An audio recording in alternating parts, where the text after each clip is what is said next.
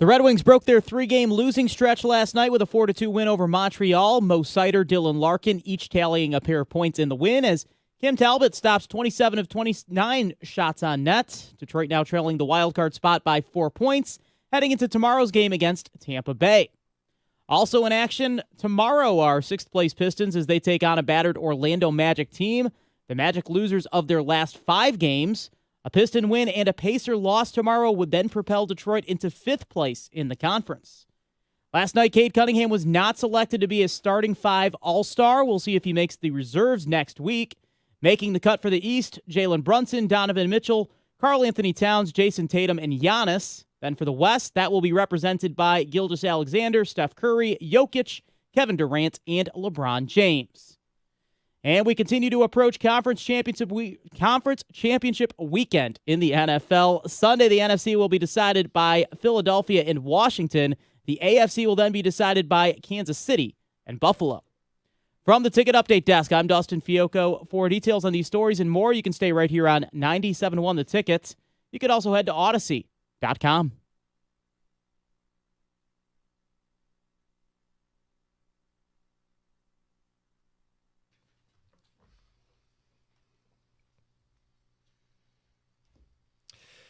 Good morning on one of the final football Fridays of the season. We'll have picks coming up at 6:35, conference title games. What? Football season's almost over? I know, John. I know. Oh, it's sad. Don't tell me that. Don't say it out loud. It makes it too real. And by the way, I looked at the updated pick standings. Did you? Oh, Yeah, stop did you? it. Somebody turn her mic off. Picking games is serious business, but nobody told Heather Park. She's made a mockery of this whole thing. Yeah, nobody told her. But the guy that, quote unquote, has a side job. Shut up. Making a living doing this. Cut his mic off. It's got the goose egg last week. Fake news. I want a review. 0 for 7, really? Anyway, we'll do that I've at the had bottom some of the hour. bad weeks, but I think I mentioned one never time. Do you think somebody could just could get them his- all wrong? Yeah, could pick them all wrong? Well, yes, they can. The weird thing, too, is like you're just as likely to get them all right as you are all wrong. Some say it's more impressive to get all right or all wrong, so I'll take that. So we'll just go oppo you. Yeah, I don't think I'm winning the picks this year. No one is except Heather. Oh, it's a runaway. Yeah, so there we go. We'll get there at 6:35. Have to relive this moment. Anyway, last night, Red Wings pick up a win. Let's talk about them for a couple minutes here. It felt a little better to me because of what you had sent in an email earlier in the day. So we send potential topics, before the games are over just to stay ahead of stuff. Reverse jinx. And he goes, hey, if the Wings lose tonight, can we just be done with this team as a playoff team? Like, the streak meant nothing. They washed it all away. They're just not good enough.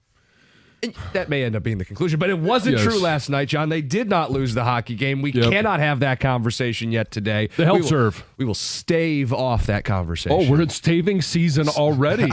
Stave off elimination. Normally that's held for March. Well, they are kind of in a rough spot. I mean, they're still near the bottom of the Eastern Conference, but they did win last night. Yep. And the thing about it is, and normally I'm not like that, right? I'm usually the sunshine and rainbows, as most people like to point out when I run into them on the streets. Oh, you're so positive all the time. And other people are like, yeah, you're such a homer. But I just feel like the Wings they're in a very critical spot right now. And we've talked about it a little bit, where they had that, the 7-game streak, which was nice, and how much of that was, right, the change in coach. Mm-hmm. And does that only last for 2 games, 3 games? Did it last for 7 games? And they went on the skid, and I've always wanted to, since, the first game, Friday, December 27th, so always starts then. Yeah. How would Todd McClellan pull this team out of a slump? And we saw the first loss, and I'm not counting day one, but the first loss after the 7-game streak was against San Jose at home. Yep. Bad loss. So they go on the road to Florida. It's a 4-game road trip. How are they going to respond? And they responded great, right? With a 5-2 win over over Florida. And then they lost 3 in a row. Mm-hmm. They come home.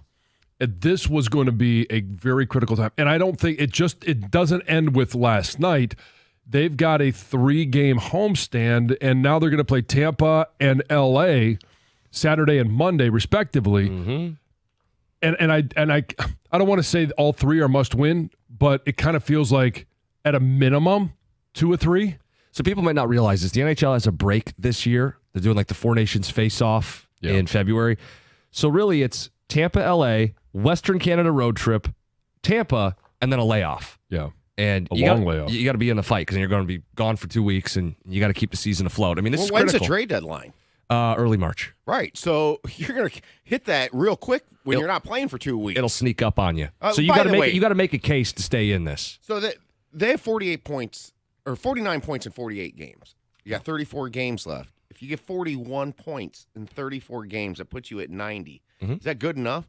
Because There's a bubble last first year. off, I'm assuming a lot that they can get 41 points in 34 Well, they may games. need to add at the deadline. Like Yzerman can't keep putzing around here. They have to make some moves to try to win. Like I don't John used the word critical. It really is. You got to do the numbers. I did this with the Tigers when we started flirting with the idea they could make a run. Right. There's simply you circle a number that you got to get to. Yeah. It may not be the right number, but right now the way the East is, it looks like 90 to 93 might be good enough for the last spot. Mm-hmm. That it's just that simple. And so you start doing the math on getting there. Well, they're going to have to play well above water.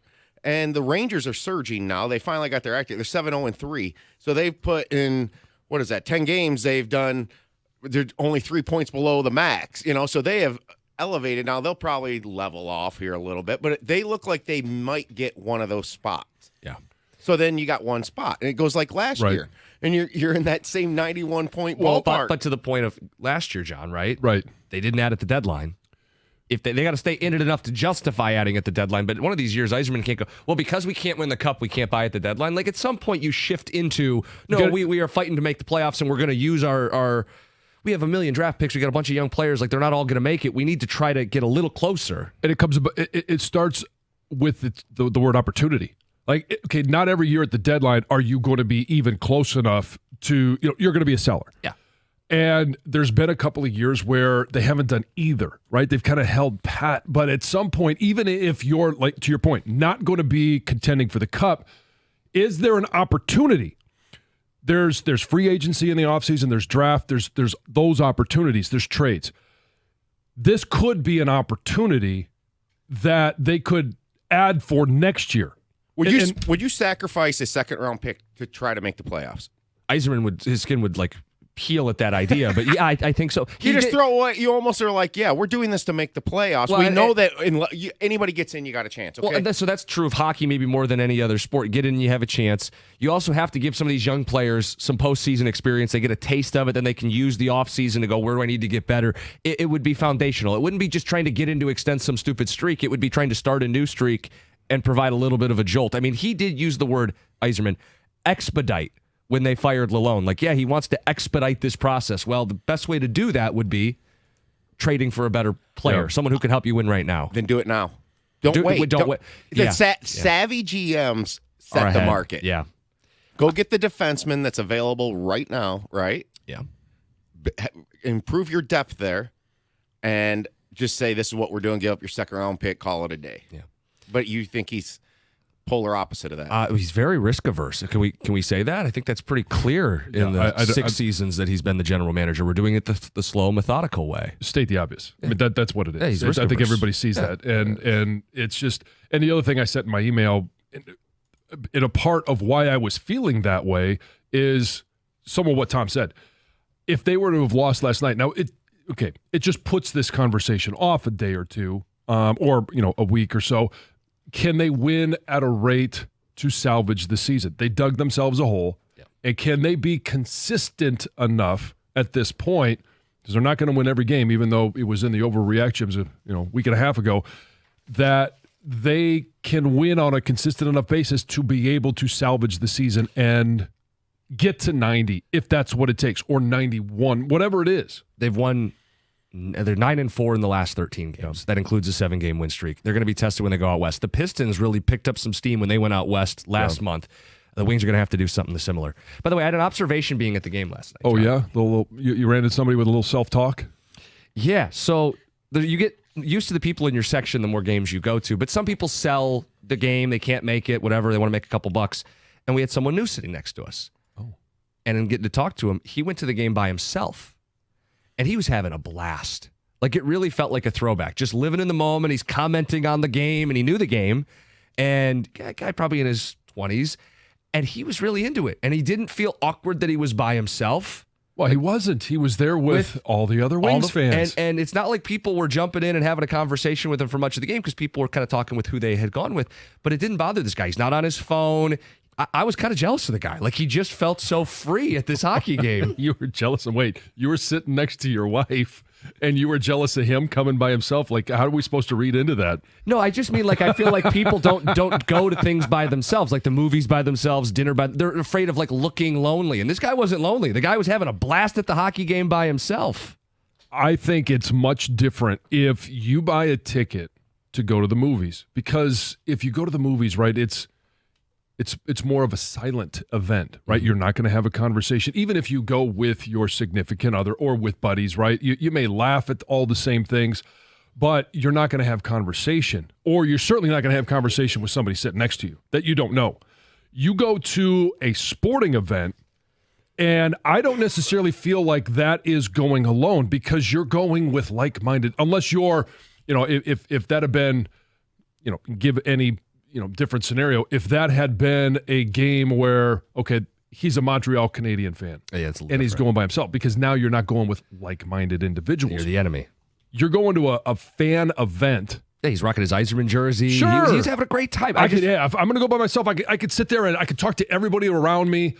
And, hey, while we may not be friends before we get there, we could be friends before we leave. Yeah, he's a good guy, a nice guy. And he said after the game he lives 5 minutes away. So I'm assuming he just got a great deal last minute. Yeah, walk to the stadium.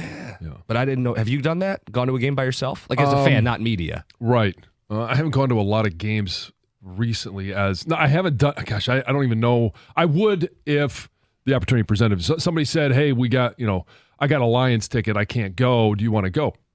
No problem. Sure. Yeah, Just a solo ticket? Honestly, any of the four major sports, I would have no problem because of The social, that everybody around you Yeah. becomes your social group. Yeah. Sure. I'm curious how common this is, because normally when you buy seats, you buy them in pairs or in fours. It's weird to buy a 3, or sometimes you'll get a one-off. But do people buy those one-offs? Do you go to games by yourself? 248-539-9797. I'm curious. The guy had a great time. Yeah. Kind of opened my mind to it. I don't think it's weird at all for a sporting event. I think it's odd. I'm not going to say weird for a movie or to About go like to a restaurant by yourself. Yeah, dinner by yourself. That one to me seems a little more odd. Not that I wouldn't do it. I like Heather, you were pondering doing that. odd things. I don't know. To me, they're all the same. Like, it's no more odd to go to dinner by yourself than it is to go to a game by yourself. Yeah, but so you sit down at dinner by yourself. It's not like you're going to sit there and have conversation with the table across from you or the table next to you. Maybe you don't want conversation. You just want to eat in peace, Yeah, which when you got kids, you might fully want that. understand that. See, Yes, I think yes. people would rather go to dinner by themselves than go to a sporting event by themselves. But you're talking about more of a specific individual. Like, Maybe. I just need a little time by myself. Yes. Give me peace. Let me eat yes. peace and don't steal my food. 248-539-9797. Have you gone to games by yourself? Just curious if that is more common than I realized. John, you learned something yesterday.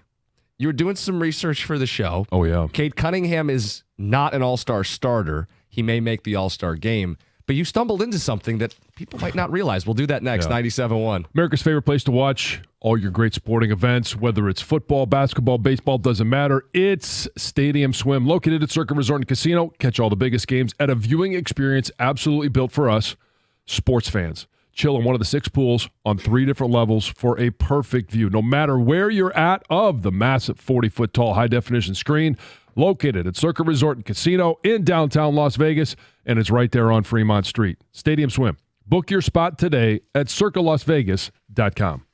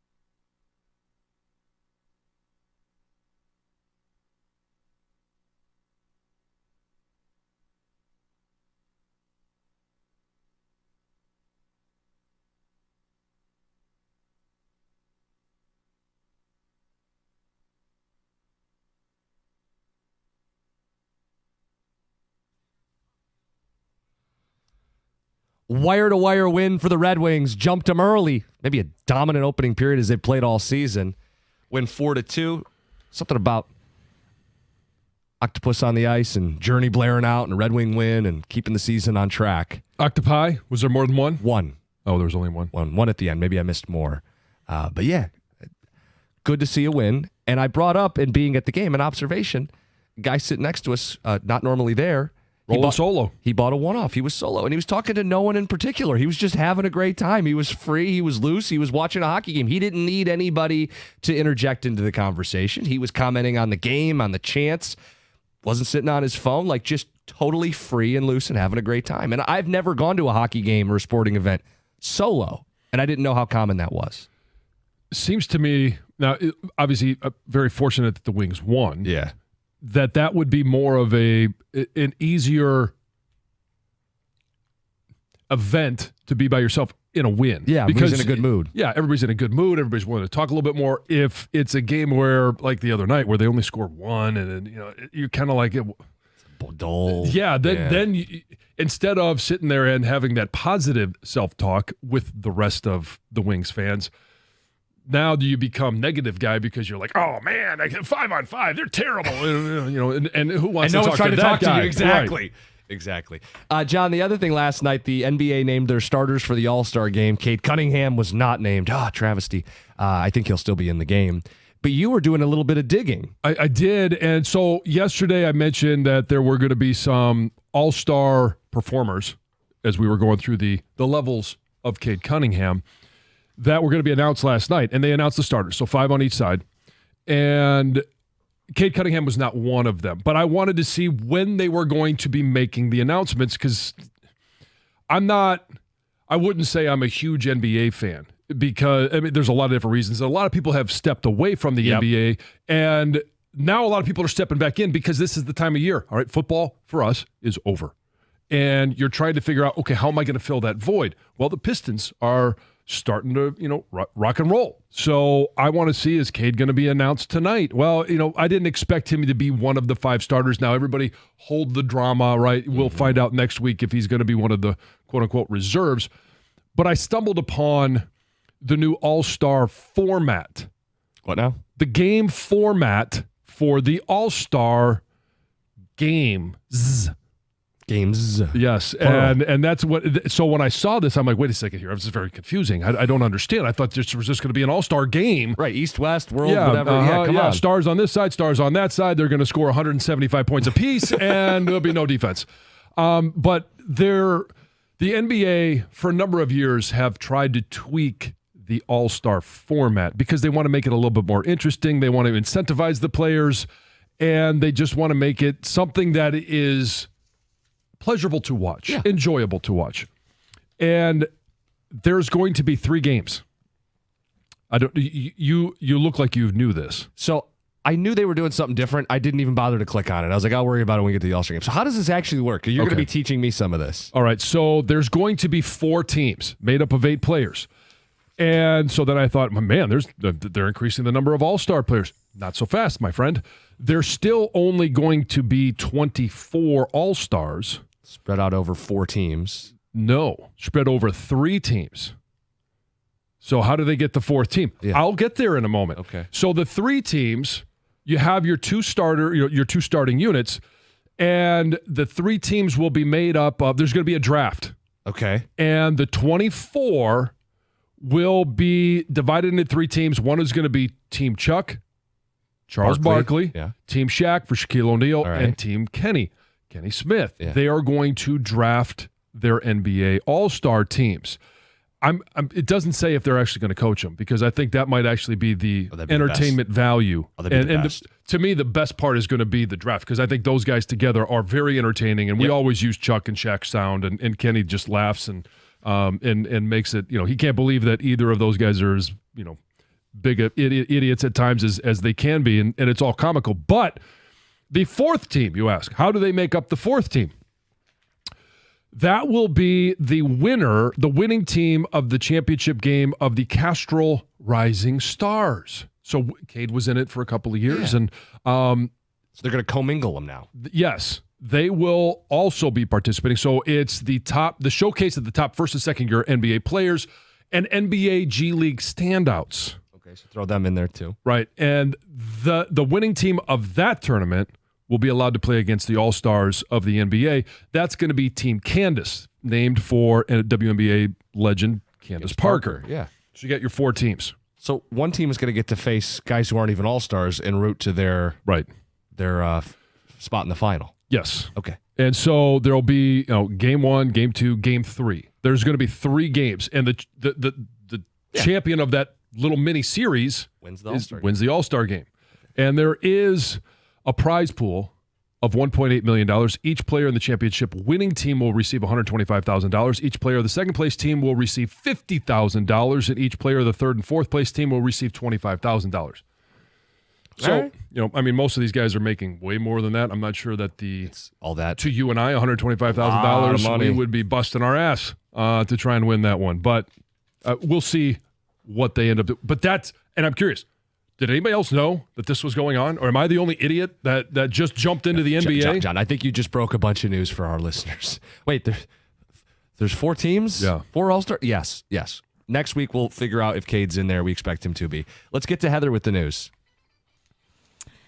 Well, as the temperatures just dropped over the last couple of days, the ice on Lake Erie massively increased. So since Monday, the ice covered on Lake Erie has more than doubled. Get your from shanties out. 38% to 80% due to that Arctic blast that we all have experienced. Lake Erie is the shallowest of the lakes and usually freezes before the rest of them. However, all of the Great Lakes are seeing a big increase in ice coverage due to the really, really, really cold temperatures we've been experiencing. Ice coverage is important.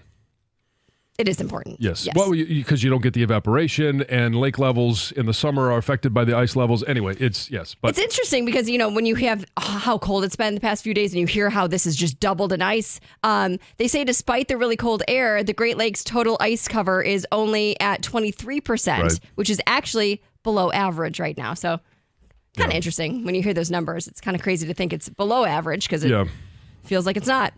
Several kids and a school bus driver were injured after the bus crashed into a Washtenaw County ditch Thursday afternoon, and it's all because of how icy the roads were. I mean, the roads were bad for a long time yesterday. The bus was bringing kids home from school when it slid off the road due to the icy conditions, rolled into the ditch.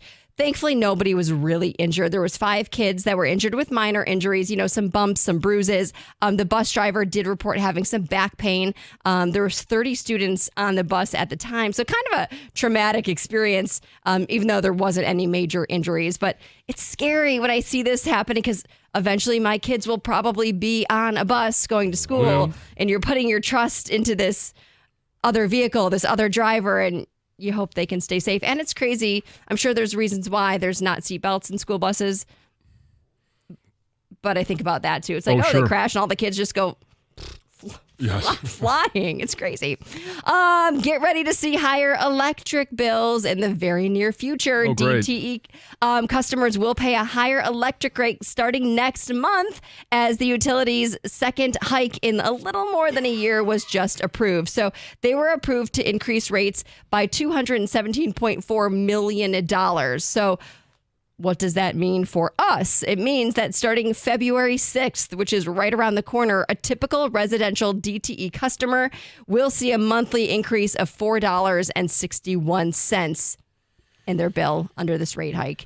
And they're doing this obviously to, continue and change the reliability of their system. They need to use it for tree trimming and things they need to do for. Well, hopefully we see the end result of less power outages. And if you have a power outage, it is solved and cured, restored quicker. We had so many power outages last year. So many. There's so many in Clarkston. I don't know if you guys had as many as we did, but it was frustrating for sure. We didn't at the old place. I'm curious as to what it'll be like at the new house. Many. So not only are you going to see a price hike there, you're also going to see it if you want to go camping this year as well. So the cost to camp at Michigan State Parks is set to go up in 2025. So the Michigan DNR recently announced it's adjusting fees for modern and semi-modern campsites and overnight lodging. So it'll be a rate increase between $4 to $10 a night, depending on location and amenities. It sounds like it's going to, everything you're going to see a rate increase for, except there will be no fee increase for rustic campsites in state parks and state forest campgrounds. Everywhere else, Okay. you're going to be paying a little bit more. So I get it. Do You're you a guys camper? do you do the passport on your license plate? we do, Yeah, we do as well. but I'm not. We're not a camp. We're not You're not campers. I would be a You glamper. just like going. You're a day tripper. Yeah, I could parks? spend more than a day, but I need a hotel at night. Yeah. I need a little bit more than a tent. I could do a camper or like an RV. Yeah. I don't have one, but I could Yeah. do that. I'd like a bathroom. Yeah. Running water. Got contacts. They have bathrooms there. They got showers there. I'm well aware. Yeah. You would not be caught dead in one of those. I would. Yes, I would be caught dead, but I'd prefer not to be. Yeah. Okay, fair enough. Yeah. Heather with the news. Picks are next. It's 97.1. Lions fans toast to the Kings of the North with 1800 tequila. The best taste in tequila and a proud partner of the Detroit Lions. Make sure you grab their limited edition Motor City jersey bottle. It's on shelves now. It's made for this last Lions season, and you'll know it because it looks like the Motor City alternate jerseys the team wore Monday night against Seattle, unfortunately in the Bills game, but also the game where they clinched the North. So we're celebrating the Kings of the North with 1800 tequila. Those bottles will be gone soon. Get yours wherever you'd normally buy 1800 tequila and enjoy the #1 super premium tequila as well as the taste of victory on game day. 1800 tequila, Proximo Spirits, Jersey City, New Jersey. Please drink responsibly.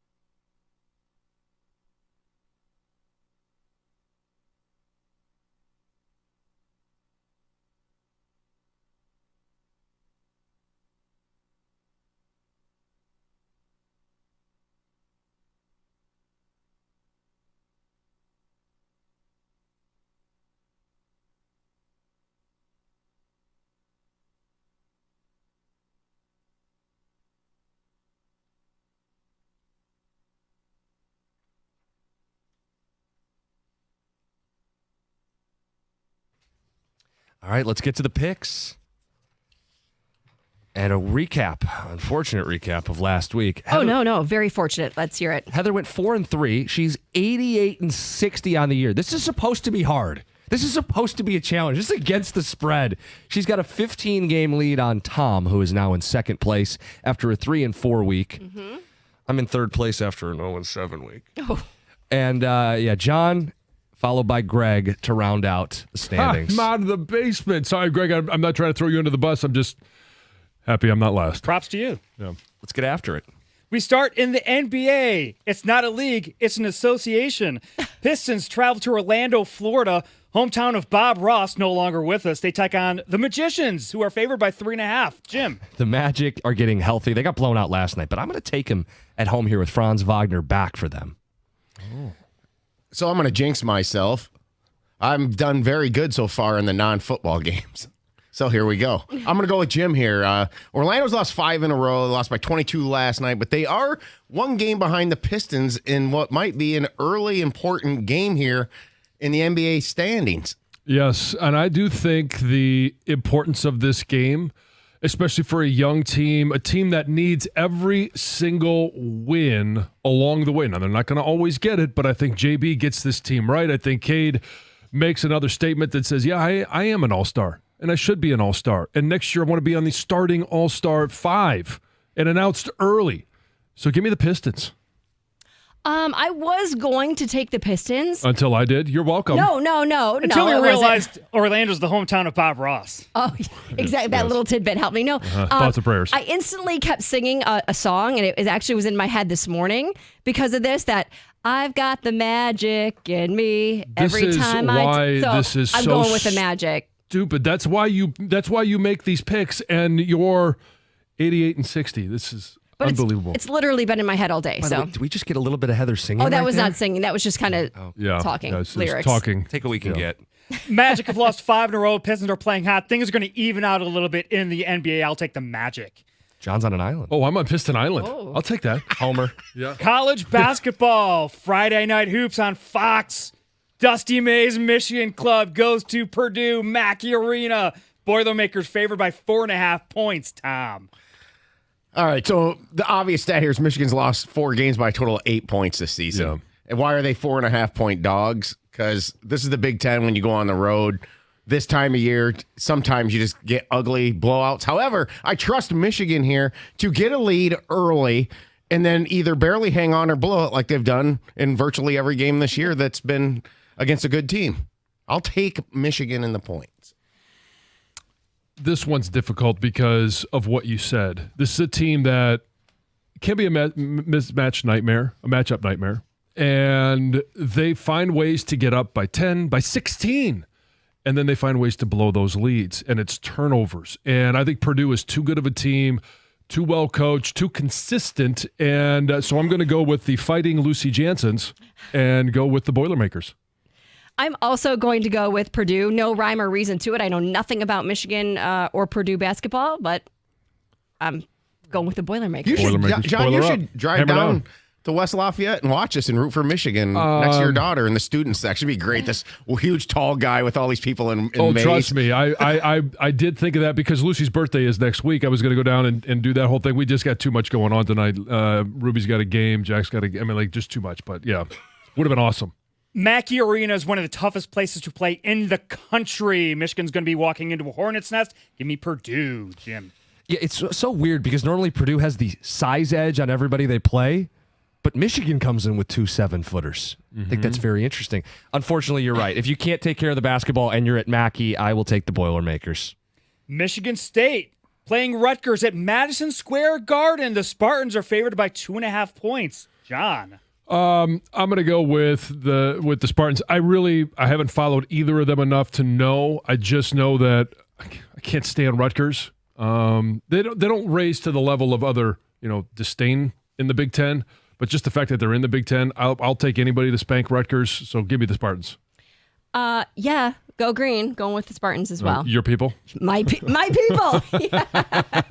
This game is not at the rack. Neutral site game. Spartans!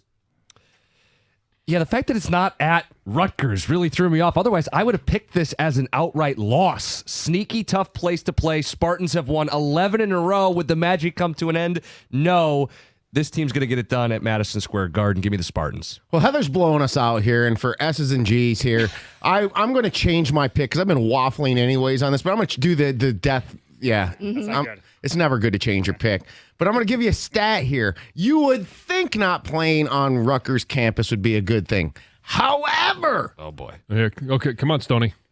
Tom Izzo, who's won 70% of his games in his career, is 4-13 at Madison Square Garden. Whoa. Give me Rutgers. Now, that's typically against, like, Duke and Kentucky, Yeah. I'm assuming, not 500 Rutgers. Yeah. Any chance you don't have to go to Piscataway is a good opportunity. And UConn in the 14th season. Yeah.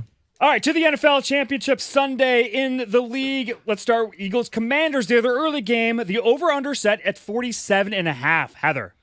I'm going to go under. Just That's just what I'm Because. going to do. I don't know. I'm going to do the limbo. I'm not sure. That's how you get 28 games above 500, just because. just because. Let's say the refrain. You can't hit the under until the game is over. So let's take the over. Jim. I'll take the over as well. I think they're going to run the ball in Philadelphia. Saquon Barkley's had big games against the Commanders, and I think Jaden Daniels has shown more than enough to suggest he will make some plays and have a say in this. The over is the play. Yeah, I'm going to go over here, too. I think this is a little head-scratching that it's this low. Maybe one little twist is Jake Elliott has been struggling. Yeah. And maybe they missed some points there. But the Commanders are going for it.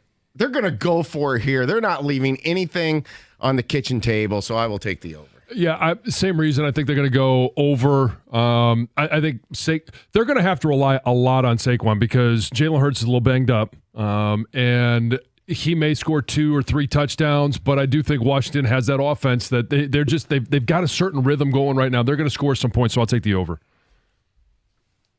All right, to the game itself now. The Eagles are favored by 6.5 points at the Link against the Not Lions. I will take the Eagles laying those 6.5 points against the Not Lions. Jim. Yeah, I think the Eagles beat the Not Lions because they stay committed to the ground game against the 30th ranked run defense, something Detroit certainly missed out on. Because they're not the Lions. Yeah. Tough call here because I really have been a big proponent of the Eagles all season. I'm going to go with Commanders here. I think there's a lot of points for a team that can put up points. And even if things don't go so well and the rookie bubble kind of bursts, this number's so big that a backdoor cover's in play. I'll take the Commanders. Yeah, I'm going to take the Commanders as well. And I think just in terms of, I almost wore my Legends hat today, but I thought, too soon on that one. But Jaden Daniels, he just has, I don't see the fact that he's going to turn it, but do I have it on? You are wearing the hat. Oh, I guess I am. I grabbed the wrong hat this Did morning. you get I was you have gonna- this, 2 of the same shoes on, Stoney? Yeah, I was jaw dropped. Hold on, I'm like, yeah, does wait a he second, know yeah. he's wearing? I'm looking at Greg. He's wearing the hat. I wasn't gonna wear it. I grabbed the wrong one. I actually put it on. I think I looked at the other hat and thought maybe I'm gonna put it on. I was in disarray this morning, and so I'm going Commanders. You can see the moron that I am on Twitch if you want to. Yeah. I'm going to go with the Eagles. Where am I? Good for you. Yes. AFC Championship game. It's the nightcap. It's game number 502 for Jim Nance calling in the NFL. Let's start with the over-under. It is set at a similarly total 47.5 points. Jim. Here's my pick. Low scoring. I'm going over here. And again, I'm surprised how low this is. These teams scored 51 when they played earlier this year. And I'm just getting a feeling I think this one might be one for the ages with the quarterbacks. We might look back on this game. And I think the Chiefs offense has got some things in the arsenal with the health of Hollywood Brown. I think they're going to go head to head. This thing might go overtime. A game for the ages. That's Yeah. right. Jim Nance on the call. Ooh, Jim. I think it goes over as well. I think it's going to be an epic quarterback battle. And it's just one of those things where, do I think that the Chiefs offense is really that good? No, but I think when Josh Allen starts scoring, Patrick Mahomes will respond, and it's just going to be a shootout. I am going to go under again. Now to the game itself. Just because. Because The Chiefs are favored by 1.5 points. The game is playing at Gaha Field. Tom. Wow, it's so tough to pick this game. And it's just history says Josh Allen doesn't beat Mahomes. And this is the suckers game again. Yeah. I don't know. I'm not going no suckers card here or anything. I'm just going to go with the home team and the quarterback that's proven it, but I'm not that confident. Josh Allen has been unbelievable this year. Yeah, this one's tough to pick. I don't know that there's going to be any level of confidence in picking this one because it's basically a pick 'em. yeah, basically. I'm going to go Bills. Just I think Josh Allen is kind of on that terror, and he just seals the deal tomorrow. Yeah. I feel pretty Sunday. confident. Sunday, whatever day it is. Chuck. Legends hat. I'm all discombobulated. Yeah. Someday Yeah. I'll be combobulated, just not today. You know, I just think one thing with this game, and just one quick thing with this game. Until somebody not named Tom Brady or Joe Burrow beats Patrick Mahomes in the playoffs, I'm not going to pick him. I just can't go. I got to see it. And then next year, if Josh Allen wins, you're going to say, well, until someone not named Josh Allen or Joe Burrow, Tom Brady plays No, him. I think that bit dies. Heather? I am going with the Bills, and I feel confident. Oh. You don't go against the family. One would say that when you're in the Mafia, and I will say this for my family in the WNY. They're in the Let's Bills go, Mafia. Buffalo. Yeah. Jim. That's all well and good, Greg, and I am rooting for Bills Mafia, but this is Mahomes in the playoffs. It's Andy Reid. It's a good defense. Everybody keeps dogging the Chiefs because they don't win by enough. They've got a really good defense, and they only have to win by 2. Give me Kansas City. And those are the picks. We'll get John back to this planet next. Yeah. 97.1. Hey, there's nothing like the NBA playoffs. It's one big game after another. And guess what? Big games deserve bigger payouts. That's why FanDuel is giving all customers a same-game parlay profit boost every game day during the NFL playoffs. And it doesn't matter if you're new to FanDuel or already have an account. This one's for everyone. You're going to score a bigger payout if your SGP hits. So don't just stand and watch from the sidelines. Visit FanDuel.com/971 Detroit to get in on the action. That's FanDuel.com/971 Detroit to get the same game parlay profit boost every game during the NFL playoffs. Make every moment more with FanDuel, an official sportsbook partner of the NFL. Must be 21 or over and present in Michigan. Opt-in required. Minimum 3-leg parlay required. Bonus issued as non-withdrawable profit boost tokens. Restrictions apply, including any token expiration and max wager amount. See terms at sportsbook.fanduel.com. If you have a gambling problem, call 1-800-GAMBLER.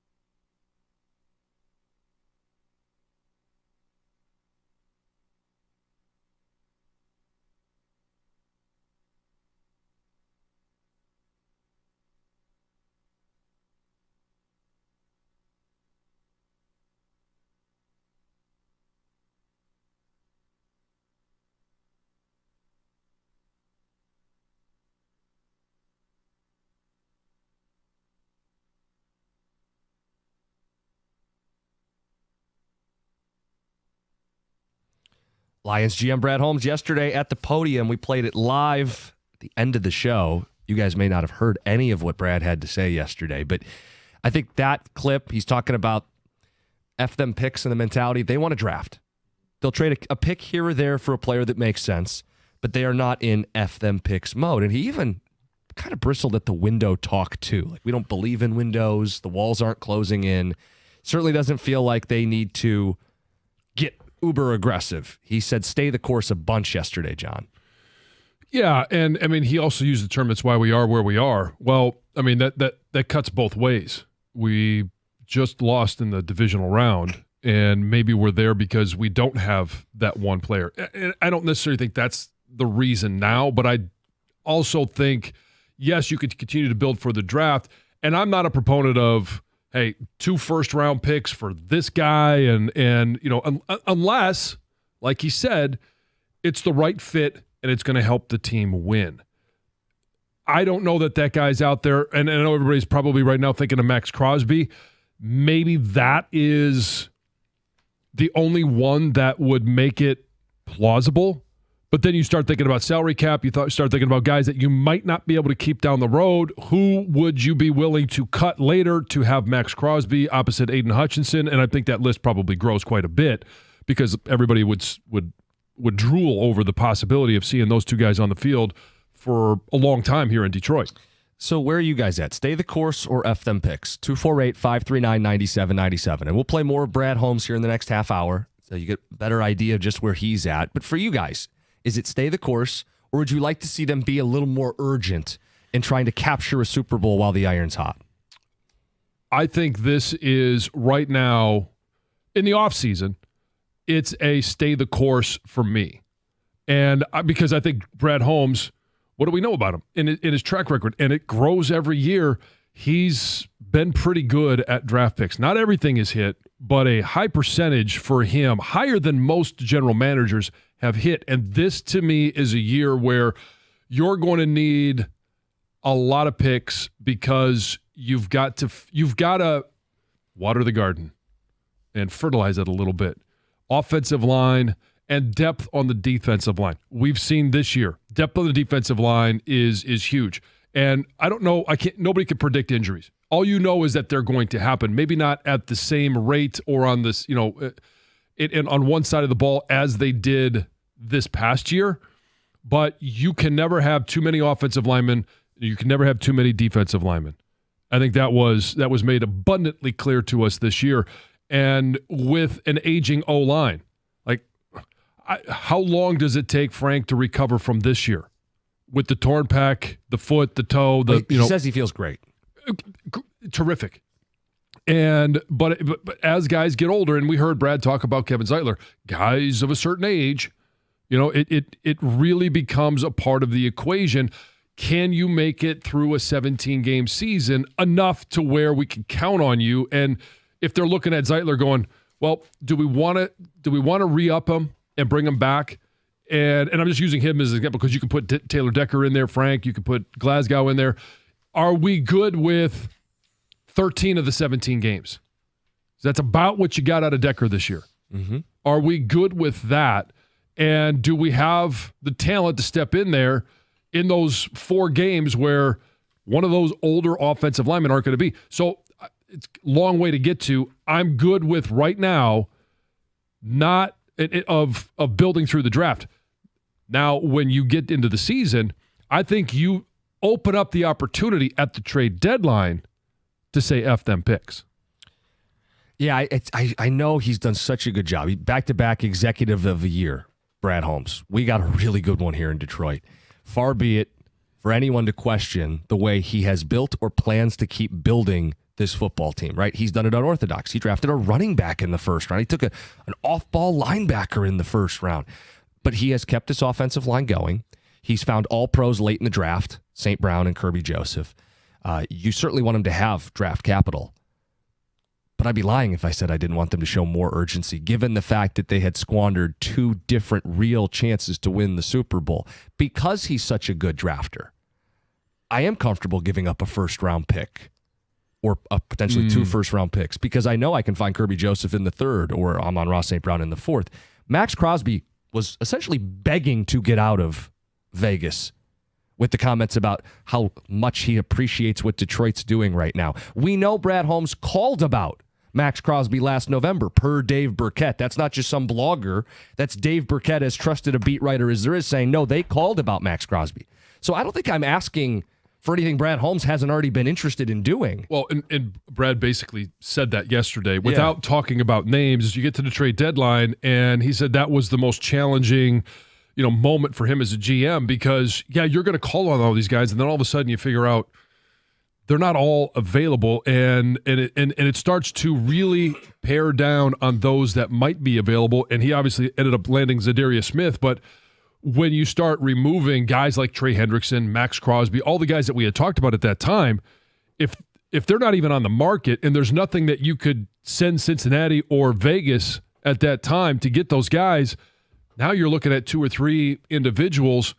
One of them had, starting caliber of play, but you're not the only ones in the market at that time, which I think kind of makes it more remarkable that he was able to send what he wanted to Cleveland to get Zadarius. So Crosby's contract, I believe, is up after 26. 26 is when the cap bill starts to really come due in Detroit. It's when Goff's deal really balloons. It's when Sewell and St. Brown are really going to be deals to navigate around, and you can, and Brad will. It's going to be hard to keep everybody beyond 2026. You start throwing in Hutchinson and Joseph and Branch and Laporta, and no one asked about JMO yesterday. Maybe he's not here. I don't know. My point is, if you like all these guys, you want to keep all these guys, it may not be possible. So is it worth trying to win while you have them all in the next 2 seasons? And I know that is a little more F them picks, and that's not stay the course, but isn't that the best way to try to win a Super Bowl while I have Joseph, Branch, Laporta, J-Mo, Hutch on top of the guys they already paid, on top of a short window with Max Crosby? It might be he's not going to be here long term, but you bring him in for 2 years to chase a Super Bowl for a team he grew up rooting for. It makes a lot of sense to me, and because we know Brad Holmes has called on it, I don't think I'm just spewing this morning. I don't think I'm just trying to force something I want. I think it's at least a consideration for Brad Holmes, and it would pull him away from the current course, and it would push him more towards F them picks. And then when we come back, I'll tell you why there might be a sliver of reality to making that call. Ooh, okay. Hey, Dustin, make this update quick. I want to hear it. It's 97.1.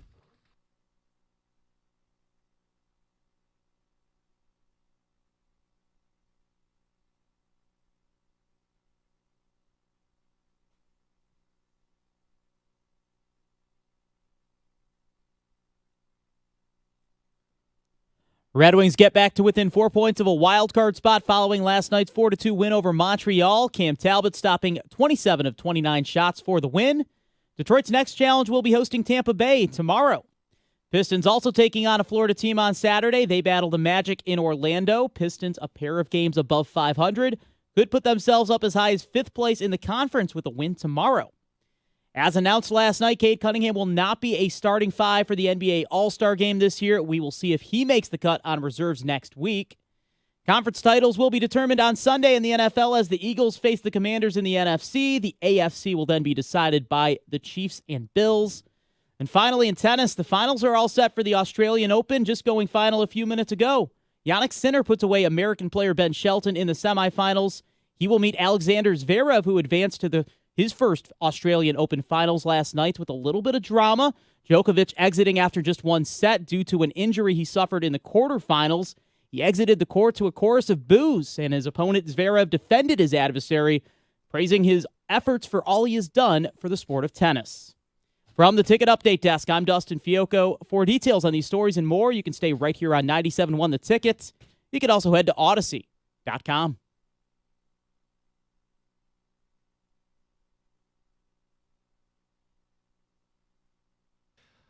Brad Holmes at the podium yesterday said they will stay the course. Doesn't believe in windows, doesn't feel like the walls are closing in, despite, in his words, falling short this year. Doesn't sound like F them picks is in the cards. They'll trade picks, but they aren't in F them picks mode just yet, and may never be based on the way they want to do this. Where are you at? Do you want to see them be a little more aggressive and take a few more chances, or is it stay the course? He's the 2-time executive of the year. No reason to go crazy this offseason trying to fix it. 248-539-9797. Coming up at 7:18, we are going to have rapid-fire receipts Before the season, we did Fact or Fiction with the Lions. Uh-oh. We'll get to it shortly here. John, you said the Crosby thing I brought up isn't too crazy? No, well, there's a sliver of a possibility. Okay. And I'm looking at this from, first of all, the Lions' perspective. Do we believe that the offense, like Ben Johnson has said since leaving, is on cruise control, basically? That they are, no matter who's calling the plays, it's still going to be a top 5 offense. I do believe that because Dan Campbell's here, whoever they bring in offensive coordinator or whoever they promote, I think that the train stays on the track. There's still going to be an explosive offense. Defensively, what did we say even before Aiden Hutchinson was hurt? He was on a terror. It's who is rushing opposite him. They need more pass rush help. What better than one of the other best pass rushers in the NFL than Max Crosby, who you would have, as you pointed out, locked up for 2 years with the opportunity to extend and work some salary cap manipulation. So it obviously would that be the piece of the puzzle that would put this team over the top in a, pursuit of a Super Bowl? Yes. Because you don't have to go out and trade for your quarterback. You don't have to trade for anything else other than you need more pass rush help. And I can only imagine, as a former offensive lineman, when you start building pass protections for a team, you find out, okay, who's your best pass rusher? We're going to account for them on every single down. We're going to turn protections. We're going to bring a running back, tight end, wide receiver. It's going to be motions, all of these different things. If you have to account for Max Crosby and Aiden Hutchinson, along with Aleem McNeil in the middle, that's an absolute nightmare. That would be a nightmare of trying to figure out, because if you then account for a running back on either side or a running back on one side, tight end, and it's motion, now all of a sudden, instead of sending 4 guys down on, in routes, maybe you only got 3, maybe you only got 2. And in terms of the cap can always be massaged. It's going to get harder and harder the longer they continue to draft as well as they are. Aiden's extension wouldn't kick in this next season.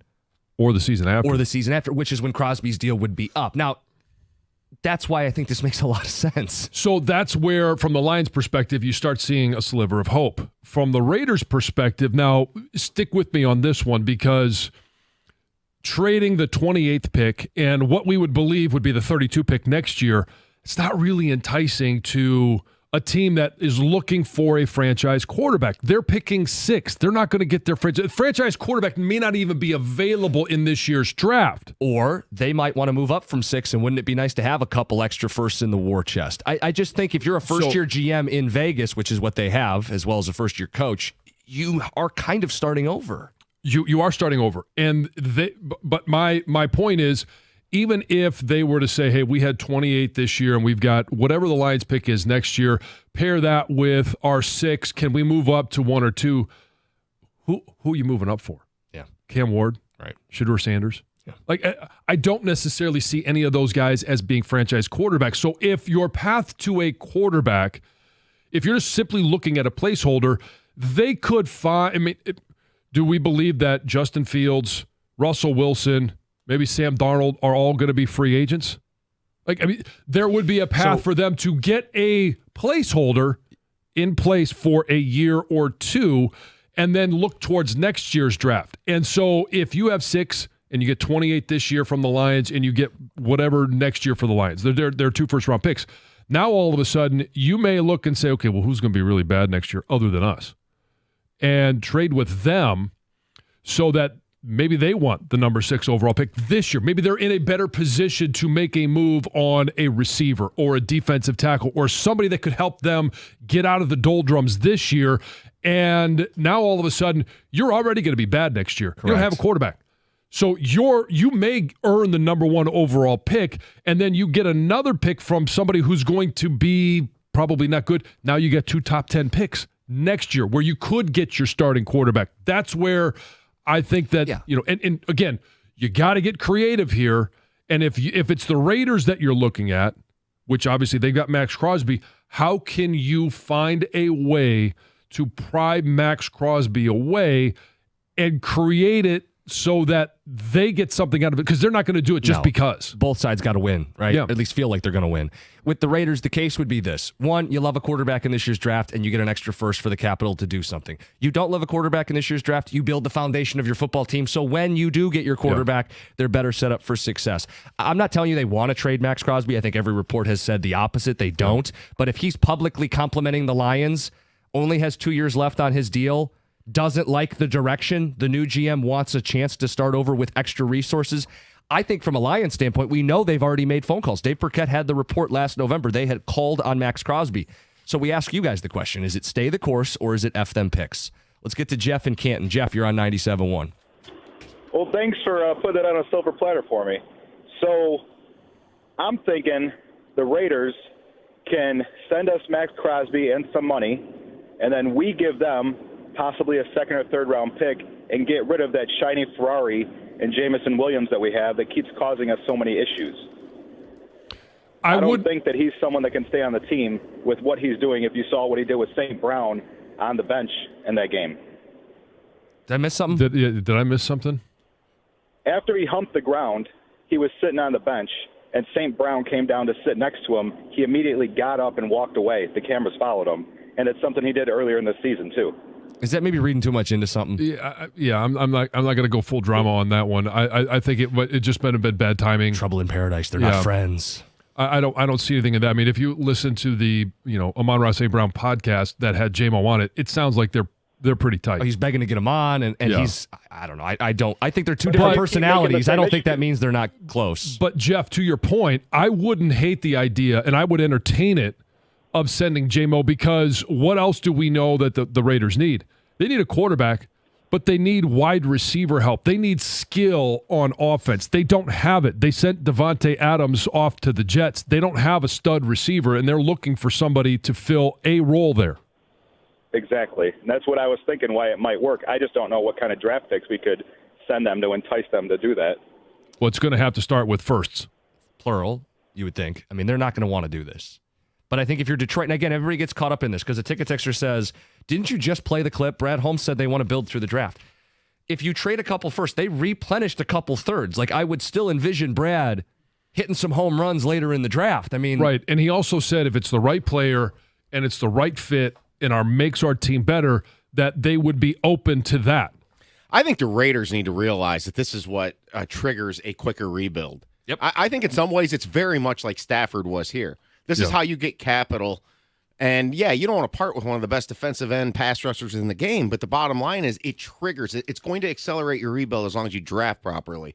The one looming thing, I'm not against this. I'm kind of lukewarm on this. Look, and it's not Crosby the player more than the philosophy. Yeah. Not only do you have Hutch, coming due, you're making a decision on the mentioned J-Mo in terms of, and who knows about the fifth-year option, but definitely an extension. That's way, we got to see, I think, a more prove it, right? Yeah.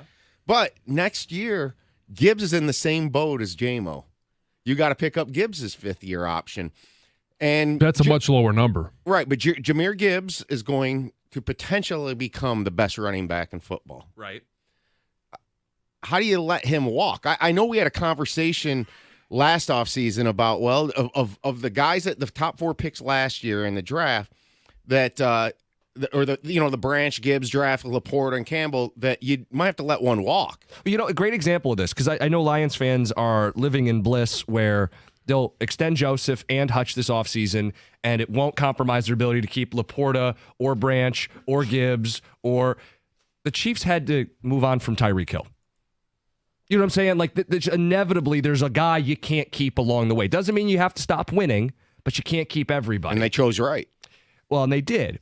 And my argument would be, while you have everybody, while you have 7 Pro Bowlers on offense, and you've got this loaded roster, Crosby for the next 2 years, chase your Super Bowl, deal with the consequences later.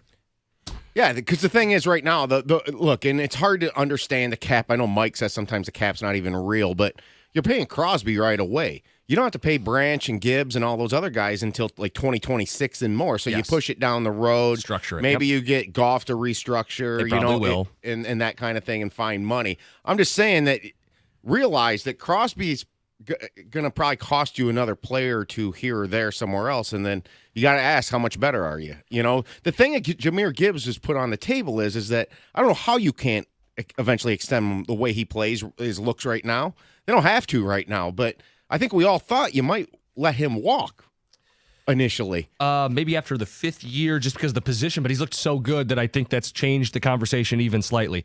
We're going to get the rapid fire receipts coming up next. We did Fact or Fiction before the Lions season. How'd we do? It's 97.1. Hey, it's been cold. Don't let the cold creep in your house. If you woke up, maybe it's a little chilly in there, you need your furnace service today, do what I did and call Mastercraft Heating, Cooling, Plumbing, and Electrical. They've got all the best equipment, the best prices, and they offer same-day service. So don't be cold in your home. Plus, they offer a 5-year warranty, so you know you're covered. Save a bundle with their winter bundle, up to $1,500 in savings when you buy a new furnace, AC, and generator. Call for details, or you can visit them online at mastercraftheating.com.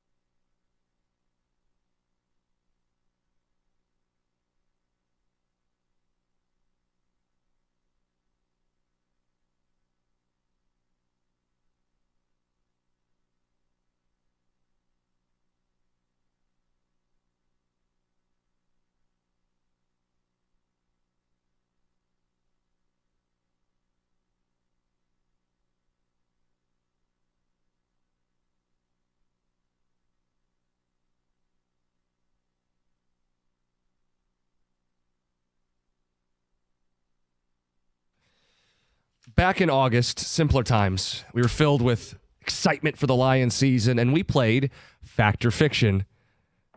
Let's get some rapid receipts. All right. This was done before the first preseason game, so let's rip through these. Jamison Williams will have 1,000 receiving yards. Jim, you said that was fiction. John, you said that was fiction. It was fact. Yeah. Barely fact, but fact nonetheless. He finished with 1,001 receiving yards.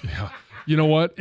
Here's where I was on that one. I thought with the increased usage of Jahmyr Gibbs, I didn't think there was going to be enough to go around. I had no idea this offense was going to be as explosive and as many numbers as possible. Aiden Hutchinson, 15 plus sacks. Oh, no. Jim, you said that was fact. Spiritually correct, but we all know he got hurt early in the season after 7.5. John, you said no. What a hater. Yeah, well, I was right. You're right. Yeah, so Jack Campbell will lead the team in tackles. John, you predicted fact. Jim, you predicted fiction. In fact, that it would be Alex Anzalone leading the team with tackles. He got hurt. Similar theme today here.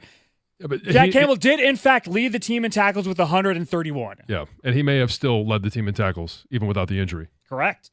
Terrion Arnold will lead all rookie quarterbacks in interceptions. Jim, you said fact. Oh, no. John, Oh, no. you said fact. In fact, he'll have his first win. He'll have his first one in the first 2 weeks of the season. Right, yeah. Did he mean this season or next season? Next year. Next year, Terrion that's what I meant. Arnold has a bagel in interceptions. And just for clarity, hey, did he tie with all of the other rookie cornerbacks with interceptions No. with 0 and technically lead? And I said, no, Samuel still had some interceptions this year. He had 2 of them. Yeah. Happened Don't to know have- if he led, yeah. but he had more than the zero that Yeah. Arnold had. Yeah. I thought we were better at this. Jared Goff will have 10 plus interceptions. Jim, you said fact. John, you said fiction. Yeah. It was fact. Jared Goff had 12, right at the number he has been hitting in recent years. Yeah. Mm-hmm. Yeah. Yeah. I'm It just shows that Cookie's is not fully reformed. Oh, and I thought you were going to say consistency is the truest measure of performance. It is. Not reformed, but right. I'll take it. Yeah. Amon-Ra St. Brown will have 1,500 receiving yards. Jim, you said fact. Damn it. John, you said fact. Fiction. Another productive year for ARSB, but at 1,263 receiving yards. Sam Laporta will have 12 plus touchdowns. Jim, you said fiction. John, you said fiction. Yeah. It was fiction. Finished with 7 receiving touchdowns on the season. Still a pretty good year. Yep. This is an interesting one. Jake Bates will hit a 60-yard field goal during the regular season. Jim, you said fact. John, you said fiction. Yep. He didn't have the chance, did he? No. Yeah. Spiritually, this is fact. Oh, yeah? Spiritually, it's fact. Okay. John, you were unsure if he was even going to be the kicker, and I believe at this point he was the only kicker on the roster. But John, you weren't convinced that he was going to stay there or even That get the wasn't the question. opportunity. The question was, is he going to hit a 60-yarder? No, no, Jim- let him go. I'm spiritually right. I'm taking this. These are wins. Jim had confidence in Jake Bates. But I was wrong. Spiritually correct, but it is in fact fiction. He had a 58-yarder was as high I was think as high you're- in Houston. You So think he's I'm giving not me sure too much your credit. soul. I'm not sure your soul is that pure. it was fiction. Okay. John wins that one if you're all keeping Yes, track we're at home. keeping score. Jahmyr Gibbs, this was lofty. Painful. 2,000 all-purpose yards. Mm. Jim, you said fiction. Oh, okay. John, you said fiction. Jahmyr Gibbs finished with 1,412 rushing yards, That's unbelievable. 517 receiving yards. That is 1,929 all-purpose yards. Just coming under it was fiction. Both of you hit that one. I'm not sure, and maybe this is a topic for next week or down the road. I'm not sure we fully appreciated the season that Jahmyr Gibbs had. I think you're right. Those 1,400 rushing yards snuck up on you Sneaky. pretty quickly. Yes. And the fact that it was so high in the league rankings. And he wasn't the lead back a lot of times. That's amazing. Final one. The Lions will win the Super Bowl. We're doing this topic now, so we know it is fiction. John, you said fact. Yeah. Jim, you said fiction. Hate You you. still took. I'm not happy to be right. You No. still took the fact that Patrick Mahomes lives in this universe and plays in this league as a reason not to pick the Lions to win the Super Bowl. So you were correct on that one. Yeah, Mr. Bandwagon. And those are our Lions receipts. Let's get to Heather's news. Well, guys, 3 people have been busted trying to sell $200,000 worth of fake sports memorabilia. Oh. Yeah. Oh, no. This trio is accused of trying to pass off some phony memorabilia to collectors by forging Jason Kelsey's signature. So one of these schemers worked at this authentication service. So she verified a ton of jerseys, hats, footballs with all of these fake signatures. And then the other 2 guys sold them at the companies they owned, right? Well, they tried to pass it off like they got these items from this private signing event, but somebody knew it wasn't Yeah, true. they flagged it. Yeah, so they were all busted, charged with 60 felony counts. Wow, including forgery and theft by deception. Look out. Yikes. Kendrick Lamar will have at least one guest during his Super Bowl halftime performance. Did you see this? It was announced yesterday that SZA will be joining him, which is kind of exciting. And also, I guess, could be expected because they have performed together.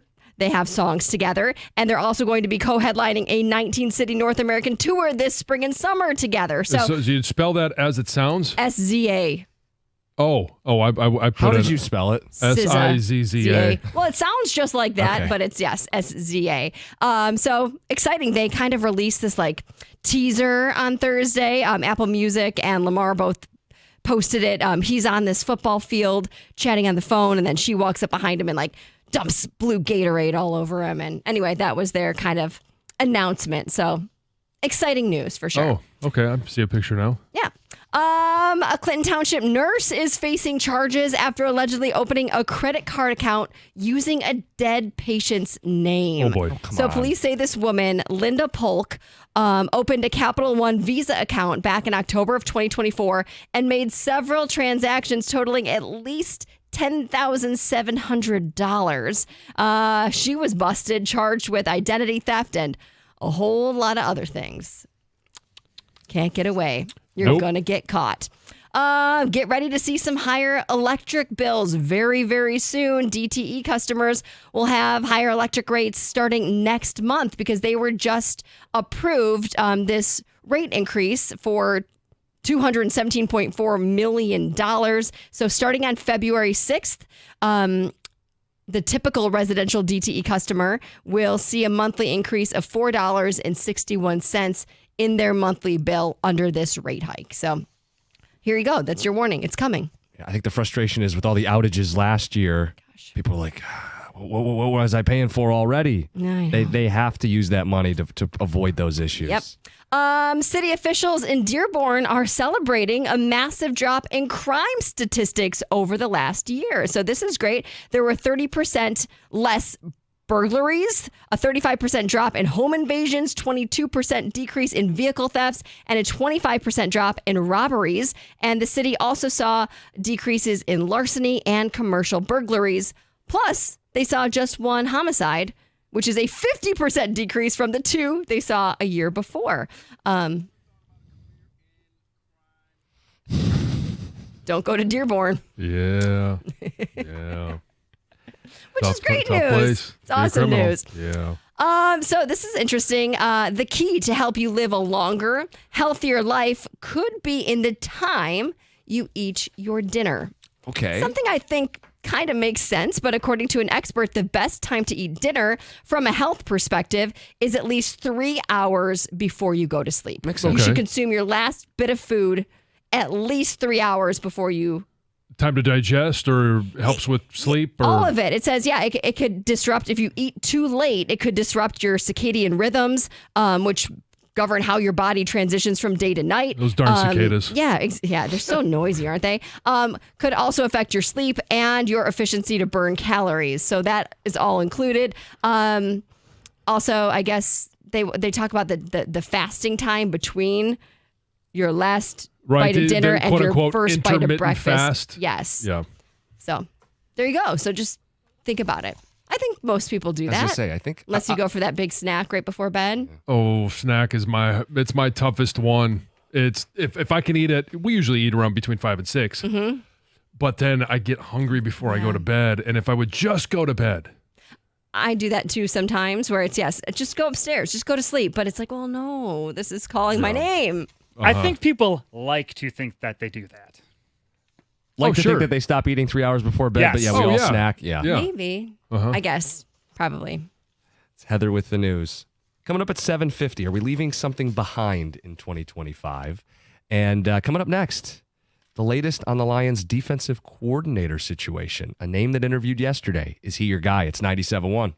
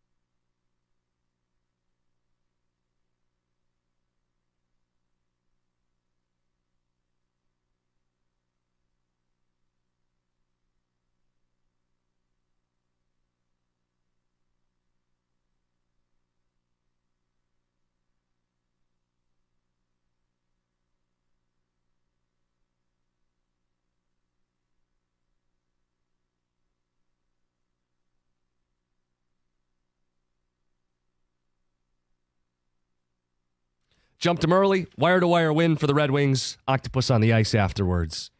Needed it. Stop a skid. Got a home game this weekend against the Lightning. John, update on this defensive coordinator spot for the Lions. Larry Foote was in town yesterday. How do you feel? And not just to visit family. I would be excited about that one. And so we talk a lot about guys. Robert Saleh, he's from here. We talked about it when the coaching search was going on with Dan.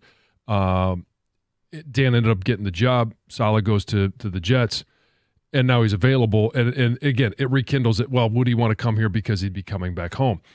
Would Larry Foote want to come here because he'd be coming back home? Do we want him because he's a local guy? That has nothing to do with this. And it's not going to have anything to do with it for Larry. It may be something that if he's got two like offers and he's looking at the teams going, oh, these teams are exactly the same, the offers are the same, but I get a chance to, go to my hometown, that's when maybe it plays a part. But in having, and I know Larry, he was a teammate of mine at Michigan. From the football perspective, he has the same mindset as Dan Campbell in regards to, I want to play an aggressive style of defense. What have we seen in Tampa over the last, he was a part of the coaching staff when they won the Super Bowl. It was about an aggressive play at linebacker. He's their linebackers coach currently. And I've had a chance to talk to him over the last couple of years. He is of the minds, I just like his football philosophy. And that is, we're going to attack the quarterback. The only way to win is to attack the quarterback. And there's a lot of different ways to do it.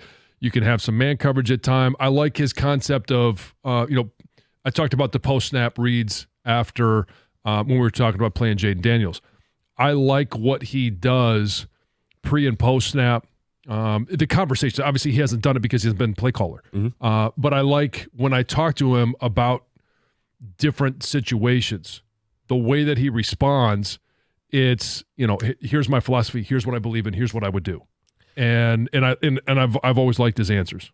Where does he fall in the pecking order for you in terms of wish list? Like, clearly local, also have opportunity for him to call a defense. Like, there's a lot that's appealing about him coming to Detroit from his perspective, and clearly Detroit is interested because they brought him out to interview.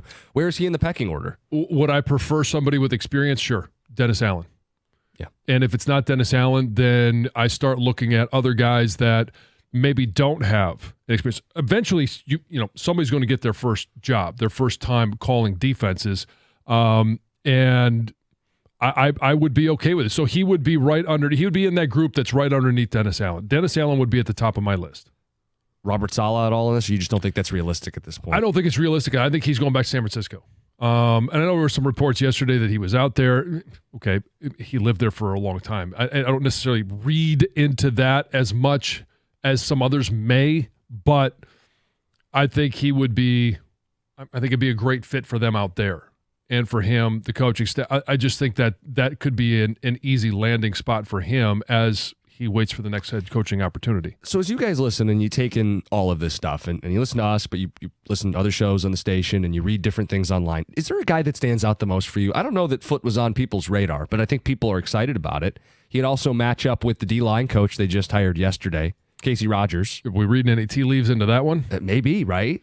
Because it always seems unique to me that you would hire assistant coaches before you hire a coordinator that is going to implement a defense. And Dan has said, I want a guy that's going to run a similar defense. So it's, is it the chicken or the egg? All of those different things. And if there's a guy out there that's just really good at what he does, developing defensive linemen, then you go get him.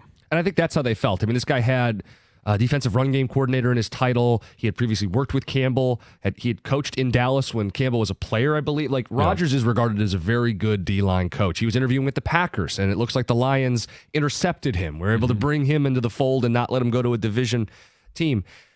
I think you're right. Typically, the DC would come in and have say on the staff, but I think Campbell has set it up in such a way where you're going to run the defense the way I want it. And if you aren't going to run it that way, you won't be hired. Right. So you will fit us, not the other way around. And that may limit their pool, but I think they believe firmly in the philosophy of the way they want to do this on that side of the ball.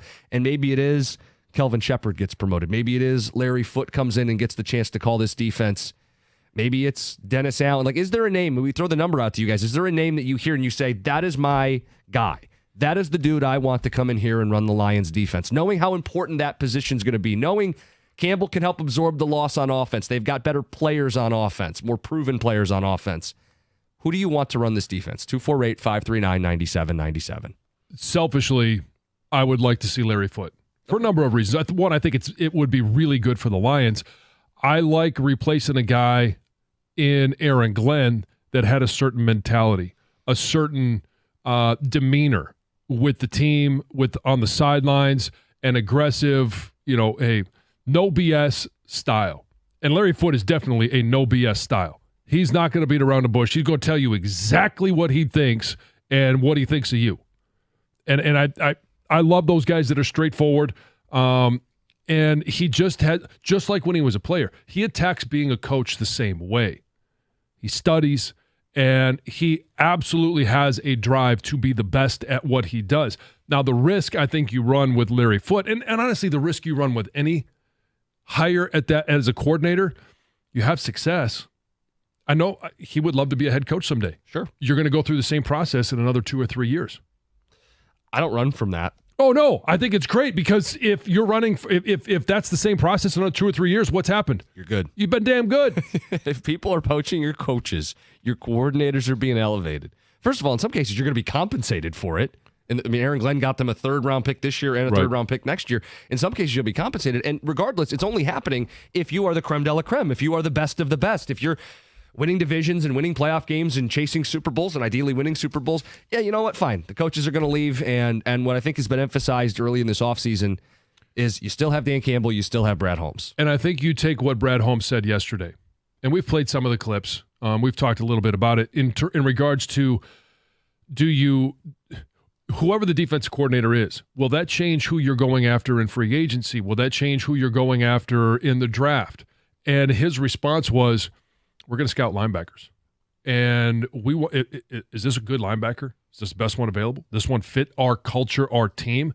Then we want to go get good players. And then they will be able to fit into our scheme. And so I think you take the same thing with coaches, where all of a sudden you're looking at, okay, well, Casey Rogers, we're going to hire him before we hire the coordinator. Well, just like we want good players, we want good coaches. Yeah. And they're going to fit what we want. And if they aren't able to answer those questions and say, hey, if we bring in a defense that maybe you haven't coached in, how would you handle that situation? And that answer will tell you if you're still in the running for a job or not. Top guy on my list is Dennis Allen. The familiarity with Dan Campbell, he knows what he'd be getting. Dennis Allen, not a good head coach, a very good defensive coordinator, top 10 units, top 5 units. Yeah, I'd be interested in bringing in a guy like that. And I know that the rumors are Chicago, Ben Johnson. Hey, it's a business. It cuts both ways. Ben's allowed to leave, and if he hasn't signed Dennis Allen on his staff, Campbell absolutely can. And what is one of the staffs that has been kind of picked apart? And what is one of the staffs that played really good against the Lions? It's Tampa staff. Yeah. They've got a lot of coaches that are being picked off as either coordinators or positions coaches or at other places. Larry Foote's the next involved, and they've always had a high level of play at linebacker. It's an aggressive style of defense. So I think you connect the dots, and I think it would be a good opportunity. Texter says Larry Foote, the Pershing pulverizer. Yeah. PSL proud. Go get him. Doughboy. That's right. Texters are throwing out some names in there. Rex Ryan has come up a couple times. The belief is Saleh will be with the Niners, so that's not going to work. You guys let us know. 248-539-9797. Who do you want to run this defense? Coming up next, are we leaving something behind as we forge forward into 2025? Didn't hear it last night at the Red Wing game. It's 97-1.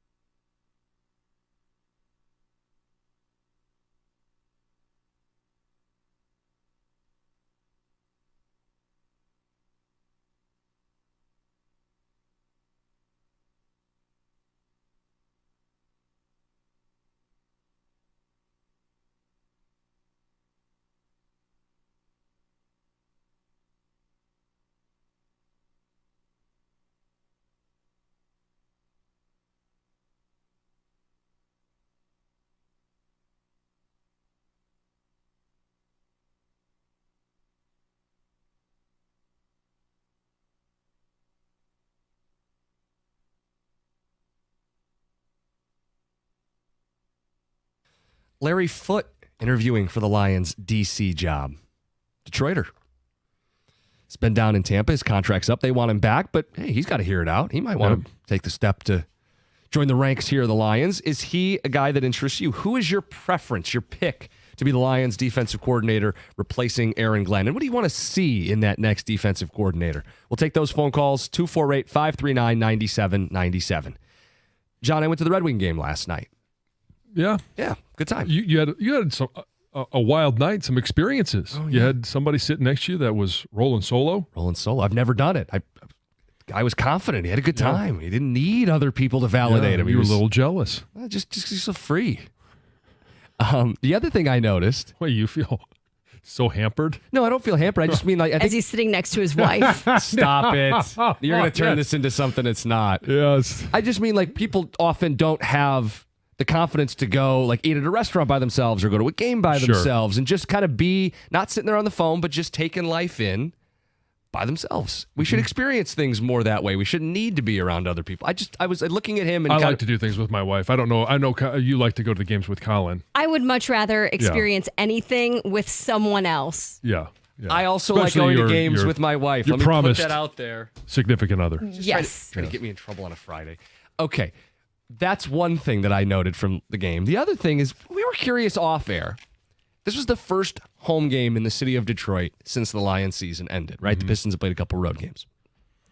Would we hear a Jared Goff chant? We talked about it off air. We said, we'll wait and see. We'll use this as a test. John? No Jared Goff chants. Not even a whisper. I mean, it was Not a even win. an attempt. No attempt. I didn't hear even one fan kind of boldly stand up. Jared Goff. No attempts at the Jared Goff. Are we done with the Jared Goff chant? I think we're done with it for now. What's for now mean? Like it can well, come back for now- for football season? Sure. It certainly could. I mean, he is okay. I know we are all left with the sour taste in our mouth about how the season ended way sooner than we thought it would. Not the results we thought it would. And a lot of it had to do with the turnovers from Jared Goff. Not securing the ball when the pocket collapsed, interceptions. That the turnovers was what cost this team the game. And so the season's over. The magic has ended for now. That's why I say the chant has ended for now. I'm not surprised at all that you didn't hear it at the game last night. I don't think that anybody right now is ready to turn the page and sing the praises of anyone on the team. It's not that we don't love Jared Goff. It's not that we don't love the Detroit Lions. It's just that there's a time and a place. And I think the time and place for the Jared Goff chant to return might not be until next year, till the team takes the field. I also think there's might be one opportunity in between now and then for that to happen. Piston playoff game? No. No local sporting events. Okay. I do believe the time for that chant would be in the city that they like to say of champions in football, Green Bay, The draft. where the draft happens. Yep. I could see Lions fans, we know they travel well. We know they're going to be fired up. We have owned the Green Bay Packers. And so I think at the draft in Green Bay, especially, and it's the Jared Goff chant hasn't just been for Jared Goff. It's been kind of a rallying cry for the city. I think it would be an opportunity because the draft was here and we had so many people. It went off and it was a spectacular showing for the city of Detroit and Detroit Lions fans to take over the draft in Green Bay. And the chant would be Jared Goff. I wonder if Lions fans are going to go to the draft in Green Bay. I mean, we just had it here in Detroit. You experienced it in your own city. Well, we own that town, so why not? I guess It's like going down to Columbus. We own that town, so why not? Sure. Are we done with the Jared Goff chant? 248-539-9797. We did not hear any last night at the Red Wing game. There was an attempt for a Dylan Larkin chant. I tried to help the guy out. I'm like, yeah, come on. We got a Red Wing team. He scored a goal. Oh, you were cheerleader. I wasn't leading You put it. the pom-poms on. Dylan Larkin. Like, let's try. Get some Dylan Larkin love going. But it didn't really It didn't sustain. take off. No, it didn't Yeah. sustain. This poor guy has tried it, I feel like, at every game I've been to. and no one joins in. And I was like, you know what? It's like his third time trying it tonight. Let's go. But no, it did not. It's too many syllables. Yeah. Doesn't work. Yeah. Dylan Larkin. Okay, like that works, but not like the Jared Goff. Larkin. Yeah. I do think there was a little pushback with the Goff stuff even before Saturday of, hey, if the Wings are in a playoff chase, if the Pistons are in a playoff spot, like, Let's start cheering. Let's celebrate for, those teams. Let's Yeah, cheer well, for I mean, those so- stars. The Pistons have Detroit basketball. Yeah. So that's the chant, right? I mean, and so it's Cade Cunningham. Too many syllables. Yeah, that one's really Yeah. tough to go with. And I don't know if there's another one that you would start chanting. So and Detroit basketball has been the rallying cry for a long time. It had felt like the Goff stuff had become a little overbearing. And when he played that way, I don't think anybody's in a hurry to go out and chant his name right now. Yeah. So, I mean, if it is, okay, you're at a Wings game, what would the chant be? Let's go Red Wings. Yeah. So it's built in. Yeah. So it's not like, There's replacements ready. right. It's not like what do we do with our hands now? We can't chant Jared Goff. Right. I guess we have to be church mice at the games. No, it's not one of those deals. We want to hear from you guys, though. Clearly, Jared Goff's the quarterback for next year and beyond. But are we still doing the chant in 2025? Are we going to have Jared Goff chants at Tiger baseball games in the summertime? Where we go, hey, we're putting that on pause. You throw 3 picks in triplicate in a playoff loss plus a fumble. And your stud pitcher is only going to pitch one every 5 days. So, I mean, Tarek Skubal would be the chant. And maybe that takes over as the Jared Goff chant. I don't know. But I also think that, going to Green Bay for the draft, first of all, would be a great experience. Second of all, take that city over. Show them who owns the North. Just passed a guy with a personalized plate, Jay Goff. So apparently people are still celebrating him. This texter says... Should I go full Stoney on this? Is that Jared or Jack? Yeah, don't get us in trouble. You're welcome, Stone. Jared's off. Jared's off on the ticket text. Maybe people are still upset Well, with he Goff. is. Yeah, it is the off season. He is off. R.I.P. Jared Goff chant 1-18-25. Here it lies, dead. R.I.P. Pistons chant should be All-Star Cade. All-Star Cade. Well, when it happens, which it should. Next week? Yeah. Thinking. All right, where are you guys at? Jared Goff chants. We're soured on him right now. We're not doing the chants. We're not doing this for now. It's 97-1.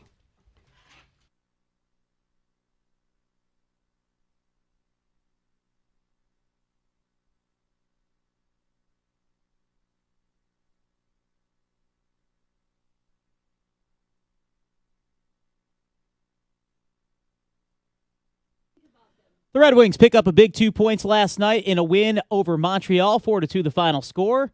That win putting them back 4 points out of a wild card spot. Their next challenge will be taking the ice against Tampa Bay tomorrow. Pistons also in play tomorrow against the Orlando Magic. Detroit a few games above 500 and 6th in the Eastern Conference. They have a chance to work their way all the way up to the 5 spot with a win tomorrow. The NBA announcing their starting 5 for the All-Star game. Unfortunately, Cade Cunningham missing that cut. We will find out if he makes the reserves next week. And you can catch college hoops over on our sister station WWJ tonight with pregame for Michigan beginning at 7:30. Number 21, the Wolverines take on number 11, Purdue. Meanwhile, MSU basketball with 11 straight wins. They play Rutgers tomorrow as the 8th-ranked team in the country. And finally, in tennis, the Australian Open finals are all set. Jannik Sinner advancing earlier this morning over American Ben Shelton. Alexander Zverev advancing last night after Djokovic had to retire early due to injury. Bit of a surprise from the crowd. They booed him as he exited the game from that injury. Zverev defending him for all he has done for the sport of tennis in a post-game interview. From the Ticket Update Desk, I'm Dustin Fiocco. For details on these stories and more, you can stay right here on 97.1 The Ticket. You can also head to Odyssey.com.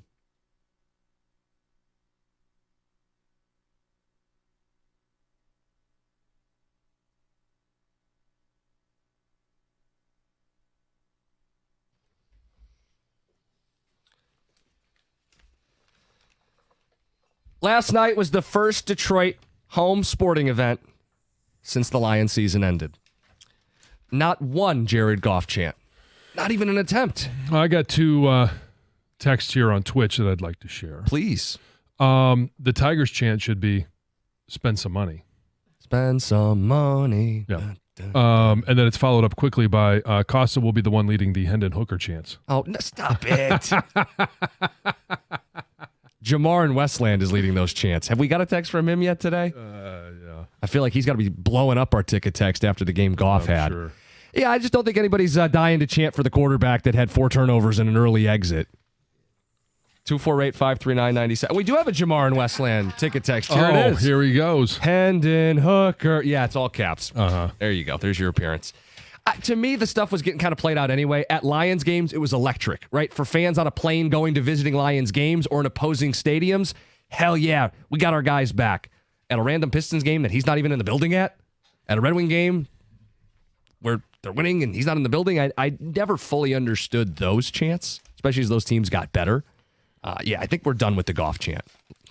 Yeah, I believe everybody has moved on. And I think enough credit to Detroit sports fans that they realize that ship has sailed for now. Do we all believe that? Like, Tom, do you think there's a chance we hear a Jared Goff chant at a game later? Yeah, we're not far enough away from it yet. I am surprised. I don't believe we've gotten much support for doing it yet. But listen, that was like one of the things I think the new fans enjoyed doing. The Jared Goff got rallied behind. Like I think the new fans don't know what to do with themselves. You know, we did the topic yesterday about putting the gear away. Mm-hmm. Yeah, and like I just think I don't know if people know how to move forward yet. Like everybody's going to find their own way. Yeah. One thing moving forward, though, these should cease and desist. And I do believe we've got to get to him winning a playoff game again. I do think this might happen on the road next year. Yeah, I could see that. Yeah, Lions are playing football season. He starts off. Yeah, he's playing well. And he, all right, he had a few bad games, and the worst of them was obviously in the playoff game. So I think Lions, again, credit to Detroit sports fans. They realize that, and they're not giving up on Jared Goff. There's going to be a lot of people that talk about Hendon Hooker or, QB2, whoever that might be going into next year. But in large part, people do realize that, the rest of the NFL did realize that he had a hell of a season in total. He was nominated finalist for the MVP award. 1 of 5. Yeah, and look, he's been in Detroit for 4 playoff games. He's played well enough to win 3 of them, including last year's NFC title game. He played well enough to get them in the Super Bowl. His season in totality is that of a franchise quarterback. He is someone they will have to protect, and Brad Holmes spoke yesterday about watering the whole garden, keeping the offensive line well stocked. That's going to be part of the equation, but they should have a good O-line. They have all these all-pros on offense. Even without Ben Johnson, they should have a really productive offense next season. That's not what the question is about, though. It's the chance and where you're at. 248-539-9797. What comes back first, the chance or double-digit disco? The chance. I'm very hesitant to be disco anytime soon. Me and you buried the disco yesterday. John's still open to I it. think he's got the chain somewhere. At times. Oh, I do. It's in my bag. Okay. Be warned, people. Juan in Detroit, you're on 97.1. We have nowhere to put it here. I know. Juan, good morning. Good morning. I say that we should change the chant. I always said it, actually, when they was calling out his name. Just break up his name and make it Jared Go Off to be more of a statement than is to be saying his name. And then I think we shouldn't stop because I don't know how his feelings are as an athlete, but I think for the crowd to not chant him in some type of way would maybe bring him down. And then, again, he's not even a bad quarterback, man. So it's like, that's our guy. Let's run with him and change the chant to Jared Go Off so we telling him what to do because he's still out here doing stuff a lot of these other quarterbacks can't do. Juan, points for creativity, I guess. I don't think Jared Go Off is nearly as good. Heather, you were shaking your head too. No, it doesn't flow right. It doesn't have the right. No. And I think these chants have to be more spontaneous. Like you can't just come up with them and then they just need to happen naturally. In the moment. Yeah. Isaac, I agree. Yep, I'm with you. Isaac in Oak Park, you're on 97.1. Hey, y'all. Good morning. Good morning. So, I'm really over, the Jared Goff thing. I've been over it for probably since last year's playoff game against the Rams, honestly. It kind of reminds me of when we had the blue ski masks. You know, you had that bad game against, I think it was the Eagles, and, it just blew up our Seahawks, and it blew up in our face, and it just made us look stupid as fans. And, I'm surprised that Washington didn't go into the locker room and start chanting Jared Goff themselves, honestly. Trolling us. They had a lot to celebrate on their own anyway. I don't think they were really worried about us at that point. But, yeah, I think they've run the course, the Jared Goff chance. Especially at non-Lions events. Like, that's what I really want to emphasize. We got a Pistons team playing well. We got a Red Wings team at least flirting with a playoff spot, playing better hockey post-coaching change. They got their chance. They got their environments. We don't need to shoehorn in a quarterback who just played awful in a playoff game. Let's get to Jim in Grand Blanc. Jim, you're on 97.1. Hey, good morning, fellas.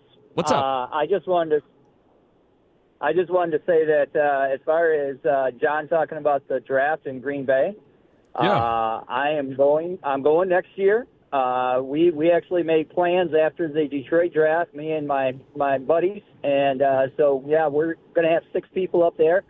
I'll be wearing my Jared Goff jersey, and I will be cheering Jared Goff when I get there. There we go. Lions gear. All right. How long are you guys going to be in town for the draft? We're going to be 3 days. So Okay. we got an Airbnb. We booked it from Wednesday through Sunday. So, yeah, we're spending all 3 days there, and we're really looking forward to it. Is that right in Appleton? Having a good time. What's that? Say that again? Right by the stadium? Are you going to be in Appleton, or are you going to be down the road in actual Green Bay? We're going to be in Appleton. Okay. So, yeah, Sweet. Yeah, we booked it early, got a good rate. Yeah, and we're road tripping it. So we're gonna have a great time. I think the Jared Goff chant for right now, over. But we'll bring it back. Come draft time, we'll bring it back. There you go. Take over Green Bay. He owns Green Bay, right? That's right. He does. Joe in Sterling Heights, good morning. You're on 97.1. Hey, good morning, men. I just wanted to say I've been over these Jared Goff chants for a while. At the Tigers playoff games, people were trying to chant Jared Goff, and in my mind, I'm like, we have the Tigers out there competing. They're in the playoffs. The other day, last week, I was at a Pistons game, and they're chanting Jared Goff at the Pistons game, or at least trying. These boys are out there competing. I feel like it was cool initially to rally behind the guy because he had a good story, but now it's played its course, and it's corny or cringe, whatever you want to call it. We just need to move on past it, man. Men and Heather. Hello. Yes, but you're sorry, not chanting. Yeah, It's okay. that's okay. Yeah, but Sorry, my bad, Heather. I was looking at her. I'm like, but I use the word cringy. Yeah, cringy. I think so. When he's not at the game, like when it first started, I'm like, oh, is he at this Red Wing game? Oh, no, he's not at this Red Wing game. Oh, okay, we're doing it as a rallying cry, right? The Lions are breaking through and they're good and this is fun. But at a Tiger playoff game, yeah, I think that's a little much. And I think his performance kind of gives us all a chance to take a pause on that. sure. 248-539-9797. Oh, some people are really upset. Bring back the chant after every interception. Yep. I mean, I can understand the sentiment. How about this? Replace it with ball security as a chant. Too many syllables. Yeah, way too many. Yeah. Ball security. Yeah, it doesn't work. No.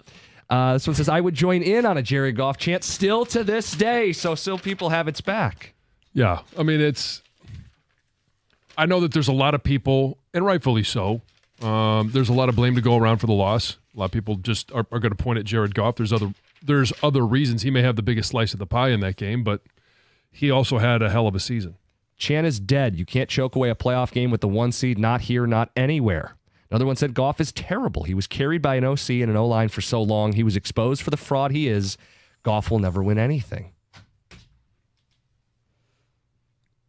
I'm waiting for you to push back, because I'll push back if you don't want to. I mean, are we forgetting all of the moments that he had during the season and the fact that last year they were 30 minutes away and they did not – if a ball is caught on 4th and 2, and I want to try and remove the name from it because I don't want to get him to have a bad rep because he meant a lot to the team last year and the success that they had, but he put the ball right in the receiver's hands on 4th and 2. If that ball is caught, we were having different conversations right now. Then he would have been to 2 Super Bowls with 2 different franchises And we have no idea. I mean, he'd already beat Kansas City once. They and he's actually never lost to Patrick Mahomes. He may be a Super Bowl champion. Yeah. I don't think we're getting that ticket text. Hey, listen, they didn't win, but it wasn't his fault in the NFC title game. And I think we need to be able to have some perspective here. I think Goff should have been skewered for the way he played on Saturday. And I think he knows it. He owned it. He was broken up after that game. He knows he has to play better. I think we can both skewer him, blame him, acknowledge with our own eyes and ears that he wasn't good enough in a playoff game where he was a heavy favorite, that he was outplayed by a rookie. We can say all of it with our chest and still have the perspective that they can and have won a lot of games with him, including big playoff games with him. Some people lack that perspective, I think. 248-539-9797. We asked about the chance because last night was the first test for the city of Detroit. No Jared Goff chance. Are those being put away until next football season? John, want to get our picks in at 8:35, but I just think it's a chance for Heather to continue to run away with this. That's all I can say about it is, This is supposed to be challenging. No, you're not. Not at all. Supposed to be challenging. We all have records below patronize 500. us. We're all picking against the spread, and Heather is too, but for reasons like just because and the quarterback's girlfriend and the mascots. I know.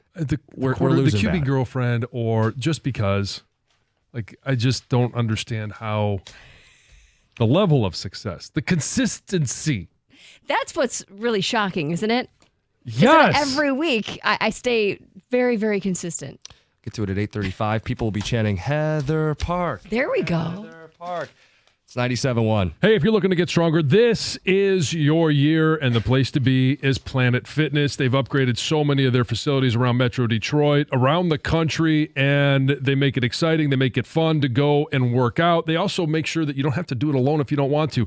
You can get into the door with $1 down, $15 a month. That's their base membership. You can find out if you like it, and I'm sure that you will. And if you want to upgrade, you can upgrade to their Black Card membership, which includes access to every single location that they have around the country, which is 2,600 of them. There's 50 in Detroit, 15 in Grand Rapids, 6 in Toledo. And if you move around, if you travel around, it's a great opportunity to be able to still get your workout in. And if you don't like going alone, the Black Card membership also allows you to have unlimited guest privileges. Every membership that they have offers free fitness training with knowledgeable trainers, and they've got a lot of variety. So if you walk in and today you want to throw some weight around, they've got free weights. You want to work on some machines, they got cable tower Smith machines, upper and lower body strength machines, treadmills, Stairmasters, bikes. They've got it all, and all the options are on the table there. And if you only got 30 minutes, they got the 30-minute Planet Fitness workout. They're always clean. Every single time I go in, it is as clean as a whistle, which is one of the great selling points of any gym. Planet Fitness is the place to be. If you are 18 years old or older, you can enroll anytime you want. Hours, amenities, and offers vary by club. Check out Planet Fitness or stop by your local club for more information. If you're 13 to 17 years old, make sure you got mom and dad or a guardian to go with you. Find your nearest club and join today in club, online, or on the Planet Fitness free app. We're all strong on this planet. That's Planet Fitness.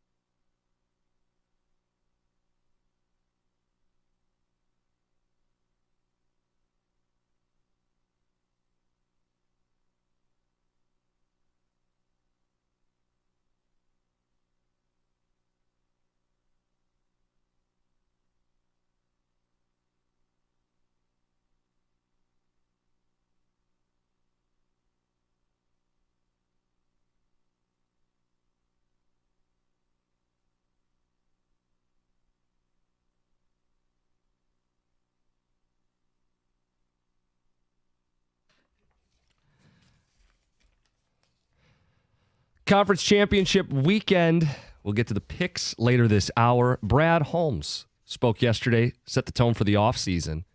Classic debate, stay the course or F them picks. We'll play what he had to say and get into what you guys want to see as the offseason is upon us here in Detroit. John, I've talked about how doing this show with you guys, I'm someone who takes naps. Stay up late, watch the game, get up early, do the show, and I am a serial napper. Most days I'll get a nap in. Yesterday, went to get a haircut. Must be nice. Yeah. That's a no kids life. Yeah, I know. Yeah. I know. You'll get there someday. Yeah. I can't remember the I'll last time I always took a have nap. kids. No, unless, but like free time to take a nap at some point. I mean, like, yeah, down the road. Yeah. Yes, you will. No matter how old they are, I will always have them. Mm-hmm. Yeah, keep one you day. up at night. Yeah. One day. So anyway, I got a haircut yesterday, and I hadn't taken a nap yet, and I could feel myself Dozing off. in the chair. And you get the little buzz, and you're like, I could fall asleep. And I wonder, do people fall asleep when they get their haircut? Is it like a normal thing? I fall asleep every time. Every single time. Does your head bob? Every time. Oh, sure. Or yeah. do you think the barber I'll just wake kind of up- like Oh yeah, she'll places move it? my head every once in a while, and like I will literally fall asleep with my chin on my chest, or with my head down, and she just keeps going. And then every once in a while, like when she's, when she wants to cut the top of my hair, she'll lift my head up a little bit and start trimming the top, and she'll ask Do you me wake like, up, or are you asleep the whole time? Oh, I wake up, and because she'll always ask me, because I have to tell her every time, I'm like, just take a little bit more off, and then I go right back to nodding off, and I'm asleep for 20 minutes. which is so shocking to me. I think females might have a different experience. Well, there's plenty of time to fall asleep because if you're getting color and highlights and a cut and a Well, your style, hair's like you're longer. there, It just takes longer. You're yeah. there for a long time. But for me, it's almost like a therapy session because you go there and you just talk about everything that's happened in the last, month and a half, and the stylist is talking and you're talking, and the only time I think I could possibly fall asleep is during like the blowout, and because you can't really talk when the blow dryer is going.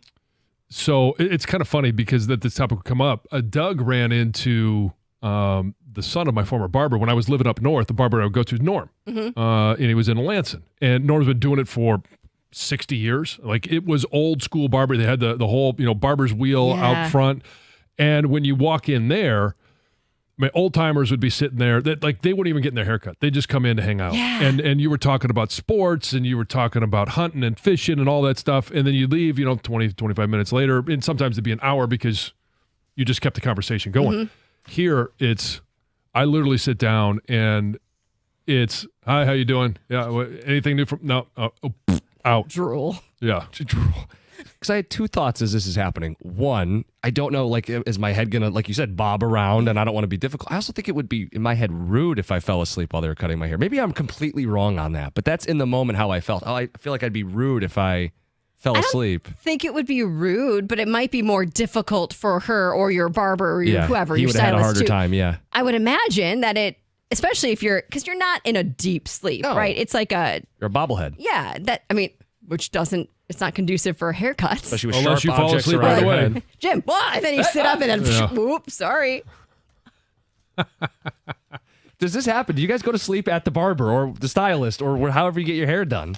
248-539-9797. Just something fun. Yeah, and I mean, I leave every time, and I'm like, hey, my head feels lighter. It's just feels nice to have a fresh haircut, and then I put my hat on, and it drives my wife nuts that I go there, I get my hair cut, and they obviously comb it or whatever. I know some people will say style it. I don't think you style a man's hair. It's just you comb it. Oh, you style it. You comb it. Are you putting product in it? You're styling it. No. Okay, if you don't, then you comb it. But if Yeah. you're putting a product in your hair, I say you're styling it. Okay. Yes. They comb my hair, and then I instantly put my hat on. Do My you wife's get a like, shampoo? "What are you doing?" No, See, I don't. You don't. I don't. You No. guys. I've done that before, but You're it just missing takes. out. I'll do like a beard trim. I agree with you. I've done that. There's been a couple of places I've gone to where that has happened before, and it is wonderful. It is. I just don't have time for it, All right. which is why that's why I take a nap. It's about the only time I get the chance to take a nap. We got a texter who says they fall asleep at the dentist. Oh God. I've done that. What? How does that even? They lay you back. They have tools in your mouth, and they're right up in your face. Actually, multiple texts say they fall asleep at the dentist. Get out of here. Oh, they I hate literally the put you dentist. in a recliner. And then open your mouth and there's a they bright got light this in like your face. No, my dentist now gives me like these the blue blocker sunglasses, right, that they put on so that the light isn't, and then it's like literally nighttime. I'm like up, out. Oh, Yeah. it's like a nightmare to me. I hate the dentist. Well, I'm not a big fan of going, but no, I can totally get why they fall asleep. Wow. Good for them. John is on the extreme every single time he falls asleep when he gets his haircut. Oh yeah, out like a light. Yeah, it's never happened to me. This is probably as close as it's been was yesterday. Let us know. 248-539-9797. We'll take some ticket text. We'll get some picks later in the hour. Brad Holmes with the quotes about what this offseason is going to look like. Is it F them picks? Stay the course? What do you want him to do? Let's get to Heather's news. All right, so GM and Bedrock have some big plans for the Renaissance Center, and on Thursday they offered some fresh details about their plans as they hope to give their $1.6 billion project another go, right? It was met with a lot of pushback when they first kind of unveiled this project. Well, they're letting everyone know what their project is. They want to knock down 2 towers, convert the Renaissance Center into a combination of housing, hotel units, and office space. They want to remove the wall surrounding the complex, build a new park, and connect downtown to the riverfront. And this project does need public funding, including $250 million from the state and $100 million from Detroit. So they went through and really talked about their plans and what it would entail, and they're hoping that this will kind of be like, okay, we presented this wrong the first time. Let's do it again. Let's get some momentum going. Well, because it was getting kind of nasty there for a while, right? With, we'll just demolish it, or if you're not going to fund it, and we would want someone to do something with the space. Yep. A Redford man is behind bars and faces several charges in connection with 2 cases of human trafficking. Oakland County Sheriff Mike Bouchard said the suspect, the 61-year-old man, was arrested for trafficking 2 women in Metro Detroit. Both cases happened in Oakland and in Macomb counties. And they say the suspect has a criminal record going back years in California and Michigan involving kidnapping and drugs, which he says is very common because a lot of the human trafficking starts with the drugs and then moves there. They say this was the first arrest of the department's new human trafficking task force, and the suspect faces 10 charges, remains in jail with a $1 million bond. Less people were watching the college football championship compared to last year. Yeah. So ratings for Monday night's Ohio State-Notre Dame game dropped by 12% over last year's game between Michigan and Washington. In Metro Detroit, it dropped by 95%. Yeah, exactly. The total audience for Monday night's game was 22.1 million, which is down 25 million, or down from 25 million last year. What's your theory? I think it's too far removed from the college football season. It's in the middle of the playoffs. You've already missed a couple of the college football playoff games because you were watching the NFL. And that's what this article, the theory was that there's too much football. The way they've changed the college football. I don't think there's too much football. What I this just is think saying that there it's was too much football on TV. Own December. yes, And they're not owned I in agree. December. I agree. So, but one of the challenges is that Army-Navy game, you could make that a playoff weekend, but then Army-Navy lose their own weekend. So proposal idea, make it week 1, you kick off the season with Army-Navy, and then you can keep everything tighter to the end of the season. Thoughts? And stop playing it on a Monday. Why are we playing this on a Monday? I agree. Okay. Ohio State's loss to Michigan was 2 months ago. That's wild. And that was the end of the regular season. Yeah. Less people were also watching the first round of the NFL playoff games as well. That was down by 8.5% over last year. Too much football, huh? That's what they're saying. Yeah. Mm-hmm. Okay, so listen to this, you guys. We all know that scene from A Christmas Story where that kid gets his tongue stuck to that icy whatever double dog it is. dare ya. Triple dog dare ya. Well, we all know that scene, and that sounds awful, and it's probably very painful if it happened in real life. Well, it's got nothing on this guy, you guys, who got his junk stuck to an icy sidewalk. A sidewalk? Yeah. Oh, wait. And there's photos. It was a whole thing. He was recreating the JMO celebration. Oh God. It happened outside of a bar in Alberta, Canada. Had to be hammered. He was hammered, got into a fight with some people. The fight spilled outside. He was Best way to break up a fight. drop your pants. Yeah, go naked. Nobody wants to fight a naked guy. Well, it happened, I guess, while he was fighting, while he was throwing some Lost punches. his pants? His pants fell down, and then he fell down face first onto an icy sidewalk. Junk Oh, got my totally stuck. goodness. First responders came. They were trying to pull the guy off the ice. Oh, Because, I guess hot water wouldn't be also a great. I don't know. All of it was just. How'd you Anyway, get the beans above the frame? anyway, he What are was. they doing? Like a spatula to try yeah. to. Oh. He was freed and then immediately arrested. Yikes. Oh, adding insult to injury. Got arrested after he. Oh, man. Yeah. Ouch. Ouch, indeed. All You right. have no idea. I don't, but I have birthed a child, and I would imagine that's far Yeah. worse. So Well, yeah, I'm not. always have to turn into a this comparison. It's not a competition.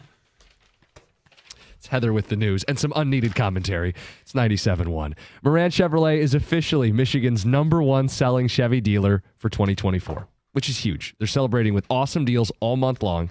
Get off the sidelines and get into the game with Moran Chevrolet. They got deals right now like the 2025 Trax for $249 a month. That's 39-month lease, $999 down. Moran Chevrolet, where you always get the best price, period. Score your best deal. You can do it right now. MoranExpress.com. Shop around or stop by. They're on Gratiot, north of 15 Mile in Clinton Township. Chevrolet. Together, let's drive.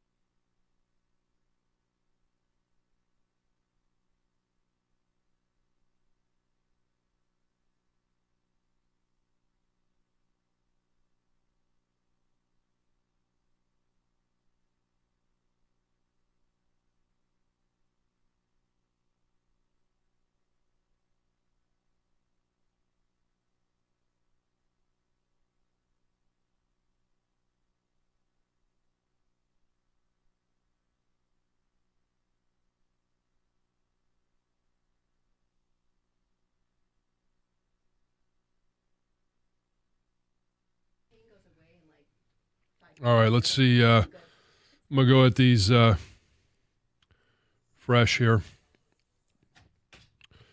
You ready? 94.05. Oh, hit the wrong button.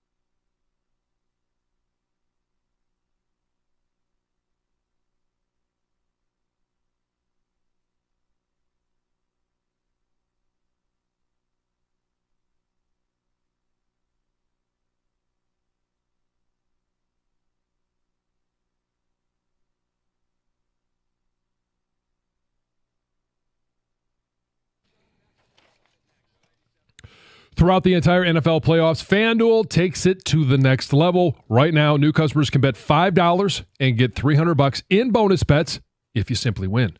That's $300 in bonus bets if you win your first $5 bet. FanDuel app gives you everything you need to bet live bets, same game parlays, and so much more. Plus, when you win, you're going to get paid instantly. Just visit FanDuel.com/971Detroit to join today and get started with $300 in bonus bets. That's FanDuel.com/971Detroit.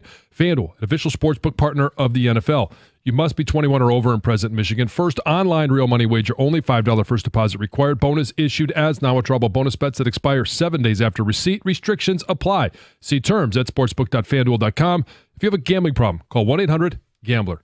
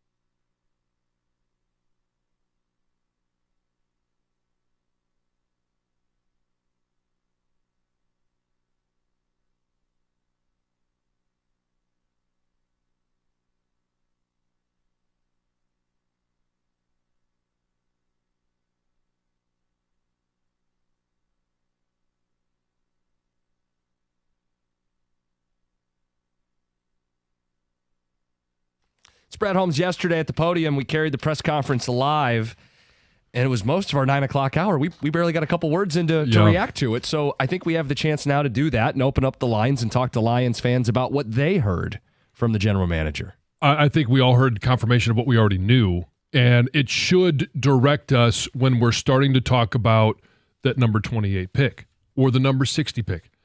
It's going to be the best player available, regardless of position. And he mentioned it there when he drafted Jack Campbell. They already had a pretty good linebacker room, but he was the best player available. They took Jahmyr Gibbs. And you could talk about positional value, all that stuff. He doesn't care. He wants the best player available, and then we'll make it work. Competition is okay. Yeah.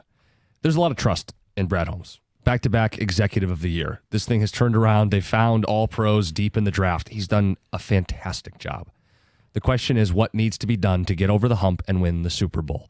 So there's 2 clips I want to play, and I think it will set the tone for where we need to go. Is this a mentality of to get over the hump, you got to be a little more aggressive, channel a little bit of that F them picks mentality, or is this we're doing everything right and just continue to stay the course? Play 2 different things he said. The first is about staying the course.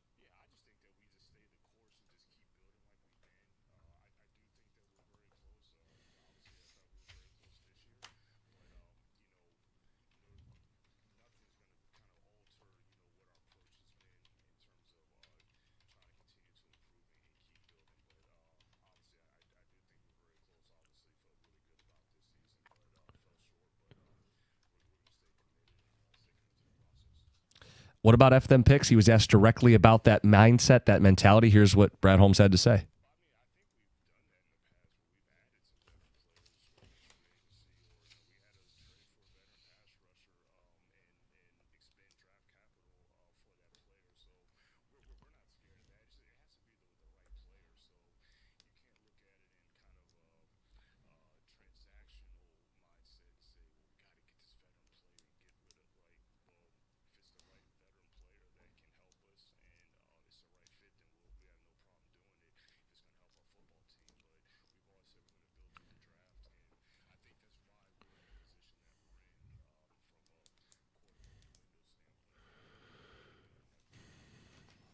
So where are you at, John?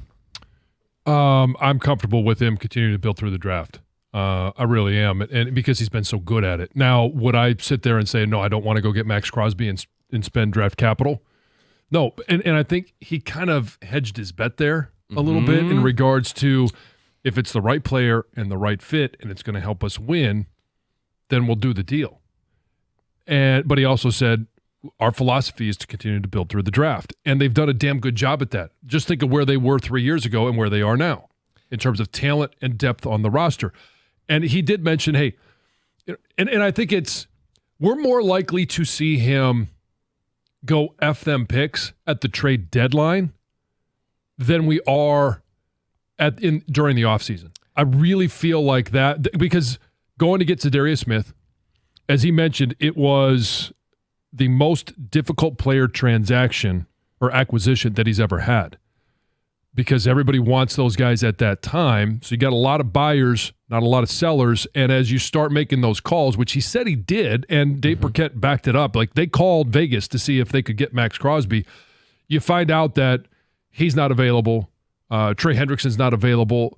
A lot of these guys are unavailable. And then the guys that are, you got a lot of buyers, not a lot of sellers. Max Crosby has come out and said very positive things about Dan Campbell, the Detroit Lions, and how he feels about all the winning. Makes him kind of mad because he grew up here, and I think he'd like to be a part of it.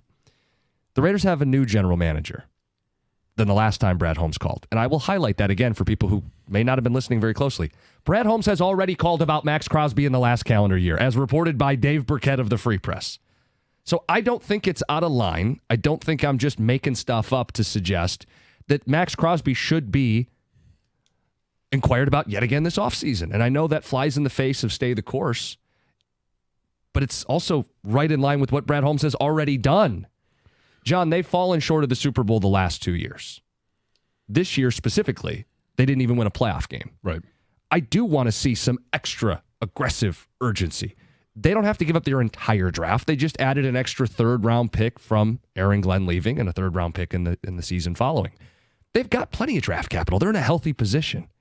If the Raiders are staring down a full rebuild and Max Crosby, who's under contract for the next 2 seasons, wants out and likes Detroit, and Detroit doesn't have a ton of cap commitments yet beyond 26, like right, Aiden's deal won't kick in until after 26. Kirby Joseph, I think right around that time will start to come in.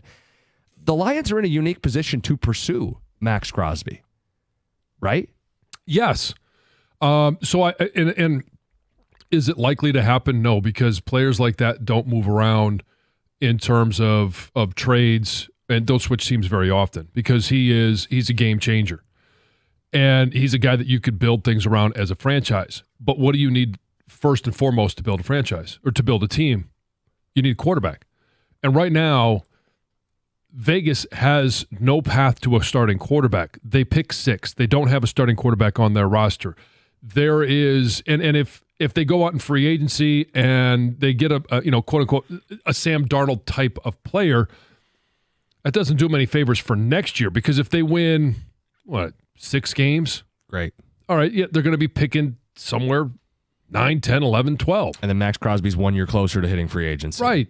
And so they need to amass as much draft capital as possible so that they can move up, whether it's this year or position themselves to move up next year. Because even if they had all that draft capital this year and they're at 6 and they get as much capital as they can, they move up to 1 or 2. Which quarterback do you think is a franchise quarterback that's going to be, I mean, there's never a, can't miss guy, but is it Shedeur? Is it Cam Ward? Quinn Ewers? Like, I don't see a franchise quarterback in this draft. Doesn't mean there's not going to be one taken in the first round, but I don't think there's one that is worth a 1, 2, or 3 pick. Have we reached F them picks territory, or is it stay the course? 248-539-9797. We got ticket text. We'll get some phone calls. Want to know where you guys are at. Brad Holmes spoke yesterday. We get a chance to dive into it now. I think that's the big question as they try to bridge the gap from where they are to where they want to be. Is it F them picks, or is it stay the course? It's 97.1.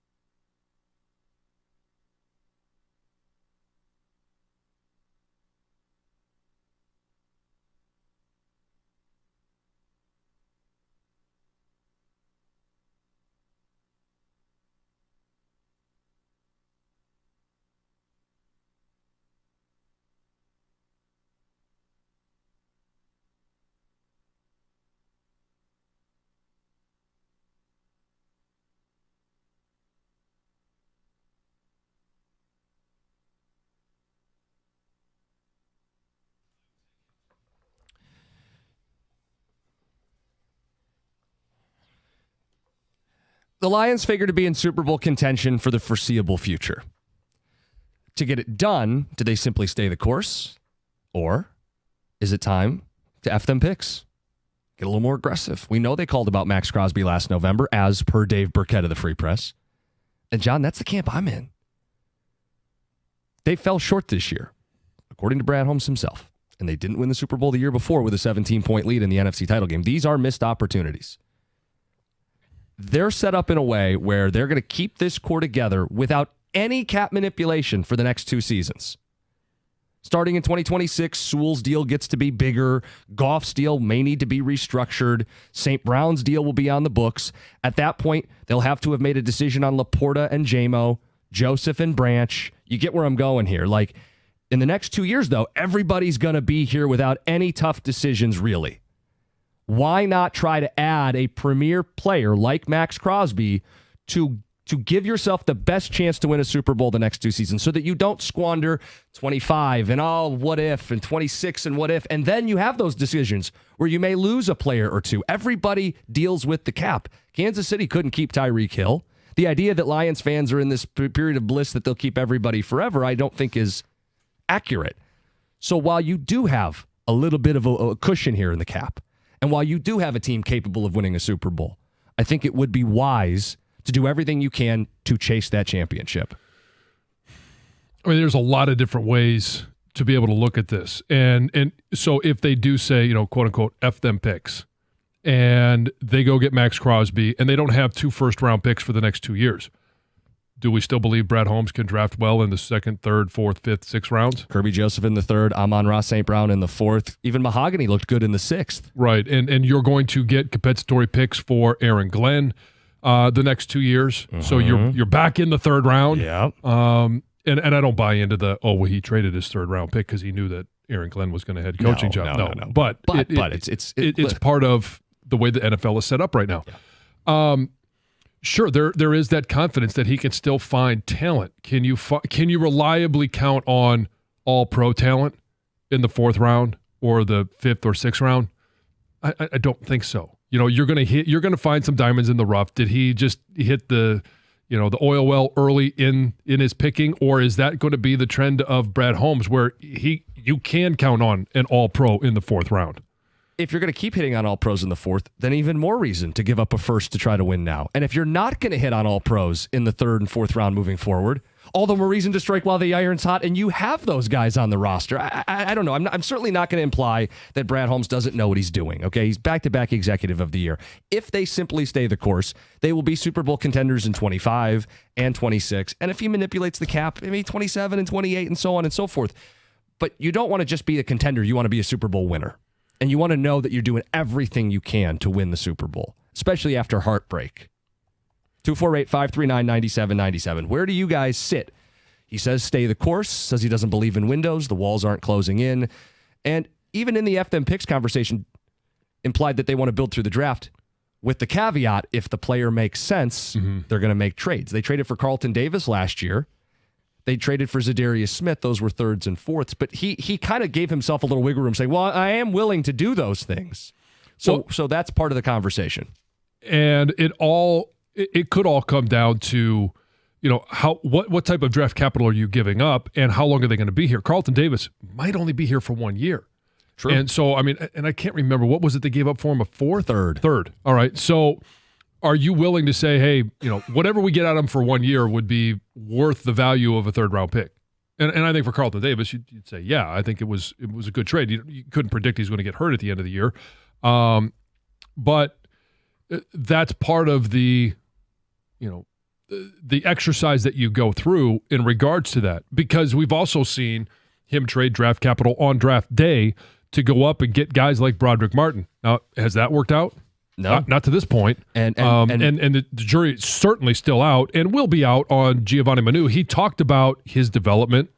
Yeah, and I would. But also, we haven't seen it. And I'd also say like Levi Onwuzurike, who he loved and who we were really sold on this year, was not a good use of that 2nd round pick. Can we say that?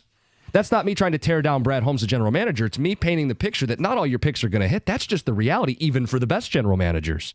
So would you be willing to give up some of those precious picks to get proven veteran players? Brad Holmes already did it last year with Carlton Davis. Would you just simply up the ante and go for a better player? I think that's absolutely what should be on the table. It'll be interesting to see how it all it plays itself out in regards to. And he wasn't going to tip his hand fully yesterday anyway. No, because you still need to have a seller. Yeah. And I do believe it all goes to the philosophy. You've got a new general manager at Vegas.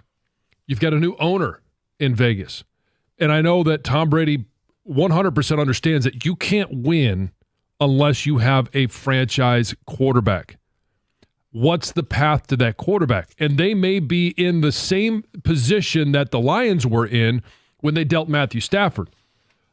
You've got to have a reset at some point. Yeah. And if that reset is, hey, we have no path to a quarterback this year, and we want to tank for next year, not You don't. I know what you mean. The players try hard, but the organization sometimes puts one arm don't behind give their the back. tools that they need to win. And so if you're willing to say, hey, we don't have a path to a quarterback, what's our path to a quarterback? It's to, get there in the first or second pick next year. We can do that by one of two ways. We can be really awful and just earn it ourselves, or we can accumulate enough draft capital so that if we do end up with the sixth pick like we have this year, what can we trade? How can we package together enough picks to jump up to 1 and 2? Because I think, and I haven't done the analysis of who the quarterbacks are coming out next year. Can't be any worse than it is this year. I just don't believe Shedeur Sanders, Cam Ward, Quinn Ewers, go through the list of quarterbacks, that there's any quarterback in this draft that I want to sit there and build my franchise around. I think the reason for the Raiders to consider a Crosby trade is what you said. It's a reset. It's a new GM. Crosby's only got 2 years left on his deal. They could always extend him, but they have to ask themselves a serious question. If they can't get a quarterback at 6 this year, would they like extra first to move up in this year's draft or next year's draft? And I think the answer is yes. And they could set the situation up for their future quarterback with some of those picks if they don't end up trading up. I think there's a case for the Raiders to consider it. And there's certainly a case for the Lions to get back into it. I stress back into it because Dave Burkett has reported, going back last November, that Brad Holmes was calling. The Lions were calling about Max Crosby. I have full faith, one, in Brad Holmes as a drafter. I also have full faith that he's going to turn over every stone possible to see what is available. And if Max is available this offseason, he'll say, okay, well, what's the cost? And then they'll do that cost plus analysis and see if it makes sense. And if it doesn't, they won't do it. If it does, they'll make the move. And here's some comments on Twitch. And I think a lot of Detroit sports fans, because this involves more than just the Lions, are waiting for one of these franchises to do that all-in movement or moment. It's Tigers need Bregman, Pistons need Book, Lions need Max. Make it happen. I'm sick of sitting here hoping winning comes to us. Go get it. Yeah. Texter says, can you really have Hutch and Max long-term? Well, the beauty of this is Hutch's deal has next year and a fifth-year option. Which they'll pick up. Which they would pick up and roll towards an extension. Max Crosby only has 2 years left. You could play the two of them next to each other, and it's fine. Right. And if you can't extend Crosby beyond that, oh, gosh darn, we really went all in to win a Super Bowl. Who feels bad about that? The timing works well for the cap for the Lions. It does, because then in 26, things start to balloon, and you're going to have to kind of tamp down everything. And they can, but what I don't want to do is lose guys and start kind of playing whack-a-mole in 27 and 28, and they'll do the best they can. Holmes will continue to stock it as best he can, but this may be the richest pool of talent they have because they've drafted all pros in the 3rd and 4th round. So to win it, do everything you can to win it. Then the question becomes, all right, because I think we all believe, even if you send J-Mo over, because there was a caller or a texter that had mentioned that earlier, it's still going to require 2 firsts to get Max Crosby. I don't think there's any world where you're not talking about multiple first-round picks. So if that's the case, you send this year's 28 and next year's hopefully 32. And at that point, because he talked about watering the garden and keeping the offensive lines, stocked with talent, are you confident that Brad Holmes and the Lions, because you're going to have a lot of money committed, you're not going to be able to go into free agency and spend a bunch of money on a left tackle, a left guard, right guard, or a center. So are you confident that you can find another mahogany in the 2nd or 3rd rounds? The answer is I'm confident in Brad Holmes, which I know is what Colby Sorsdahl. Well, Broderick Martin. More hits, more big hits than big misses. But not up front.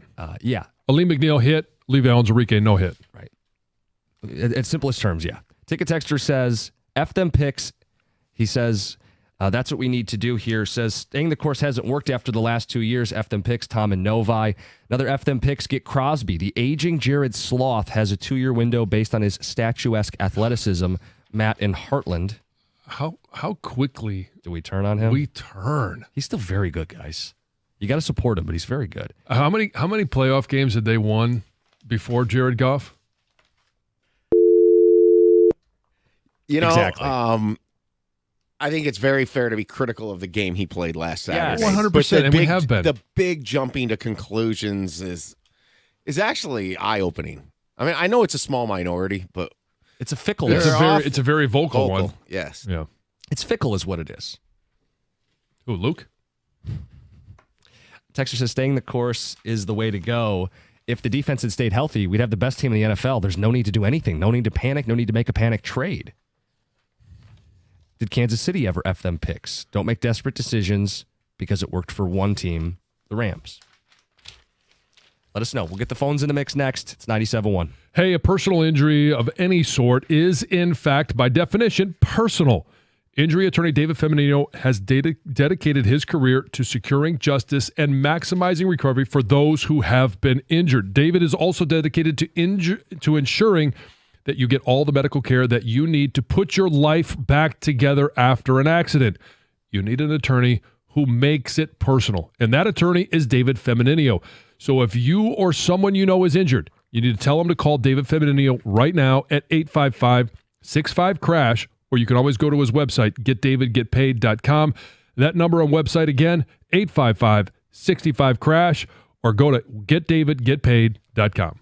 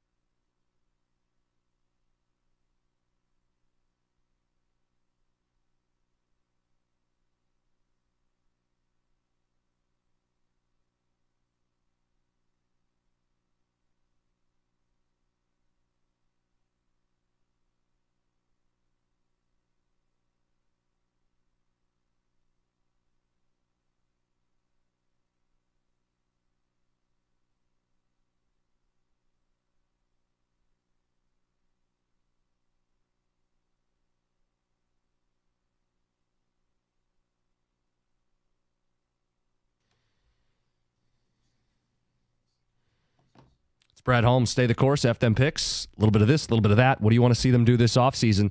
Couple quick phone calls. John, you said you had like I got a major concern regarding Max Crosby and the potential of the potential of how it could affect the Lions in a very impactful negative way.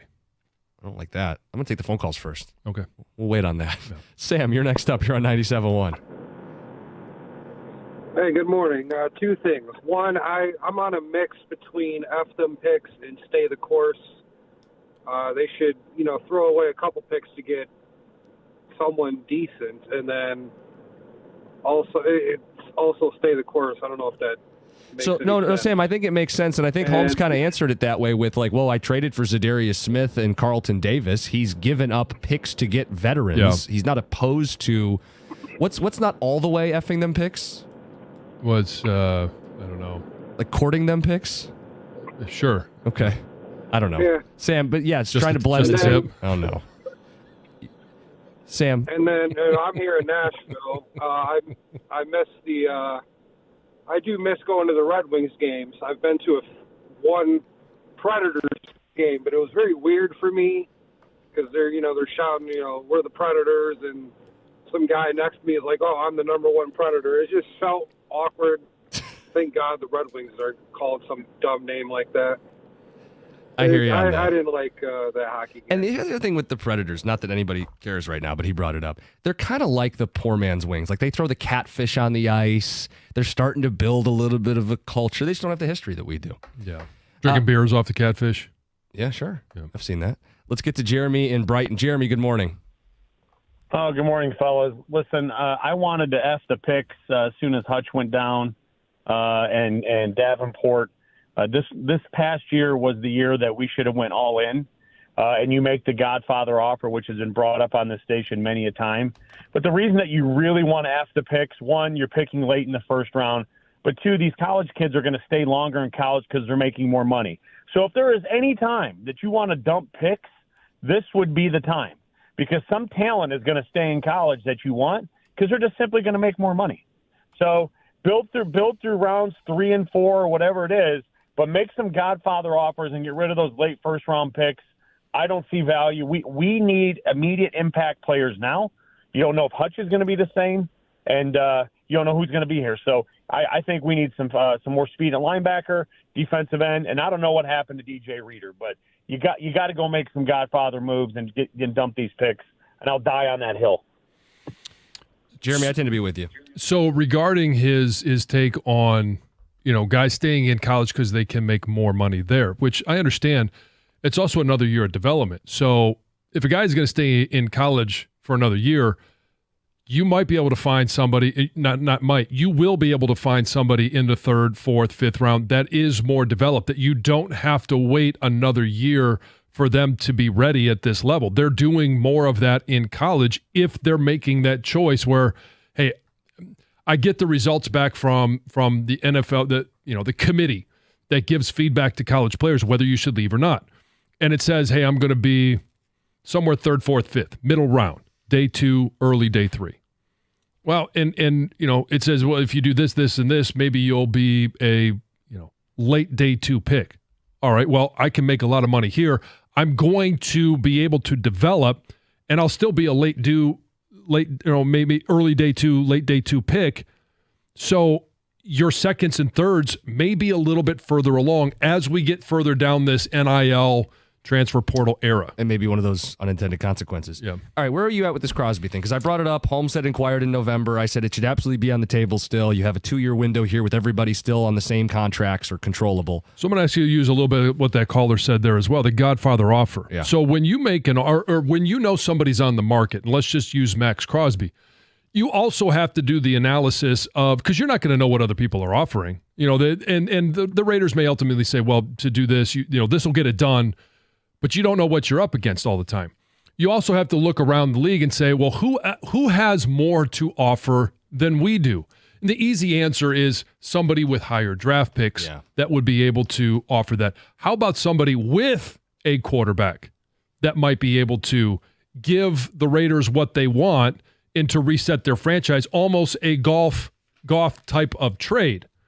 So you're saying if the world where Crosby is crowing and is known and It is is on the market, that Detroit would simply just be outbid. Yeah. So unless he angles, he'd have to be willing to be the bad guy. So my concern is, what if it's even somebody in division where the Raiders say, you know what, we could win, maybe not win at all, but we could win enough to then finally to bide our time. We could get our bridge quarterback, which we thought Goff was going to be here, in a Sam Darnold or a J.J. McCarthy. And they're willing to send a quarterback along with a couple of picks. And now all of a sudden, before you know it, you've got Max Crosby not only in the conference, but in division. And you're going to have to face him twice every year. I would not like that as much, John. But that's the concern. I know. Is do you have enough to actually offer that Godfather offer? An offer they can't refuse, where somebody else just ups the ante and says, well, I have a quarterback that I could give. We have two of them. We're going to franchise one, use them as trade bait. And if you like one or the other, you can have either one you want. Put you in a tough spot.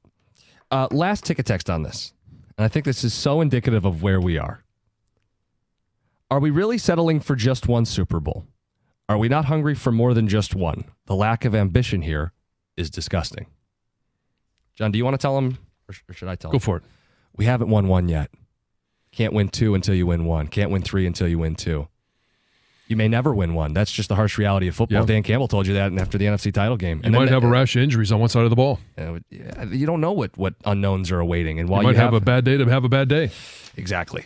So rather than try to win 3 Super Bowls, I would suggest they try to win one first. Crazy, I know. All right, we got the cookie jar coming up at 9:35, including the question, which drivers are worse in the snow? Too fast or too slow? That and more. First, Heather with the news. Well, I've got some Super Bowl halftime news. SZA will be joining Kendrick Lamar during his halftime performance. On Thursday, Apple Music released this little teaser showing him walking out on this football field before she runs up behind him and kind of gives him a Gatorade bath. Blue Gatorade dumps all over him. This is not, it's a surprise. We had no idea, but not a huge surprise because they have been longtime collaborators. They used to be on the same label. They have created songs together. They're going to go on a tour together this spring and summer. So exciting for sure. Not so exciting, I guess, that the Lions won't be in the Super Bowl, but 2 Michigan puppies will be in the Puppy Bowl. Oh, wow. So very exciting there. This year's Puppy Bowl features 142 rescue puppies from 80 shelters across 40 states and 2 countries, including a pair of Michigan pups, Rory from Muskegon and Trixie from Harbor Springs. Yeah, it's great news. So on Sunday, February 9th at 2 p.m., you can watch Team Rough and Team Fluff face off for a chance to win the Lombardi Trophy. At the risk of ruining the moment, not on the edge of my seat with excitement. No, not at all, but it's done great things to bring awareness to rescuing animals and getting these dogs great homes. So that is exciting. You can tune in or not, but yes, this is like the 21st Puppy Bowl, so it's doing good things. It's had some staying power for dog lovers. Yes. It's just not going to soften the blow from the Lions. No, it's not at all. I know, but good job to Rory and Trixie for making it. Right? Good luck to Rory and Trixie. Exactly. I'm sorry. Baltimore Ravens. Oh, you're tight still end. on picks, aren't you? No, this involves the Bills, so it's here. But Baltimore Ravens tight end Mark Andrews has broken his silence following their loss against the Bills on Sunday, and he went on Instagram, and we all know why he went viral, and people were just bombarding him with just awful things, Hate right? him, Your contract should be over. You suck. Just a lot of hate. Well, he jumped on Instagram on Thursday and wrote a really lengthy post. And he said that he was just absolutely gutted by what happened. And he's devastated for his teammates, for his coaches, for all of the Ravens fans. And he did also discuss, though, the positive support that he's been getting specifically from Bills Mafia, who created this big GoFundMe account. You guys, It's raised over $125,000. Now, it's not for Andrews. It's for his charity that supports juvenile diabetes because he is a type 1 diabetic, and he has talked about that experience. So it's pretty cool, and he does go on to address that, and he thanks everybody for that support. And he says, despite the negativity, I've seen heartfelt love and encouragement, including those who have generously donated to the Breakthrough T1D organization. Says, even when the moment seems darkest, perspective can reveal that there's still a lot of light in this world. So good for him. Thanked everybody who's stepped up there, which is pretty incredible. Can we acknowledge we're all pulling for the Bills at this point? Like, they're the long-suffering team in the playoffs. The Lions can't win it. Their fans do this stuff all the time. Well, I know you're wearing your Washington Legends hat, but can the rest of us acknowledge the Bills are the team to root for? And now John knows he's wearing it too. So Yes, I have been made aware. Yes. One quick last story. You can win or get paid $1,000 to go to Costco and taste their Super Bowl snacks. Oh, pretty easy. That sounds great. So there's a site that wants to hire somebody to try 20 different snacks from Costco. They're going to pay you $1,000 to do it, and they're going to give you a $500 gift card so you can go and buy the snacks at home. They're calling it the Sideline Sampler Side Hustle, and things like the wings, pizza, mini tacos, mozzarella sticks, a whole bunch more. All you have to do is make them, try them. You have to take pictures of them, write a brief description, and then rate them by how good they are and how easy they were to make. Simple as that. That sounds easy, yeah. You get fed and get paid. Uh-huh. You can sign up online. Where do I go? It's by Finance Buzz, probably financebuzz.com. Use Google, find it out. Yeah. There you go. Heather with the news. Coming up next, it's the Cookie Jar. It's 97.1.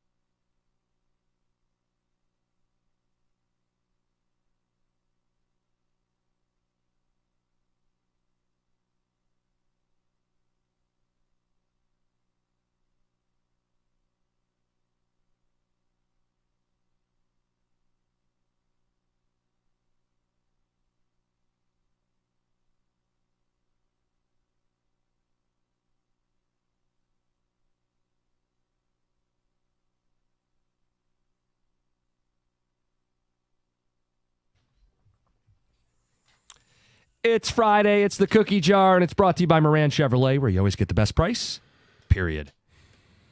6 questions. The first, which drivers are worse to deal with in the snow? The people who go way too fast or the people who are hugging the steering wheel going way too slow? Both have their risky behaviors and put you in a bad position. I think it's the slow drivers that are the worst. I think it's those, especially when there's just a little bit of snow. They're driving and they got their emergency flashers on. And so you they're going slow, but it's when you come up on them, and it is safe to travel at a little bit of a faster clip. It's all the people that aren't necessarily paying close enough attention that have to slam on their brakes or change lanes to get around this individual. Heather? There is nothing worse than a slow driver in the middle or left lane. Oh, yeah. Get over, stay in your right lane, drive all the speed you want to drive, slow and steady, fine, but don't drive slow in the other lanes.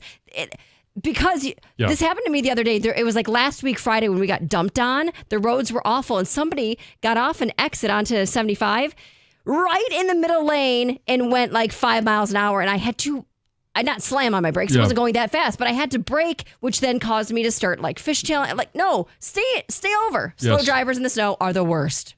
They're the worst. Consensus behind the glass. Too fast, too slow. Who's worse?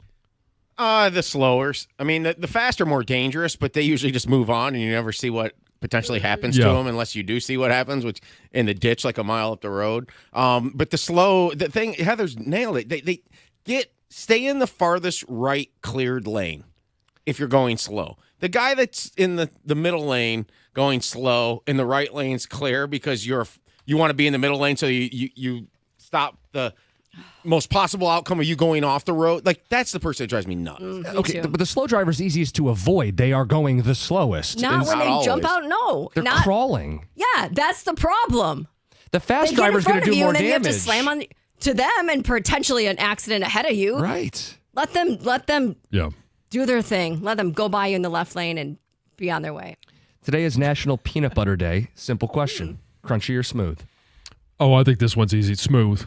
I don't like the crunchy peanut butter, especially, some of the natural ones that you can get, those are to me good, but they don't have the crunchy, the big pieces. Crunchy peanut butter is gross. I wouldn't call it gross. I would just prefer it's kind of gross. Smooth. Yeah, smooth. All right, I'm a weirdo. I'm a spicy garlic guy. I don't like peanut butter. You don't at all? No. Like, you are weird. And I'll eat peanuts. What about like a Reese's peanut butter cup? No. Oh, really? Wow. Okay, you firmly in the weird category. I know. Huh. Greg? Crunchy straight out of the jar. Oh, no, Greg. One in every crowd. Uh-huh. Sweet or savory for breakfast? This one's tough. Can I say both? No. I would say savory. I'd prefer my dessert to be at night, and the cinnamon roll. It's really hard to pass up a cinnamon roll, but when you've got good bacon and eggs, sausage gravy, biscuits, like that's the home run at breakfast. Give me the sugar. All day long. I could see that one load coming. it with syrup. Give me sugary cereal, the cinnamon rolls, the pastries. I'll take it all. Best cinnamon roll. Best breakfast place for a cinnamon roll.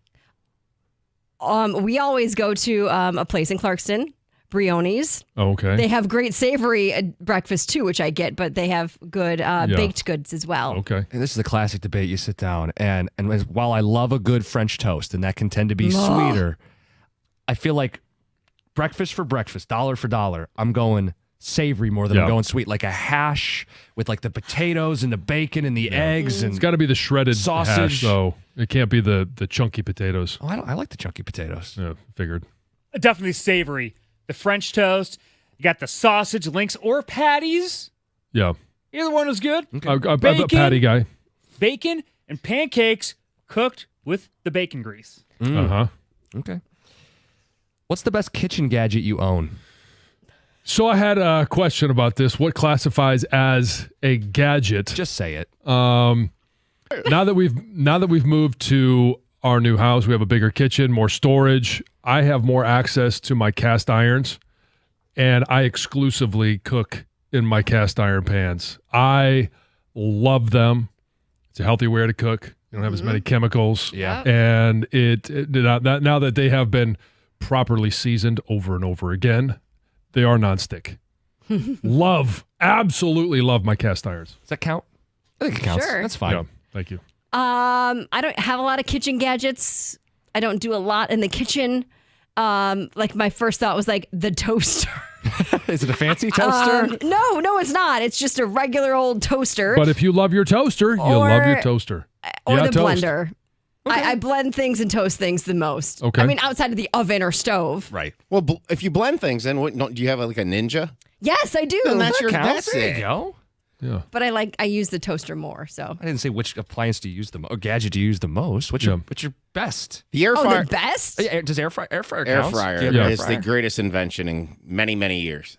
I love it. It cooks everything so well. It warms things. Like you can put pizza in it and warm it up good. It's so good. Like stuff like mozzarella sticks for the kids. Yeah. It tastes just like the restaurant. I agree. It's wonderful. Our oven came with a little air fryer kit, and we air fry it right in that now, and it's terrific. Don't laugh. Oh, I will. A nugget ice maker. Where you get that crunchy ice. Are those for your those like beverages? little Yes. pebbles kind of? Yes. Yeah. We've got Those the are cool. countertop ice maker as Yes. well. Yeah. Get the little cubes. Yeah. Well done. Anna got one for Christmas. She wanted one for Christmas. wanted one? And we have one, and it is a huge hit. Yeah. I love that. And she stopped hogging it now. She's sharing it. Oh. You know, kids hog their Oh, yeah. Christmas Sure. presents and don't It's her want to share. toy. Yeah. That's funny. For the rest of your life, you can only use one. Forks or spoons? I think for me, this one's easy. It's got to be a fork because if there's anything that needs a spoon, cereal, the last bit of milk at the bottom, or even cereal, like I could pick up the bowl and just pour it in. I'll take a fork because I can't eat a steak with a spoon. Okay. To me, it's got to be the spoon because anything, like complete opposite, anything you can eat with a fork, you can use a spoon for, but you can't use a fork for things you need a spoon for.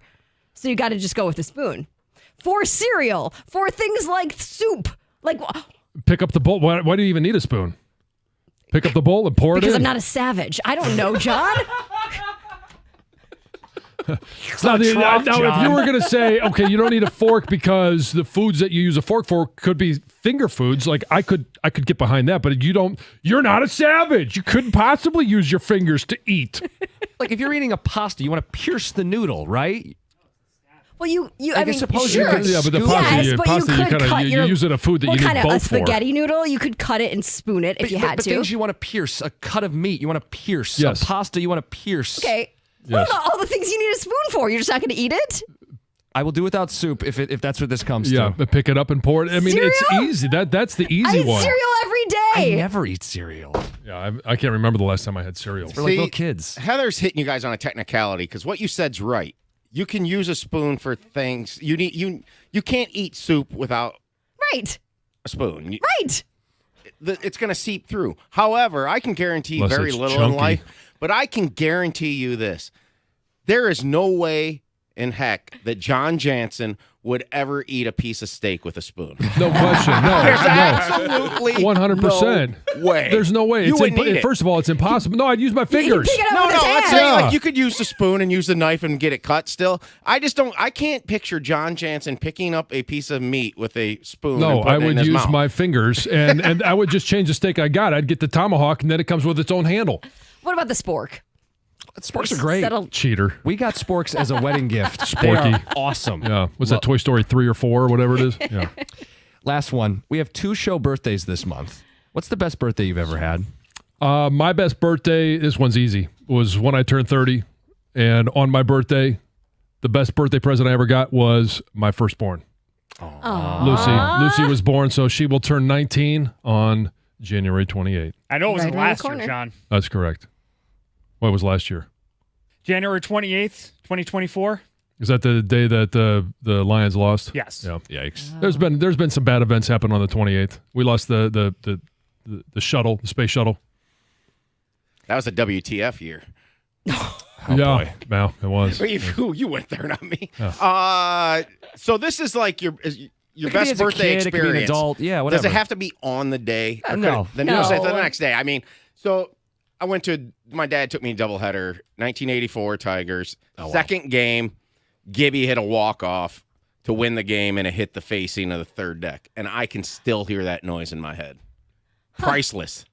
While you were at the game, I was being born. On January or June 28th. No, but in 1984, Okay. you know. Oh, No. Oh, not during that segment's exact over. game, but Yeah. Wrap it up. Stop Okay. talking, Heather. Did you? my what- 21st probably or 30th. Okay. It's like she's at the award show. Get off the stage. I would say my. Oh, there we go. Oh, there we go. Yeah, Jim's talking again. There we go. Hey.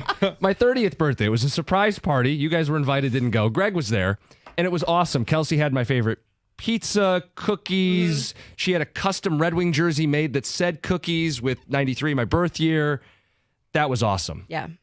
Greg was there. I remember. I think that's my favorite birthday too. All right, that's the cookie jar. It's 97.1.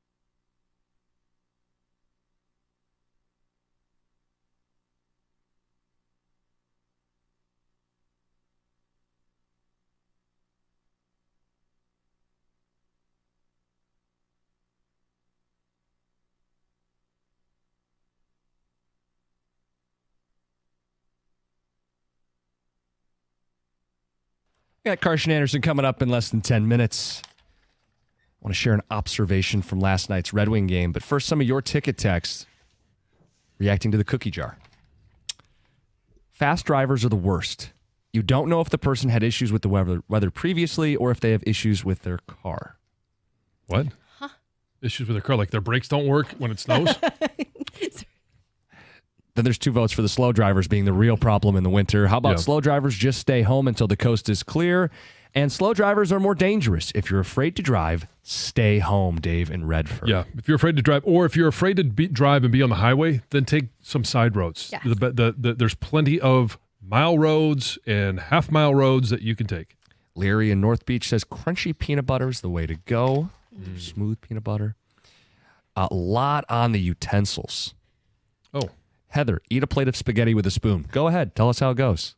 Yeah. Impossible. I don't think And it's you can't- and impossible. that's- It wouldn't be. It's With a spoon? Okay, spaghetti with a spoon. I could get spaghetti on a spoon. Would it be difficult? Yes. Impossible? No. It's going to slide off every time. You can't even twirl Eat it. soup with a fork. That's impossible. I could pick up the bowl. I'm not talking about picking pick up up a a plate of bowl or spaghetti putting and it in try a and eat mug. that. In a mug. Or you could eat it like Jack does sometimes. Just stick your face right in it. Heather, real Italians do it with the spoon and they twist it. Yeah, with a fork. Yes. Yeah, so you need both. That's why I said you need both. Yes.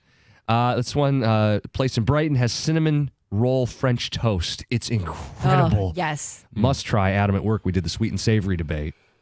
Yeah. And John says chicken and waffles, the best of both worlds. Yeah. Sweet and savory. Yeah. Well, okay. That's not the Cheating. choice. It's either or. You got to pick. Hey, these people not understand how it Just goes. listen to the question. Spoon and a fork, there's a sweet place and called savory. Come on, guys. I can't remember if it's Annie's Kitchen or Ann's Kitchen.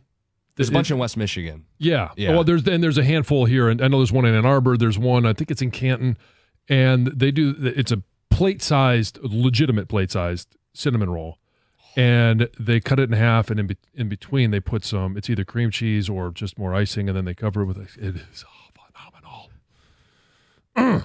Sounds Yes. amazing. I may have to stop for one on the way home. John, at the Red Wing game last night, I was there to watch our hockey team, but I also had a homework assignment from this show. Yeah. We were going to listen to see or hear, were there any Jared Goff chants? This was the first home game since the Lions lost. Yes.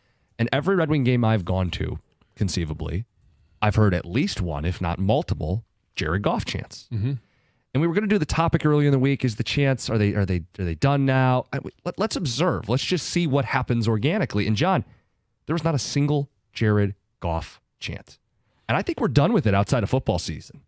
And people make up their mind by the time we get to the fall, but I think we're done. With the other teams improving, the chants kind of already felt out of place anyway. Then he stunk up the joint on Saturday. I think we're done with the chants for now. Yeah, it's run its course. It doesn't need to happen anymore. Lions season is over.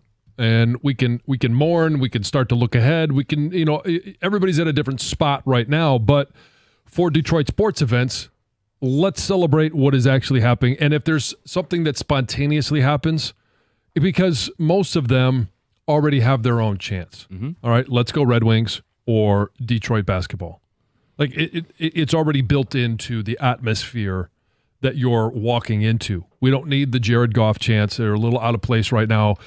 And honestly, you don't need them. There's only one spot that I think they could be used, and I mentioned it earlier, before the start of the 2025 season. And that would be the NFL draft, which will be in Green Bay. Where the Lions have had lots of success, where Jared Goff has had big games. And the Detroit Lions have taken over Lambeau each of the last 2 years. So why not take over the draft? We owned it this year. Yeah. Obviously we did because it was in Detroit. Yeah, but own it next year too. Mm-hmm. Ticket Texter says, people are being ridiculous. It's not even about Goff. It was a Detroit rallying cry. Yes, it makes sense to stop using it for now, but it's not that serious. I don't think I would, it is really not that serious. No, it's not. I don't think this is like, People aren't going to get up from their seats at the Wings game or the Pistons games or Tigers games in the spring and leave if people start chanting Jared Goff. How dare they? Texter says, Jim, it felt like if the chant was like an unwritten ritual attempting to summon a Lions Super Bowl. Given the very unique connection between the identity of the team and the city, it failed. The chant is dead. I think it's on hiatus. Yeah, look, because like Goff, he's not going anywhere. No. And he was damn good for a lot of this year. I really think we're missing some perspective. I use the royal we. I think we've been fair, but I think a lot of people are lacking perspective. The royal we? Yeah, you've never heard that? No. We used kind of like... Yes, the royal we. It's like an all-encompassing Sounds we. a little personal. You have to use the loo for that. Gators in the studio. No, the perspective is this. Jared Goff was bad on Saturday. He should be hammered for that. He knows he wasn't good enough. He's copped to it. He should be skewered for it. And at the same time, he's played 4 playoff games in Detroit. 3 of them, he was very, very good. He is the quarterback next year. He got MVP consideration. That perspective needs to be included when we look further beyond Saturday. Well, yeah, that, and even despite playing a terrible game, and I'll say it, they did score 31 points on offense. They did have over 500 yards in offense in that game. Defense and all the holes they have there because of the injuries, probably the bigger reason. I started on Monday's show, I came out, and I kind of took that approach that I thought it was, or actually maybe Tuesday's show. I said, if I had to give the biggest slice of blame, I give it to Goff. You changed that? Well, I'm kind of hanging on to it, but Kang made such a compelling argument for the defense and the injuries, leading up to that as well, that it's hard not to look at that and say, hey. But even with that defense, they should win that game right? But that's the point, isn't it? Like you scored 31 points, you had 500 yards in offense, but you lost. Well, why'd you lose? 5 turnovers. 38 points on defense. Well, hold on. Like, you already agree with me, so I'm not fighting with you. But the Rams, sounds like you are. The Rams and the Ravens are better defenses than the Lions, and they lost those games because of turnovers. Pointing all 5 fingers at you. Yeah, all 5 for 5 turnovers. Yeah, look at that. Look at that. I'm just saying that I can see both sides. I think they're both very strong arguments, and both can be true. Yeah, that's why it's a team game. There you go, John. Spoken like a true John, what do you captain. know about playing on a team game? Team game in the NFL. We brought up the observation from last night, no Jared Goff chance at the Wings game. It's maybe the first time all year that's happened. They're temporarily on hiatus? I think so, and it's fine. It's look, they didn't get to the NFC Championship game. They're clearly not going to the Super Bowl. Well, let's just get back to the Let's Go Red Wing chance. That'd Right? be nice. Yeah, Or Detroit basketball. Some guy tried, and he's tried every game. Dylan Larkin. It's not stuck. I tried to help him last night. Dylan Larkin. How about Let's Go Elmer? Something like that. Does that sound good? Let's go Elmer. Soderblom. He is a massive human being. He's large. Yes. He's large, and Montreal matched it with another large individual out there last night. A little chippy at times.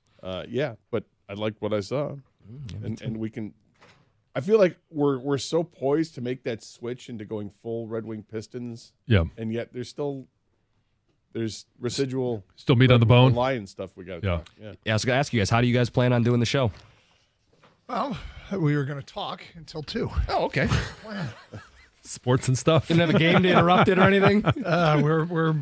We had to put off are you going to eat that? We'll do that in the noon hour. And we got an NFL question for everybody right out the gate. And we do have something amusing. Our bold ass prediction segment? I'm reading your "Are you going to eat that" on the top sheet there. Yeah. I won't say it out loud. Okay, but would you eat that? I was going to have that in my no. news. Never got to it. No. You wouldn't eat it? No. Would you eat it? No. No. Sure. I don't want Gator to see, but would you eat that? Yeah, I would. Okay. Well, we'll get to that in the noon hour. But we're going to revisit bold ass predictions from the beginning of the season. They are hysterically bad. We did a little bit of that today, too, with rapid receipts. Good God. Oh, man. Gator, we swung big and we missed big. Glad to hear it. Yeah. You didn't miss big on one, but we'll get to it. Good stuff ahead. Carson Anderson, 97.1.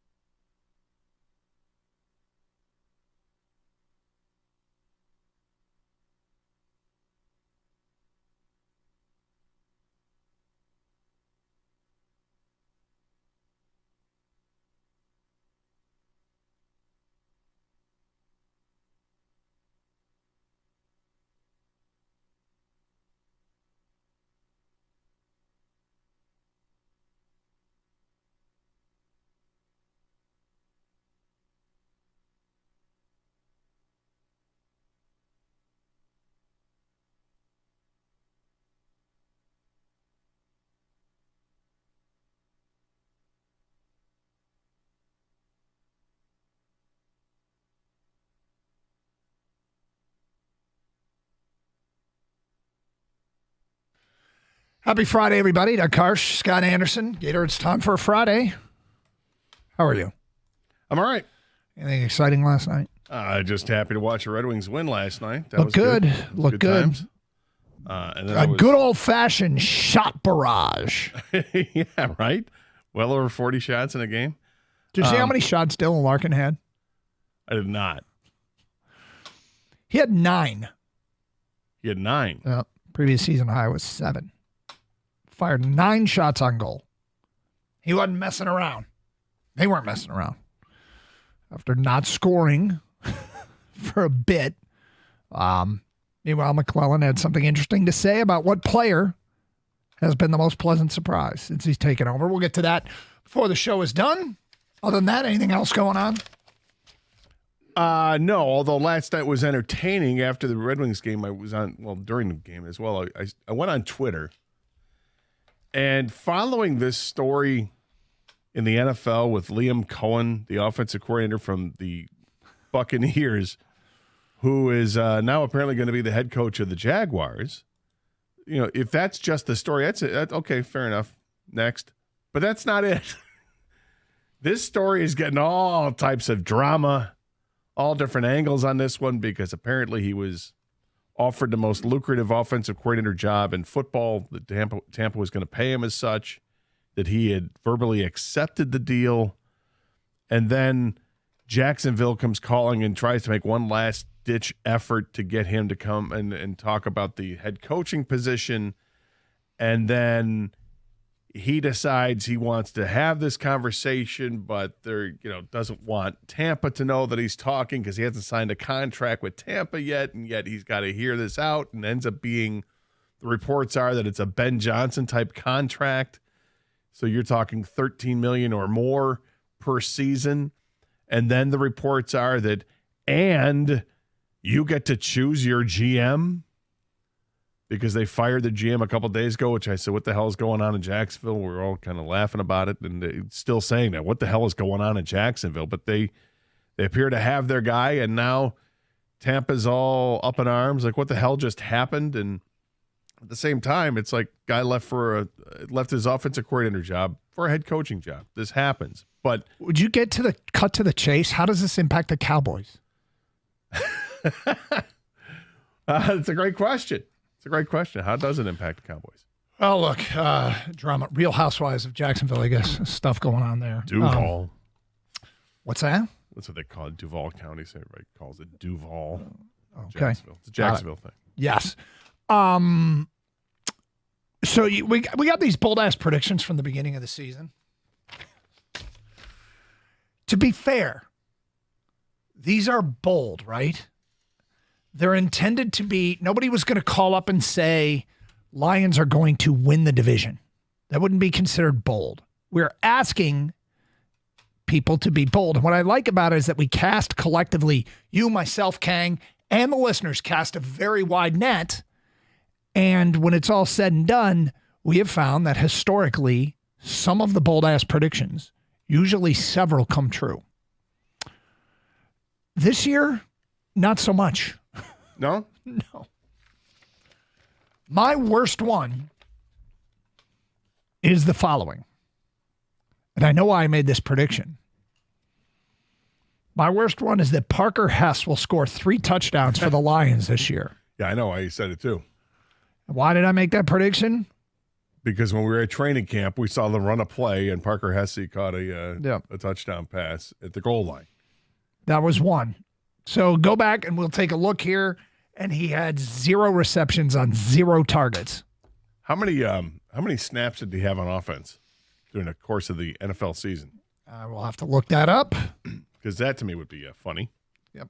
Because I'm not sure he had 3 offensive plays it's this season. Quite possible. Yeah, I'm not sure he had 3. Oh, wait, he did. He had 59 offensive snaps. Oh, look at that. 59 offensive snaps. Here's one from you. Aiden Hutchinson will have 15 quarterback sacks, which you very well might have. In fairness, he was halfway there and only played like 5 games. While Marcus Davenport and James Houston will combine for 15 sacks. All right, so that one hurts. A lot. Marcus Davenport and James Houston did not combine for 15 games. Now, in fairness, Davenport got hurt. In fairness, they Who both saw that coming? They both stunk. Who knew? Who knew? In fairness, this was a bad prediction. Yeah, that was terrible. That's I own it. That was terrible. It happened. Oh, we're just getting started. James Houston was terrible. My bold ass prediction number 2: the Lions will trade for Devontae Adams. That did not happen. No, he got traded.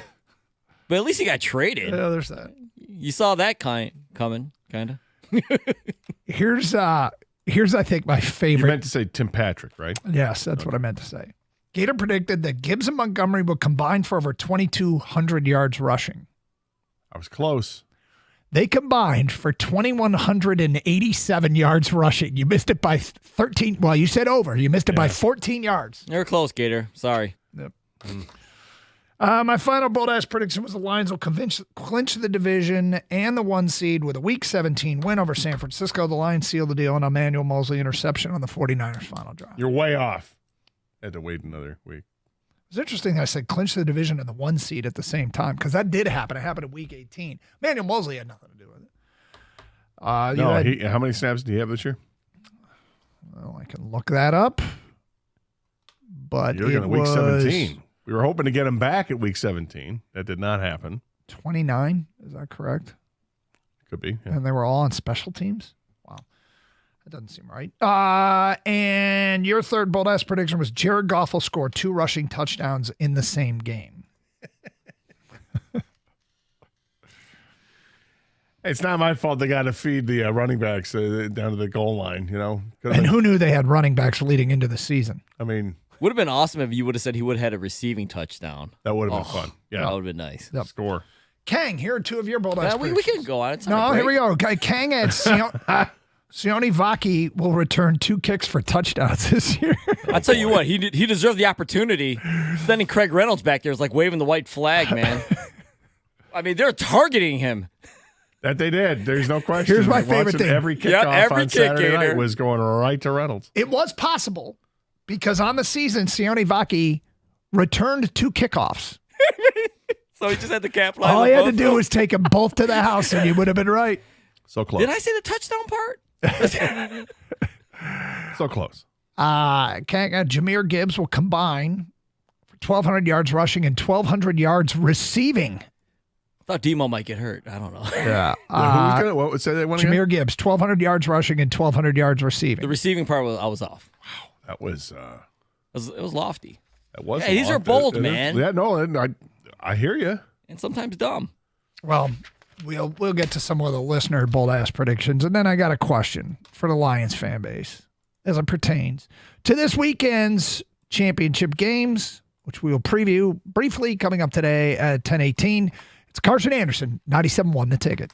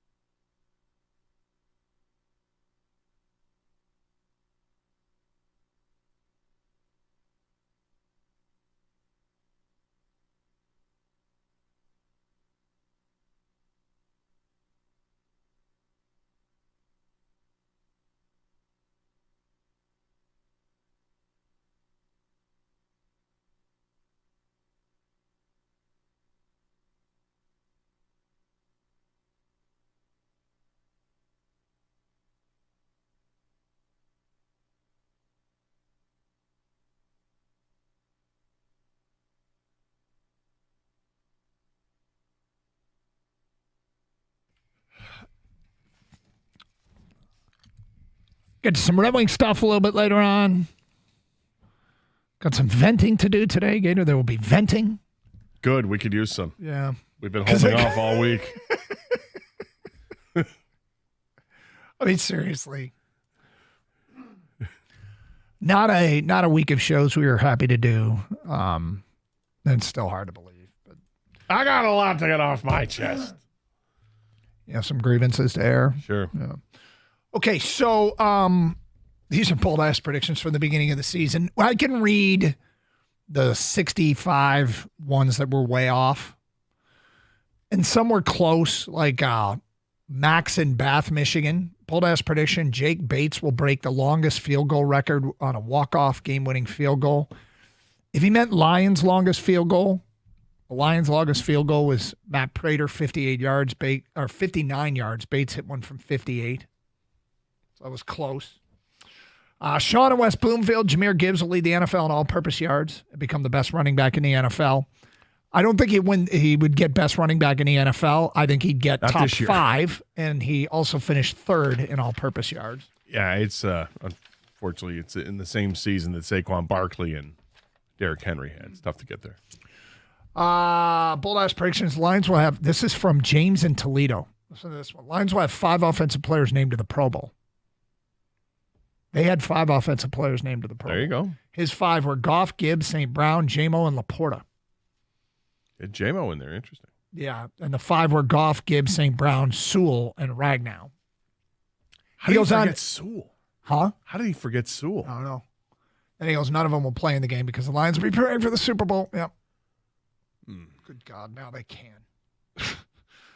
Bold-ass prediction, J-Mo and St. Brown both get over 1,000 yards, and Monty and Gibbs will both get 1,000 yards each, too. That is from Paul and Dearborn. Amon-Ra and J-Mo both went over 1,000 yards receiving. He was right on that. Monty and Gibbs came close. Montgomery's injury probably kept that from coming true. That was a pretty good one, Paul and Dearborn. Johnny and Al Park said the Lions will go 16-1. They went 15-2. So there's some decent ones in there. All right, so we got NFC and AFC title game. Philly versus Washington. You know what's going to irritate me in a time where the nerves are a bit raw and a lot irritates me? I try not to bring it to the air. It's hard sometimes. What's going to irritate me is when Philly doesn't turn it over 5 times and Washington doesn't look as good. It's going to bother me because it's just going to crystallize how the Lions help them. They're a really good team. I don't want to take credit away from them. But when Philly doesn't turn it over 5 times, and then they also don't fall behind by a couple of scores and can do something that the Lions could have done, which is just hand it off a million times to Jahmyr Gibbs. And if you don't get behind, you can do that. And they're going to hand it off a million times to Saquon Barkley. And the formula is right in front of our eyes. And it's not the most complex thing to execute. It's And what you always, I hate taking away credit from teams, but honestly, if Philly doesn't turn it over 5 times, it's a lot easier to beat Washington. Well, the other thing Philadelphia can do that the Lions couldn't do is get pressure.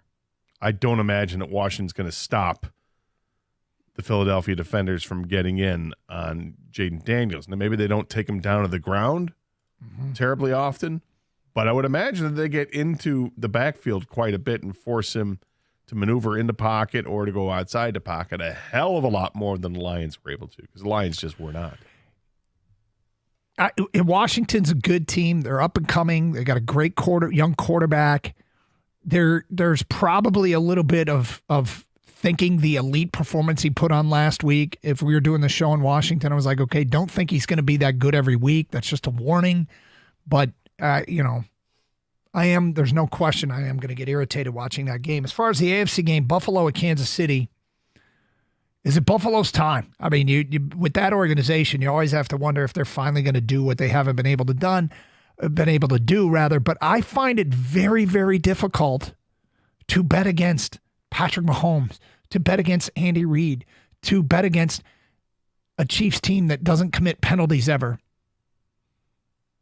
because they don't ever really seem to commit critical penalties. They're not allowed to, Doug. No, they're not allowed to. They're not allowed to. It's hard to bet against a Chiefs team. Here we go. That can come up with that big yellow flag when they need it.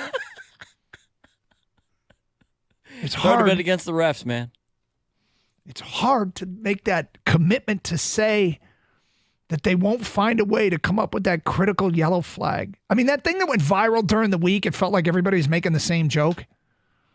Buffalo's already been flagged for roughing the passer in Sunday's game. I saw that tweet joke 50 times, and every time I went, yep, recycled joke, but it's the way the football world feels. So, any thoughts on Kansas City, Buffalo? I like the game. Looking at the weather in Kansas City, it's supposed to be in the 30s, but not very windy at all.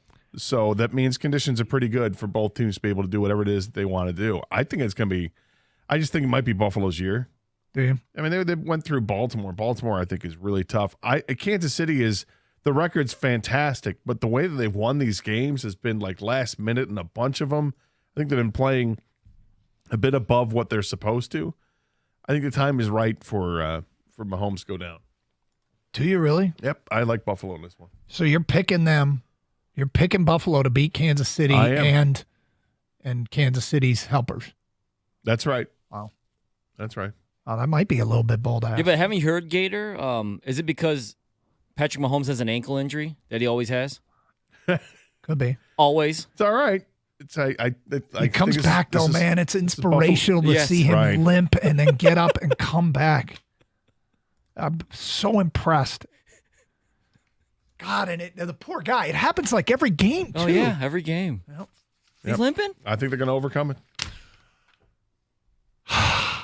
Okay, but here's the question for Detroiters. Is there anybody that just can't watch? Like, seriously, this is a great Sunday of football historically for us. This doesn't feel so great this year.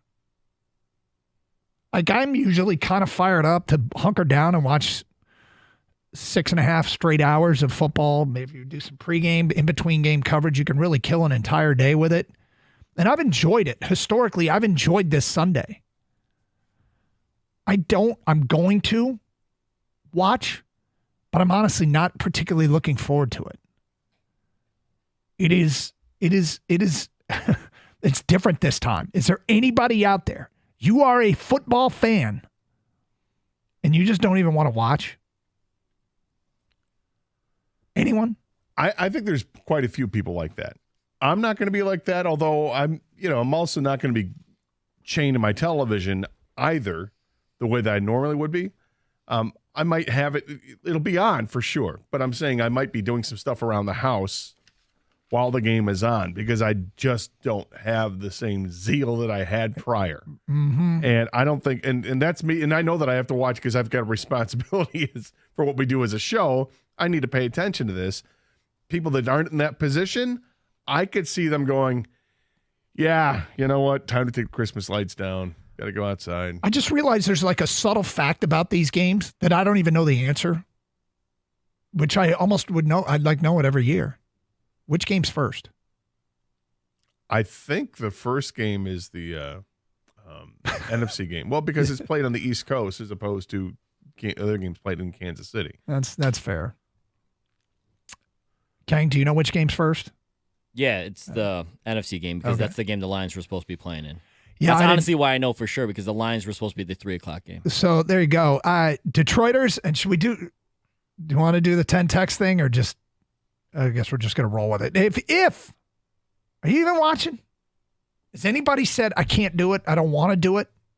248-539-9797. It is traditionally a historic and fun day in the National Football League, but are you even going to watch? Is anybody boycotting it? Is anybody too hurt? Is it still too raw? 248-539-9797. It's Carson Anderson, 97.1, The Ticket. Research shows most people give up on their New Year's resolution around the middle of January. Don't let that be you. Do something to get remotivated, like get some high-quality workout clothes from Showsome. The name Showsome is all about hustle. Show some hustle. Show some work. Show some commitment, and you'll see some results. Showsome Athletic Apparel is a Michigan-based athletic apparel performance company. Hoodies, long sleeve, and short sleeve shirts, leggings for women, clothes that are made and built to last. Use a discount code Doug at checkout. Go to showsome.com. That's showsome, SHOSUM.com.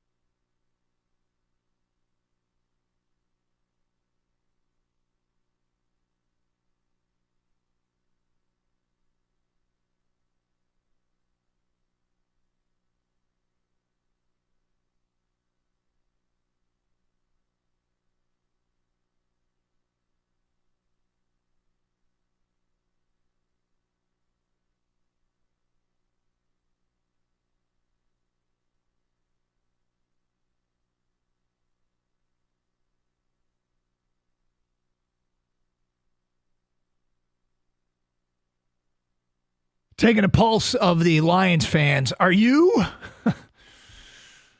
finding yourself uninterested in the games on Sunday? Are you finding yourself unusually uninterested in the games on Sunday? Because historically, this is it's been a really fun day, and feedback is coming in because everything's different this year. Our perspective, the context of which we watched the postseason the last couple of years is completely different, not what we're accustomed to. And do you find that your interest level it's either waning or the nerves are too raw to even watch these games coming up on Sunday? Feedback coming in. I'll definitely watch it. This year's loss was less painful than last year's, so I got over the loss in about 3 days. I'm ready to see more big football games as long as the Chiefs lose. That's from an unnamed texter. Next one. I'm rooting for the Bills. Who cares, though? Can we talk about Detroit sports? Go Wings. We will. We will. We kind of are, though. We're talking about the Lions fan base, which is huge, and how you're processing this. Yes, we now have to root for Philadelphia to win it all. I hate Kansas City. I don't want the AFC to win anything, and I want Philly to beat the crap out of Washington. Everybody should be watching these games. See, that's interesting. I take the opposite approach. I want Washington to wallop Philadelphia. Do you? Yeah. A, I can't stand Philly, and two, don't you want the team to beat you? You want to know that was the team to beat? So it's funny. If I was thinking about this as I was driving in, and I realized if I am forced to have a rooting interest, I'm going with the long play. I want Kansas City to win it again. And the reason I want Kansas City to win again is I think the perfect story is to take out Kansas City And I want Kansas. If I were to pick the perfect story, it'd be Lions beating Kansas City in the Super Bowl. That's fine. But what about the NFC? Don't care. Don't care. Yeah. No interest. Kang, which team do you want to win the NFC? The Pistons. That's a great answer. But you're Mr. Football. You love football. I know. I'll be watching. I mean, this is weird, man, because before we're very used to not watching the Lions advance to the playoffs. Correct. This is very different, though, when you have expectations and the gut-wrenching loss last week. I'll be watching. Will I be rooting? I think I'm going to end up rooting for the Commanders, is because I do like Jaden Daniels a lot. And Still? I think it really wasn't. I don't blame him. I blame us. I blame him. Like he did what he had to do. It wasn't, and he wasn't annoying about it. Sometimes players do things. He's where you're phenomenal. Like, it was more us. I'm more upset at us. With that being said, I think I lean Commanders. Okay. What Next one. Yes, we have to root for Philly to win it all. I hate Kansas City. I don't want. I already read this one. I'm sorry. Next one. I'm a big football fan, and I haven't watched a single minute of football since Saturday night. I just don't care. I can't take more salt in the wounds. That's from an unnamed texter. Wow, didn't watch the Buffalo-Baltimore game. It definitely wasn't the same. Dude, it wasn't, the same. It was not the same, but I still kind of felt compelled to watch it. Unnamed texter, I have zero interest in the NFC Championship. I will watch the AFC Championship to watch the Bills take on the Chiefs and the refs. That's funny. Look, I've been here in the past. Mm-hmm. When you get a Super Bowl matchup that you just do not care about either team, and I've definitely been there. But this is brutal. It's brutal to see because it was about the expectations. Let's go to D in a car. You're on 97 on a ticket. Hi, D. Hey, how's it going? All right, D. So I will say this. I have zero desire to watch it. It's not that I can't. I don't want to watch it because I'll find myself critiquing every single thing that Washington's doing and saying, "Oh, we could have done that. We could have done that. Mm-hmm. This is how we could have countered that." But to add to your point, though, I would either have to choose for the Commanders to win it all or the Chiefs to win it all. I am a huge Jaden Daniels fan. I like to see him win. I just didn't want to see him win against us. And plus, he's a rookie, so he'll have plenty of other opportunities to win. And it was just kind of like a rehash of the last time we came really close back in the past when we lost to Washington. And I pray that doesn't repeat itself or we'll never get back again for another 6 decades or whatever. But anyhow, I'm saying that to say that, no, I don't plan on watching it, don't really care to. And to add to insult, you have to see Ohio State win the national championship as well. So, it's a lot to take in right now. Yeah, I hear you. I hear you. We've had a great. I mean, we kind of remind ourselves that we've had a really, really good run this year. But the net of this season, and when you get right down to the end, is pain, man. Sports are great because we care so much. If we didn't care so much, it wouldn't hurt as much. What's made it awesome is, everything they've done has been. We've not been accustomed to this, right? We've just not been accustomed to this. No, we haven't. And yet, if you watch Philadelphia, though, and if you're rooting for Philadelphia, you could see things that I gotta believe are gonna rub you the wrong way, though. Like if Darius Slay makes an interception, aren't you gonna be like, man? Every time I see a sideline shot of Sirianni, it's gonna rub me the wrong way. Well, you want to punch him in the face because he's got the punchable face. People that wanted Jalen Carter, and there he is, or Jordan Davis making plays, and Kobe Dean making plays, and then there's the rookies they have at defensive back with Mitchell and Dijon. Yeah. And this Jaden Daniels story, like, I don't know how to characterize it other than we're going to remember this one for a long time. Like, there are performances in huge games that hurt, whether it be Robert Horry against the Pistons, whether it be Pablo Sandoval against the Tigers in the World Series where they couldn't get him out, whether it be David Eckstein, like there's Big Poppy. Yeah, guys who did elite things against us that are just they resonate for years. Kyle in Flat Rock, you're next. Hi, Kyle. How's it going, guys? What's up? I just wanted to say I'm probably going to end up watching the NFC game just because I want to see the Eagles do, or specifically Saquon Barkley do what the Lions should have done to the Commanders. I would honestly say that I'd be completely shocked if Barkley doesn't get at least 35 touches. Well, the Lions did run for 200 yards against Washington. You're right.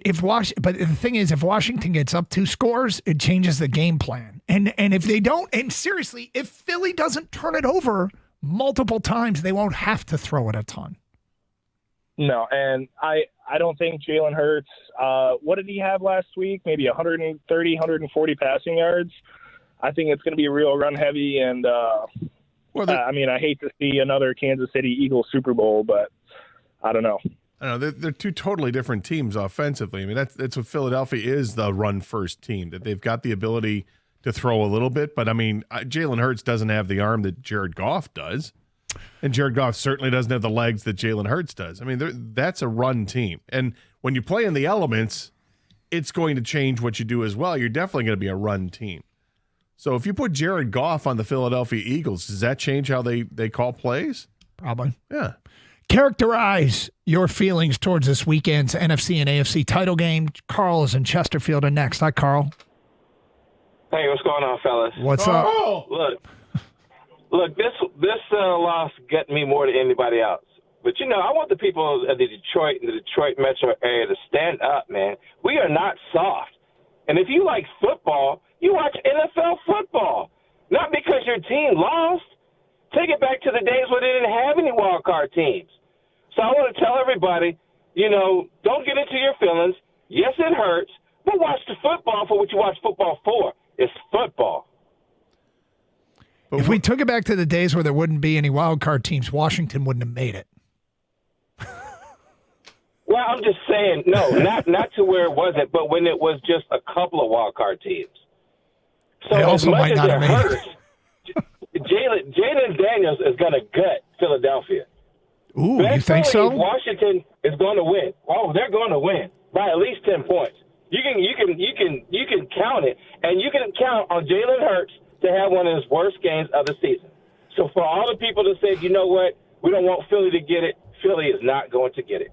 How about that? So Carl, I really appreciate your commitment to this. Can I have Philly plus 9.5? You can have Philly plus 11. How about that? The casino worked. Okay, so 6-pack of our favorite seltzer, whatever you choose. Yeah, because look, Washington's defense is a bend but don't break defense, but they played each other 3 times. And if you look at it, Saquon Barkley has not really smashed them up to that defense. So, and their defense has looked a lot better, unfortunately. So I'm looking for them to be a big dogs come Sunday. Well, Carl, sometimes people call and their call helps. Your call helps because now I care a little bit more about the outcome of the Washington-Philly game. And there we go, baby. Yep. Washington Commanders. I've got Philly plus 11. All right. So the weather in Philadelphia on Sunday is supposed to be warmer, like in the low 40s, high 30s, low 40s, but windy, like 20-mile-an-hour winds. Yep. 16 to 20, I believe is what I saw. That's going to affect the passing games a little bit, you would imagine. So that would affect Washington more than it affects Philadelphia, because Philadelphia is a team that likes to just grind it out and run it, and Washington is not very good against stopping the run. It's interesting. You got him up to 11. You didn't even ask for 11. You asked for 9.5. He said by at least 10. I mean, this is how the Karsh Casino works. You get somebody that gets all chesty and bold. Yep. You call them on it, and then they're so chesty and bold they even give you a couple more points. Yep. Brilliant. By the way, somebody on Twitch, Loki's Revenge, writes, dude, stop yelling at me. I'm sad, okay? More of your phone calls and feedback. Coming up in the 11 o'clock hour, Tom McClellan said this guy is the biggest surprise since he's taken over. Hear who he said in the 11 o'clock hour here on Karsh and Anderson on 97.1 The Ticket. Well, when it comes to all the big games, the best place in town to watch them at is 24 Seconds Bar and Grill in Berkeley. They've got all these flat screen, high definition TVs throughout the place, amazing seats. You don't have a bad seat in the place, and the food is fantastic. They got the best wings in town. And for Sunday's NFC and AFC championship games, you got specials all day long. You got specials for U of M and MSU basketball games. 20-ounce Miller Lite, 20-ounce Miller Lite on special for just $3.75. That's all day, every day. And for Detroit hockey and basketball games, you get $4 bottles of Blue and Blue Light. They got trivia. That's on Thursday nights at 8 o'clock. And 24 Seconds is also open for lunch on Thursdays and Fridays. And if you need an event catered, how about this? Let 24 Seconds do all the work. That way you can just enjoy your guests and mingle and do all that, not have to worry about prepping the food. They've got it taken care of, and they can cater any event, party, celebration of any kind. And if you're looking for a great place to work, 24 Seconds is hiring cooks right now. No experience necessary. They're going to train you. 24 Seconds is a great seat for everybody. It's my favorite place to go, right in the heart of downtown Berkeley. Service is great. Food's even better. You can check out all the specials and happenings at 24secondsbar.com and grab a taste of the action for yourself. 24 Seconds Bar and Grill on 12 Mile in Berkeley.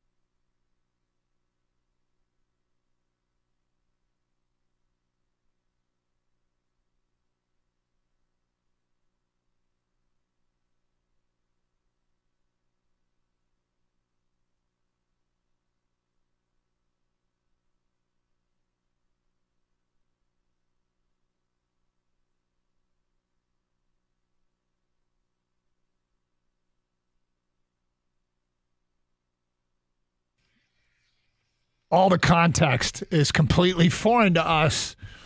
What it's like to have a Super Bowl contending team, dare we say, the favorite to go to the Super Bowl of the NFC. I guess it's the 1 seed. It's cool to say that. And when you don't get to the NFC title game, this whole thing feels completely different from a standpoint of you know, just some of the enthusiasm. The life gets sucked out of what was normally, I think, a really fun day, the Sunday of the NFC and AFC title game. It's just different. It's just different. Are you even going to watch? If so, who are you rooting for and why? 248-539-9797. A little bit of breaking news. There's a franchise that has won a couple of Super Bowls that just hired a Super Bowl winning coach. The Raiders have hired Pete Carroll, according to Adam Schefter. Yes, that Pete Carroll. 73-year-old Pete Carroll, who won the Super Bowl with Seattle, is now apparently has reached an agreement on a 3-year deal with a 4-year option, according to Adam Schefter and ESPN. Leaving only the Saints and the Cowboys with job openings. And the Saints are heavily rumored with Mike McCarthy, and the Cowboys heavily rumored with Brian Schottenheimer, offensive coordinator. Well, you kind of answered the question, how does this impact the Cowboys? And I'll ask the question, how does this impact University of Washington football? Because Pete Carroll and Bill Belichick are gone. They had offices in the Washington football program building.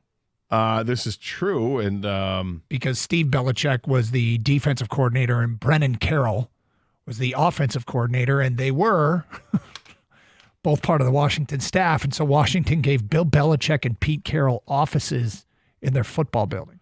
On Field Yates tweeted this out. He says, 1 week ago, Pete Carroll arriving back on USC campus as Professor Carroll. Today, Pete Carroll, Raiders head coach. So he's well removed from Washington, Doug. You got to keep up. Yeah, sure. Come on. 248-539-9797. Let's go to Shane in Farmington. You're on 97 on the ticket. Hi, Shane. Hey, good morning, guys. How you doing? What's up?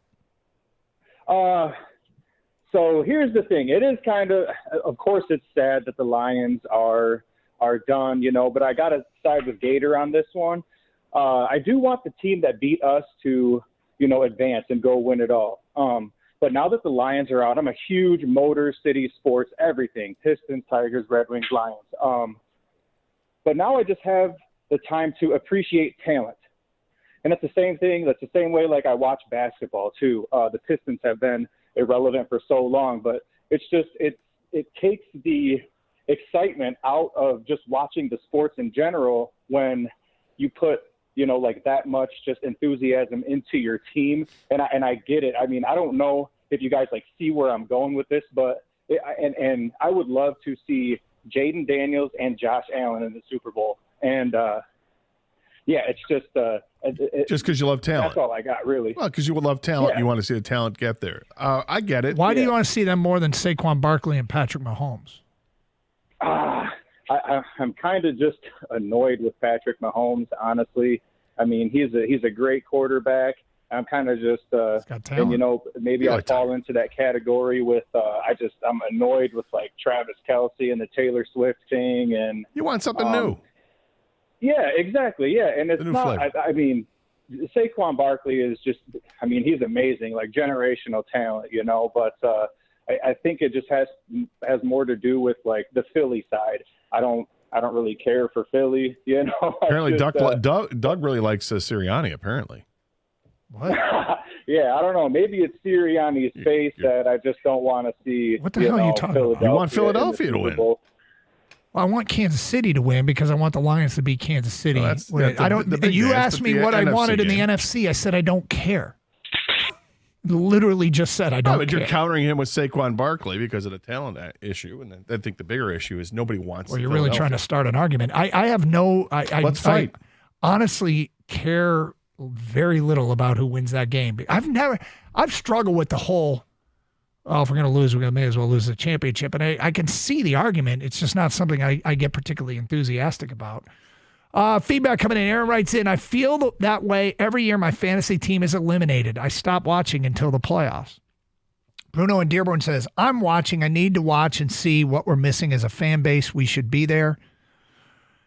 Bruno, that is our default position for the bulk of our lives, is watching and seeing what we're missing. I don't feel like I need to be reminded of that. I don't watch because I feel like injuries have cheated us. But that being said, I hate Philly, but sure hope they light up Daniels. It's conflicting emotions. Mike in Hazel Park says, I'm not watching any football until the Lions come back next year. I don't care about these games. I don't care who wins. I don't want to see Chiefs-Eagles Super Bowl again. I'm done until September.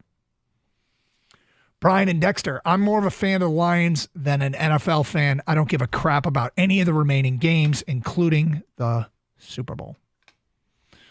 248-539-9797. Look, I get it, man. It was, I didn't realize it until the Sunday games came on. And I'm like, And I'm talking about after last Saturday. I didn't expect this to be the way I felt, but after last Saturday, I was really in a kind of place. So, do you think there's going to be carryover effect when the Super Bowl happens? I don't know. We'll be a couple weeks removed from the games. I hope I'm fully in for the Super Bowl like I am. Every year the Super Bowl is it's a great party. It's a great celebration of football. It's also always a little bit sad because football's over. But I hope so.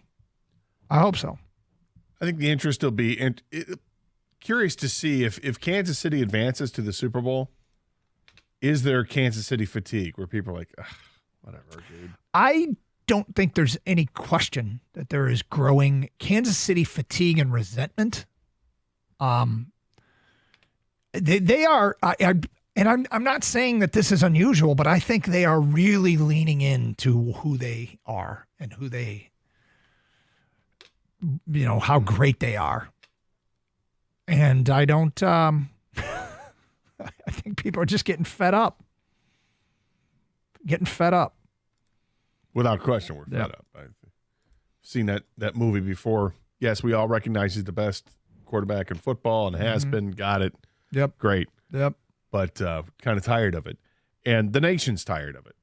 You think like the nation wants to see like Josh Allen versus Jaden Daniels? 100% the nation wants to see that. Yeah. Outside of Missouri, and Kansas, nobody cares about the Chiefs. And outside of Philadelphia, in the state of Pennsylvania, not even a whole state, like Pittsburgh side's like, nope, don't want to see it. But outside of that, everyone is rooting for Buffalo, with some eastern states rooting for Washington and maybe a couple of southern states because of the Jaden Daniels family. I actually saw a map of who each state is rooting for, and it's like 40. It was mostly Buffalo. Louisiana was rooting for Washington. And like Pennsylvania and New Jersey were rooting for Pennsylvania or for Philadelphia, but it's overwhelmingly at this point it's go Bills. It's go Bills. 248-539-9797. Carson Anderson 97.1 The Ticket. All right, college basketball tonight. Michigan plays at Purdue. High seeded game for Michigan. That would be, as of now, a quad one win. They need one of those after losing to Minnesota. Michigan State is at Rutgers tomorrow. Rutgers, a fascinating team that was ranked to open the season. They were 35-1 to win it all. They are now 200-1 to win it all. They are 10-9 with 2 lottery picks in Ace Bailey and Dylan Harper. They have been a major disappointment. The Spartans trying to extend their 11-game winning streak. So we got 2 somewhat interesting college games on the docket this weekend for our local teams. Pistons back in action as they continue to just get the more and more check marks in the credibility box. They play at Orlando tomorrow, another team that's in the Eastern Conference playoff hunt. Red Wings won last night, 4-2 over Montreal in what was a game that had a couple of just absolute highlight goals in a 4-2 win as they try and sneak back into the Eastern Conference playoff race. Yeah, that pass from Raymond to DeBrincat was incredible. And then DeBrincat with a weird angle on the shot just buried it. That was a no-look. The only people that it looked like one of those things, the only people that realized DeBrincat had the puck were DeBrincat himself and Lucas Raymond. Everybody else was like still with Lucas Raymond, like following him across the zone, and DeBrincat had the puck on the goal line on the weak side, and it was just like, he's just deposited into a yawning net because nobody else knew it. It was nice to see. And the Pistons, Johnny Kane just tweeted this out, that the Pistons are now just a game out of the 5 seed in the Eastern Conference. Wow. That's how quickly things move and how tight things are in the Eastern Conference. 248-539-9797. It's Carson Anderson. Just a reminder, coming up in the noon hour, another edition, Are You Going to Eat That? There is a story that's been looming for weeks with no movement. What the hell's going on here with this Detroit team? We'll get to that today at 11:02 here on 97.1 The Ticket.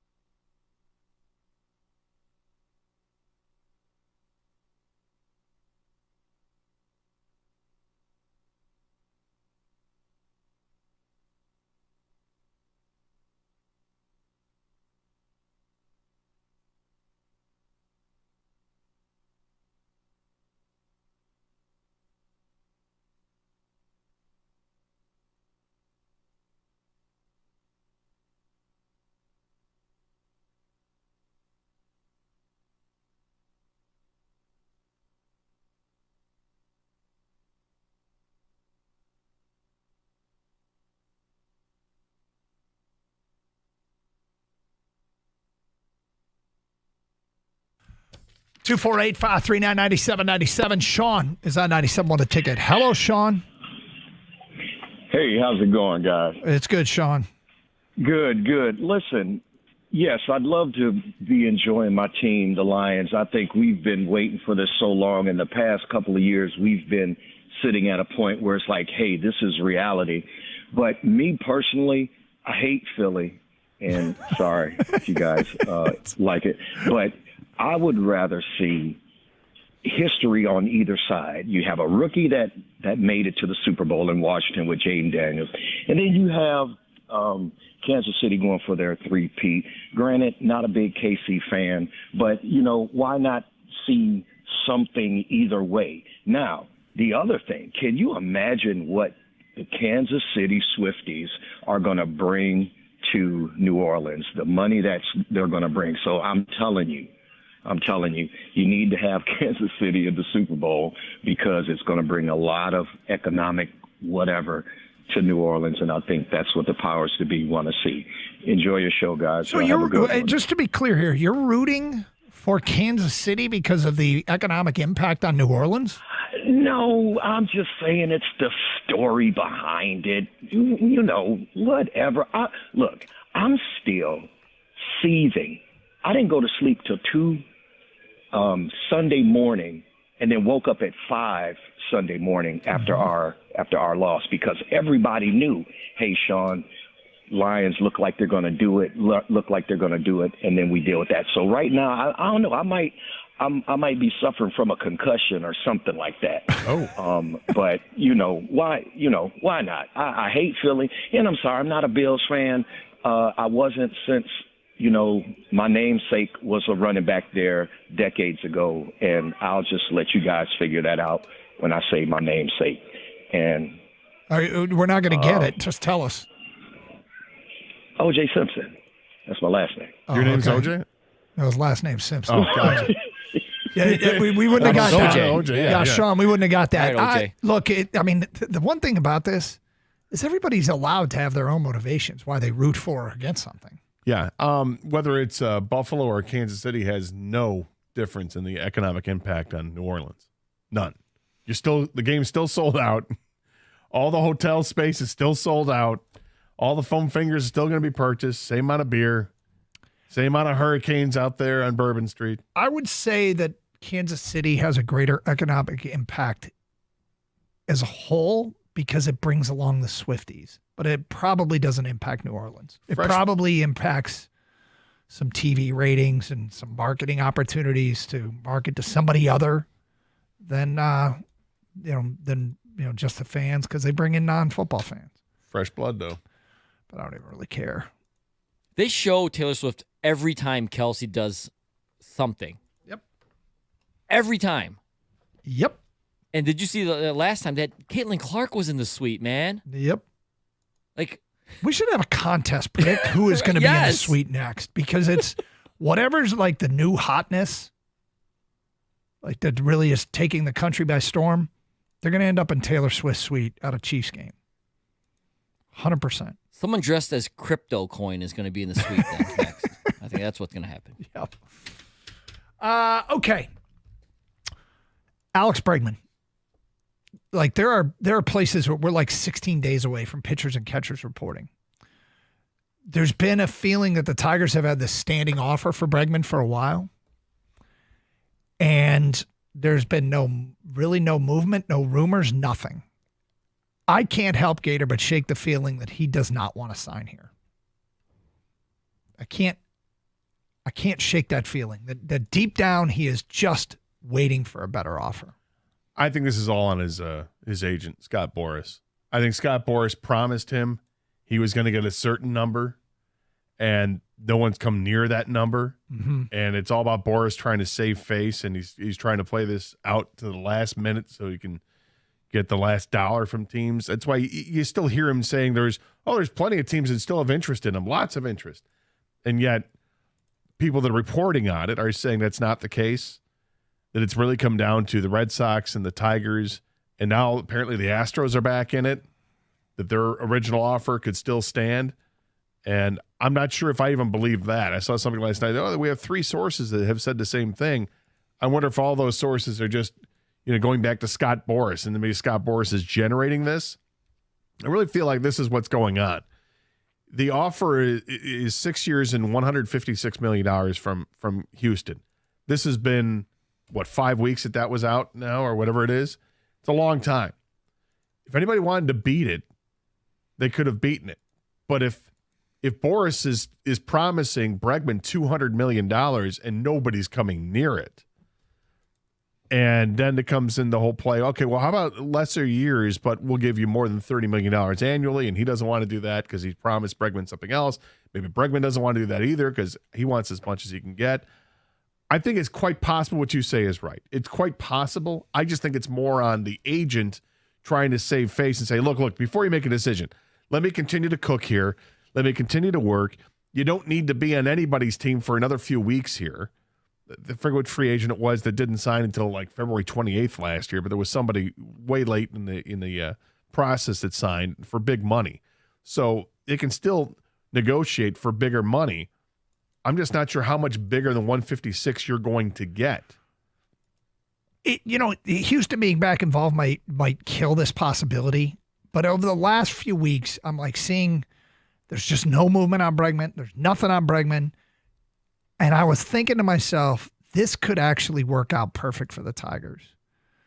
In that the concerns are the long-term commitment to Bregman when his career offensively might be trending in the wrong direction, and going from Houston to Detroit could have a major impact on that. And I'm not anti-Alex Bregman. I'm anti-Alex Bregman for what has been reported would be the kind of contract he would get, which seems to be 6 years and 156. Pushing north of that.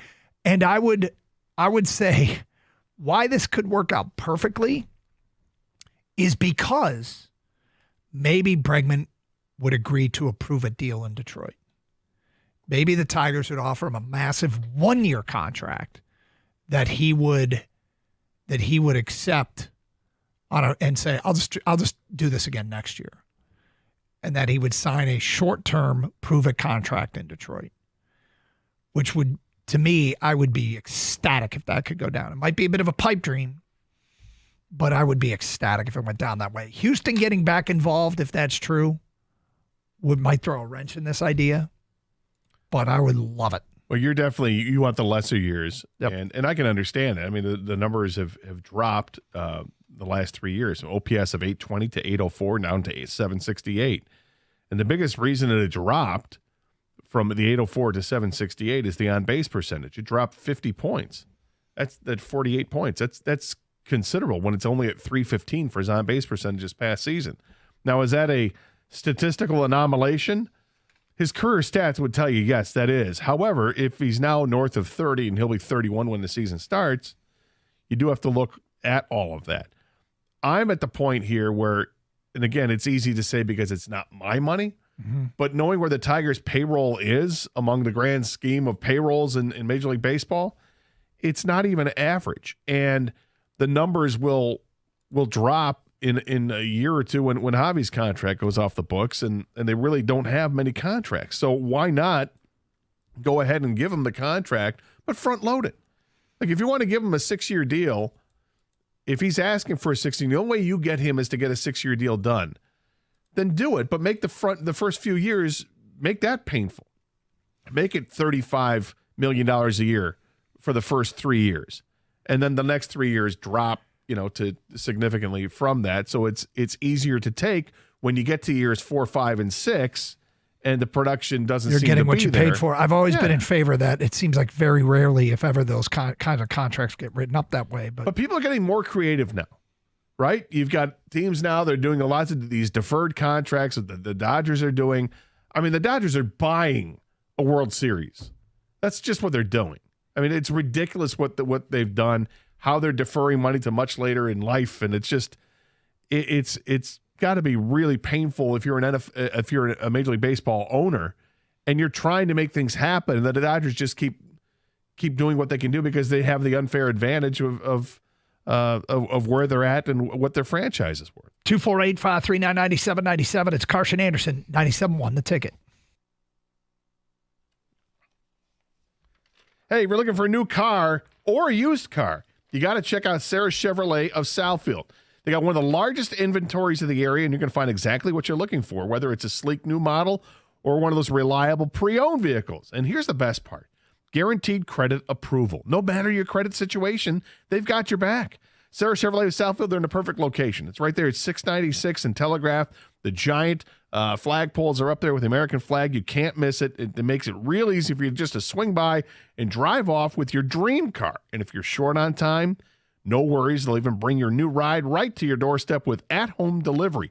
And if you're into the latest tech, you're going to be glad to know that Sarah Chevrolet of Southfield is one of the top EV dealers in the country, offering cutting-edge electric vehicles that are setting the standard for the future of driving. And best of all, they're open on Saturdays because they know weekends are the best time to shop for your next car. So come see why the Sarah Chevrolet of Southfield is the place to go for your next vehicle. Together, let's drive.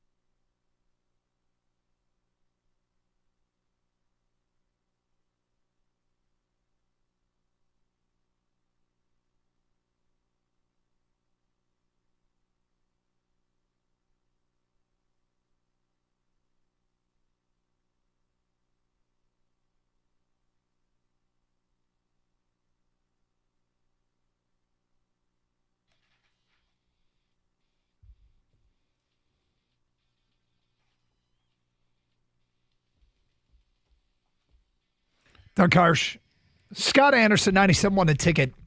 One of our professional athletes posted a video, and it's a video that we're not 100% sure that it's a video of him, but it looks like it might be. And it shows an individual walking what appears to be either late at night or early in the morning shorts and a T-shirt, while on their phone, walking perhaps from a bedroom or a bathroom to a staircase. It is a security video. And the person in the video takes one step onto the stairs and slips, lands on their butt, and proceeds to fall/slide down the stairs. Boom. Boom, boom, boom, boom, boom, boom, boom, boom, boom, boom, boom. The giant slide?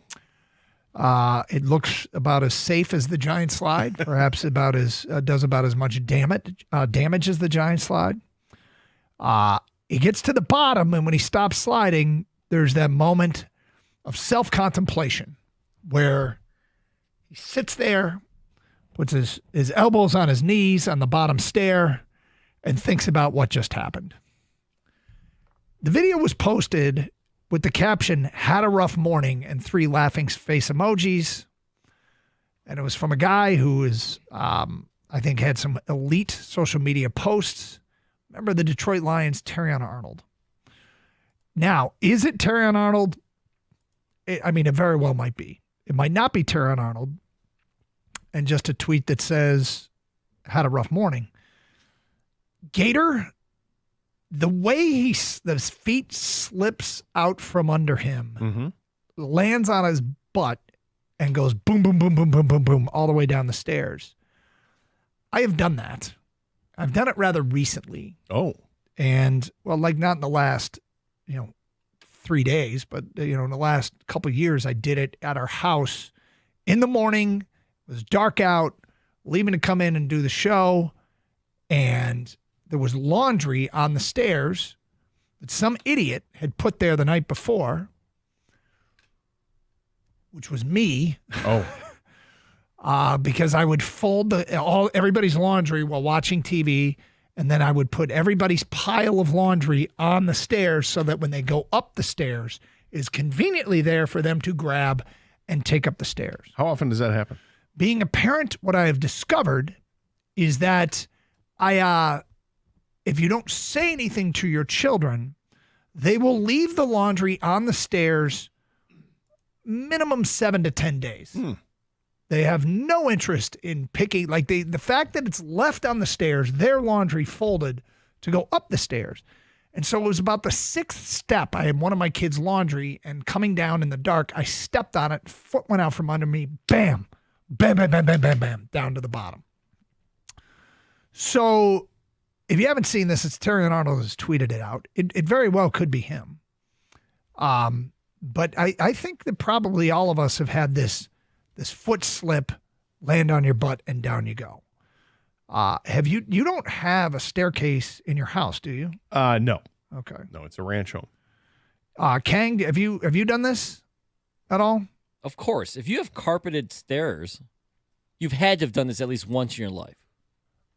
I mean, it did happen to me once in my previous home, the stairway to the basement. Did it? Yeah. Was that like a wood staircase? Well, that seems like it would hurt. Oh, it hurt. It was, no, we were like metal and oh God, and metal and vinyl. The steps were vinyl, but there was like metal edging on it. I didn't fall all the way down. I think I took like 3 steps. Well, I was close to all the way down. Took like 3 steps. Take the header, and I guess I fell on my butt and then fell forward. And it was after I'd gotten back from Vegas, and I had twisted my ankle in Vegas, and at the same time, I'd also gotten a big burn on my knee from the carpet burn. So when I fell down the stairs this time, the scab came off of my knee. Good God. Yeah, it's well, you wanted it.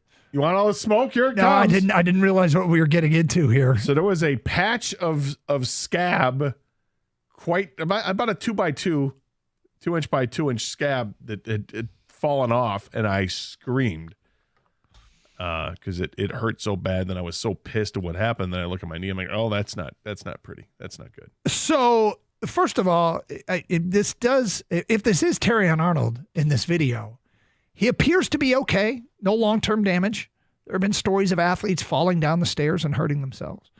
But at this point, I think we can all kind of relate to what happened there with Terrion. It's on his Twitter account. I guess it's on his Instagram as well. But is it Terrion? It might be. It also might not be. Can kids fall downstairs?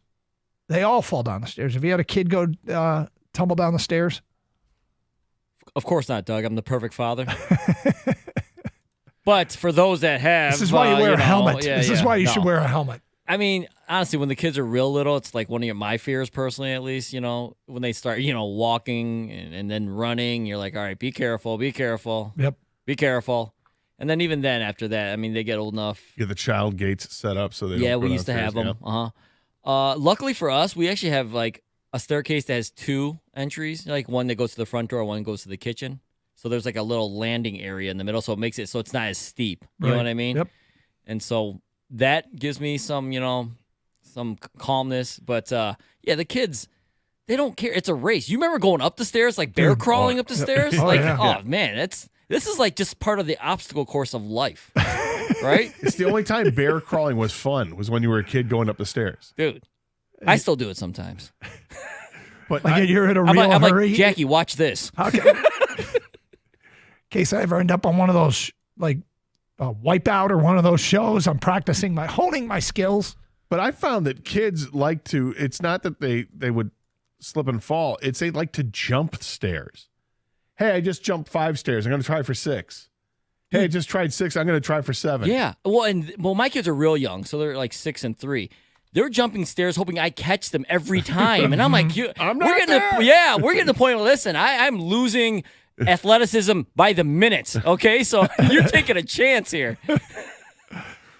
Do we even know? We haven't confirmed. Nobody's confirmed that this actually is Terrion Arnold, right? I assume it's him, but it doesn't really look. It's like a black and white video too, right? It's so like it's security video. It's yeah. like a camera that's I think he's got a outside. new hairstyle too. I'm like, is that Terrion? Well, if you want to check it out, it's been tweeted from our account. Is that winter Terrion or is that summer Terrion? I got to tell you. It's off-season Terrion right now. Yeah. Thankfully. You can check it out at Doug Gator 971 if you haven't seen the video. But feedback coming in on this. This is from Twitch. Johnny B. Good says, we have all fallen and felt that pain that just makes you sit there and ponder everything. Wrigley's mom says, I fell down a flight of carpeted stairs twice 28 years ago and I have a permanent neck injury because of it. Worst thing that's ever happened to me. FBG 25 says, kids are slinkies. They are made to fall downstairs.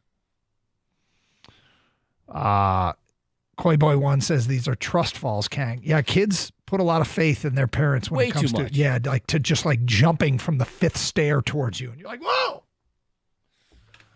Well, indeed, if it's Terrion, we hope he's okay. He continues to be a funny follow on social media. 248-539-9797. All right, coming up today at 11:35, Tom McClellan says it's the biggest surprise in the Red Wing room. Hear who he said that is. That is next here on 97.1 The Ticket.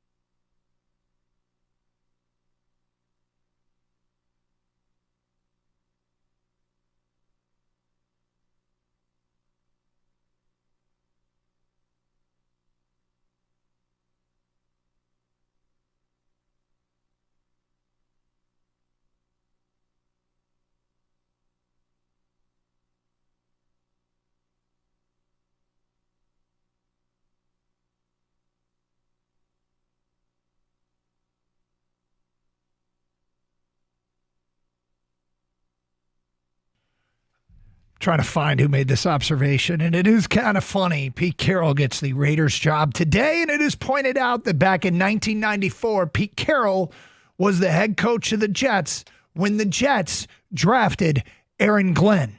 Aaron Glenn named the head coach of the Jets.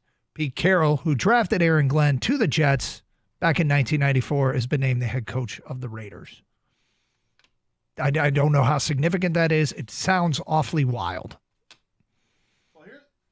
Here's what I like about Pete Carroll getting back into football is he's going to the AFC West, which means he gets to renew a rivalry with Jim Harbaugh.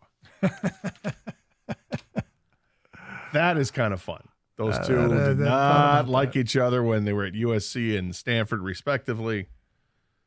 So I think this is. Think about the coaches. And then it's San Francisco and in Seattle. Think about the resumes of the coaches and all the championships that they have in that division alone. 20 conference championship appearances and 8 Super Bowl appearances between Andy Reid, Harbaugh, Sean Payton, and Pete Carroll. Multiple NCAA titles with Carroll and Harbaugh. Yeah, it's true. So it's some impressive resumes. That's the AFC's toughest division, and we are in the NFC's toughest division. And multiple NCAA sanctions, too. That's right, King. Thank you. But still an awfully impressive group. Did you, by the way, my observation that Pete Carroll looks like Dan Dickerson, does everybody think that? Or Yeah, is that okay? 100%. All right, just making sure. And a little bit of Roger Waters from Pink Floyd, too. He looks like every lead actor in a Cialis commercial. Little Richard Gere. Pete Carroll does? Yeah, like he just got out of a tub in the middle of the forest with his wife, and the time is right. The time is right. Not with his wife. Well, his wife is in an adjacent tub. Oh, okay. Oh, yes, you're right. Yeah, and they're holding hands. That's right. Yeah, Yes. because that's what you want to do in a tub after you've got a boner pill. let me sit by myself. I mean, did that make any sense? I'm raging over here. I'll tell you what. Let's just hold hands. Pete, do you understand how this works? I grabbed the wrong gum. Wait, I thought we just asked for the one tub. We got 2? Is that why his shirt off in the interviews? What am I supposed to do with this? I'm going to sit in the tub until the TV cameras go away. Right. I thought it was gum. Anyway. All right, so let's get into this Red Wing game last night. Nice win. Come out of their funk. Shot barrage, 40-something shots. Dylan Larkin in his 700th game took 9 shots on net. His previous season high was 7. There were a couple of great goals. We already talked about Lucas Raymond's pass to DeBrincat, where the only 2 people on the ice that knew that DeBrincat had the puck were Lucas Raymond and DeBrincat himself. The Bergeron goal was ridiculous. That puck was down in his skates. And to be able to put that shot on the far post, upper corner, was incredible. From where that puck was laying was unbelievable.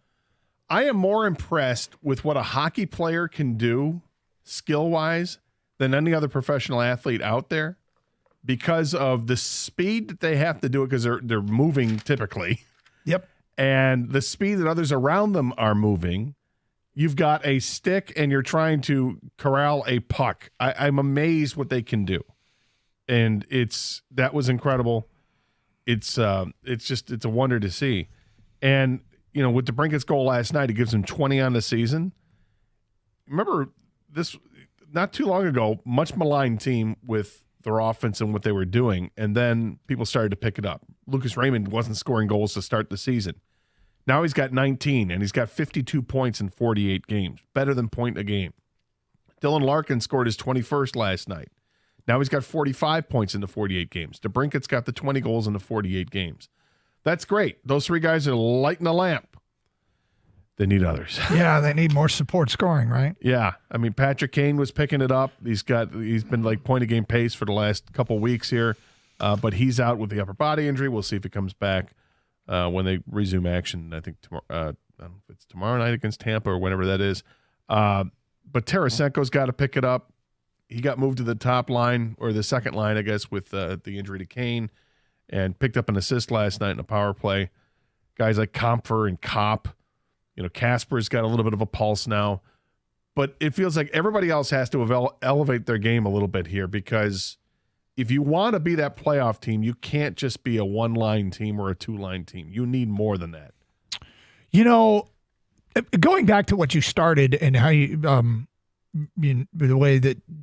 way you started this what you were saying there is that hockey players impress you more with their skill than anybody else.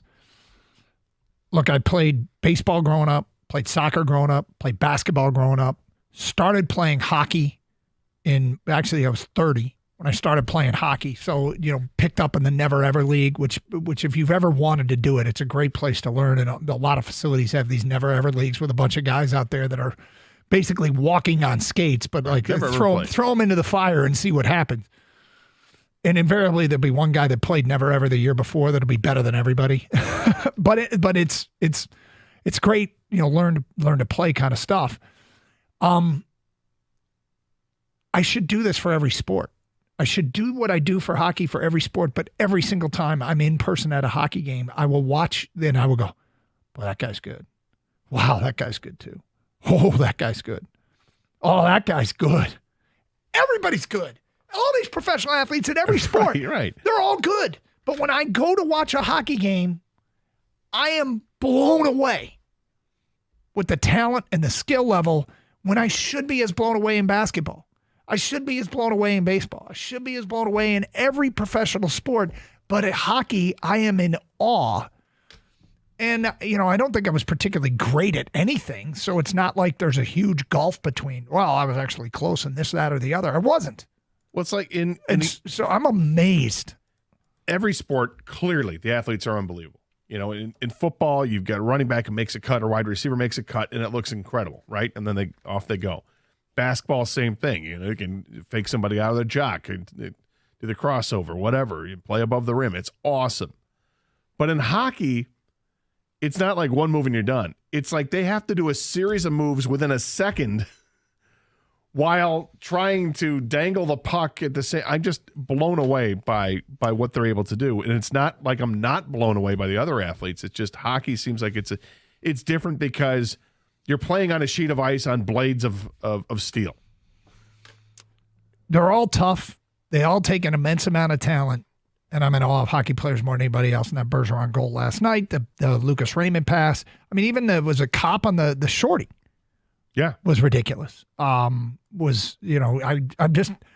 so used to those not being finished. It came at a very, very good time. Red Wings took a 2-0 lead and held Montreal at bay the rest of the way. And when Montreal pulled the goalie, like it was like the last 3.5 minutes of the game in the Red Wings zone. Well, this is true. Yeah, the Red Wings just couldn't get possession of it. What was interesting, I think there were maybe 8 minutes left, somewhere in that range, and looked like the Red Wings scored to go up by 3, and then it was immediately waved off. They said it was goaltender interference, and the Red Wings challenged it.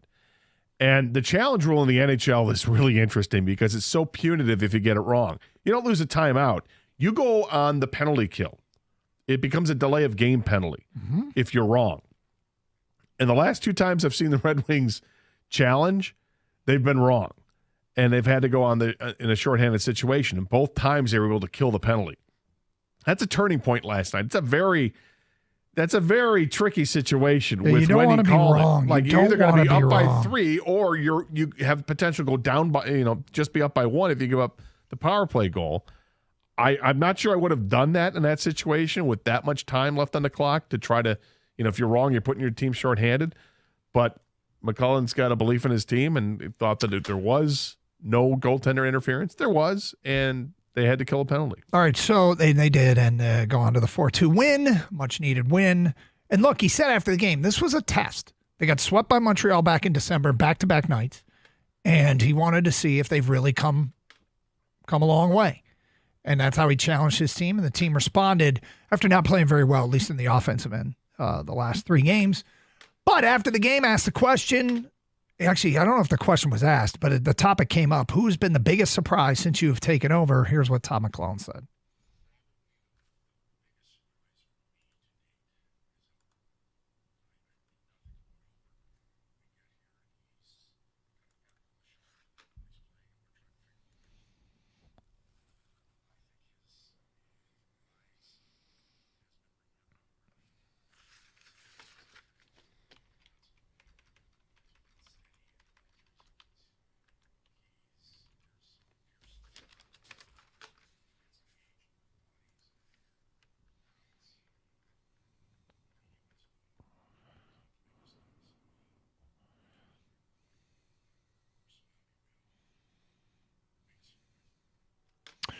So he hadn't played much in the month of December. Nope, only 4 games. Okay, and McClellan took over when?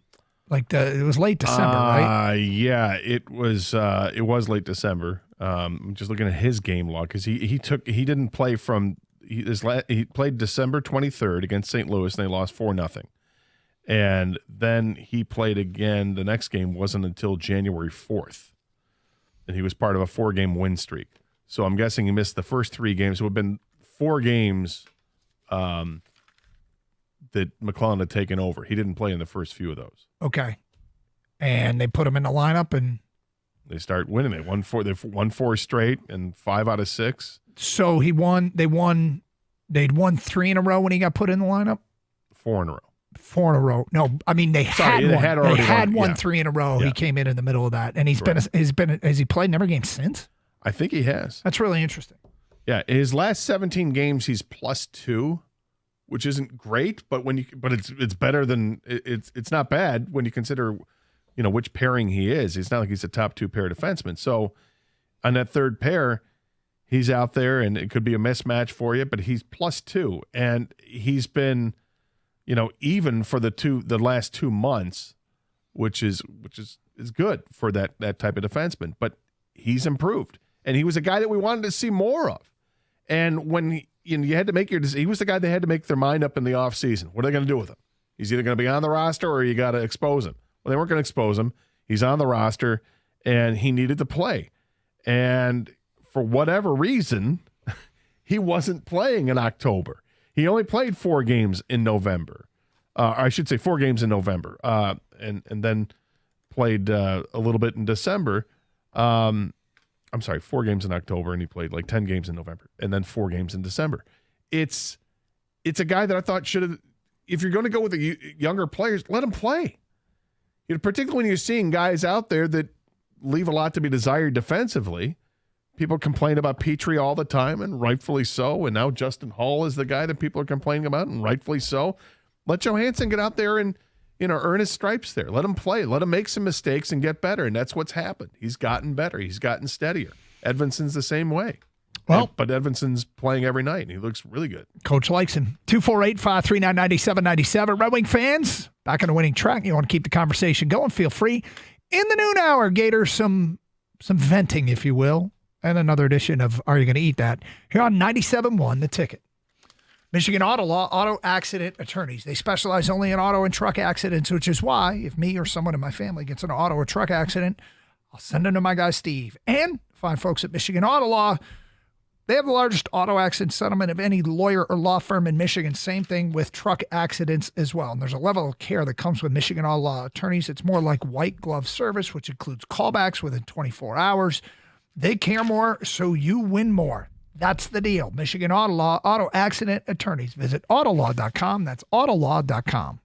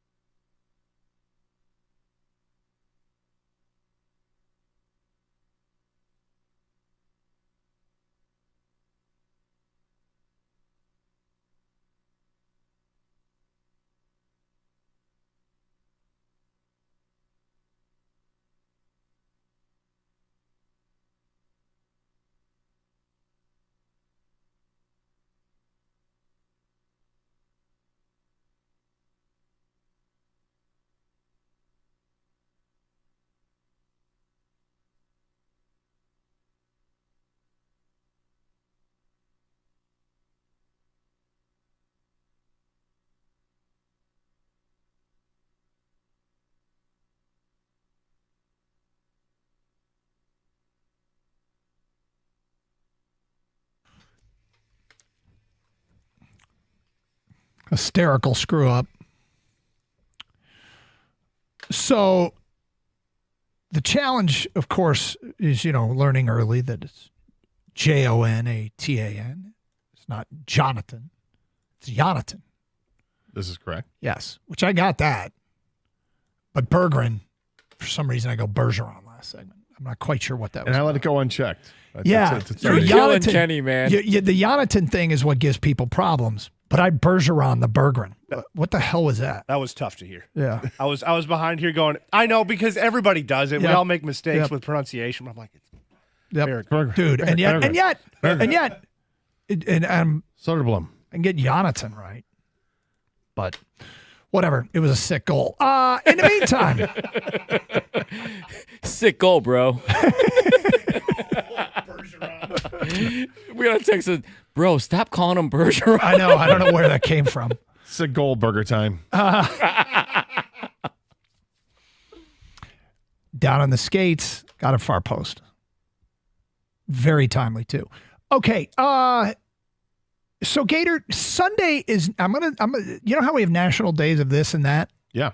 There's one that people are probably gonna think Doug is way in on, and I'm not. Sunday is National Green Juice Day.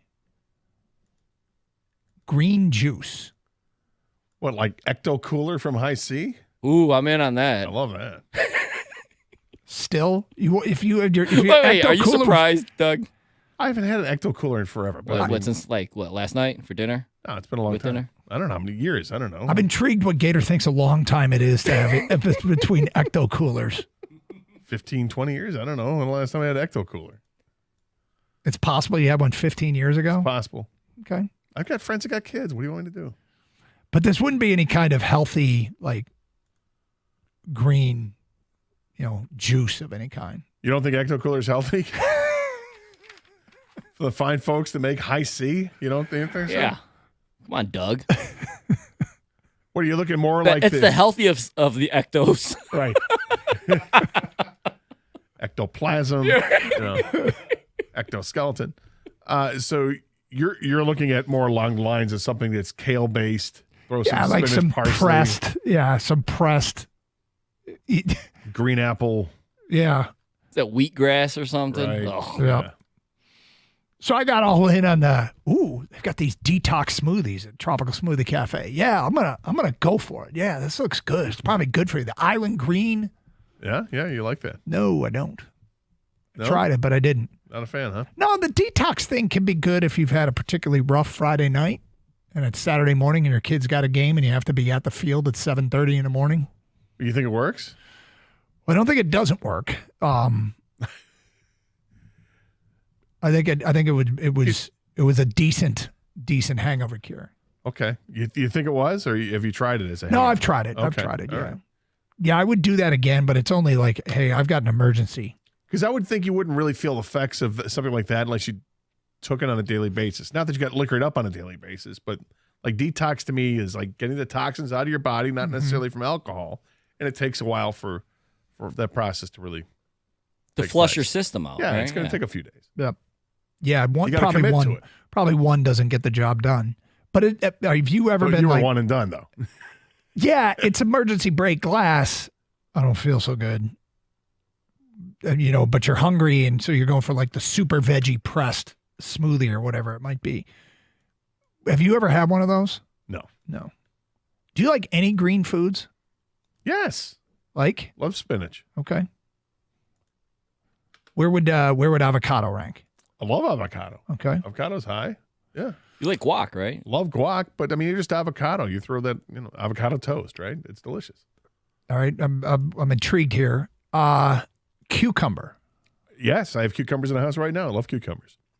It's a very refreshing vegetable. Yes. Lots of water based. How about mint? Like any kind of mint? Yes. You a fan of mint? Throw it in a mint julep. Yeah. I mean, mint is something. It's typically Thin mints. Yeah, it's thin mints. My favorite kind. Yeah. Favorite kind of green, mint? Thin mint. healthy food. Yeah, thin mint. mints. I'll be thin mint, Bob.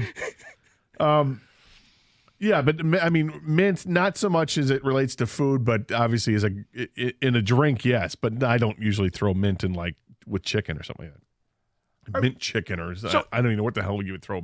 What recipe calls for mint? There are obviously some people hate chocolate chip mint ice cream or mint chocolate chip ice cream. I think it's great. People go, it tastes like toothpaste to me. Yeah, I don't like it. Well, then the other green that I like that half the nation hates is cilantro. Because it tastes like soap?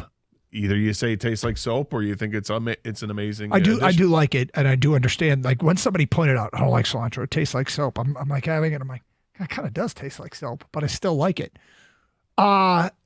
Kiwi. No. You're no on kiwi. No on kiwi.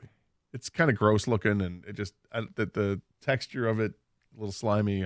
Might be the texture thing for you. Yeah. I'll say this about kiwi is the reward isn't worth the consistent amount of work it takes to get like to the good part of the kiwi. You either have to get out the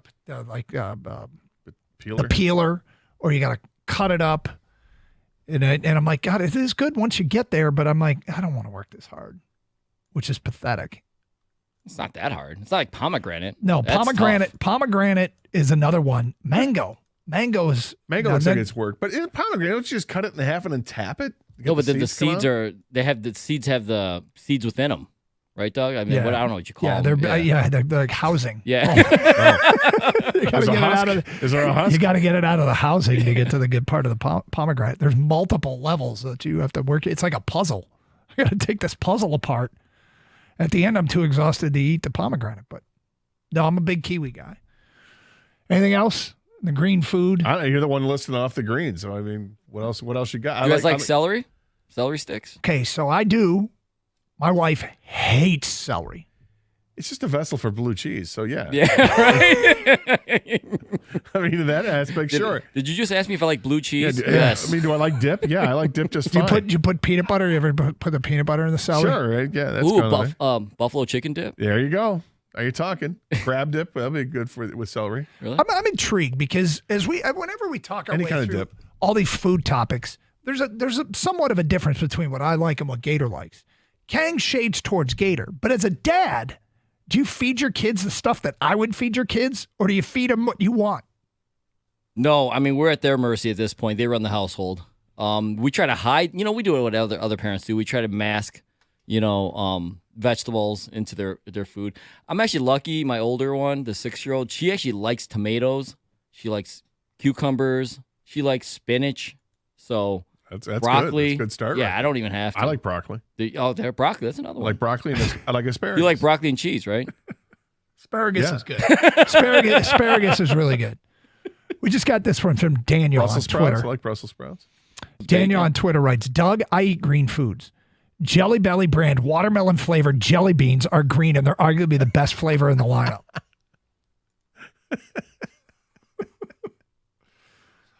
If I were to go with a Green Apple Jolly Rancher? Green Apple Jolly Ranchers are so good. I love Green Apple Jolly Ranchers. Haven't had one in years, but back in the day when we were in safety patrol and you got rewarded candy for being in safety patrol, I would load up on the safety patrol. They were the kids with the yellow.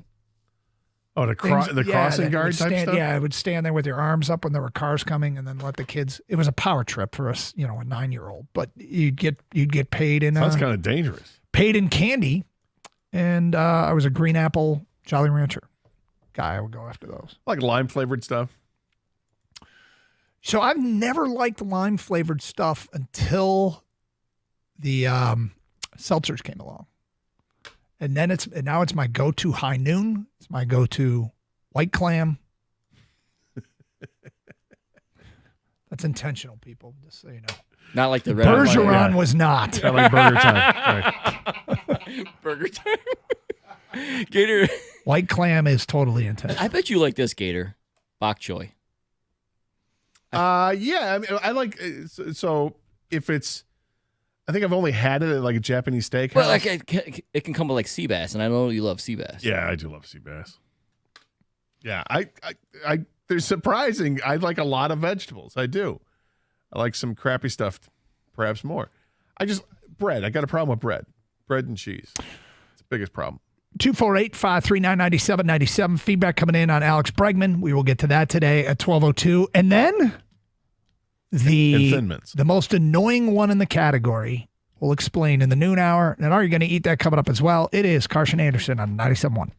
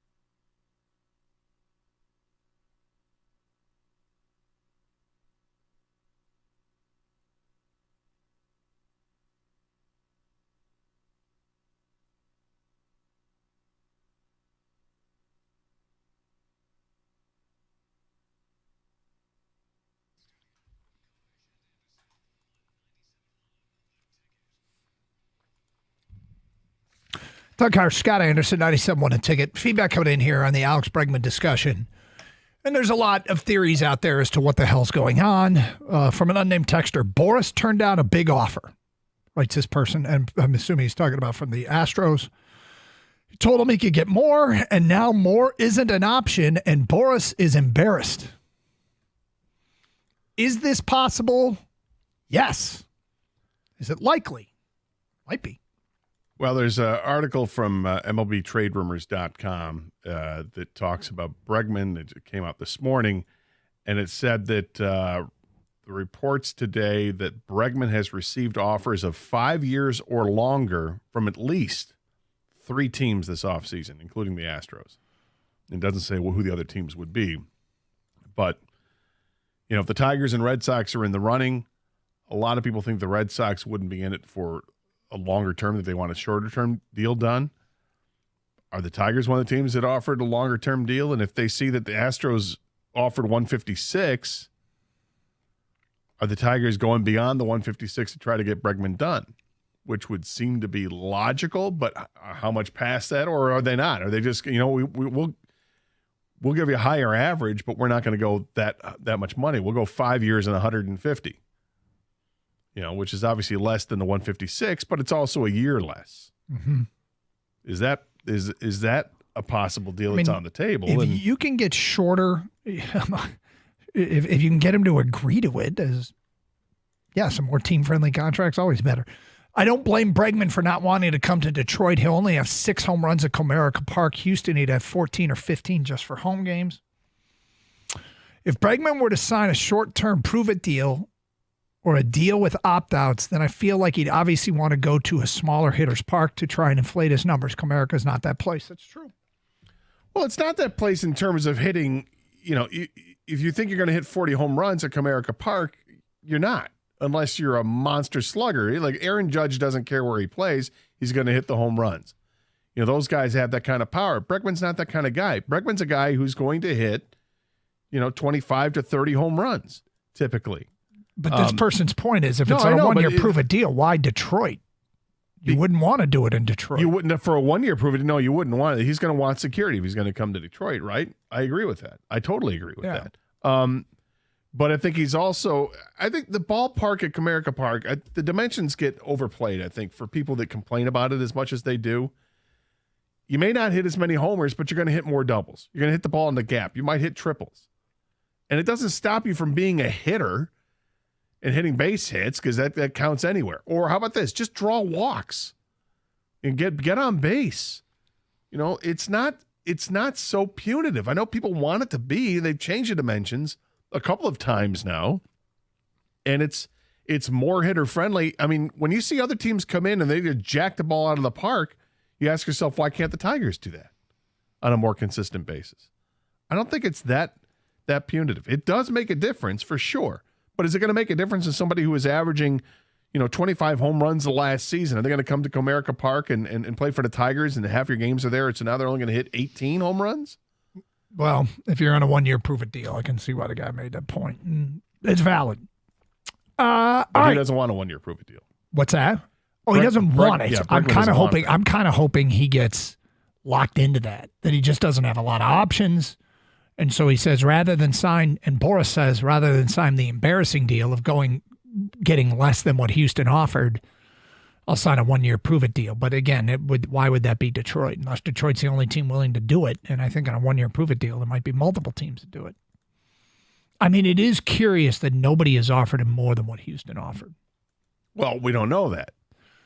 We don't, but we can assume that? Well, why wouldn't he take that deal? Because if Boris promised him 200 and the next best deal out of 156 ends up being like 160,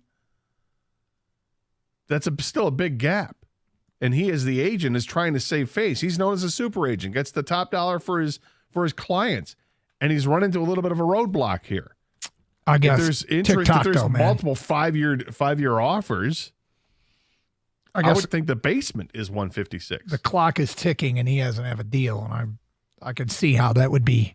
At some point, you got to do something.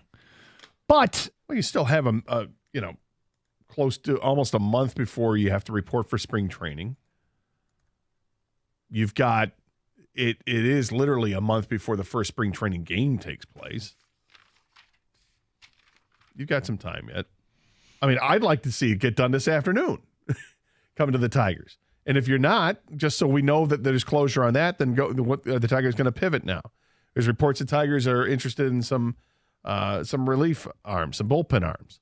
guys can close, and that they're waiting to see what happens with the Bregman thing to see if they've got money to go elsewhere, pivot if they have to. What's up with Jack Flaherty? Jack Flaherty hasn't signed a deal yet, which is kind of crazy to think after the year he had. But was he sold a bill of goods? He'd be another 1-year deal. Can you get Jack Flaherty done on a 1-year deal? To trade him at the trade deadline and get better all again. Over again, yeah.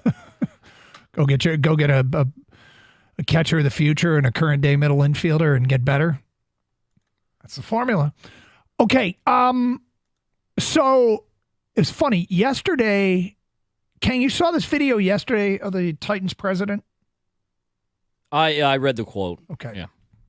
It came from Chad Brinker, who is the president of the Tennessee Titans, holder of the first pick in the NFL draft. And Kang read this quote, and it touched a nerve with you. I was triggered. Yeah. And it's because of a term that is used around the draft that is an irritating cliche. Mm-hmm. But the draft and draft coverage is filled with cliches. Of course it is. Every talking head wants to sell and oversell what the players are or what they might be. And it got us to talking in the office about the most irritating draft cliches. We actually thought about doing a draft of draft cliches. But we thought that would get a little confusing, so we're just going to bring up and talk about the most irritating. Is this the most irritating one for you? Is the pick in at 1-1? Yeah, for me, this is my number one pick without a doubt. Okay. It is the term generational talent. You cannot say generational talent every year and think that's it's not generational if you say it every year. Right. That's literally not generational. That's every year is what it is. Every year there's generational talent available. Unless someone can throw a 50-yard pass with their butt cheeks, I'm at this point, I don't even think anything's generational anymore. So the quote from Brinker was, we won't pass on generational talent. Okay. Yeah. Well, you don't say. Okay. So if you had to take that for what it's worth, or take it as the gospel, I should say, who's the player he's talking about?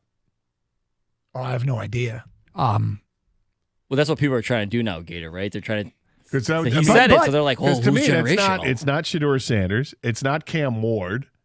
To me, that can only be Travis Hunter, because of what Travis Hunter he would just actually did. qualify. He would qualify. Yeah, because nobody's done what Travis Hunter has done. It's interesting because what we're discovering, and this is pointed out, let me make sure I give credit where credit is due. Big D Dog and FBG25 on Twitch both made a great point. Generational talent is available annually. Exactly. Always available, apparently. My pet peeve about the draft is the same as it is about just the NFL. When the word elite comes up, and it comes up all the time in the draft. This guy's got elite foot speed. This guy's got elite athleticism. He's got elite, accuracy or arm talent. Elite bothers the hell out of me because I don't think people understand what the word elite means. Elite means like that top 1 or 2% or 3%. That's elite. It's kind of funny because it's very similar to Kang's. And I guess one of mine is, and I almost guarantee it's going to happen this year. And it happens every year with draft coverage, is people start saying, this quarterback class is special. Right now, it's not being said. Not yet. No. How much you want to bet by the time we get to the draft, we're going to be talking about how this quarterback class is special. And it leads to another one of my cliches. And that is raving about a pro day throw. What? Who does that? Did you see that? He was rolling to his left. And he threw it back to his right, 61 yards. I'm sorry if Zach Wilson did that and then you're triggered by it, Doug. That's on you, Doug. But that's the throw everyone's forced to do at the end of their workout now. Yeah. Right? That's the how good does it look? This is how we top it off. This is how we end it. So the did you money see? shot right there. Did you see the unbelievable throw that he made that a bunch of guys made last year too? He can do it as well. Yeah. Ooh. You know what? I think he's generational talent. There it is. What is the draft cliche? Because we're entering the season that irritates you the most. 248-539-9797. I've got an entire chart of these things. I've got another one ready to go. Got another one loaded up in the chamber. One that's absolutely, every time I hear it, I roll my eyes because all it is an opinion, but it's such a damning analysis. We will get to that today at 12:18, plus yours. Most irritating draft cliches. It's Carson Anderson, 97.1 The Ticket. Hey, they are Lions fans all year long at UMCU, the official credit union of the Detroit Lions. What an epic season. Not only did the Lions clinch back-to-back NFC North championships, but Jahmyr Gibbs also shattered the record for most touchdowns in a single season. And to celebrate, UMCU has a great offer for you. Right now, earn 4% on CDs. That's right. Secure your funds and watch your savings grow with confidence. The way your confidence grew in this team all season long, the way your confidence is still stable for what this team can be. Will they bounce back and be great again next year? The way your confidence is in Jahmyr Gibbs being one of the best in the league.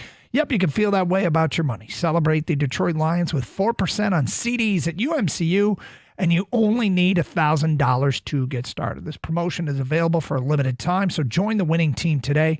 I did. It's quick and it's easy. Visit umcu.org. That's umcu.org. Some restrictions do apply.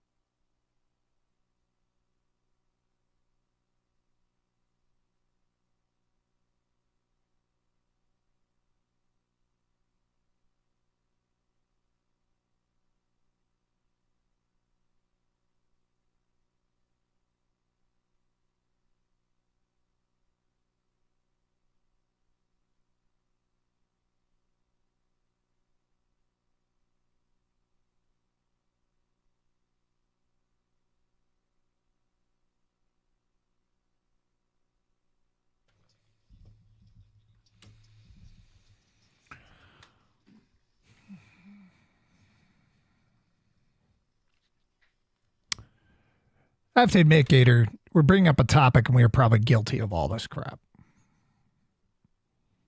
Draft cliches. Well, we don't talk about the draft. You know what? Talking about the draft is so 2022. 2022. These are draft cliches that drive you nuts. Here's one. Well, the trade chart says. Oh. Draft value chart, huh? Who decided that this chart was like from the book of Exodus brought down from the mountaintop on stone tablets, that we have to follow the trade chart?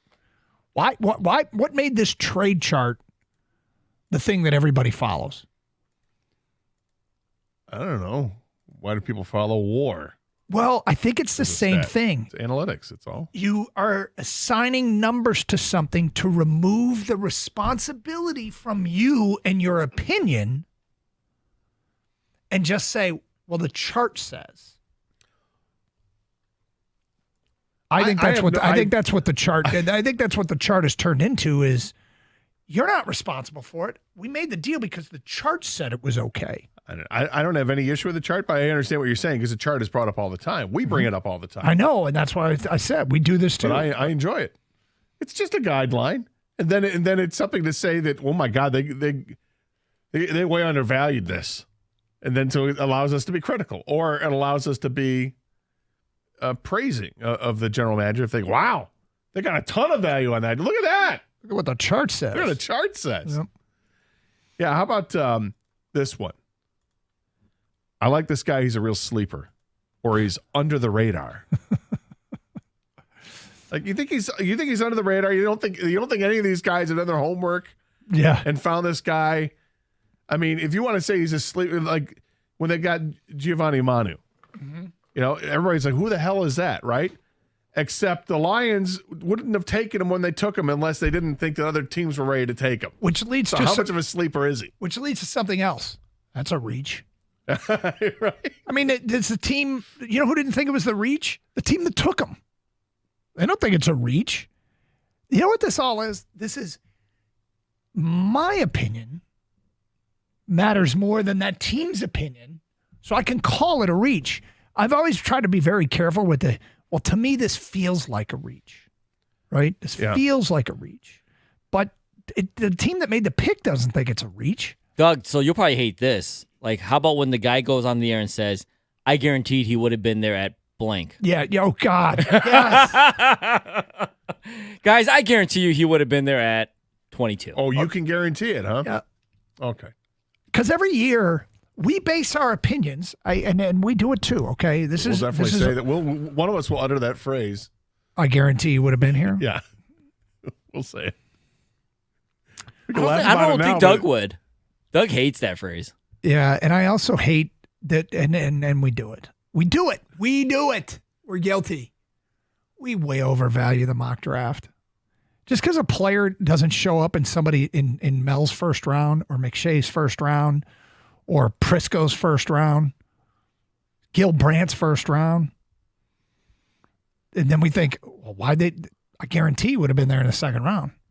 I'm going to defend us on that. Okay. I don't think we overvalue it. I think we just look at it. We use it as guidelines and say, okay, well, I've seen this name appear in first round. Well, when we draw conclusions that someone's a reach because of but the one thing we've always said this about the way we deal with mock drafts is it's an exercise in scenarios.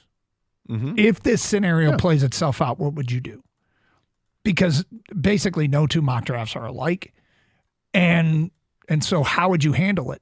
And I would think to a degree teams do this. Okay, if this scenario plays itself out, we're sitting here at 8.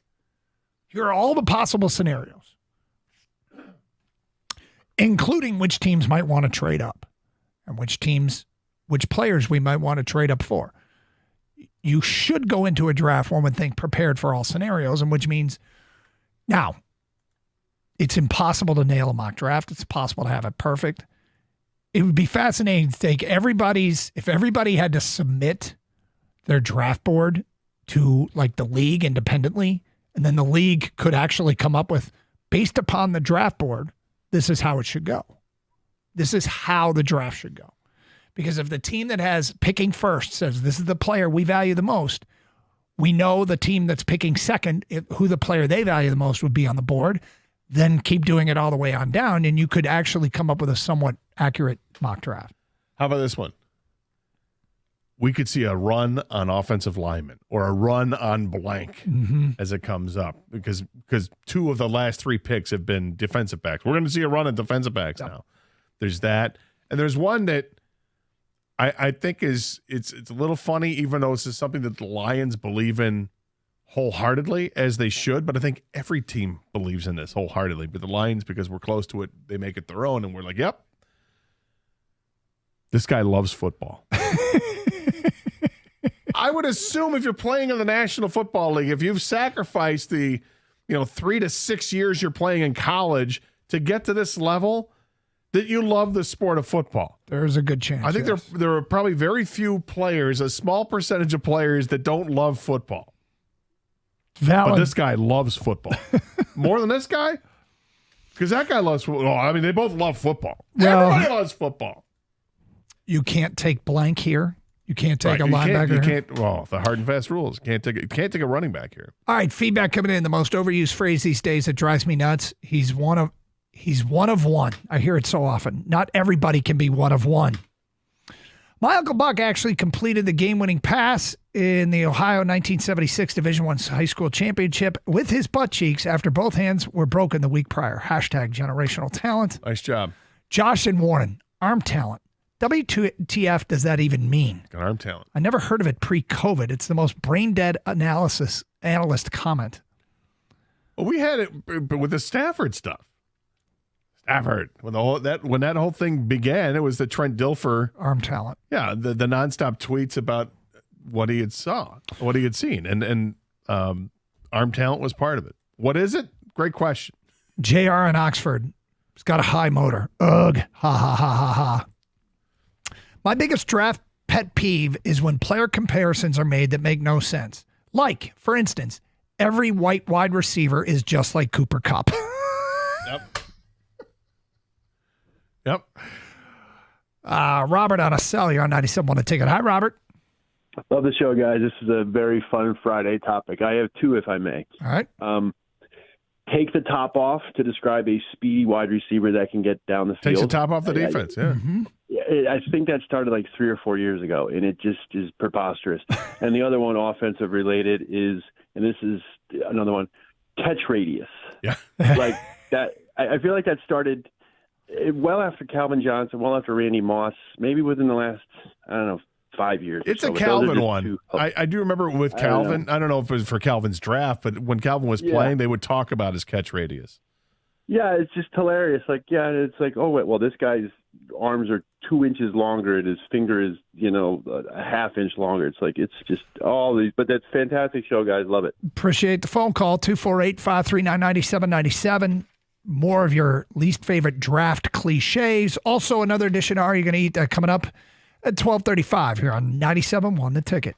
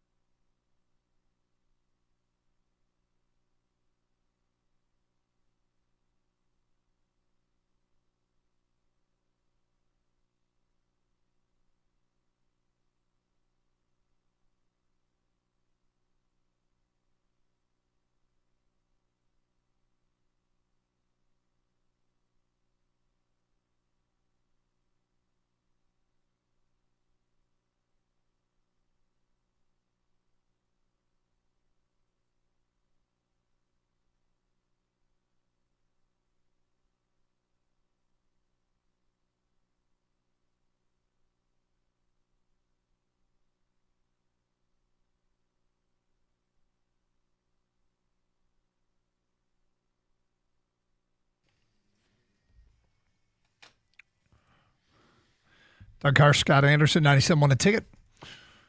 All right. Does Mel Kiper count as a cliche? Kind of, yes. Chugging a hot tub, this guy's a ball hawk because nobody else goes after the ball. Draft cliche I hate. He has all the intangibles. That's from an unnamed texter. Which is a subtle way of saying he doesn't have a ton of talent, but he thinks, well, he knows the game. Here's one. He sees the field well. I guess that matters if everyone else is blindfolded. That's from an unnamed texter. Here's one. Hip swivel. It's the worst. That's during the defensive back drills. We hear a lot of that. Yeah. I hate the phrase he flies around. Nick in Rochester, cliches I hate are he's a gamer, or now this guy's a football player. Why do I picture John Gruden saying it when it mentioned I think this was a bad idea because this guy's a football player. He really knows what he's doing out there. He gets out there and he gives everything he's got 110%. That's the kind of guy I like, man. Got to get this guy in my team. Do one where he says this guy looks like a pediatrician. This guy really looks like he knows how to work that mallet on the knee to test the reflex, man. I mean, he really gets that kid to kick that leg out. Outstanding. He works a tongue depressor like nobody I ever seen. Can clean the ears out, check the ears without even causing any pain, man. This is a guy that you want on your team. You want checking your kid. He's a football player. Yeah. Well, we're drafting him. So there's a bunch of them up, hopefully, around here. That's kind of the pool of all the guys we're looking at. Look, when I want a chef, I want a guy that's got a little bit of a belly, okay? And you tell me this guy doesn't have the gut to tell me he knows how to eat. He knows how to eat good, okay? I'm going to get food from him. Me and Kenny were looking him up back here, and Kenny brought up to my attention. What about the guy, he plays in a phone booth? What's that mean? Because we're playing on a football field. Right. And what's going to happen when you unleash him in the rest of the wild? Exactly. You think someone like Doug's kids are going, what's a phone booth? You know what's? I imagine it's hard to catch a football if you're in a phone booth. But if you ever find that your team is playing an actual game in a phone booth, you're all set. From Kansas, Clark Kent. Perfect. Are you ready? Am I? Let's talk some food.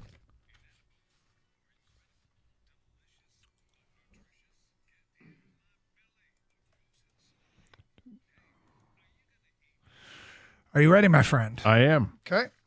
Apparently, this is the first limited time menu innovation of the year at Taco Bell. Here we go. Yep. Kicking off 2025, they are debuting the Cheesy Dipping Burrito.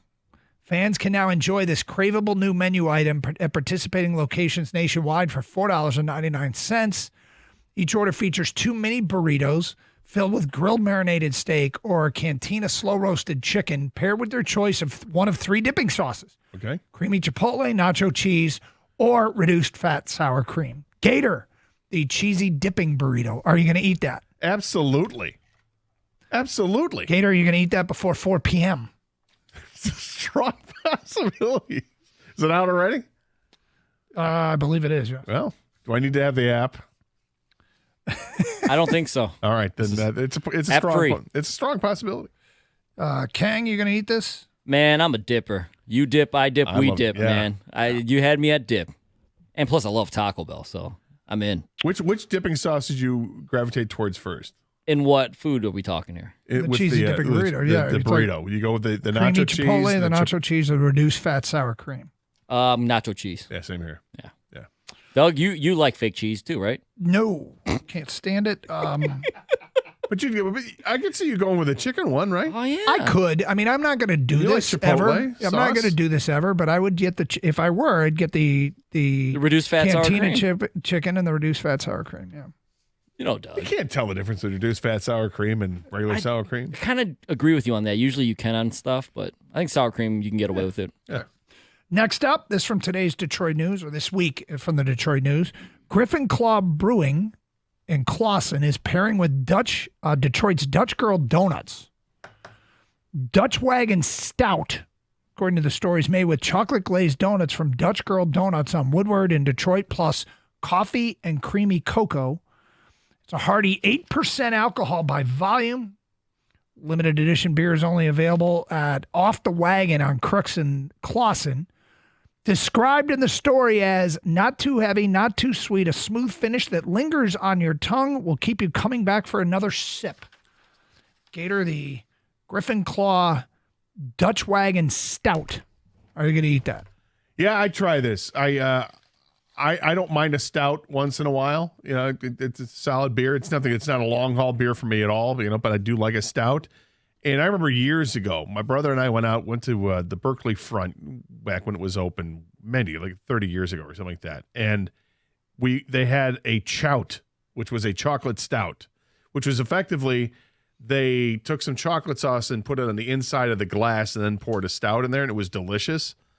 I'd try this. This sounds like it's really good. The 8% alcohol, I'm not a big fan of, but the idea of having a chocolate flavored stout with some coffee elements to it, I'm all about it. I'd try it. Can you? Yeah, this is a one thing though. Like you don't have more than one. It's not long haul. It's definitely just a order one. Yeah, I don't even want to know if I want a pint. I mean, give me a half pint of it, but I'd order a pint of it. Yeah, I agree. On a number of occasions, I have seen a stout described this way, and it has piqued my interest. And every single one of those occasions, I have been disappointed. But I keep trying them. Keep trying. Because it sounds like if somebody hits the right combination for my personal palate, I'll love it. So I would try this with a very low expectation. Okay. Gator, next up. This is an interesting mashup. General Mills makes cereals. Yeah, familiar. They're pairing with Totino's. Okay, so like pizza roll type stuff. Yep.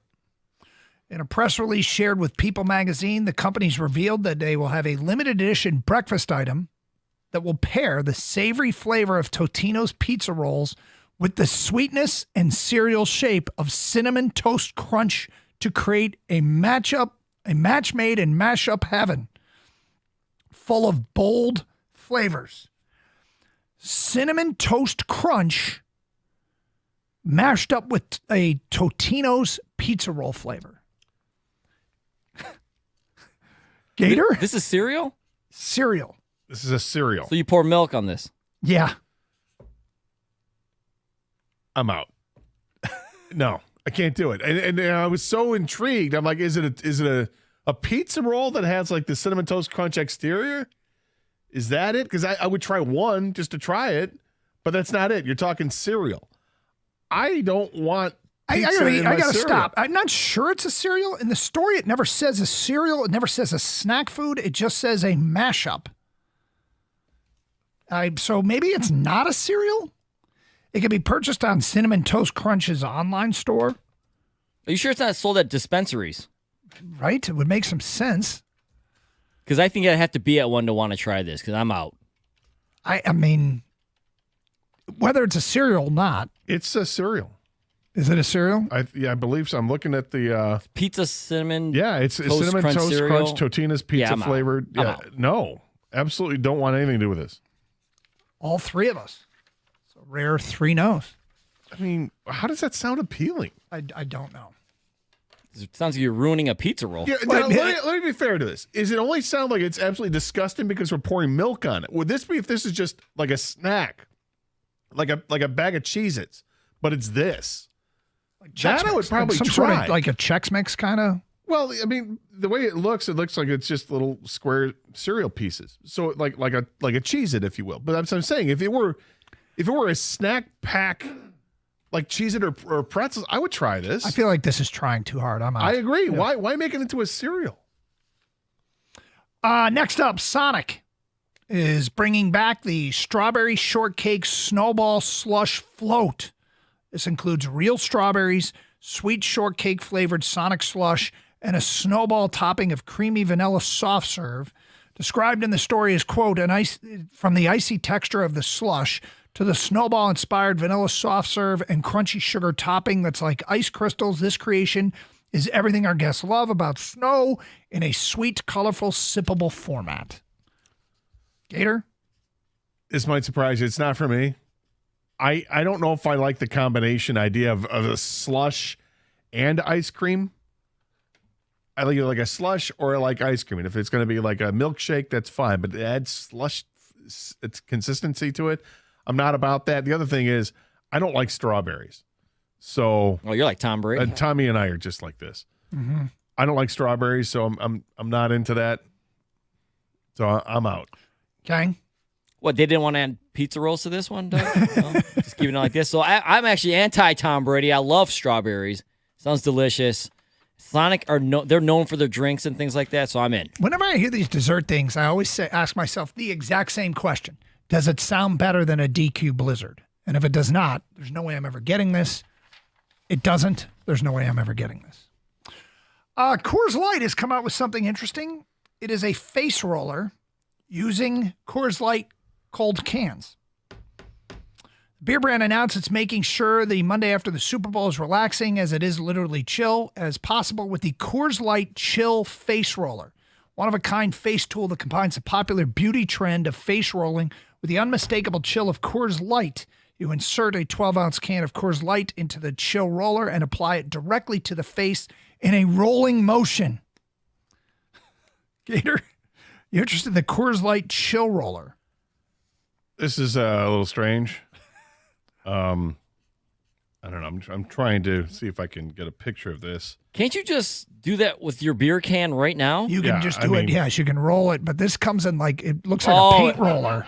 Yeah, it's like a lint roller. Yeah. Right? It's got a handle. It's a mini paint roll that instead of the roll, it's the can. Yep. So it just... You roll it on your face. Can you pop the top still? Probably shouldn't. No, probably not. I don't need this. Like Kang said, you can just hold it up to your face with your hand. Understand that the brewery says it can offer multiple skincare benefits, including improved circulation, reduced puffiness, boosted mood, and stimulated collagen. All right, Amongst us can resist. So women should stimulating do our this. Is that what you're collagen. saying? I don't know, man. If it improves their mood. No. Kang, are you a yes or no? Does it come with a spokesmodel? She's making it look all right. She looks, yeah. Hey, how are you? You want to come chill? She's also sitting on a floor in front of an open refrigerator, which is odd, but Kang, are you down with this? I think this is stupid. Yeah, I don't need the handle. I can do this on my own. Yeah, I'm out. And finally, M&M's is adding a peanut butter ice cream sandwich to its lineup. 3.5-ounce frozen treat features 2 sugar cookies studded with M&M minis, hugging a slab of peanut butter flavored reduced fat ice cream. It'll be sold both as individually wrapped dessert or in a box of 4. It debuts January 24th, which is National Peanut Butter Day. That's today. Today's National Peanut Butter Day. Gator? Yeah, I'd try this. I mean, I need to know how good it is. If it's not good, then so be it. But I'm going to try it. You had me at M&M's and peanut butter. Yeah, this is just sounds like another great flavor ice cream. If you ask me, I'm in. I think I could see this being better than a M&M is Blizzard. a gateway for Doug. Yeah. M&M is a gateway for Doug. You start talking different concepts in M&M's. Doug likes the M&M. He likes to try the different kinds. He loves the pretzel peanut butter, M&M. Yeah. almond ones. Yep. I might give this a shot. I might give this a shot this weekend. Oh, wow. We'll see. It's aggressive. And there it is. That concludes another edition of Are You Going to Eat That? Lions have some decisions to make in free agents. 3 categories. Must sign, bring back for the right price, and let them go. We'll get to that today at 12:50. Hey, there's nothing like the NFL playoffs. It's one big game after another. And you know what? Big games deserve bigger payouts. That's why FanDuel is giving all customers a same-game parlay profit boost every game day during the NFL playoffs. It doesn't matter if you're new to FanDuel or already have an account.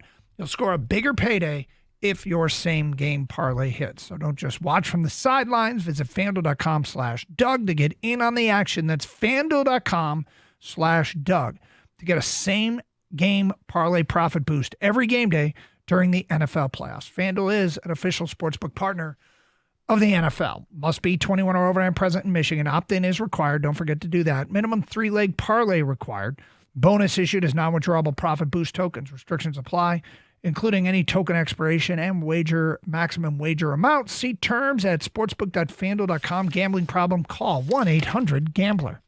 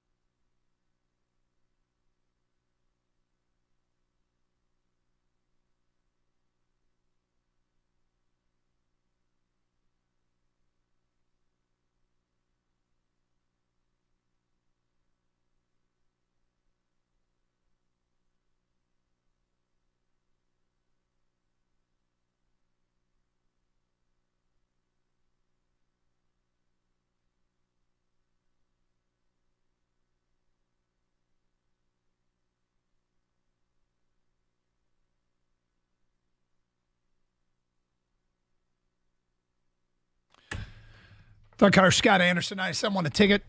Red Wings with a win last night, 4-2 over the Montreal Canadiens. They just opened up the floodgates and fired everything they could at the net. Worked, won 4-2, and good to see. Talked about that a little bit early on. Red Wing fans, you want to continue the conversation. NFC, AFC Championship game Sunday. We asked earlier, has anyone just decided I can't? I'm out. I don't care as much.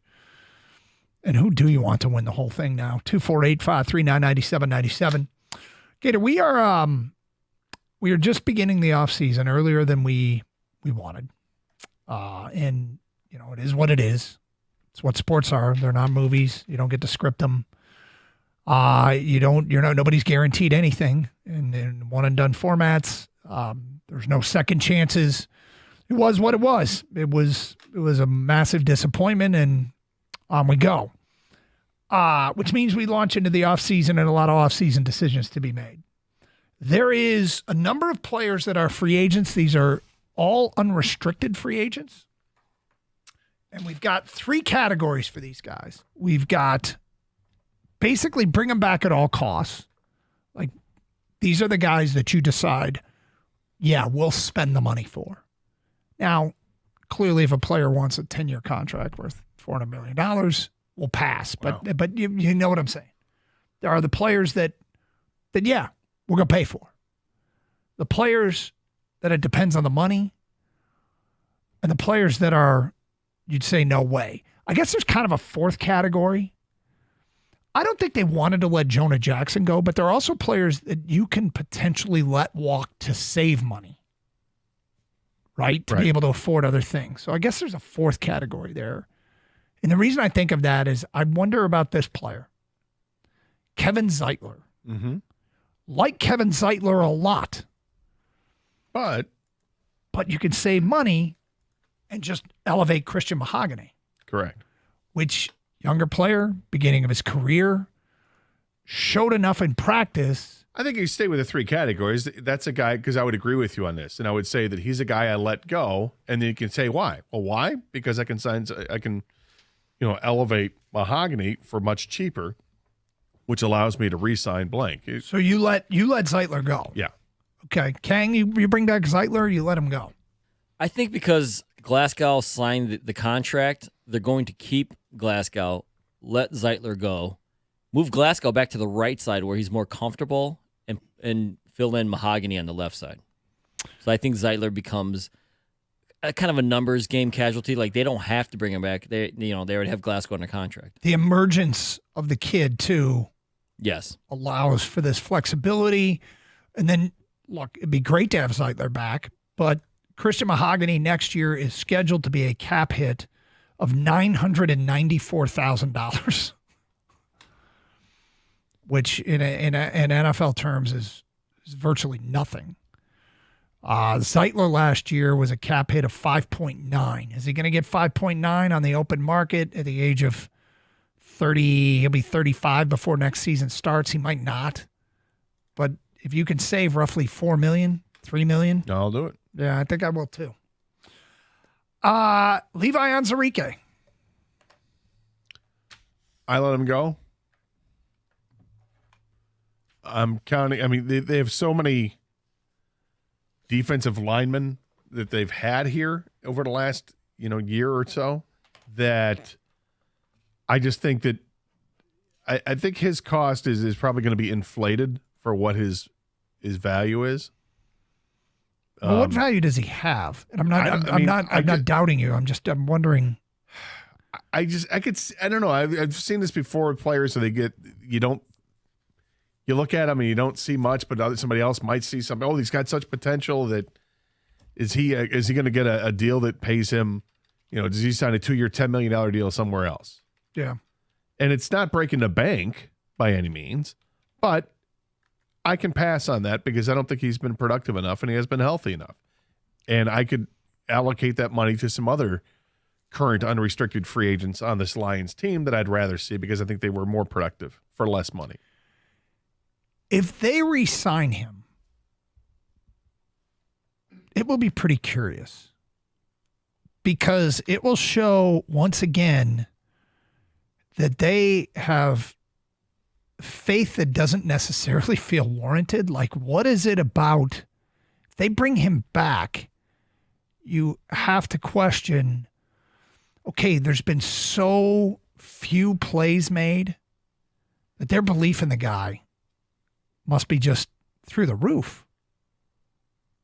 Right? I mean, it would have to be an unbelievable faith in a player that has always been hurt. This year he was one of the talks of the preseason. And you know, what justification would there be for anything other than nobody else signed him, nobody else offered anything, and you give him, you know, like a minimum level contract? I mean, I feel like this player is just about as good as gone as one can be. Am I wrong? Well, I mean, if you go back what Dan Campbell said before the season, they speak very highly of him. If you go back to what Brad Holmes said when he drafted him, I mean, you had to hold Brad Holmes back from trading up to get him. Yeah. So what they think of him, what we think of him might be two different things, or we'll find out exactly what it is when they make their decision. But I don't see a need to bring him back. He had a career best 1.5 sacks this year. He played in 16 of the 17 games, so he was healthy. I think they bring him back, guys, and I think they bring him back as a rotational guy. I think he was a little bit overhyped. Obviously, the production wasn't there from what I think you kind of expected from the way they were talking about him before the season started. But they were down so many D linemen this year. I think he's a guy they trust, they like. So when, you know, guys like Wingo, Pecco, where's Broderick Martin? You know, Lee McNeil got hurt. Like, you're going to need depth. I just think he's a depth guy, and you got to be wary of your expectations for him. So I do think they bring him back. I wouldn't be hurt if they didn't bring him back. Here's the thing. He led the Detroit Lions at the edge rusher position in snaps this year. Well, that's why one of the reasons I think they bring him back, because he can play inside, outside. They love guys that can move around and play different roles on the team. He's just never going to be that guy. We're kind of mixed. You bring him back, and I'm assuming it depends on the money. Well, of course. I mean, I guess I want to work our way through this and see, because there's other guys along the defensive front that are free agents. Yep. You can only sign so many of them. But like Marcus Davenport, is there any chance that Marcus Davenport is back? No, I don't think so. I mean, it's just his career is. It's sad because he does have great potential. He looks the part. He's imposing. He's huge, but he can't stay healthy. He just can't.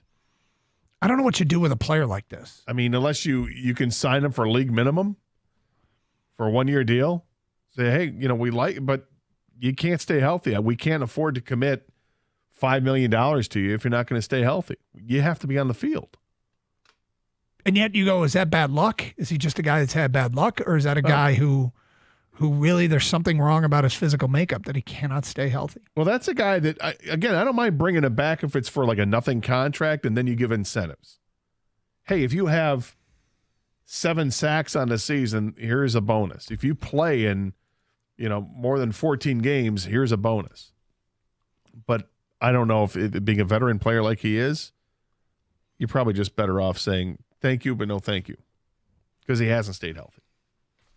I don't bring him back, but he might get that Emmanuel Mosley treatment. Remember, like, Mosley did nothing, and they brought him back, and we're like, okay.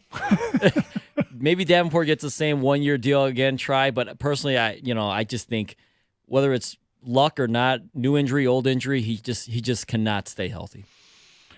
All right, there's some interesting names out there, and there's one that might be looking for a raise. Can they afford them? We will get to that today at 1:03 here on Carson Anderson on 97.1 The Ticket.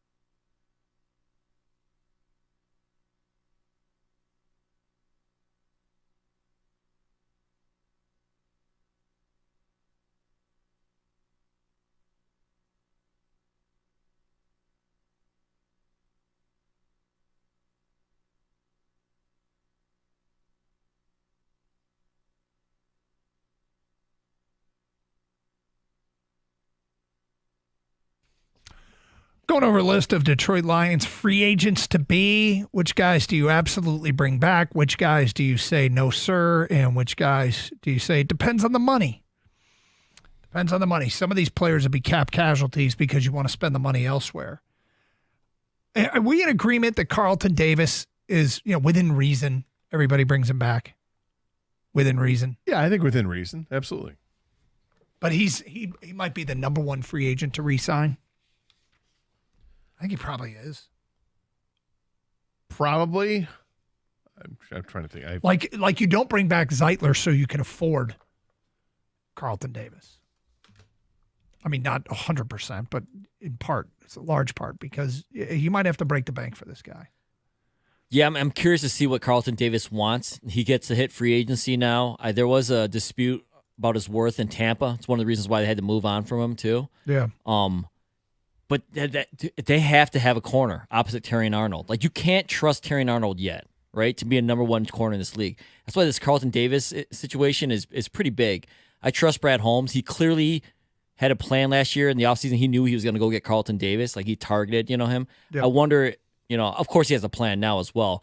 Is his number one target, though, bring back Carlton Davis, or does he have his eye on somebody else as well already? Yeah, and he could. Like, there might be a better player out there that's available. You see this and you go, okay, he's not great, but he was really good for them. Yeah, of their free agents, their unrestricted free agents, they have the 22 that are listed. I mean, I don't know if there's anybody more that says you got to resign than Carlton Davis. And again, for the right money. Melifonwu, maybe? Derek Barnes? I think there's one here that's really interesting. What do you do if Tim Patrick really wants a raise? Well, Tim Patrick is interesting. Because I like him. Like what he did in this team. Had 33 catches this year for 394 yards and 3 touchdowns. He did a real nice job of filling the role of Josh Reynolds, while Jamison Williams really took a step forward this year with 1,000 yards receiving. And you know what they don't have? They don't really have a young receiver in the pipeline. Like, the young receiver they got is starting, Jamison Williams. Right. There's no Christian Mahogany of wide receivers. Like, I think Tim Patrick, he's not a must sign because there could be other guys available. But if a player is willing to be the number 3 wide receiver and can play the role the way Tim Patrick did, you bring him back. The only challenge with him, of course, there's a player that's like Marcus Davenport that had been injured, and his old team said no, and he came to Detroit and he was healthy for the first time in 3 seasons. Yeah, I don't think he doesn't strike me as a guy that's going to break the bank to bring back. I don't think he's going to get massive money. Because he is what he is. He's a third receiver on a team. On this team, he's a third receiver. Is he going to be a number 2 on any other team in the league? Probably not. So I don't think you have to pay too much to bring him back, and it doesn't preclude you or exclude you from drafting a wide receiver. This seems like a pretty good year to draft a receiver for the Lions because, as you point out, they don't have that young guy, and they got to make a decision on Jamo about bringing him back for a 5th year. I think they have to do that before the season starts. So that's a really good point about totally can see them using a relatively high draft pick on a wide receiver. Yeah. So Tim Patrick we're bringing back, and we don't think it's going to break the bank. Derek Barnes. I mean, Derek Barnes went from being promising to a disappointing player to promising again to damn it, he's hurt. I really hope they can bring Derek Barnes back. I feel like Derek Barnes, though, might be an odd man out / cap casualty because they do have a lot of depth at that linebacker spot. He could be, but again, this is a guy who, because he was hurt, may not cost you too much. Does he get a prove-it contract? Will you re-sign him for a year, or does he get like a 3-year deal? I would imagine he's going to be looking for more than a prove-it contract. I would imagine you're probably right. But again, a guy who is he even a starter? He played 3 games this year. He has he has started, but is, again, look at the scope of the National Football League. If you let him go, does he become a starter for somebody else? I would think so. I actually think he would. So if you think that's the case, then you're going to have to pay him some decent money. Yeah. Yeah, I think Derek Barnes would be. Somebody else would say, this is a guy Detroit couldn't afford. How lucky are we that we can pounce on this player? And you're a year before. So I think they could do that because Malcolm Rodriguez, you don't have to make that decision up until next year. Yeah. Kang, what do you make of Derek Barnes? I think they love Derek Barnes. He's the type of linebacker they want that can play the rush and rush the passer. And that's what they need. And then Brett Holmes said it in his end of season presser the other day. Like they were like, oh, everyone talked about me drafting an inside backer. We draft players, and we want our linebackers to be able to do everything. And they've been able to develop Derek Barnes into that type of player. He was rushing the edge a ton, but it still was able to stay on the field because he can still play that linebacker position and cover. I think the fact that I believe that he didn't have his injury wasn't an ACL injury. It was a knee injury, but not the ACL. I think they want to bring him back, and I think he will come back. I think so too. And the more I think of this, I think he's one of those guys that they might have to pay a little extra for, and I'm okay with that. Let's lump some players together here. John Kaminsky, Jonah Williams, defensive lineman. Do you make much of a stink, or are those guys? Look, go see what you can get, but we'll sign you, but it won't be for much. Those are circle back players, right? Yep. But you're okay with letting them walk? Yep. What about El Quadim Muhammad? I want to bring him back, but I don't think somebody's going to cost you much at all to bring back. He's 29. He's been around the league for a while, but played well with the Lions down the stretch. When they needed someone to emerge as a pass rusher, he actually got to the quarterback a little bit. I like him. Thing about El Quadim Muhammad is when Brad Holmes spoke yesterday about who's got a great edge rusher at their number 6 guy, this is who I'm thinking of.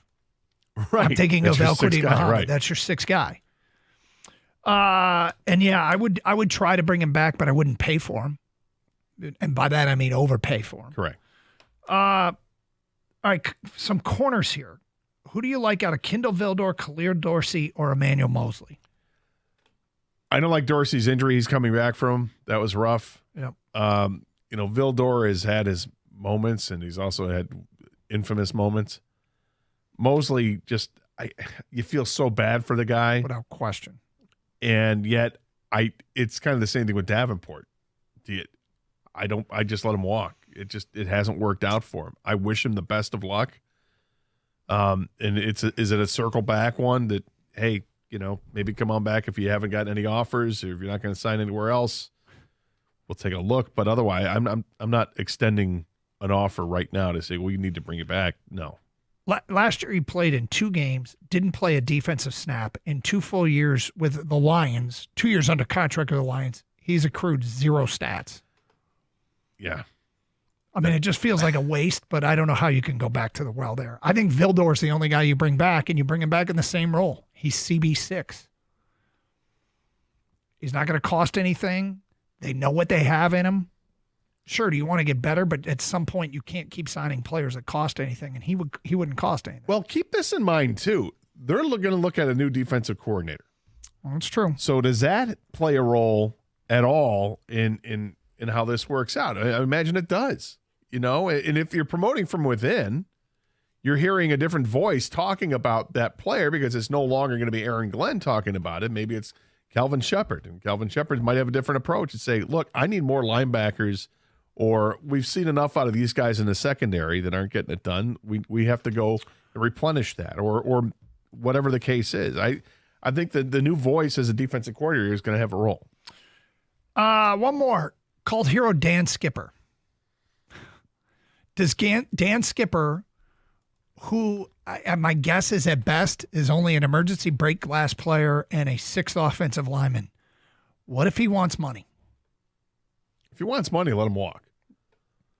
Right? I mean, I like when he comes out on the field. I don't really care that the crowd cheers for him when he reports. That doesn't do anything for me. But because he's an extra lineman, he's massive in size. I like that aspect of it. Just as it can be intimidating and it can help steal that edge when they have to do things. But I'm also not overvaluing what he is. He's not a guy that I feel terribly comfortable. If one of the tackles gets hurt, let's throw in Skipper. Like, okay, he is what he is. He's a backup player. I think when you're a journeyman, pretty much the writing's on the wall at the age of 30, when you played for like 6, 7 different teams, that your role in this league is pretty well defined. I think Dan Skipper gladly signs a low minimum type contract with the Lions because I can't see anybody saying at the age of 30, this is a guy we're going to count on now to be a starter. But he's like perfect for the role he has in Detroit. I think he's back, and I think he's back at the right price. Do you think because of the way that the injuries have impacted this team the last 2 years, and yet this team has been successful, that plays a role at all with free agents, that they're like looking at Detroit and saying, oh, wow, they got such a roster. However, these guys are always, the last 2 years, these guys have gotten hurt. I'm going to get an opportunity to play there, even if I'm signed as a backup. So you're counting on more injuries? I'm just saying. It's how it's worked out. I think that's how it's years. been, but I don't know if that's any indicator of how it's going to be. In fact, I would kind of think that at some point you start to get actually lucky. And the fact is that the Lions are a good team. So that's the other thing. Is that's the biggest players want to come here. It's a huge appeal. The coaching staff. Actually, the biggest appeal is probably wanting to play for this head coach. Another great appeal is you have a chance to win a Super Bowl. That's just about it with all the free agents. There's a couple more on the edges. Like I don't know if Allen Robinson's back. Zeke Turner, I don't think is back. Ben Neiman, Pat O'Connor. It's Carson Anderson. Open lines 248-539-9797. If you want to go to bat for any of those guys or disagree with us, let us know. 97.1 The Ticket. It is cold outside with the weather shifting. You better make sure your furnace is running tip-top shape. If it's not, I got the people to call. Birmingham Plumbing, Heating, and Cooling. These guys are amazing. You're worried about burst pipes?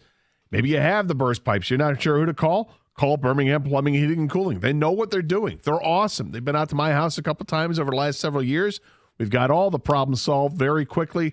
They're amazing. Don't just take my word for it. You can check out their A+ rating they have from the Better Business Bureau or some of the 5-star reviews they have on Google. The fact is, you see their trucks everywhere. Red, white, and blue trucks. You're wondering, what is that? That's Birmingham Plumbing, Heating, and Cooling.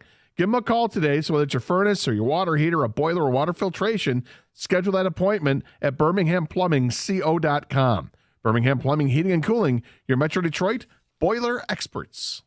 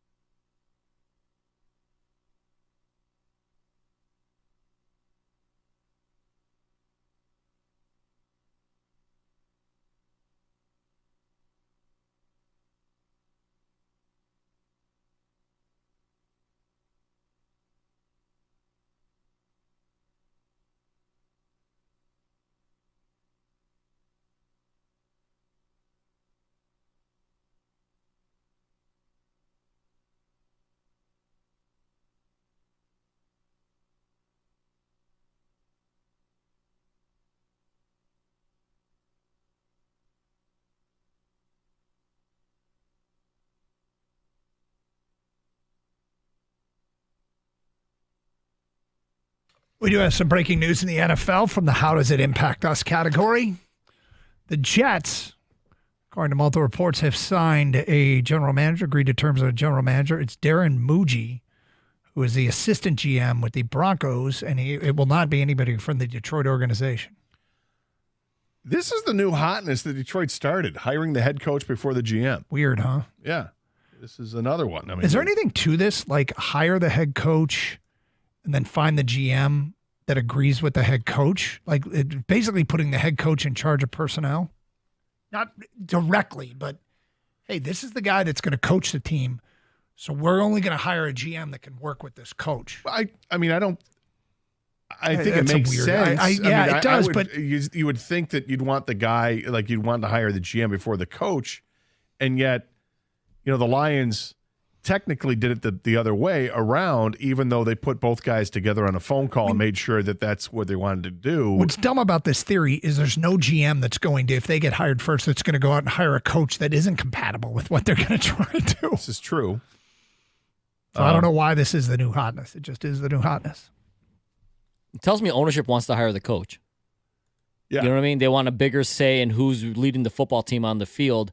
We'll figure out the other part after. But I want to know, I want to feel comfortable with the guy leading my team, leading the locker room. At least that's the new hotness right now. You know how the NFL is. But clearly it's worked out for the Lions. And you look at what's going on lately. It's like, okay, all right. So the other thing is, Gator, I want your take on this. Are you familiar with NFL reporter Diana Rossini? Yep. Decent enough reporter, right? Yeah. You believe stuff she puts out there? I think so. She just tweeted the following. Just felt an earthquake in New Jersey. Now, according to Earthquake Track, there is no earthquakes in the past 24 hours, past 7 days, past 30 days in the state of New Jersey. Do you believe Diana Rossini felt an earthquake in New Jersey? Well, of course not. But is she saying that because of something else, like alluding to the Aaron Glenn signing and then now this new signing of their GM? Is that what it means? Is she alluding to something else other than the actual literal earthquake? If nothing's been reported of an earthquake, then of course she hasn't felt an earthquake. Yeah. I'm just looking at some of these responses. One person had said that they thought they felt something as well, and her responses, everybody else is making jokes. It's Chris Christie fell over. That was the news of the Jets GM dropping. Rex Ryan showed up and asked for a job again, blah, blah, blah, blah. The jokes are coming in. Yeah. People got jokes. But she says she felt an earthquake in New Jersey. Maybe she did, maybe she didn't.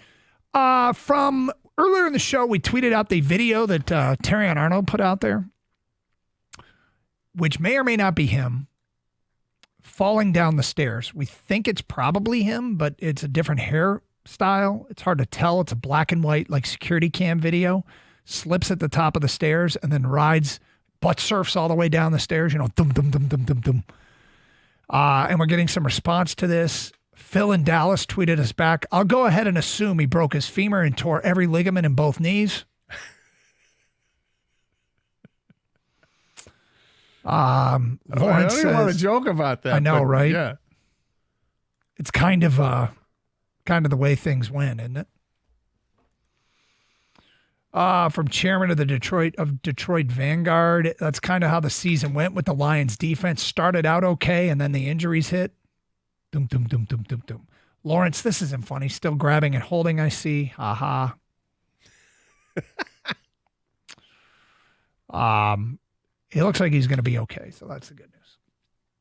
How many penalties did he get called for after week 4? After week 4? Yeah. Like 3. That, It was after after September. After September. Well, one of them was an offensive holding on a punt return. Right. So but I meant in coverage. He got flagged early and often, and then it seemed like just shut it down. All right, I got it. I got the message. I'll adjust. I'll adapt. If you ask Lions fans, it was 3 per game. Right. It really wasn't that many. But it wasn't that. It wasn't. He had a rough start. There's no doubt about that. After the first 4 or 5 games, I don't know if it was a 1. One defensive holding or pass interference call? So after September, he got called for 3 penalties. He went the entire month of October with no penalties. In November, he committed offensive holding. It was actually on a special teams play. He was flagged for holding on a punt return. Doesn't count, sure. He got a defensive pass interference at Houston. All right. And he got a defensive pass interference against Green Bay at the beginning of December. So 2 from October through, so the last 12 games that he played, he had 2 penalties for defensive holding or pass interference. He had 2 pass interference calls. Yep. All right. I'd say he got better with that. One might say. He adjusted. I mean, the truth is, I think that's kind of how a reasonable expectation for a rookie at a very difficult position to play in the league. It's kind of a reasonable expectation for how it could go, right? Mm-hmm. 248-539-9797. We'll get to more of your phone calls and feedback coming up. In the meantime, someone put out a list. An agent talked to a reporter about 15 players who could be traded or released this offseason. Would any of them make sense here in Detroit? We'll get to that today at 1:31 here on Carson Anderson on 97.1 The Ticket.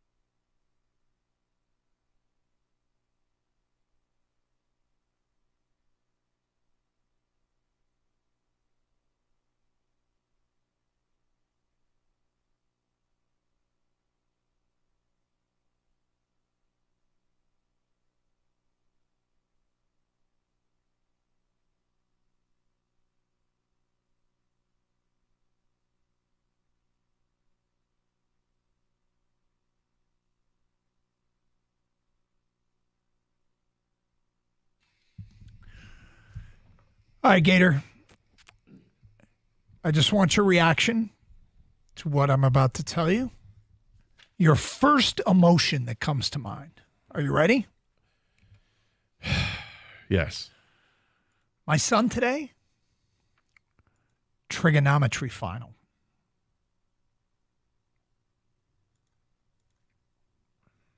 How you feel about a trig final? I wouldn't know. Never got that far. No? No. What about calculus? I took it to calculus? Yeah, it's just fear. Anxiety comes to mind when I hear that. Yeah. Yeah. But the thing is, the issues I had with math that go back to high school, I was fine with math. Through middle school, I was fine with it. And then everything changed actually, in my freshman year in high school, I was fine with it. Got to geometry and things took a turn. It's pretty funny because I was I was way better at math than I was at English. And when I took the SAT, when I walked out of there, I'm like, I got a perfect score. I was so cocky. I was like, I got a perfect score. I did not, but I thought I did. And I sat down, to help my son recently with his math. And I'm like, all right, I got this. This is in my wheelhouse. And I looked at him like, oh my God, I used to know how to do this. Yeah. I mean, I would all the skills have eroded. Completely lost. And in college, it took me a few tries before I was finally able to get where I needed to be to graduate with, because I had to pass the math class in order to graduate. And I finally was able to do it. And I was very proud of myself, did that over a summer term that I went there, summer school. But yeah, I get anxiety about it. My niece is brilliant at math, which I guess shouldn't surprise me because my brother was a math guy. But so when she talks about it, it might as well be Charlie Brown's teacher talking. I'm out. Really? Yeah. Your skills didn't erode, Doug. Math's not even the same. I don't even think they use the right numbers anymore. Like they're using what is this? This is not math. What the hell? You get that evil witchcraft out of here. Not in this house. Is that like a metric version that I wasn't informed about? Well, my wife teaches 4th grade, and they don't do math the same as we did it. That's what I'm saying. Yeah. The hell is this? I don't know. They're doing now like foreign math. Did we switch to the metric system? At some point, apparently. Okay. We're getting a lot of feedback to the Lions free agents, so we just ran down a list. And some people are disagreeing with us. From an unnamed texter, Glasgow was pretty bad this year. Relying on Graham would not be ideal. Next text, Mahogany was great, but wasn't he available in the 6th round only because of injury concerns? Also, then he missed most of this season as well. I would bring back Zeitler and have Glasgow as a versatile backup. I understand with his contract that would be expensive, but the alternative is being one injury away from being bad on the offensive line. And with Goff, that could derail the entire season. Next one, I don't know if this is still possible, but I would love to basically have all of our free agents back at the right price. Iffy, Barnes, Zeitler, Carlton, Davis, and even Levi on a small deal. So what you just said there, at the right price, the team doesn't dictate what the player asks for. If the player wants to stay at any cost, this is possible. They are professional athletes, and they are trying to take care of their families as best they can in the short window of time that they get to play. Unnamed texter, Tim Patrick is probably the most replaceable player on the Lions, an aging wide receiver who can help a young locker room. Tim Patrick is probably the most replaceable player on the Lions. Then he writes, an aging wide receiver who can help a young locker room. Do you think he means irreplaceable? Or he might just mean like anyone can do it, right, Gator? Like just any old vet can come in there. Yeah, I would disagree with that. Oh, I know. Did Allen Robinson and Donovan Peoples-Jones do that? No, because he was ahead of them. If he's saying any aging receiver can do this, I think the evidence would suggest otherwise. I think they'll absolutely re-sign Derek Barnes, and a big reason being that he will be a bargain because he was injured all season. And coming back off a knee injury, it gives home leverage to get better value out of the contract. That's from Trevor in Rochester. Unnamed texter, wasn't Brock Wright the biggest waste of a re-signing? We can't let that happen again. Did Brock Wright cost him a bunch of money? I would say, given what they paid him, his value is probably measured in many non-statistical ways. Well, he's a blocking tight end who caught 13 passes this year. Yeah, but do you pay a 3-year, $12 million contract to a blocking tight end? I think there might be some truth in this. If you want to keep being one of the top rushing teams in the league. Fair, but should a blocking tight end cost that much?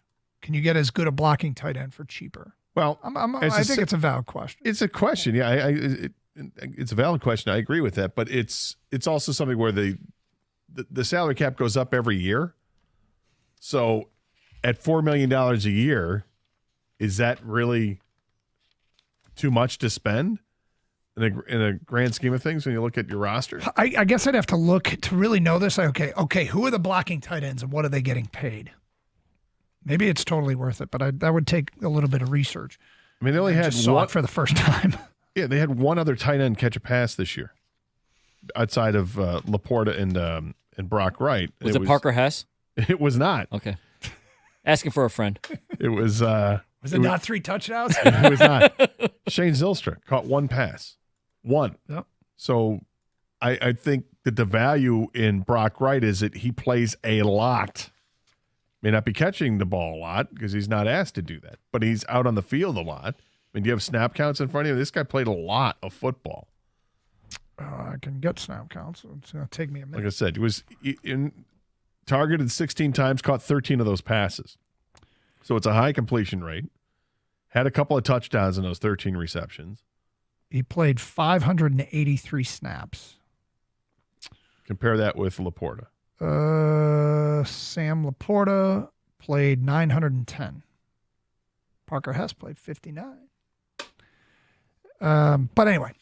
All right. I mentioned before the break an agent's take on players that could be released this year for salary cap reasons or moved. Aaron Rodgers is number 1 on the list. You can have him. Yeah. To literally every team in the league. Good luck. Kirk Cousins is on the list. So you see that, lost his starting job. Here's the problem with his contract. Do you know how much money Atlanta saves if they cut him? No. None. So what's the point? Well, if they cut him now or if they cut him at any point? It says 2025 salary cap savings if they let him go. Apparently at any point it says none. Derek Carr. I have no interest in Derek Carr except for maybe a backup. I mean, if Teddy Bridgewater got snaps here, I suppose it's based in large part on familiarity, but what? Just Derek Carr. I know. But as a backup. So as a backup, yeah. I mean, he's okay, but yeah. Let him. I imagine he's going to look for more than backup money. Agent story again, talking to agents, players that could be released. Raiders owner Mark Davis has been adamant that Max Crosby won't be traded. It could be a different story if Crosby forces the issue because he isn't happy with the direction of the team after a new head coach is hired or his contract isn't addressed in a meaningful way. Crosby's under contract through 2026 for $42.84 million. The Raiders took a Band-Aid approach to Crosby's contract in 2024. Crosby had $5 million added to 3 years that were left, where he got a $6 million raise for 2024, while the 2025 compensation also increases by $1.198 million, and his 2026 money decreases by $2.198 million. All that begs the question, how does he feel about Pete Carroll, who got the Raiders job today? I hope he can't stand Pete Carroll. Right, but Pete Carroll's a defensive guy, right? Yep. And Pete Carroll has a ton of energy. I imagine Pete Carroll comes in, and if you're talking to Pete Carroll, you're going to want to play for Pete Carroll. As much of a foof as I think he could be because of the scandals he had at USC, you can't deny that he's a hell of a football coach. Hell of a football coach. So I would imagine that he's going to get along just fine with Max Crosby. But does Max Crosby want to stay with the Raiders, which will be a rebuild thing because they don't have a quarterback. They don't have a lot of things. They have Max Crosby. You know, is Max Crosby going to go into Matthew Stafford mode and go to the front office and say, I think it's time to trade me? Other players that made this list, Devontae Adams, probably no need here in Detroit. No. Von Miller. I've always liked Von Miller, but is Von Miller... What is he at 36? I don't mind bringing him in at 36. What do you pay Von Miller?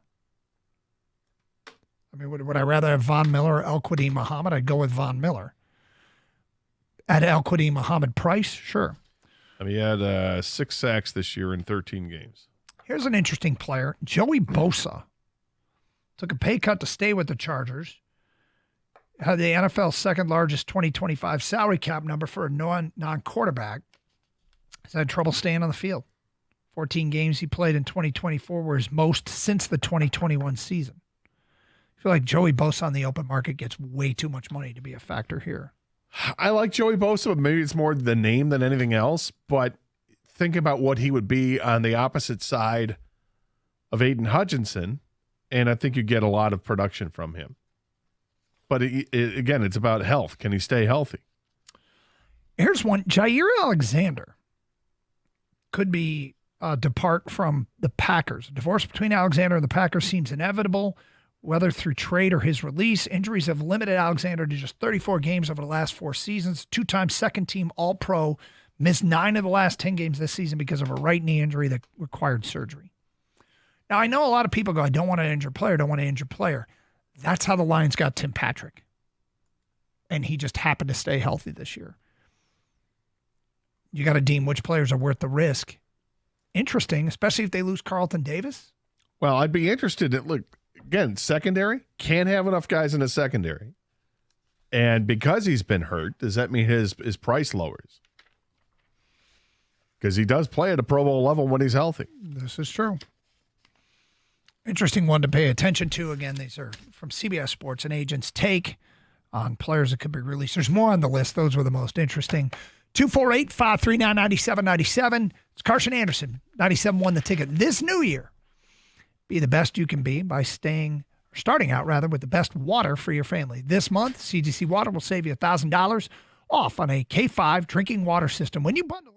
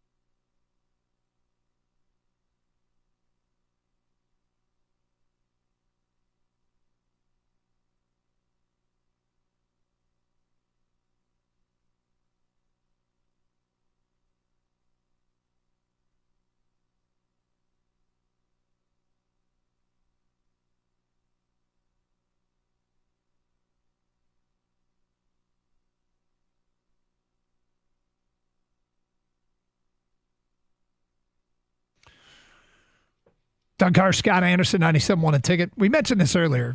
2 tricky basketball games for our local college teams. You've got Michigan playing at Purdue. It's a quad 1 win waiting to happen, although Purdue did lose at home earlier this week. But feels like the Wolverines have some making up to do after losing that game at Minnesota. Sort of trying to steal one back. That was not a good loss for them. Meanwhile, Michigan State's playing at Rutgers.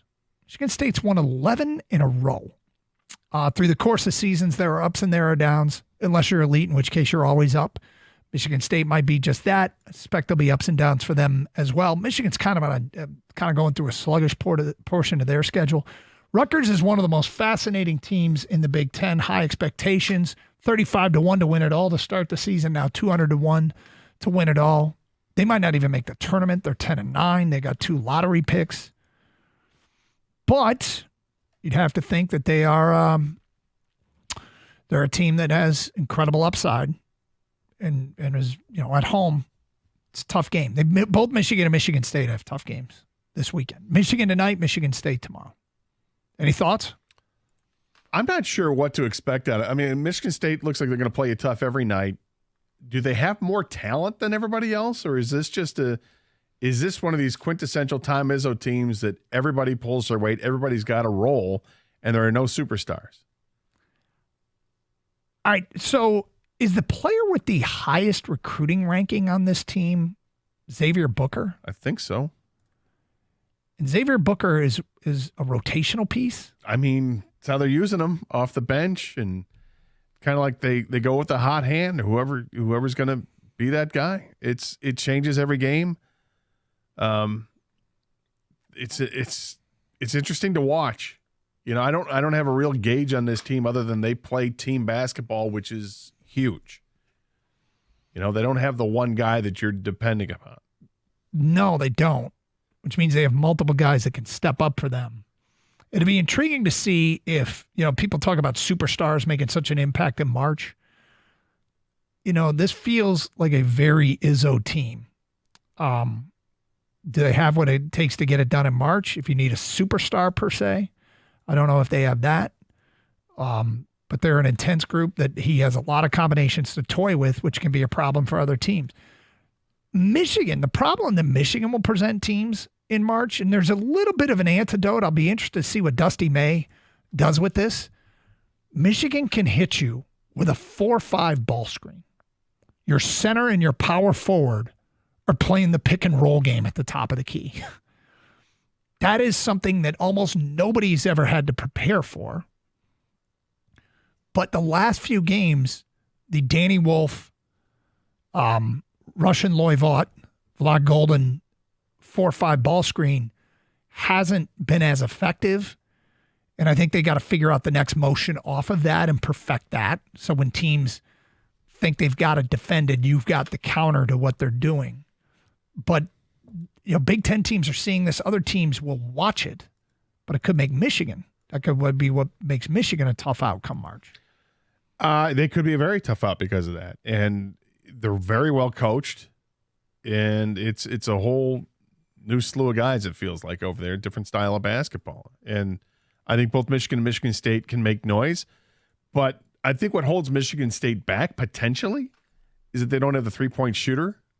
All season long, they've struggled with that. Now, maybe somebody develops and all of a sudden, hits the stride that you expect him to. Jace Richardson can knock down some threes, but, Akins, who should be able to, is shooting at 30% right now. That's not good enough. Holloman is shooting at 31%. Fears has knocked down his shots, and that's good for him. He's at 43%. But if you don't have that constant threat from three-point range, it feels like you can't make a long run in the tournament. Because sometimes all it takes is for one guy to get hot, and that's what you ride in the tournament for any given game. Like, so-and-so just lit him up for 8 3-pointers or 6 3-pointers. Wow, that's great. Can somebody from Michigan State, can they do that? And can they defend that? They've shown they can defend it. That's one thing Michigan State brings night in and night out. They play pretty good defense. The thing that's happened in the Big Ten is the sudden, we say there's ups and downs every season. You go through a stretch where you're playing really well, and you go through a stretch where you're playing like crap. The team that suddenly finds himself in trouble for the Big Ten chase that we thought was going to be there all season long is Illinois. They've lost 3 of 4. They lost at home to USC, which is a surprise. They lose the game in East Lansing, which there's no shame in that, and that was actually a hell of a basketball game. Last night, as a 7-point favorite at home, they got blown out by Maryland, 91-70. Yeah. Illinois now pretty much has to, I would almost argue, has to run the table to win the Big Ten.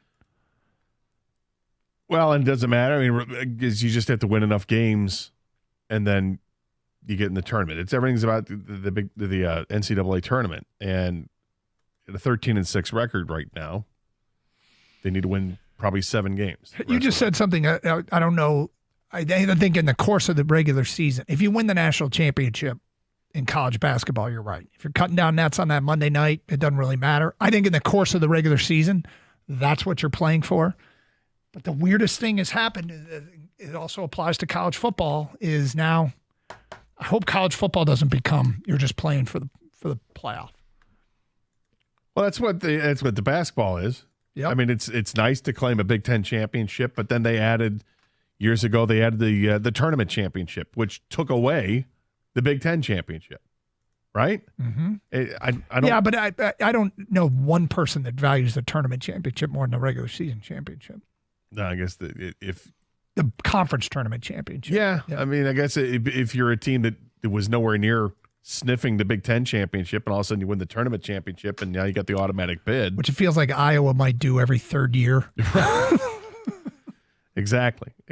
But it is what it is. I mean, we all know it's about getting invited to the field of 64 and see what you can do. Yeah. Well, and our local teams, Michigan and Michigan State, have a chance to create some noise. You know what we desperately needed is March Madness, the NBA playoffs, or the Stanley Cup playoffs to start Monday.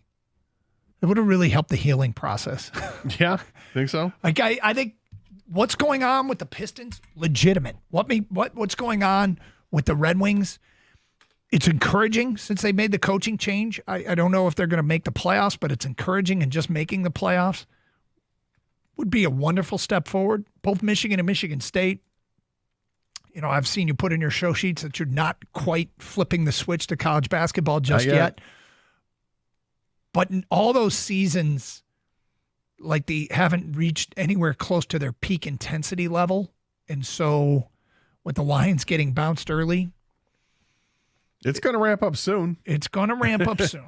And, you know, both they haven't played each other yet, Michigan and Michigan State, and they'll play, 2 of the last 4 games of the season they play against each other? Yeah, it's really weird. But it feels like it takes a while every year for me to get excited about college basketball. Yep. But we need it, man. We need it.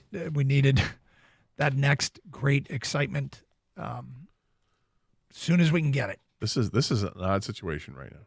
What is that? Rico switching microphones? Yeah, I don't understand this. Why? Why'd you head over there? The chair was here. There's a chair there. I don't like those chairs. All right, I'll switch. No, you're good. You stay right where you're at. I want you to feel comfortable. This is your show. I'm a guest right now. He's fine. He's fine. How are you? I'm good, man. Yeah. You guys just getting into college hoops? No, I'm not even yet. I mean, you got a game tonight, Michigan and Purdue. You got a game tomorrow, Michigan State at Rutgers. In spite of Rutgers' struggles, these feel like, it would be big wins for these two teams. Yeah, I mean, I'm in the minority. I've been watching this stuff since November, so yeah. I've been watching it. Yeah, We just I've haven't been talked watching about it, but I'm not that into it just yet. You know. You can get into the Illinois MSU game. That was that was an entertaining basketball game. It was a really entertaining basketball game. Yeah. But Illinois is spiraling. But anyway, what do you guys got planned coming up next? I guess we're going to touch upon something that you guys can you bring yourself to watch games this Sunday? Can you watch the NFC and AFC championship games, or are you know what? I can't. It's tough. It's hurt. It's painful. Last year, Lions losing the NFC title game, and I went on with watching the Super Bowl without even giving it a second thought. This year, Lions lost Saturday night. I had those playoff games on Sunday. Mm-hmm. They were just on. I know, and I think I have a reason why. Okay. Well, we look forward to that. Anything else? TJ Lang will be here. Oh, so Tej. we'll do our normal. We got our prop bet casino and all the normal stuff we do on Friday. So Well, look, everyone have a great weekend. So here's one for you real quick. Over under amount of points in the Commanders Eagles punts. 4.5 in the Commanders Eagles game. So given that I don't think 5 drives are going to end with turnovers, I'm going to go over. I would probably take the over as well. The weather situation is there where it's very windy. It's supposed to be windy. So that could wreak havoc with the passing games and cause turnovers. I did 3.5 with the Lions and Commanders, and it was the under. Yeah. It was 2. Yeah, the 5 turnovers. Well, Okay, if you want to sit in front of the TV and watch 8 hours of football or 12 hours of football coverage on Sunday, you can. And if you need to negotiate with the missus, well, here's how it can go. As we're getting near the end of the football season and the end of the Gator rant for the season. It's Carson Anderson. Have a great weekend. Stay safe. Treat each other with respect.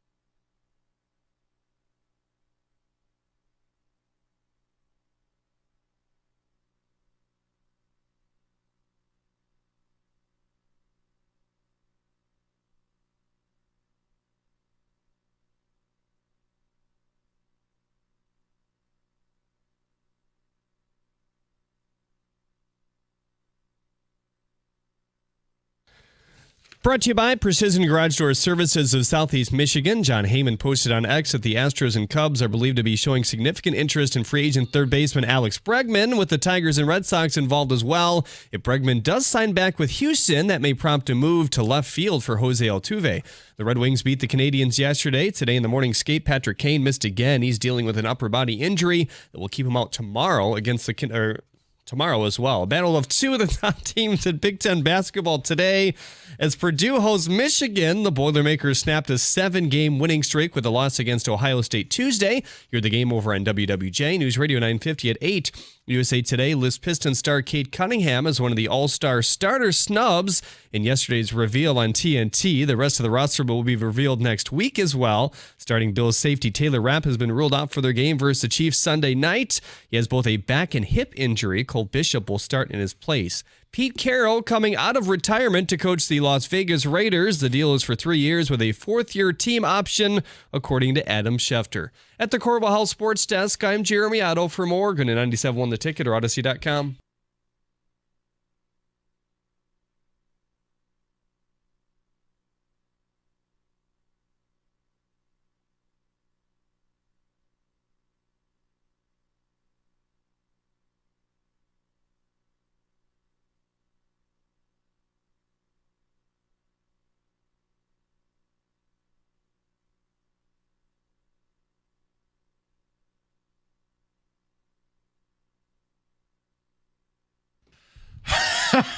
That's outstanding. Robot bartender Kenny, did I hear that right? Was that from yesterday? No, David's It's been a while. David is going into some of the archives now that it's football season's over for us. Oh, keep that one close to the vest. I like that. We're gonna need more of that. All right. Well, we gotta have some conversation here. This is a strange day, Rico. We should. There's a feeling of loss. There's a feeling of wait. We're not previewing Lions and Eagles. It's just a weird place. And what I have to do is different than what I would do. Meaning, look, I do this for a living. I'm watching the games. But if our audience out there, if I'm a Lions fan, I wouldn't watch a single millisecond of this weekend because I couldn't bring myself to it. I would want nothing to do with it. I wouldn't want to watch strangers play football for money. I would do something else. I wanted to. Is that crazy to ask that question to start? No, it's not. Because I do believe you're correct. You're a Lions fan. They're acing out. You are. And it's funny because I talked to Doug in the crosstalk, and Doug was saying, last year I watched the Super Bowl, and yes, I am, Doug. But he watched the Super Bowl, and he's like, but after the Lions lost on Sunday, he had no desire. He couldn't watch the games. Mm-hmm. And I think it's a specific reason why you're going to opt out. Let's hear it. Because I've been there before. You're opting out because last year you lost to the Niners. The Niners were, you consider them an equal. So when you lost to them, you didn't feel that angry. You may have lived a little bit like, well, we could have beaten the Chiefs. You lost to a team that you don't consider your equal. You lost to a quarterback who just got into the league. That's where it stings because you don't feel like the Commanders deserve to move on to this week. They took your spot from you. And that's why you're not going to watch. That's why you're going to be angry. And I told David, I equated it to the when MSU lost to Middle Tennessee. And I couldn't believe what happened. The Giddy Potts game. I was on the air. And I did not watch any of the tournament that year. I just aced opted out. I said I can't watch any of these games because this is just no. Like they had the game of their life. Like he would never play this good again. Remember the guy with the male pattern baldness? Yes. Was that Bob? No, it was like Bob Upshaw. Yeah, they already Dude, they already looked like they were in their 15-year reunion of that game. Truth. It was like Rico's Founders Night at the fraternity. It was a 50 and up league. So look, is Rico right? Look, if you're unaffected by it and you still love football, say it. But if you are opting out of this, I want you to understand I happen to agree with you. If I didn't do what I did for a living or have the pod, the Boomer Show, the other stuff I have to do, no, I wouldn't watch. I would be like, you know what? Had my fill. The only thing that would bring me to watch, Rico, would be the Latte Larry angle. Just spite. Just wanting to root against the Commanders. The problem is watching, I don't want to see anybody happy.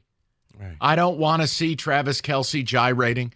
I don't want to see Pat Mahomes and his stupid little hand gestures. I don't want Tay-Tay up in the booth. I don't want to see Big Dom DeLisandro. I don't want Saquon Barkley happy, but that's a me thing. I don't want anyone happy if I'm miserable. Mm-hmm. So I happen to agree with you, but I don't know where people are at.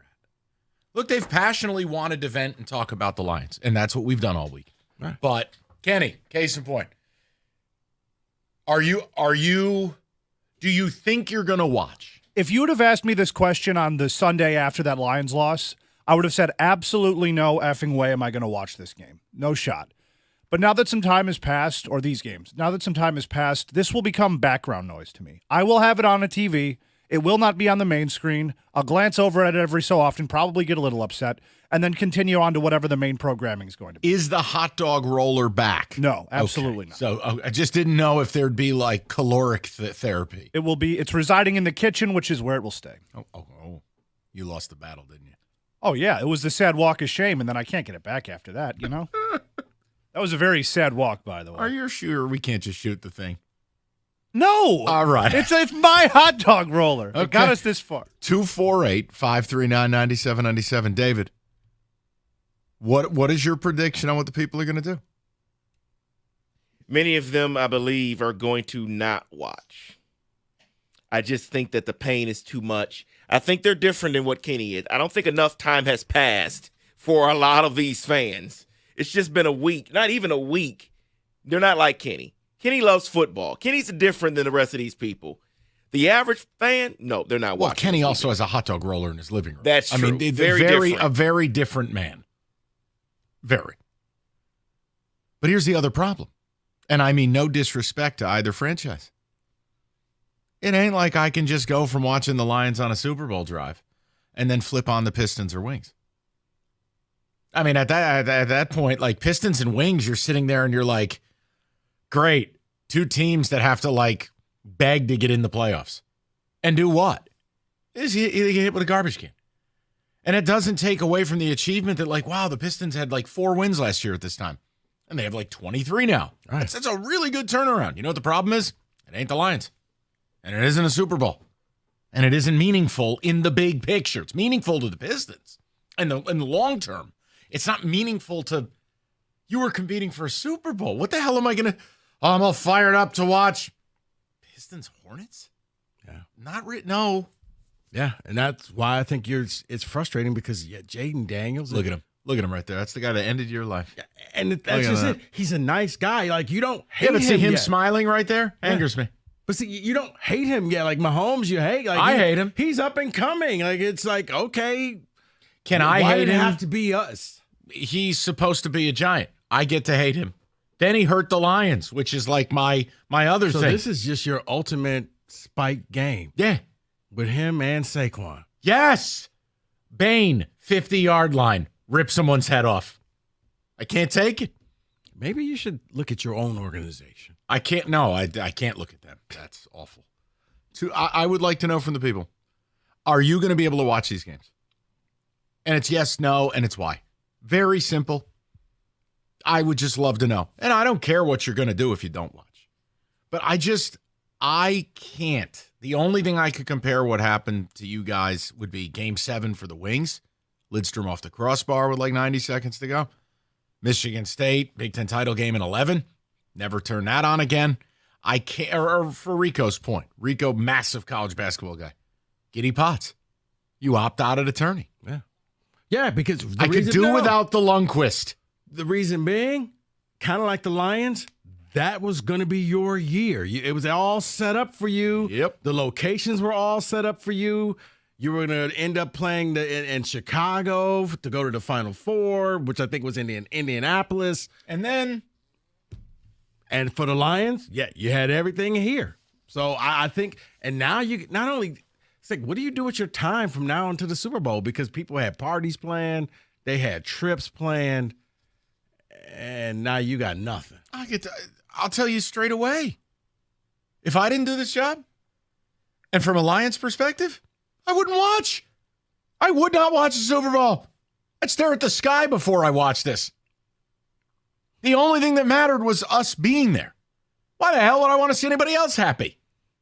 Essentially, you'd be watching a game rooting for people to get hurt. So you wouldn't feel happy if Buffalo made it? No, F them. That stupid city. No, I'm not happy for anyone. I hate everyone right now. This was supposed to be us. So I'm just like, as a Giants fan, forget it. Lions, it's different. This is now very personal for these people. And yes, I can be happy for Bill's Mafia.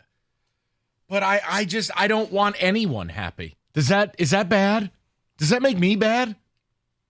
No, it doesn't at all. I was that way in 2017 when the Steelers lost to the Jags in the playoffs. I had Jags plus 6.5 in that game. I was in Vegas for that game. They ended up going to the AFC title game to face New England, who then beat us early in the regular season on the Jesse James. So I didn't watch that AFC championship game. No, you skipped out because the upstart Jags ended you the same way the upstart Commanders ended the Lions. Yes. Rico, it might be a personality flaw. Generally, in life, I like seeing people succeed. I can be happy for people. When it comes to sports, oh no, sports, it's like Housewives of New Jersey. Yeah, I hate everyone. When it comes to sports, the problem is everybody likes to see that upset, except for when it's your team That's that gets right. upset. Yes, NCAA tournament. Right. I want chaos. Like that day, everybody was rooting for that team. No one was rooting for MSU, and I'm like, okay, come on, but win the game. But you're going to win the game. But you're not going to win this thing. And with like 58 seconds left is when reality kicked in. Does this describe how that went for you at the end of the game? No. Okay. Was it just more this? Yeah. I know it definitely wasn't this. No, it was more of the... That was my reaction. Yeah, right, there you go. David, as the clock went down. I think it was just more of a blank stare. Just catatonic.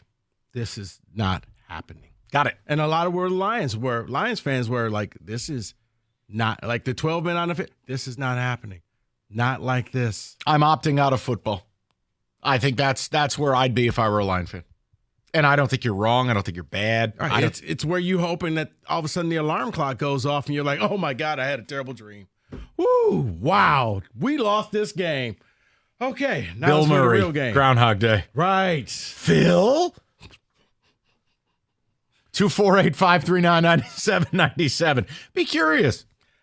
Planet Fitness is home of the judgment-free zone. And now through the end of the month, $1, $15 a month gets you started on your new membership. Planet Fitness is a judgment-free environment where you're free to get strong your way on your own time. And you know what? They got strength training equipment. They got cardio equipment. They have whatever you need to get started on your new you. Plus, they also have free fitness training from knowledgeable trainers who will focus on you. They got convenient hours that'll fit your schedule, your time, your routine. You know what I'm telling you? You got no excuses. Head into Planet Fitness right now and get started. You promised yourself that you would do it. How about we just stick to that promise and let's get it done? There's over 50 Planet Fitness locations throughout the Metro Detroit area. Stop into one today, $1 down, $15 a month, or you can go online at planetfitness.com.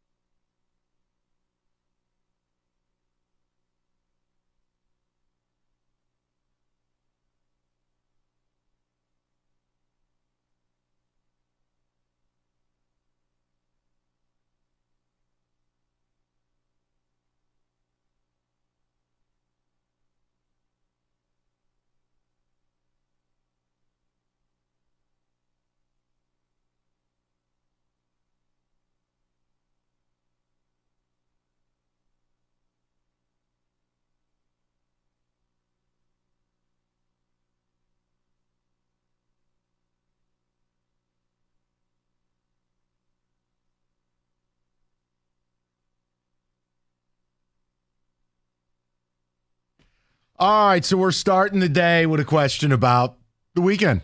I mean, it is, look, I don't know that anyone expected to not be playing. Even, hell, Rico and I, who said, look, I think this is a dangerous game and we think it'll be more uncomfortable than you. Never imagined you'd get your ass kicked. So are you even watching? Will you even watch Super Bowl? And the problem is there's no easy way out. I only speak for myself. No, I don't think it's just, all right, well, now time to move on to Wings and Pistons. No. Those feel like minor league compared to high-level NFL Super Bowl chase. Is that fair? Yeah. Now, if those sports were contending for championships, respectively, maybe there'd be a bridge. But I can't get there. This is the cleansing period. So we'll talk to the people. David, what do the ticket texters have to say? Everybody's watching the Bills-Chiefs game just to see how the Bills get screwed with the officiating. Other than that, I'm not watching that other game on the other side of the NFL. I'm watching because I'm a sports lover. I'm not a fair weather fan. That is from Rick. Rick, I'm sorry. Did you get a Boy Scout badge? Did you get the good little boy fan badge? No, you're not a bad fan if you go, F it. My team's out and I'm angry and I'm not bothering. I'm sorry. Does Fox or CBS pay your mortgage for watching? Season ticket holder here. No way am I watching any football this weekend. I'm still crushed. I feel like there was a death in the family. No thanks, Marty in Grosse Pointe. I opted out last Sunday. Didn't watch a second of those games. I'm still depressed. That is from Ryan. Oh, okay. I thought he meant for his game. No. There would be no shot after the Lions losing that I was like, oh, look, a snow game in Philly. I ain't watching. You can't. Rico's comp to Middle Tennessee State can't do it. Way too soon. I'd rather watch this year's Puppy Bowl than the Chiefs and the Eagles again. Do they still do that? Yep. I think so, yeah. The Puppy Bowl is still around. I think this is Puppy Bowl 22. I'm amazed. Why can't they bring back the Bud Bowl? Remember with the beer bottles with the helmets on? Remember Bud Bowl? Yeah, I do remember that. Yeah. What happened? I don't know. Someone here says, unfortunately, I took my vacation from work for the Super Bowl week. I'm stuck. I'll be thinking about what could have been the entire week. I planned my vacation for not just after the Super Bowl, but in case there was a parade. I was like, there's no scenario I can miss any of this. So I could be gone now. Like, everyone's got a story like that. Sure. Whether you were planning a party or you had, hey, we'll get together for the NFC title game. Remember we were talking to people last weekend. Guys, if they win, you won't care because you just want to go to the NFC title game. Right. But if you lose, you don't want to be there anyways. Right. Think about the people who were like, no, I'm going to the NFC title. No, you're not, because it doesn't exist. See, I'm thinking about the people who were smart, sold their tickets, and at least they got money for their new vacation. Money for sorrow. Yeah. Let's go to Logan in Detroit, 97.1. What's up, Logan? Hey, what's up, guys? How are you? Definitely, I'm doing good. Honestly, probably better than most people because I don't think I'm as crushed as a lot of other people are, and don't really understand, I guess, Rico's point of it hurting more than last year. Just because, I was way more hurt when, kind of like you, Mike, Aleem and Carlton Davis went down. I just knew that, obviously, watching the game, as soon as Amit goes down, and they're getting 8 yards a carry up the gut. I'm like, how are we going to beat Philly? You know what I mean? So it's just one of those things where I'm like, yeah, hey, you got to regroup, have the defense. Yeah, but Logan, back up with the D. Logan, I guess the reason why I said last year probably not as much because you couldn't have told any Lion fan in week 16 or 17 you're going to get aced out by the Commanders. Like, no. Not the Commanders. Oh, no doubt. It hurts, man. No, it hurts, and it doesn't excuse the fact that if our offense has maybe even a B game, we win that. It doesn't excuse that at all. And I was hurt the next day. Shoot, you're right. Those games the next day kind of hurt to watch a little bit. But, again, I was kind of feeling like this could happen. And kind of like Mike said a couple of weeks ago, if the Vikings don't have a ginger at quarterback, that game's a whole lot different. So I guess I've just been feeling like something like this could happen for a while. And I'm just on the next season, man. It's, regroup. Yeah, and listen, I'm not mad if people watch, Logan. Like, I get it. It's football. It's the last couple of games. There are storylines. But I totally get it if people opt out. Let's go over to Rich, 97.1. Rich, what's going on, buddy? Hey, fellas, what's happening? You tell me. I am opted out. I did not watch football last Sunday. I am not watching football this Sunday. I am not watching the Super Bowl. I'm 54 years old. Every summer I run my mouth at work. Oh, this is a year for the Lions. This is a year for the Lions. We are in the number 1 seed, and we're out in 1 week. I'm broke. I'm done. So when do you re-engage with sports? I can re-engage with sports, but it can't be the Lions. I can never have an expectation for this football team again the rest of my life. I'm done. Dear. Oh, They're boy. never going to win the Super Bowl. They're never going to be in the Super Bowl. Heck, I didn't even care if we lost the Super Bowl this year if we made it. At least we could say we made it. Okay, Rich. I'm done with them. I'm broke. Rich, here's what we're going to do. Here's what we're going to do. You're hurting right now.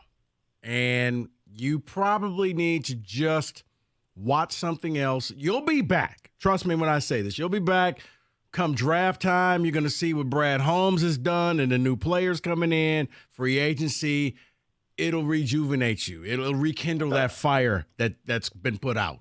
It's You'll be over. back. I can't do it. I know. That's just the pain talking right now. You'll be okay. Wow. He'll never love again. He will. It's like when Kenny's hot dog roller broke. Is he capable of love? I mean, that man is hurt. Oh, yeah. He's hurting bad. He is. Let's go to Nate, 97.1. Nate, what's going on, buddy? How's it going, gents? You tell me. Not ideal, I'll be honest.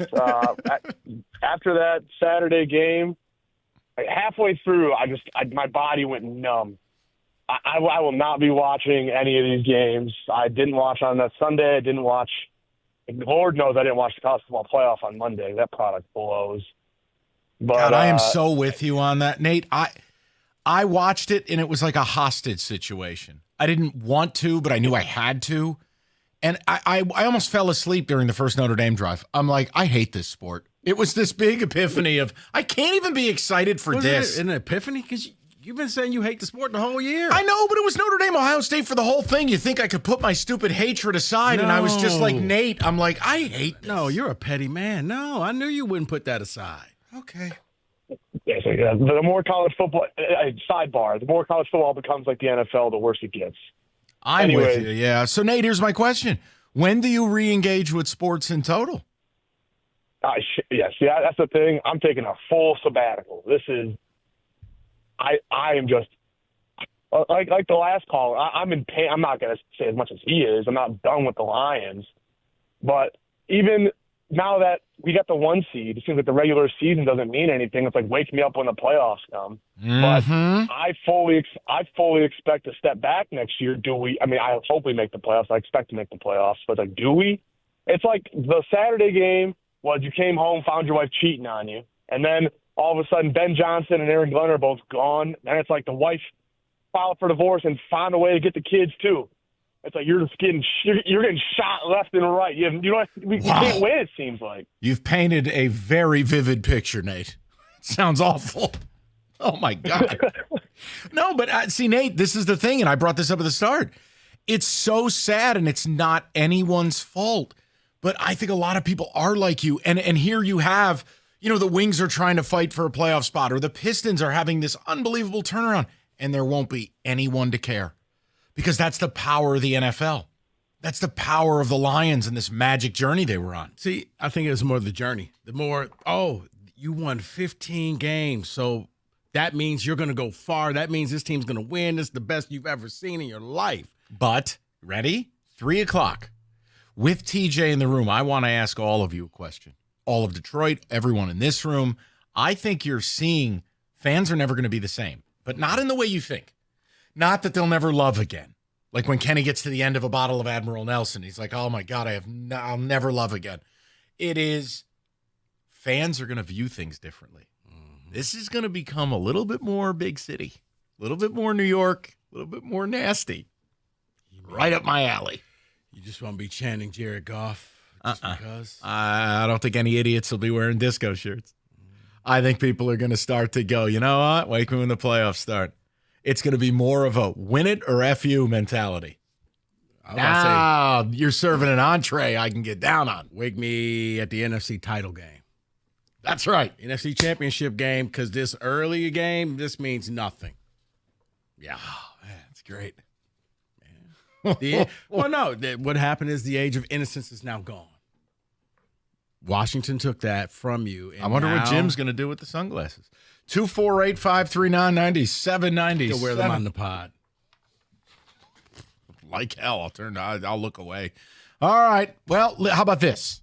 If you don't want to watch the football, but you still are like, look, you're in your feelings.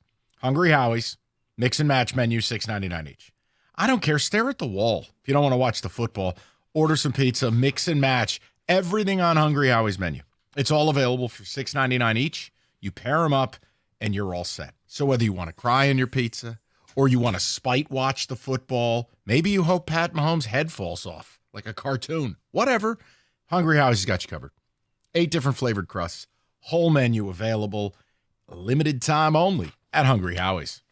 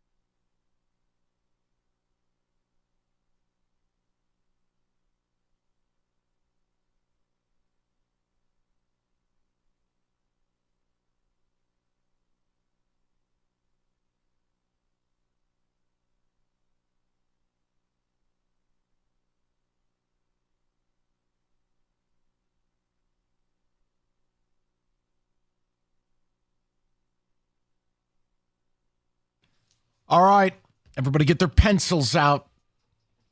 We got championship weekend. We got to do the prop bets. This is going to be lethal. Lethal. David, hit the button.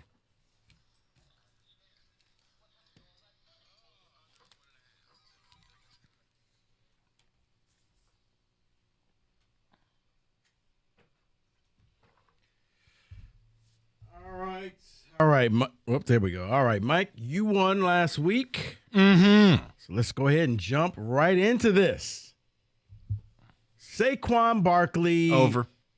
Okay. You want to hear the rest or no? Nope. Okay. I'm all in on Saquon Spite Tour. I know. I would like to hear the rest, if possible. Saquon Barkley touchdowns over under 1.5. Yeah. Over. I'm good with that. I think it's plus 210 on FanDuel if you're interested. I think he scores 2. Under. Any reasoning, or are you just? I'm just not going to predict 2. I know he had 2 last week. I'm just not going to do it again this week. Just remember, this is the final villain arc for him to end John Mara's life. You're right. I don't see it, though. Okay. Not this weekend. All right.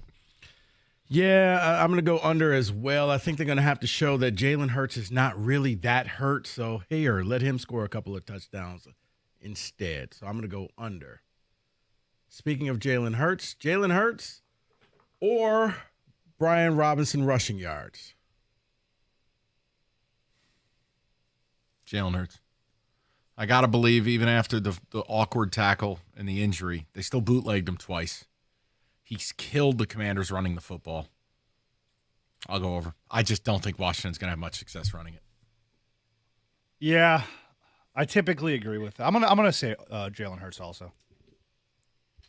The Cinderella season for the Commanders will continue, and Robinson will be a part of that. I'm going Robinson. God, I'm up 2-0 on David already. So easy. Well, you're 2-0 on me because I'm going Robinson as well. Are you serious? Well, because I think that these are your boys in Philly. Philly is smart, and they're going to tell Jalen, unless it's absolutely necessary, you don't run the ball. Okay. Because we don't want to risk it all because we still got one more game to play. What if Jordan Davis eats him? Dead. Then he would be dead. Exactly, and he'd have 0. Hurts has 1. You're talking about, we win. Okay, I'm like, why would he eat Winner. his own teammate? Like, winner. That's what I was thinking. I'm like, why would he eat his teammate, Mike? Like, no. Hungry. No. It's a bad Jordan. Hungry. A.J. Brown or Scary Terry receiving yards? I'll go Scary Terry on that one. I just, again, I don't think Washington's going to be able to run it. And I do think they're going to fall behind. And he'll have a big contested catch. I'll go Scary Terry. Give me AJ with some yak. Hungry. Washington won't be behind. It will be because Scary Terry does his thing. So I'm going with Terry. Yeah, I'm going Terry as well. That's really their only option between him and Jaden of winning this thing. Speaking of Jaden Daniels rushing yards over under 54.5. Jaden Daniels? Yeah. Under. What did you say the number was, Rico? 54.5. Yeah, I'll go under. That's a little steep for my liking. I would love to go over. I just can't. This is a little bit too high for me, so I'm going to go under. I'm going to go over. As you would say, Mike, Vegas put that number out there for a reason. Jalen Hurts' longest pass, over under 33.5. I'll go under. I think they could play this game like Army or Navy and just run it 60 times. I'll go under. I will go over also with the yak. You're going over? Okay. Under. I do not trust Jalen Hurts to get anything over that. I'm going over. As Kenny said, I think the yak will do it. It may be a 10-yard pass, but it gets taken to the house. Kind of like a JMO type of situation. So, in this game, the amount of punts, over, under 4.5.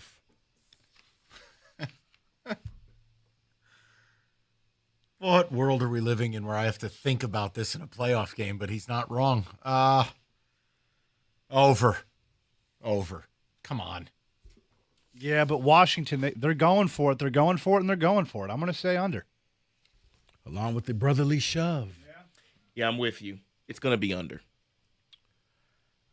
I'm going to go under as well. I got 4, so that is under. More passing yards, Mahomes or Josh Allen? I'll go Josh Allen. I just don't think they're going to be able to run the football on KC's defense, and it just might have to be on him. I'll go Josh Allen. Plus, he's very likely to turn into a cowboy at any given moment, so I'm also going to go Josh Allen. Boy, this pains me to say this. Why? Mahomes. I know. It hurts, doesn't it? Oh, I know. David, I'm already resigned to it. I hate him. I already know they're going to win. There's just I'm resigned to my fate. Now, if they win because they win, but they win because the refs help them, that's different. But I'm going Patrick Mahomes as well. All right, this one's going to be a little fun. Keon Coleman receiving yards or MSU's halftime total against Rutgers in basketball. I'll take MSU. I mean, McDuffie's the best corner in the sport, and my guess is if Coleman split out wide, he's going to go with him. You're not going to move McDuffie to the slot and on Shakir. Yeah, I'll take a flyer. I'll go MSU. What was the stat for Keon Coleman? I just want to make sure I heard it right. 38, right? Yeah. Yeah, 38 receiving yards. I will go Keon Coleman. Like I said, Josh Allen's going to be a Cowboy. That might be part of it. Why? Why what? Why? Because Why? It's a good question. Well, that's what I'm saying. They're playing in Madison Square Garden, and State normally does not play well there. They can't score. But now I have to do what I don't want to do, and I have to choose Michigan State here. They're going to lock down Keon Coleman, so just no love for Keon, huh? It's difficult to have love when you know what they're going to do against him in this game. Who they're going to put on him, tough. You know what? I'm going to change my mind. I'm going Keon now. He's going to break one. All right, Travis Kelce, over under 67.5 receiving yards. Under. 2 words. Matt Milano. Under. I mean, if they're getting pass interference calls on the defense, those yards aren't going to actually count. So I'm going to say under also. Kenny, that OU degree is paying dividends every day. Excellent. Over. David, you are building a real disaster scenario here. You're going to do it. Kelsey's going to show up, and they're going to keep showing Taylor Swift every time he gets his yards. I am with you as well, David. I'm going over Isaiah Pacheco rushing yards or University of Michigan turnovers tonight against Purdue. Wow. Jeez. I know Pacheco's been bad, but Jesus, like 9 rushing yards? Or is Michigan going to turn it over 36 times? I'm just saying, Pacheco, Give me Pacheco. Pacheco's sitting there at 8.5 rushing yards. That's unbelievable. Give me Pacheco. Maybe it's a bear trap, but I'm with you, Mike. I'll take Pacheco. Again, why? Because now I have to do what I don't want to do. Michigan's going to turn the ball over. They do it late in these type of games. It's going to be Michigan turnovers. Yeah, it's going to be at Purdue as well. Paint crew. Hate Mackie. you, Michigan. Not you, Rico. Michigan. Yeah, David, I'll join you. How about that? We'll have sad pizza together. Dueling golf carts like Urban Meyer. Right. Here's another one for you then, David. Josh Allen's longest rushing. Longest rush. Longest. What do I say? Are you okay? Yeah, I'm fine. Okay, I'm like, longest run? Yeah, longest run. What's the number? Oh, no. I was going to something. I thought you were about to say something. No. Okay, Josh Allen's longest run or Jay Nakin's total points. Oh, my. This is good. These are good, David. They're supposed to be difficult. Josh Allen. He'll pop one, right? Cowboy hat and all. Give me Josh Allen. Yeah, cowboy hat and all. He'll pop one.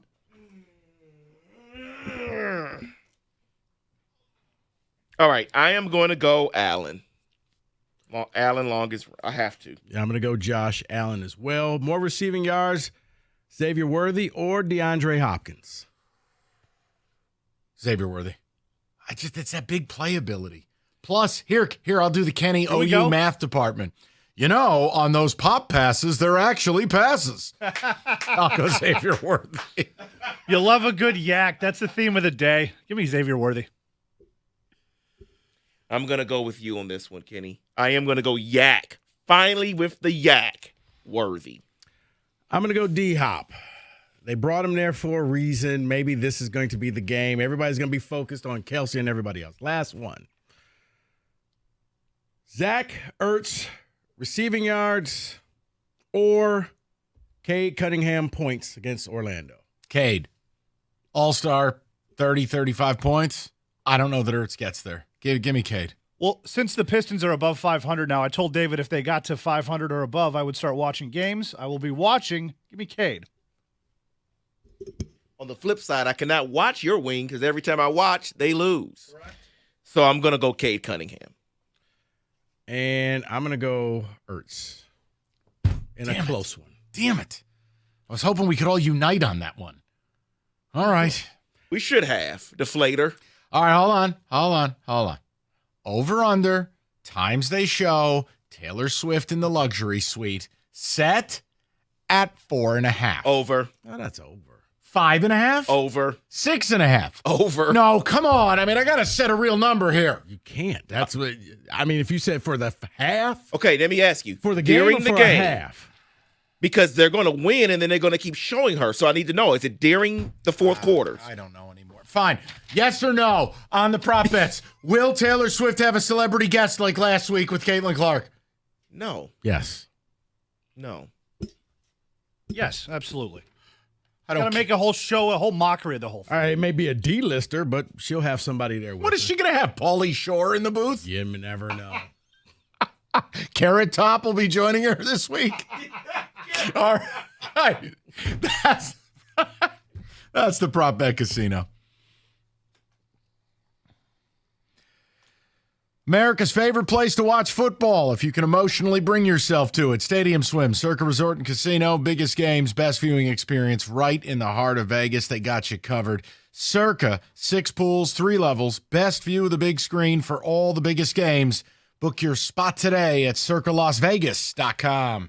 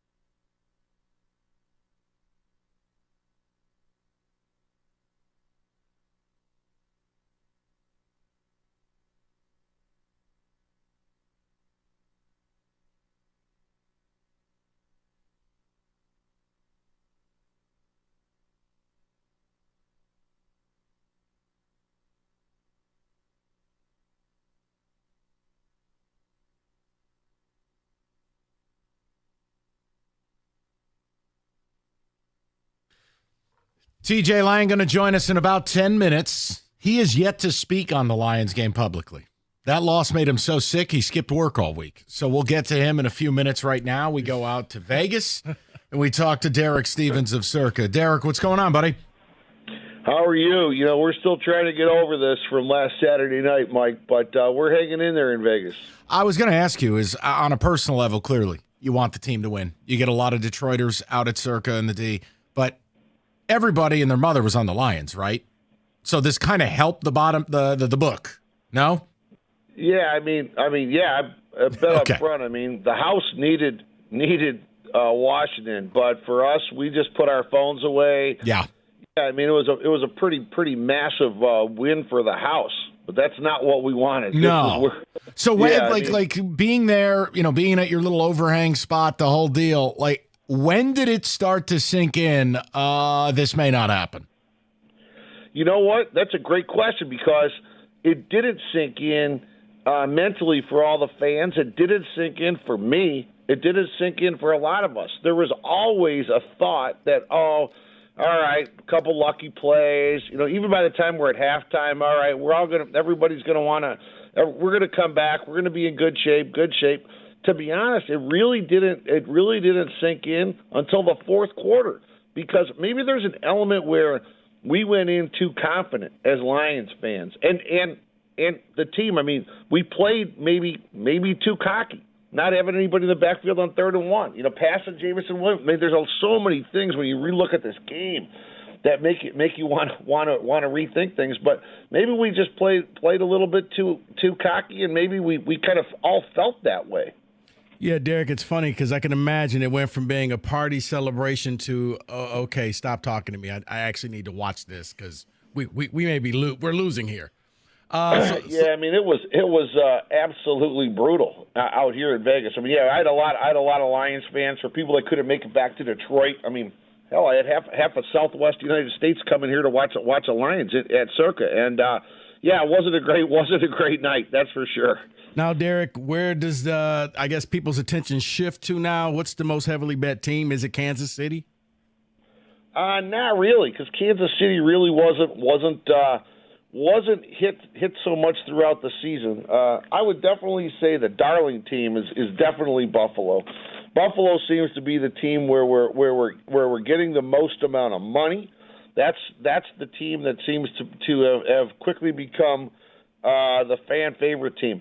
I would say, you know, Washington with some of the odds that are out there, you would think they would get it, but there's still some reluctance that maybe Washington is a lucky team. Maybe Washington wasn't that good, and Detroit just had a really, really bad night. So we're not getting a lot of Washington money. It's the money we're getting is Philadelphia on the favorite, and we're getting Buffalo money in the late game. Is that going to be the most wagered game of the season, the Buffalo-Kansas City thing, not only because of who's playing, but it's also the 6:30 p.m. kick? It's that last game of the night. Oh, yeah, Mike, that's about the only lock I can ever give you. This will be the number one wagered game of the season. Buffalo, Kansas City is a dream matchup for the NFL. It's a dream matchup for NFL fans, for sports betting fans. You know, the two premier quarterbacks. This is going to blow out all handle levels for any game ever, other than a Super Bowl. So, last one for me. So Super Bowl, I mean, how much time have you guys spent in the risk room on future lines? That the minute these games are over, you're posting a Super Bowl line. And do you have any intel on what it would be? I know matchup-wise it's dependent, but do you have any early clues you can drop? Well, I think what's going to happen is you're going to see.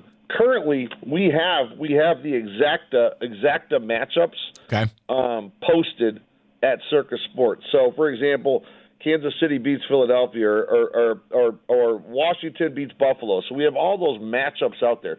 As far as the Super Bowl line goes, we will post a Super Bowl line during the Buffalo-Kansas City game because by then you know which team is playing on the NFC side. So we're going to post a dual line during the game early.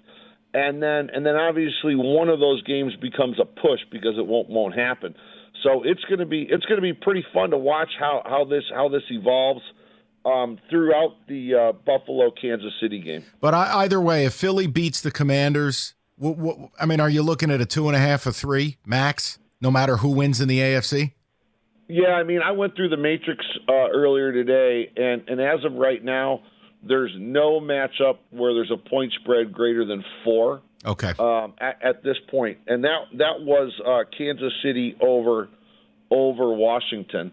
So currently every Super Bowl matchup is a 4 or less. There you go. Hey, Derek, real quick, I know you guys got to be excited out there with the news that came out about the college football playoffs. It's a few years from now, but 2027, they're going to be hosting the game in Las Vegas. Yeah, we I had to keep my mouth shut on that one for a while. We signed that contract about 6 months ago. It's pretty great. I mean, they couldn't get announced until after this year's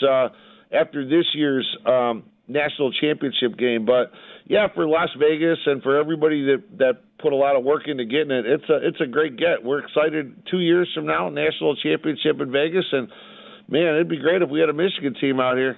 Yeah, it'll be yours. It won't be ours. All right. Well, listen, we appreciate it. We'll talk to you in 2 weeks for the Super Bowl, okay?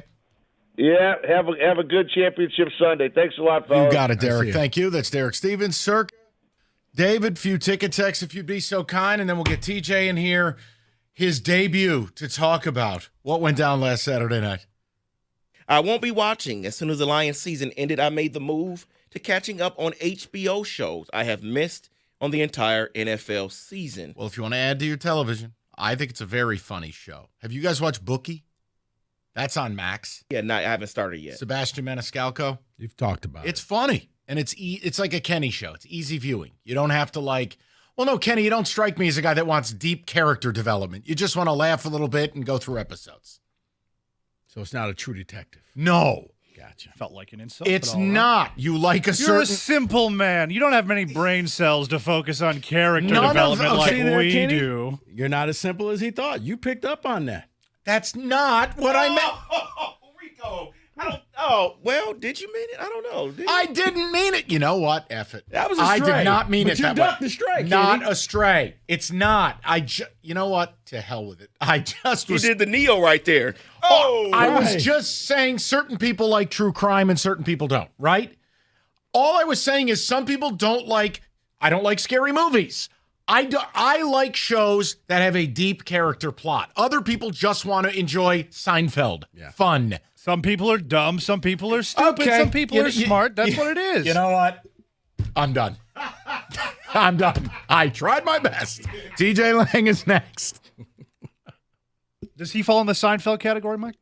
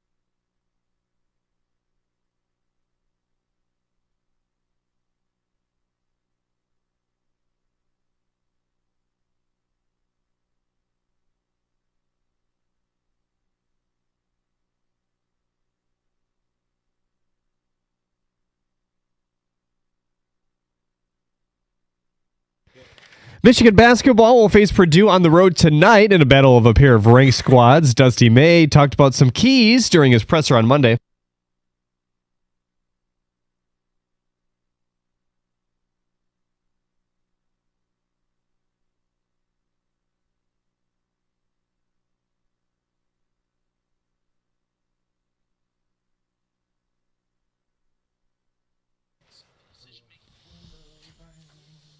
Brian Bush's pregame starts at 7:30 on WWJ News Radio 950. Patrick Kane will miss his second straight game for the Red Wings tomorrow when they host the Lightning with an upper body injury. The Buccaneers have to feel a little bit like the Lions these days. Their coaching staff cupboard becoming more bare by the day. The latest news breaking in the last hour that offensive coordinator Liam Cohen has officially been hired as the head coach of the Jaguars. Yesterday, the Lions snatched their defensive line coach Casey Rogers. Larry Foote also reportedly interviewing with Detroit for their DC spot.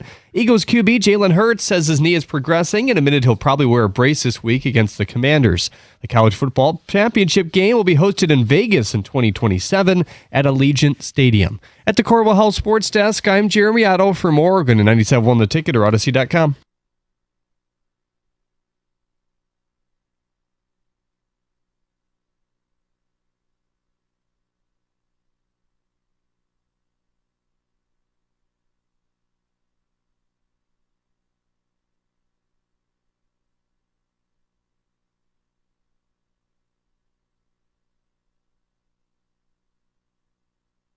All right, TJ's here. He just called himself a total bitch. This is exciting. You were sick. You're a bad sick person. Horrible. You don't deal with it well. No, horrible. You cry out. Yeah, I'd rather tear my rotator cuff 10 times again before getting sick. All right, well, yeah, I hate it. Oh, I'm a terrible. Would you rather rewatch Lions Commanders?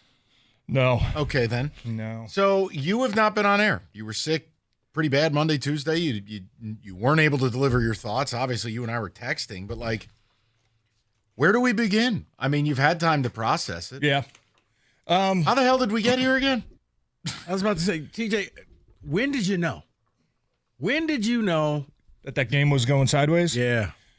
Because I'm sure at halftime you're thinking, okay, it's a 10-point lead. I've seen this before. We had a horrible day against the Texans. We'll bounce back. Yeah. I was in full DEFCON 1. I'm trying to remember if there was an exact moment. You got the feel just when the turnovers wouldn't stop. You're like, my goodness, one of these games. And we remember, I mean, I think I said word for word last Friday with you guys, this team's good enough to play a C-plus game in the regular season and still win. You play a C-plus game in the playoffs, anybody can beat you. And that's what that game was last Saturday. You played offense.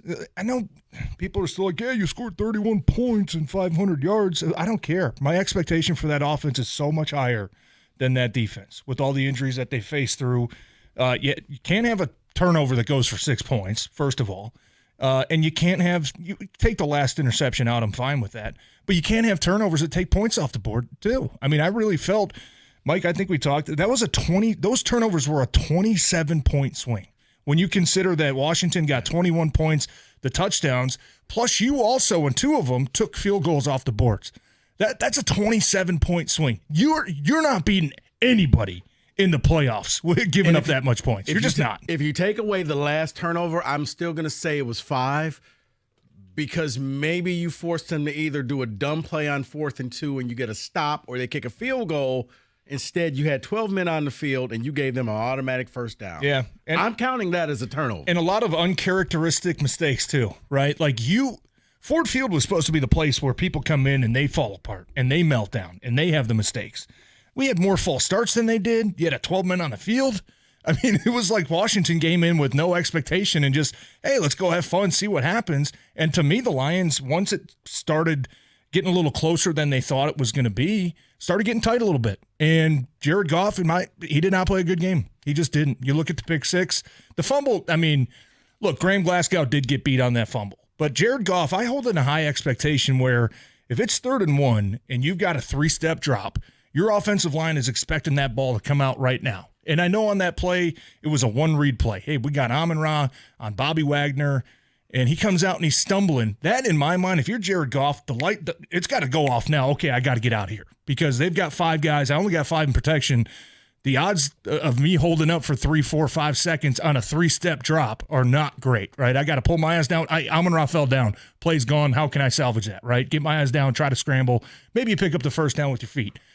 Maybe that's unfair, but that's just the expectation that I hold for Jared Goff. Right. And then obviously the interception, the pick six, sorry, it was a 2nd and long. I think you were backed up from a false start on first down, I want to say. And you had Sam Laporta wide open underneath. I mean, he would have set you up for a 3rd and 5 probably. Or Jameson Williams ran the exact same route on the other side of the field and was wide open. And it's just a terrible decision by him, and I think it was once those things started to snowball, they just couldn't pick their way out of it. And it did, they just picked a bad day to have a bad day. That's the bottom line. And I still feel that this loss wasn't as devastating as last year's was. Because last year you're 30 minutes away from the Super Bowl with a 17-point lead. You know what I mean? So last year was like 1,000 times more devastating than this year. This year I feel like is just, what did I say? I feel like this year was just. I get to watch Mommy and Daddy fight now because he disagrees with this. Oh, I didn't listen. I'm sorry. Maybe you talked about it, but sick. It's okay. No, I said that I thought that this year's loss was more devastating than last year's loss because last year it wasn't expected. This year, after last year, you dedicated. It was almost like a Rocky montage where you trained and you did everything and you won 15 games and you were the best team in the league. You had home field all throughout. You had a rookie quarterback coming in here and you fell flat on your face. Where last year, you were 30 minutes away, but that wasn't expected. That was kind of like, man, it would be nice if we get it. A Super Bowl was expected in this city. Oh, expected for who, though? I think that if you asked the players last year, do you expect to go and beat San Fran? They'd tell you, hell yeah. Every player expects to win every game. Well, maybe that's how I look at it through the players' lens. But 8 years in the playoffs when I played, and I hate to be that guy, but there's one loss that I ever had that was devastating that I still think about to this day. And it was 2014, went on the road, NFC Championship game, Seattle, had a 16-point lead. I was about to say, was it the onside kick guy? And we blew it, yeah. And we blew a 16-point lead in the second half. And that's the one game that haunts me because you are that close to getting to a Super Bowl. You are that close. No matter if you're meant to be there or not, you're that close. Oh, and all we have to pretty much do is not F it up ourselves, right? That was by far the most devastating loss I've ever had in my playoff career. And that was even the 1 seed, the 1 year, Mike, we were 15-1. The Giants came in and beat our ass. But from a player's standpoint, it's a stark reminder of when we don't bring our A game in the playoffs, anybody can beat us. So that's why I say last year was more devastating because you're 30 minutes away. It didn't matter if people were like, hey, this is just bonus football. Nobody expect us to be. The players expect to be there. And when you really have a legit chance to get it done, and you look up the scoreboard like, hey, with 17 points, 30 minutes left, let's roll. And then when it starts slipping away, man, you can't help but to think about that. If the Commanders are all of a sudden 15 minutes away from going to the Super Bowl and they end up losing, you didn't expect that at the beginning of the year. Now, I'm sure, yes, the players, you want to say we want to win the Super Bowl, but no one really thought if you talked to but you're that close, though. Right. You know what I mean? It doesn't matter what you talked about all season or, hey, let's just win the division. Oh, man, we won a couple playoff games. Whoa. You don't think about that. You think about the moment and how close you are, right? So I just... There's no right or wrong answer. We were all pissed off. Yeah, no, I'm with you because the expectations were so high. And for so much of the season, you did look like the best team in the NFL. Yeah, all roads go through Detroit. Yeah. Now, would I feel different if you had a 17-point lead against Washington and you just let it crumble? Or if there was a weird call in there or something that cost you that game? Hell yeah, it would feel different. That was a game to me that just, you didn't take care of your business. You just didn't. Washington did. No, I think if you would have had one of those Cowboys, Dan Skipper calls, you would have had the refs to blame. Man, you got nobody to blame in this. You got yourself to blame, right? Yeah. I mean, you got yourself to blame. And maybe we didn't expect it to turn into a dogfight, which it kind of was majority of that game until Washington you couldn't get close enough there in the second half to really feel like you were getting back. Yeah, that was kind of the dagger. But earlier this week just felt like, man, it was a gut punch. It really was. And we were all expecting Ben Johnson to leave, right? But I think we were expecting that in February, right? Yeah. And but here's another thing I would say too, and I'm not blaming this. Don't get me wrong. Absolutely, this is not even a majority of the factor why they lost. I think it's ridiculous that, Mike, we talked about it, that coaches interview during the postseason for other jobs. You have bad teams that are trying to pick off the good coaches. Now, was that a major distraction? No. Was it a distraction, though? You can't help it to be a distraction. And especially, I know it happened during the bye week. Well, you're telling me that can't be in the back of your mind of, oh, man, like, this is the guy that's really brought my game to a new level. Like, I'm not saying it's a massive distraction by any means, but if you're thinking about it, if you're spending an hour thinking about it, is that distracting you from? And I know it happened during the bye week, but even a couple days before the game, right? It's Tom Brady, Vegas Raiders, right? Ben Johnson. Oh, this. Does that take your mind off of things? Even if for a split second, Rico, you can say, yeah, I'm thinking about that. I wish I didn't have to think about that. Flip the seat. Let's say you're in the playoffs and there's talks about players. Hey, Jared Goff, there's a chance he might go join the Bears next year. You know what I mean? Like, how is that? And I know coaches, obviously, I'm not trying to compare the two, but you know what I mean? Like, you can't help but to think about it. I think it's ridiculous that they just don't wait until everybody's season's over. And Bill Belichick said the same thing. He's like, man, like every year we're making a postseason run, and you got all these bad teams that are trying to poach coaches from good teams. And like, yeah, you can't help to think about it, right? I'm not saying that is the main factor. Belichick got his revenge because all his coaches sucked. So. And I'm not trying to blame that. I'm not trying to cop out by saying that. But players would be lying to you if they told you that it didn't cross my mind, or I didn't think about it, or I didn't say, hey, man, this coach has meant a lot to me throughout my career. Gosh, I really hope he doesn't go. You know what I mean? Like, I can't afford to lose him, man. He's made a difference in my professional career. You can't help but to think about that. And if it takes your mind off of things for an hour, if you're spending 2 hours thinking about that, can you argue that that's not somewhat of a distraction? Not saying a massive one, but, you know, you're thinking about all those things. And look, that's the nature of being a good team, right? The Lions back here next year, doesn't matter who they hire as the coordinators. They go out and win 15 games again next year. They're a Super Bowl favorite. They're going to go through it again. Right. I just think this was the initial time of, and we did hear some of it last year, right? And Ben Johnson kind of turned those things down. I feel like it wasn't as solidified last year, where this year was like Ben Johnson's 100% going to be a head coach. Last year was like, oh, he's getting some interest, you know. This is the first time they had really had to deal with that, though. Like, we are losing our coordinators. It is like a guaranteed thing, right? These guys aren't coming back. They're taking bigger, better opportunities, which they should, which they've deserved. Right. But this is the first time they've gone through that. I think it'll help them in the future be able to handle that, because if you're going to be a sustainable, good team, powerhouse team, you're going to have to get used to things like that happening that are out of your control, unfortunately, but it's part of the game. So and I wish the NFL did it different. I wish they just waited till after the Super Bowl before teams could start making all these major changes. So let's do this. People, you haven't had a chance to talk to TJ this week. If you have something you would like to vent to TJ about or ask about, and we can put to bed the Commander game, just call 248-539-9797. I know Rico and I have two more questions for you. One is going to be, I do want to ask you about Dan Campbell. And then I do want to have this conversation about Ben Johnson not being here and the effect on Goff, because they had a very tight relationship. So we'll get to that momentarily. I want to keep it somewhat on the rails. I know we're over time. We'll be right back with that. Old Nation, another limited release to keep you from getting depressed in the wintertime. With no sunlight, 7 degrees, they like to limited release some of their best summer beers. They got the My, which is really like a tropical hazy IPA. So if you like that kind of stuff, they've got it. Peach, orange, all kinds of craziness. Limited run, though. So it'll be 72 and sunny in your house.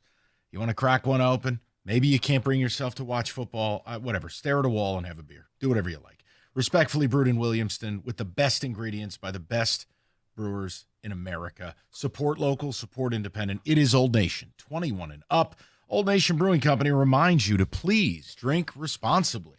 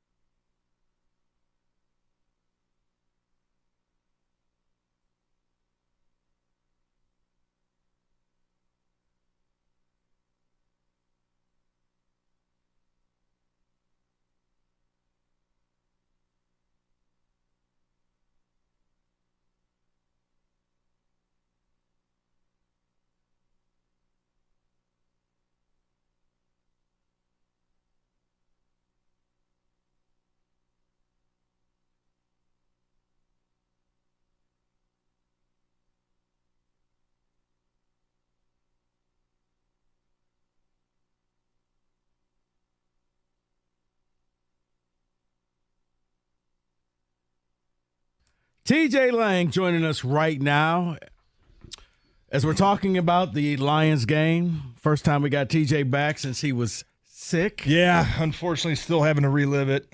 Yeah. You know what? Well, also, like I was made aware of some of the Ben Johnson slander throughout the week. Look, first I would say we were lucky to get him back for another year, right? I mean, he had opportunities last year. He said, hey, timing's not right, got to come back. I think it was just such a double whammy because I was starting to prepare myself that Vegas was going to make the most sense, right? When you started hearing the reports about Tom Brady and how he's personally recruiting him and those two, when you talk about football, like they both kind of nerd out about it. Looked like a match that was going to be made in heaven. So, but not only did you lose, a divisional game, a game you were supposed to win by 8 points, you were favored 9. But then the body's not even cold yet. And it's like, oh, and by the way, I'm going to Chicago. And it's like, oh my. So it was just like, it was such a double whammy. And that was, and I'm not even going to say disappointing because I think Ben Johnson, like I said, he did the right thing. He said last year, I wasn't ready. You know what I mean? Like emotionally, I was still attached to this football team, wanted to come back, give it my all. He did that. So you can't blame a guy. I was surprised it was in the same division, because to me that was kind of like, I was. Come on. I thought there was just a part like there's no maybe loyalty. It was like no, but I think maybe like an unspoken rule, like, hey, we're going to allow you to go interview with these teams and build your resume, but maybe like an unspoken rule, like just go do it in the AFC or like a team that we're not going to play twice every year. But you can't blame him for taking a job, man. I mean, the offer that he got, and he even mentioned, he built this thing up where he feels like, the offense is ready just to kind of self-sustain itself, right? And doesn't matter who's calling the plays, right? And I think there's part of that that's true. And now, Mike, I know you kind of hinted at it, where it seemed like he was the one guy that really got the best out of Jared Goff and the collaboration that they had, and making Jared feel like he has a lot of ownership of what they do offensively. I think that was Ben's biggest strength. You get coaches sometimes that are just, I don't care what you want to do. This is my offense. We're doing it this way, and you're going to run framework. It. Right. You get a lot of coaches that do that. I think Ben's biggest strength was letting Jared have a lot of say in that. Yeah. And, I think it would make sense to stay in-house. I don't know if that's Scotty Montgomery. I don't know if that's Tanner, who's been the passing game coordinator. Obviously has had a lot of success there. I don't know if, Brunell, obviously quarterback coach, him and Jared have had a really close relationship as well. It seems to me it would make sense to stay in-house when it comes to offensive coordinator, because the system's already in place, right? If you go hire an outside coordinator, there's a good chance he wants to come in and kind of tinker with things and, hey, well, this is my offense. This is what I've been doing, right? So you're going to make people kind of change. If you hire somebody in-house, you already feel like this offense is sustainable, right? We've kind of built it. We've got the pillars. We've got the foundation of what this offense is. And you've also had these other coaches that have been in this system that have got to learn from Ben Johnson and watch the way he approaches the game and watch the creativity that he works with. So offensively, I think it would probably make sense to promote somebody within that has familiarity not only with Dan Campbell and his style, but with the players as well. You already understand the player's strengths, the weaknesses. How do I put them in positions to be successful? You get an outside guy, it's going to take a lot of time to start understanding each individual player and designing a system around that. They've already got a system that works. So I would be pretty surprised if it's not somebody that's already in the building that gets bumped up. Do you think, I guess the question to me would be, from a coaching standpoint, do you think Dan learned something here? I didn't, look, this is just what Rico and I were talking about all week. I left Saturday, and I said this to you. I didn't think they were ready to get hit in the face. I don't think they had a business-like mentality. I think it was a little too loose. They got punched in the face, and they didn't have a counter, and everybody was gripping. And I think it was highlighted by what Rico said, like that 12 men on the field. I mean, where it was like, where in the world is Carmen Sandiego? That can't happen. Yeah. Do you think there's something Dan will do differently next year? Not a total business when it comes to like a playoff game, because obviously it's hard to argue with what they did in the regular season. Right, but preparing the bye week, whatever it is that this team got too high. It's a good question. I try. I think watching that game, it kind of had a. How can I put this? I like this. It kind of had kind of had a Dallas type approach to it, where we're just going to go out there and throw everything at you and like, just prove we're the better team. Want to embarrass you. And when a lot of that stuff didn't work, it was like, oh man, we didn't expect it to go this way. That's what it looked like. I don't think it was like that in the building, but that's what it looked like to me. It looked to me like on the outside looking in, it looked like almost Ben Johnson. And this is pretty absurd to say this, but I was kind of putting things together with Tom Brady and he's recruiting him, and so in my mind was like, oh, Ben's going to Vegas, Tom's doing the game. It kind of had a feel like Ben's like, hey, watch this, Tom, watch all these plays I can design and show off to you, right? Like that's kind of what it looked like. It could have been because I think to me it reminded me a lot of what Kevin O'Connell and Minnesota. You got them to not be themselves in that game in Week 18. A lot, talk about Ryan Day and Ohio State when they played Michigan. Got you to leave your game plan and play my game. And in this game, the commander said, hey, guess what? We like to go for it too. Yeah. We like to do this stuff. The stuff that you do to piss off everybody else, we like to do that. Let's see how you like it. And the Lions couldn't handle that. Yeah. Especially like late in the game, it's just like it's 4th and 2. Either you know the play that you're going to do, you have the personnel out there, or you call a timeout, but you don't go into a vapor lock and say, and then nothing. Yeah, no, that's fair. I just thought they got away from their identity a little bit, Like the beginning of that game was 1,000% predictable, right? Like David Montgomery's back. What are we going to do? Hey, we're going to give him the first couple carries. Yeah, I didn't know. Where you're looking at that and you're like, you've got what has been the best running back over the past 3 games in Jahmyr Gibbs, right? And I think we even talked about it last Friday. If there's 30 carries, I want Jahmyr Gibbs getting 25 of those. Like, he has proven to you he is a superstar. So when you come out and it's like, you go for a 1 yard and then you go for like -5, it was like, that's not the way you want to start and get the building behind you and get Ford Field rocking. But it was very predictable, right? Like, that's just how it felt to me. The 3rd and 1. Right? Like, it's easy in hindsight to look at it and be like, what? Just get the first down. Why don't we down. just get the first down and then we can get cute, right? We're in the red zone. Maybe then we could try something and get a one-on-one with Amon-Ra and Bobby Wagner, right? Based off our personnel that Ben has been so good at mixing up. Even the JMO thing. And I heard the midday show talking about, nobody had a problem with the trick plays all year. I didn't have a problem with Ben designing trick plays, but there's a time and place. Right? Like late in the game, we're down 10. Do I want the ball in my number 2 receiver's hand making a pass, or do I want it in my $50 million quarterback's hands making a big time throw? Right? Like it was kind of time and place when it came to some of those. It's hard to just put your finger on and say, man, this was one thing. I still go back and I watch that game. It kind of reminded me of the second half against San Fran. Like whatever could go wrong at big moments went wrong. Right? And that's the most frustrating part because you feel like you can't put a finger on it. You feel like it's not just one guy that's like, man, if he would have played better, everybody kind of took their turn, right? A guy tripping, guy falling down, guy getting beat on a 3-step drop, guy, underthrowing, Jameson Williams right there before halftime where you got one-on-one where it's like, man, that is a momentum changer going into halftime, right? 3rd and 1. Hey, we got a chance down in the red zone. Hey, at worst, we're kicking a field goal, go up 10-3. Oh, no. Now we they go down, put up 7 on the board. We took 3 off. Oh, that's a 10-point swing. Whoa. Like, it was just so many little things that just popped up that just ultimately played a massive part in the big picture. We'll keep it timely. I want to ask you about this weekend's games. And again, I don't even know if you're going to watch. You may be emotionally broken. You've had a rough week. No, I'm going to watch. Okay. Yeah, I'm going to watch. There's only 3 games left this year, man. All right, listen, I'm just telling you, a lot of fans have opted out. They can't bear to do it. I'm not mad if you told me, Mike, I can't do it. I felt that way last year, about the Super Bowl. Because you were so close. It was right there. Right.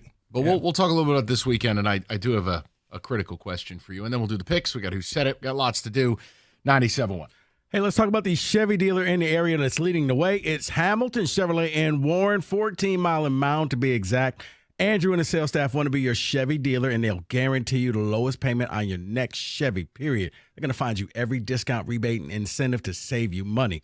Get into Hamilton Chevrolet and start the new year off right with great deals on their inventory of new 2025 Chevrolets. Selection is best right now, and they're ready for immediate delivery, including the January Rico deal, a new 2025 Chevy Blazer 2 LT for just $299 a month for 24 months. You walk in with $995 down, you drive off with 10,000 miles a year. You know the best deals are found at 14 Mile and Mound. Just stop in to see my guys at Hamilton Chevrolet. Tell them Rico sent you. Make Hamilton Chevrolet your Chevy dealer. Visit HamiltonChevy.com. That's HamiltonChevy.com. Chevrolet together, let's drive.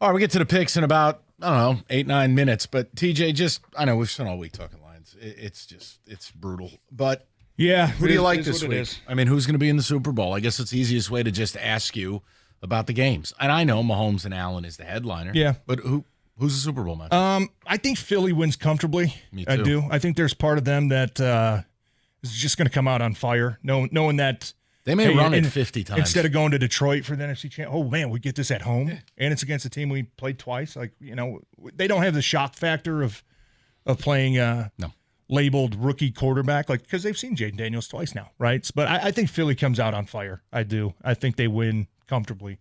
What's that line, 6.5? I kind of going into it, I felt like a 10-point win, 27-17 type game. And then, man, the other game's brutal. Maybe this is more want and me wishing it into existence. I want the Bills to win. I think America and I wants think they the got a good Bills. chance to win too. There's part of me that looks at Josh Allen this year and having to play more on time rather than just and he still does it sometimes, don't get me wrong, but more timing-based offense and getting the ball out to your guys. Like, I don't have a Steph Diggs that I can just run around for 10 seconds and hope he gets open. Players like he's playing on time, and it's shown. Like, he's not turning the ball over nearly what he used to. I think Buffalo's got a legit chance. I do. I think their offensive line can hold up against KC's front. And Dawkins and Brown have been really, really good. They have been really good. Really Their good. interior guys have been good too. I mean, Torrance, the kid. Cyrus Torrance. Yeah, the guard, man. He's got some stuff to him. I think he can battle. How do you Chris beat Jones. the officials? Well, that's no. I'm being serious as a player. Like, what people don't get is these guys are out here sacrificing their body. Yeah. And it's very hard in 2024, 25 to get a stop, right? A real just, I'm going to stop you 3 times. And then you get some BS. I mean, total BS. Right. That not only hurts you by, I don't get off the field, I'm giving 15 yards of possession to Michael Jordan. And it happened twice to Houston last week. Yeah. And it's happened repeatedly. Like, on the field. There's got to be some stuff in your career that still bugs you. But, like, how the hell do you emotionally work past that? Like, I would struggle. I admit that. Like, I got to think that you just go in the game and you tell your players they're going to get every call. Don't expect anything. Don't get angry. We're going to keep going. We're going to keep moving forward. Yeah. Because the second you start complaining, that's it. That play has now beat you twice. Well, you try to take it out of the ref's hands, right? Yeah. You know what I mean? Like, you try to take it out of their hand. Hey, let's go do our thing and don't let them affect the game. Because I mean, I don't know if they would do this. Seems... Even in practice, when you bring the officials in, I would tell the officials, give us all bad calls. Yeah, well, I'm glad more people are talking about it because maybe that will put an emphasis on the officiating to not give, like when Patrick Mahomes is running to the sideline and purposefully slows up so he can take a little tap to the back and go flying 10 yards into the sideline. Or you stop running and he takes off going 20 more yards. Seen him do that too, right? Oh, I'm going out of bounds. Psych. See ya. I'm with you though. I think that's the only way you have to approach it is don't put the refs in the position to make one of those calls, right? But you got to hit him. You have to hit him. It's what Rico just said. Look at when he was a runner and he slides late. Yeah. They didn't even contact him. The 2 Texans hit each other. I mean, come on. That was ridiculous. The one on Will Anderson, you can kind of see from the back view. You could kind of see what the ref was seeing.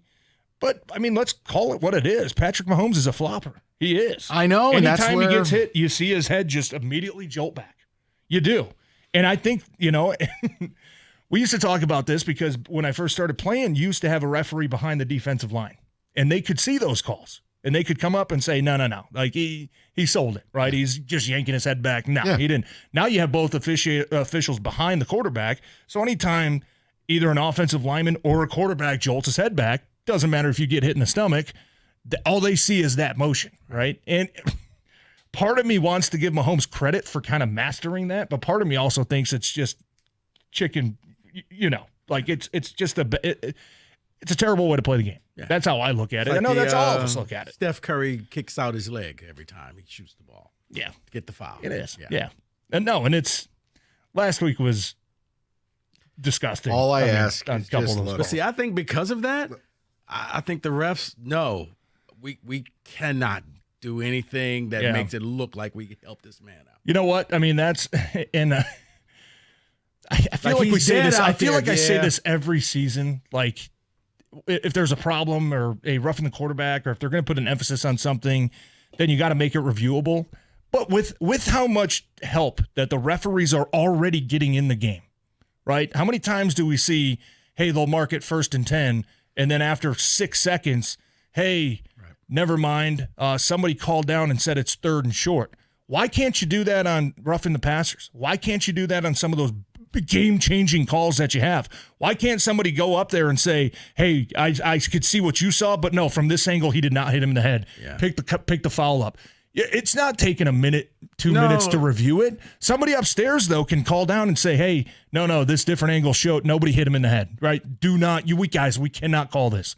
Pick it up, hope you're right. wave it off, no flag on the play, boom, keep it moving. I don't know why that's not a possibility. I think for some of it, I think that they will change it. It was like the face mask and against when the Commanders got the face mask, and it was like, actually, it wasn't a face mask, but you saw it live just like that. Just, you know what, guys, no, it's actually 4th down on the Lions to make them punt. Yeah. Do whatever.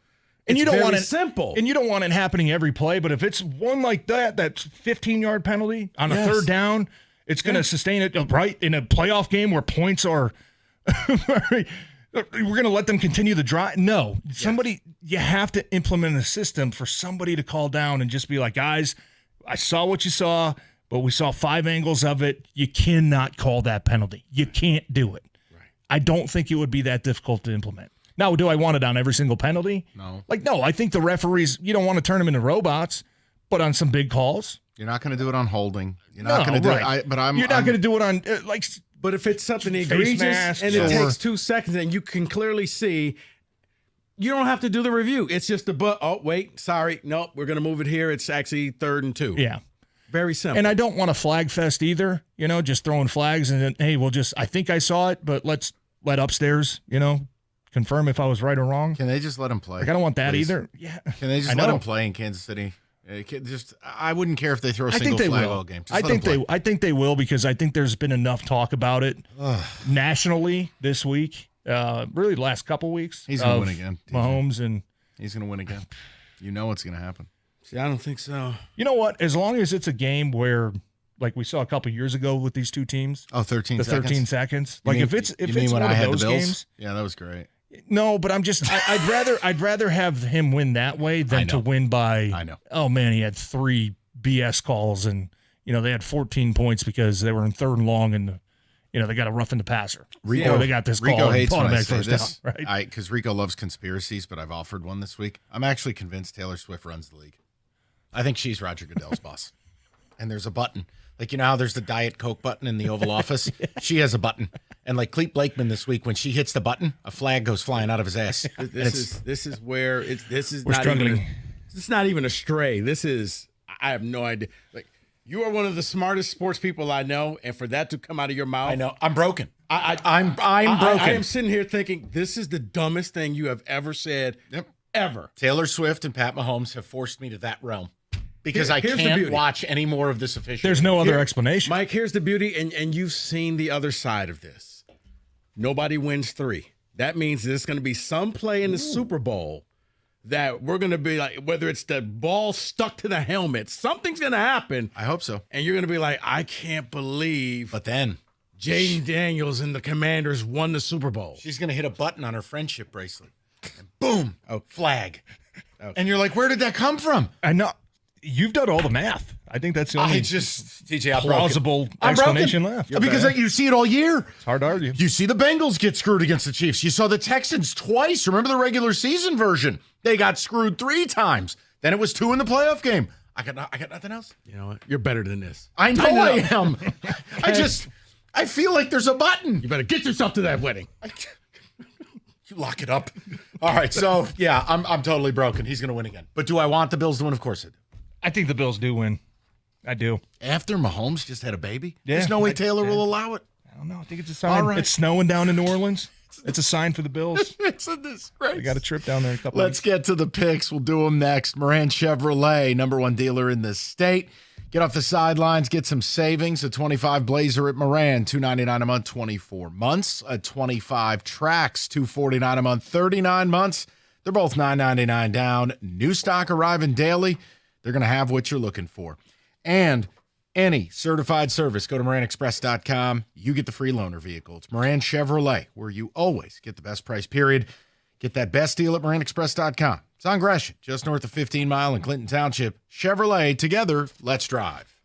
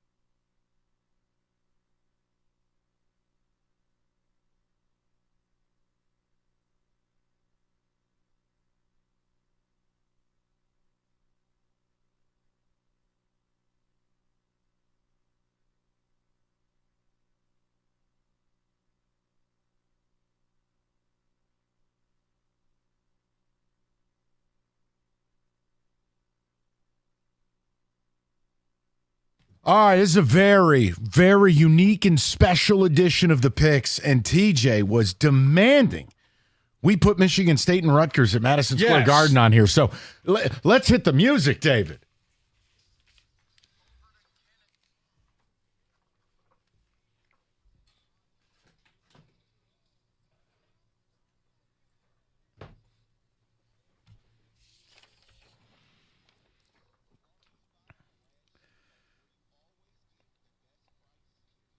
Now, listen, this is a 4-sport delight because we had to make sure we got to 8 to 10 picks. So we're not shortchanging you, but we do start out. Now, this is the Rico section right here.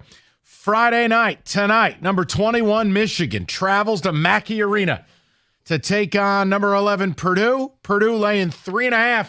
We start with Rico Beard. Mike, I'm going to go with the Purdue Boilermakers. Microphone. Look at There we TJ. go. Be curious. Look at That was my you. headset. Go ahead, buddy. With the Purdue Boilermakers at Mackey. Look for Lawyer to have a big game against Michigan. Yeah, give me the Boilermakers. Over to Kenneth Cott. Now, will you even watch this? I, of course, am a college basketball elite. I know every school mascot, just like you, Mike. You know what channel it's on? Peacock. Oh, there you go. Hey, see, I got one. He was being flippant, I but he know. didn't realize Peacock. he got it right. Purdue 3.5. Over to David. So all of Michigan losses have been by 2, 2, 1, and 3. So I have to go Michigan here. They either lose by 3 or they win. Oh, that's a pretty good strategy, David.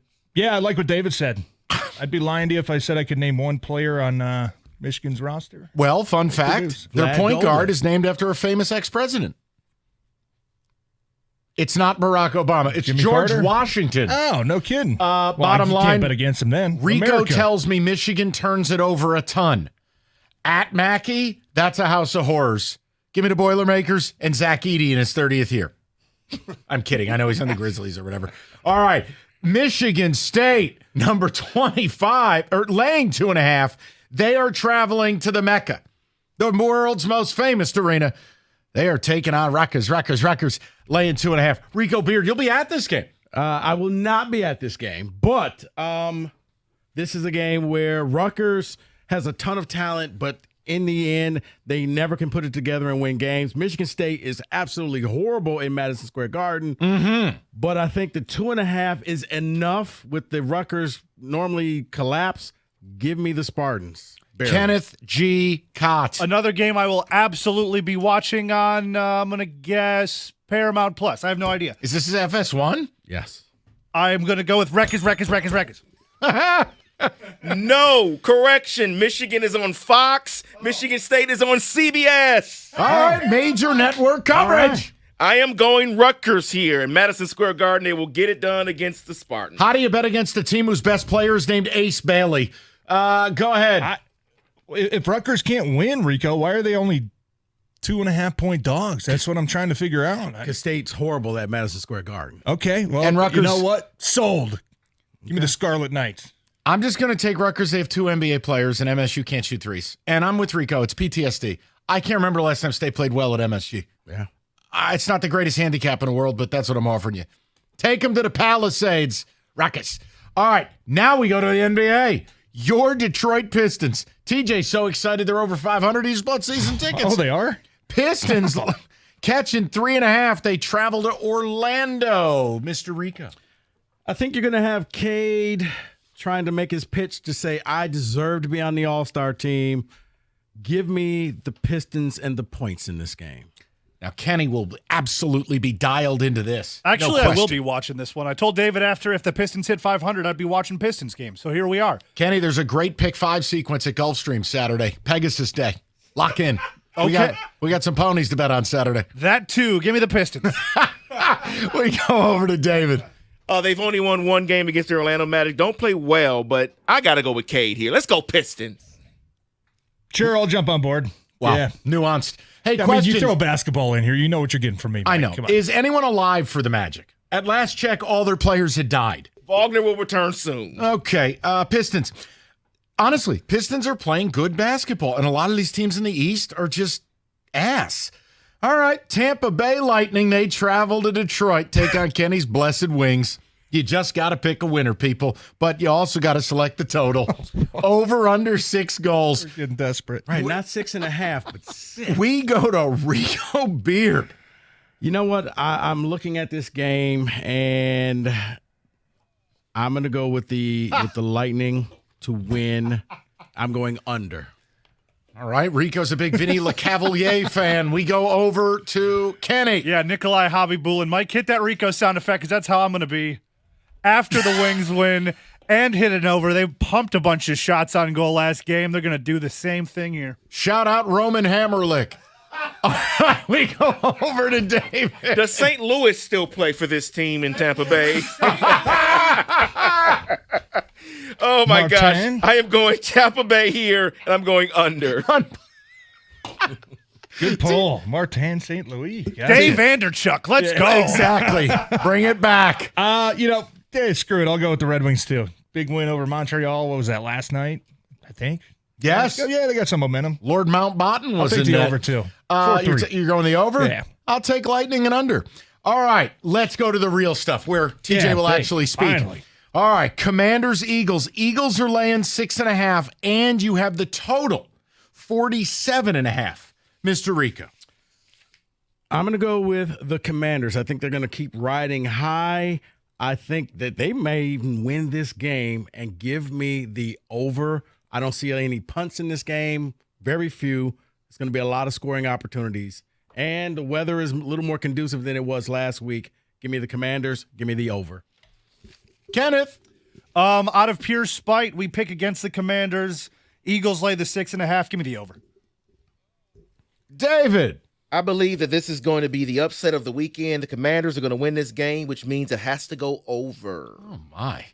TJ? I'm taking Philly. I think they cover that spread easy. They've already faced Jaden Daniels twice. They're not going to be shocked by the whole, rookie quarterback coming in. They know what he's made of. And Washington's not going to be able to run the ball on Philly like they did last week against Detroit. I'm taking Philly to cover. And I think I'm going to take the under. I think it's going to be a 27-17 type game. I just think Philly's going to operate like Army football. 50, 52 rushes. And Saquon at this point, I'm pretty sure he wants to end John Mayer's life. So figure Saquon for about 2.25. It's a nightmare. I think Philly beats him up pretty good. I'm going to go under with you though. I question whether Washington can really score in this game. Yeah, it's going to be a time of possession game. Long drawn out drives. That's the way I see it playing out. I'll go Eagles and under. Bills Chiefs. This is the one. The latest line we have, Chiefs laying 1.5. And then your total 48.5. Rico, what do you want to do? You know what? I know a lot of people are really hoping and praying that it's not going to be the Chiefs. I'm just going to embrace it and say it will be the Chiefs. They're the better team. And I'm also going to go over as well. Okay. Are we a little shootout? Kenny? I'm going to say it's going to be the Bills because I don't want Taylor Swift to be running my football league, and it's going to go over because Josh Allen's going to say. You're right, Rico. It's a lot of hope in my pick here. I am hoping that it's the Bills, but I know what it's going to be. I'm going to go under. TJ with a nuanced breakdown. What do you have for everybody? I'm going to take the over to start. I think it's going to be a point fest, passing attack left and right for both teams. And I think the difference is going to be the takeaways. I think Buffalo was able to get one or two off Mahomes. They were the number one team all season long, Buffalo, at turnover differential. Sorry, I think they get one this week. I think it's going to be a big one too. And I'm taking, like I said, maybe manifesting this destiny, but I'm taking Buffalo in the upset. I want Buffalo, but I'm not allowed to be happy watching football. So it's going to be Kansas City. Taylor Swift will punch the easy button on her friendship bracelet. There will be a critical penalty to ruin my life. And I'm going to go under. Last one, boys. Who's winning the Pegasus Cup Saturday at Gulfstream Park for $6 million? A horse. Yeah. Some horse named Pegasus. The gray horse. Gray horse. Give me the horse with 4 legs. Jeez. The one with the funniest name is my guess. And, yeah. Never bet against a gray horse. Mike taught me that. Genetically faster. Yeah. Okay, good talk. How many races are at the pit? We're done. No, I'm not even doing this. That was a bad idea to just screw around with it. I'm not doing it. It'll end up in some form of horses wearing sunglasses joke by Kenny. Not doing it. Nay-bands, come on, man. Those are the picks. Always take the horse with the Nike hoofs. There we go. Okay, then. Those are the picks. 97.1.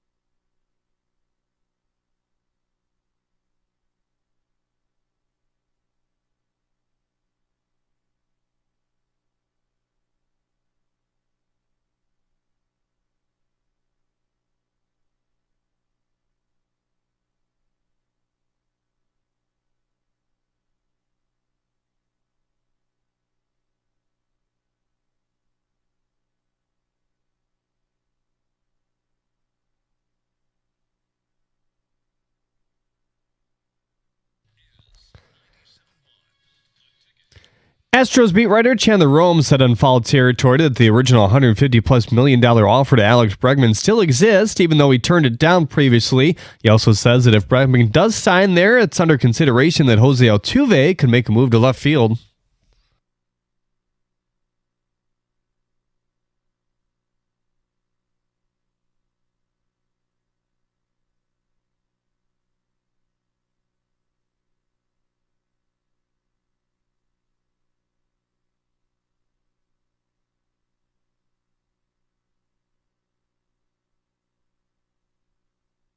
Major League Baseball is running a Reddit Ask Me Anything with Tigers ace Tarek Skubal at 4:30. They post a link on their X account at MLB. Michigan State will put the second longest winning streak in college basketball at 11 games to the test tomorrow at Madison Square Garden against Rutgers. Tonight, Michigan will face Purdue on the road. The Boilermakers are the number 11 team in the latest poll. Michigan number 21. Hear the action on WWJ News Radio 950, pregame at 7:30. Red Wings coach Todd McClellan says that Patrick Kane will miss tomorrow's game with the Lightning as well. The Utah Hockey Club was hoping to rename themselves the Yetis, but that was rejected by the U.S. Patent and Trademarks Office. The organization still wants to decide on a Yeti Cups, I guess, right? Wow. Organization still wants to decide on a permanent name before next season as well. At the Cornwall Health Sports Desk, I'm Jeremy Otto. For more, go to 97.1 The Ticket or Odyssey.com. All right, so we're going to get to who said it at 4:15. I got a couple of housekeeping items. No, Rico, do not go to the Ask Him Anything Scooble thing and start peppering with contract questions. You're a rabble rouser. No, I did that at the game. But okay. Who do you have in the Pegasus race? Race number 3. We're moving on. No, Scooble. Okay. I had something that I did yesterday, baseball related, and then I saw a stat today, and it bothered me, and I wanted your take on this because you are a baseball guy, you're a big Braves fan.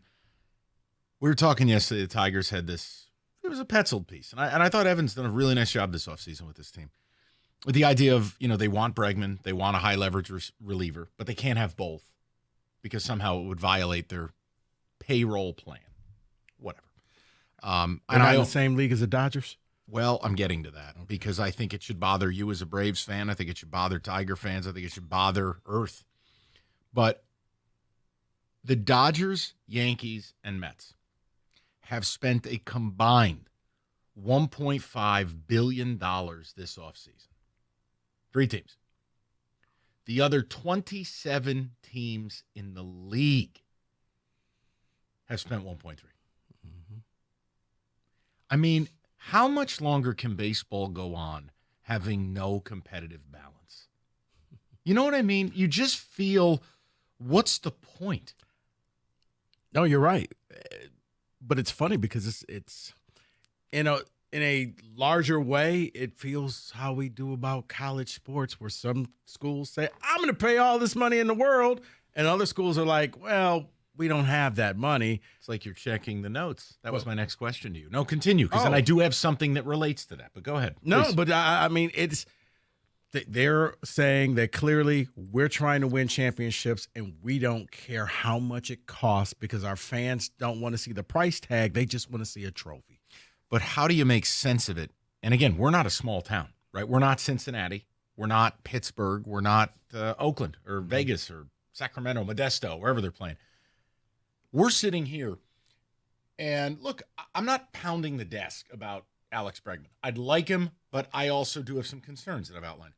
But the idea that, well, we got to pick, do we sign a reliever or do we try for Bregman? Meanwhile, Rico, the Dodgers have 8 starting pitchers.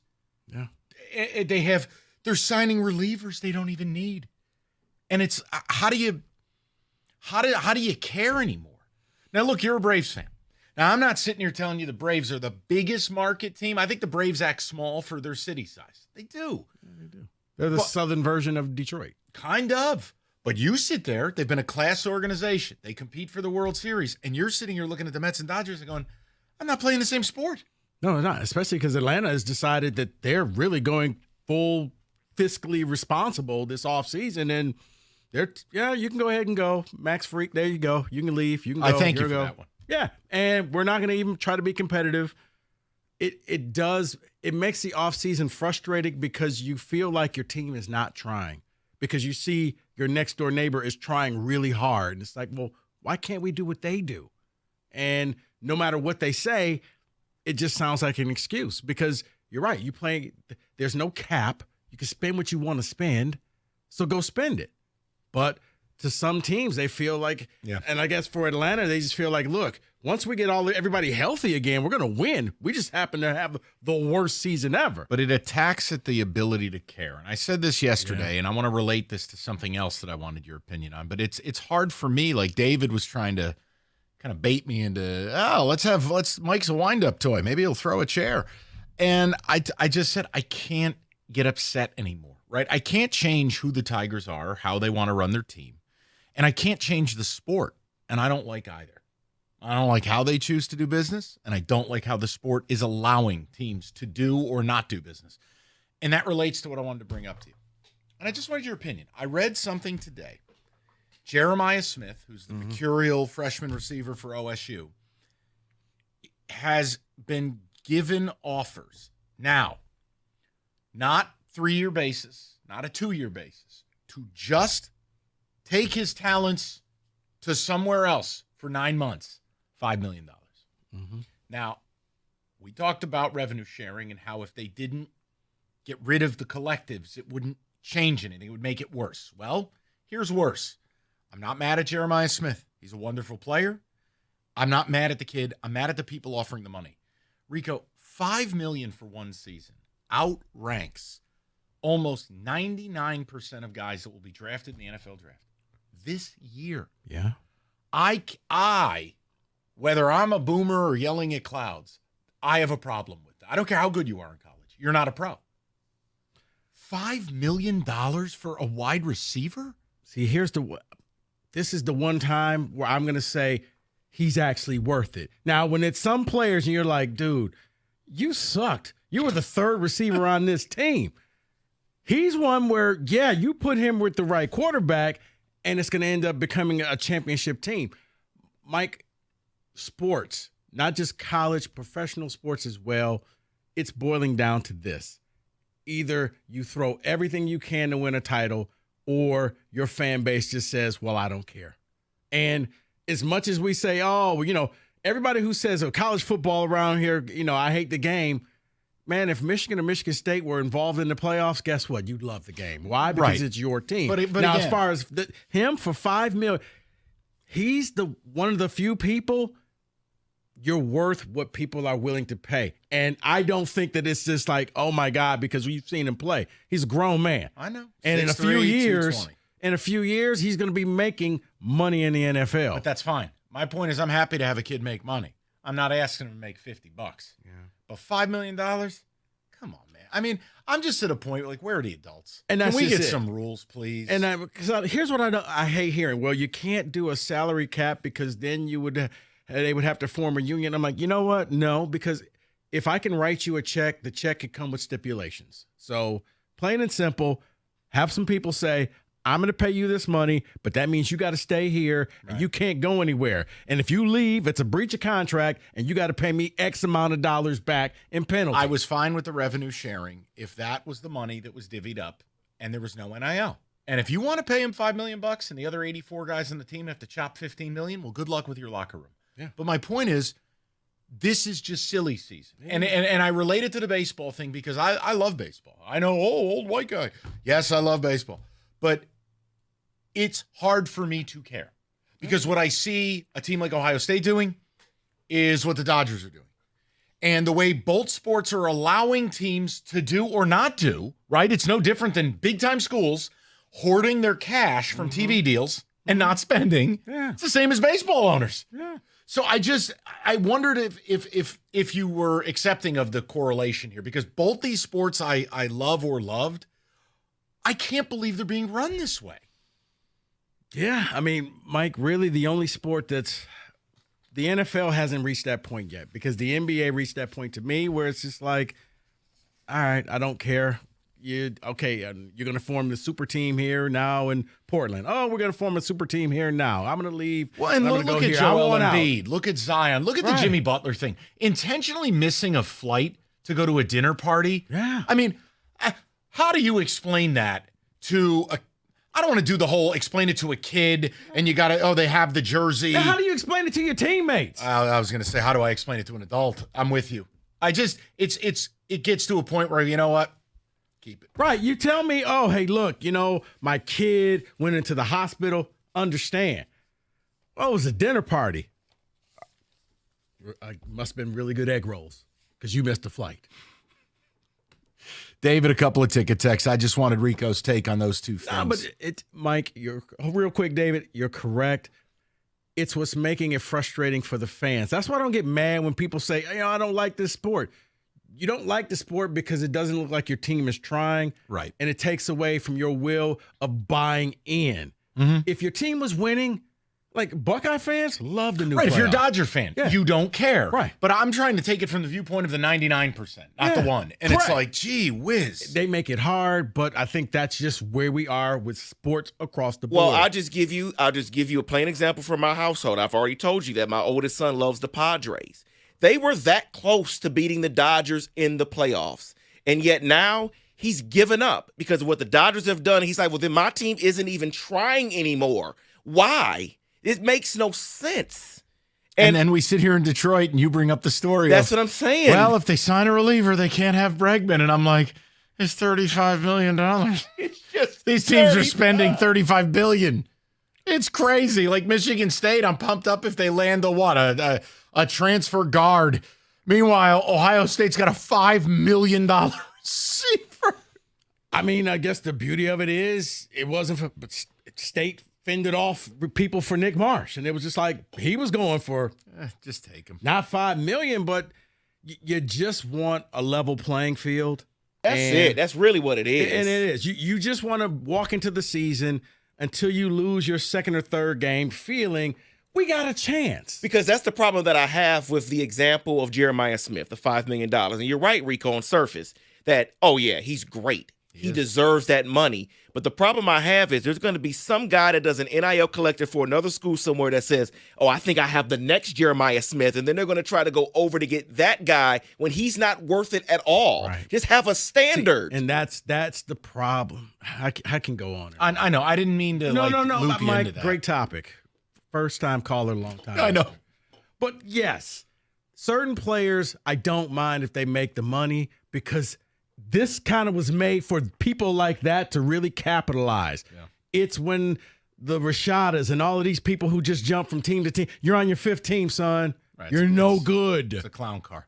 And don't even we're not doing this. Don't even get me started on college basketball. Just leave it alone. Here's Rico with a word, and then we'll get back to business. A couple of ticket texts. We'll get to a few phone calls as well. And then how about who said it at 4:30? Does that work for everybody? That works. 97. Sorry, I got carried away. You're good. The holiday season is behind us, and football playoffs are here, and I need the high-speed internet that is reliable.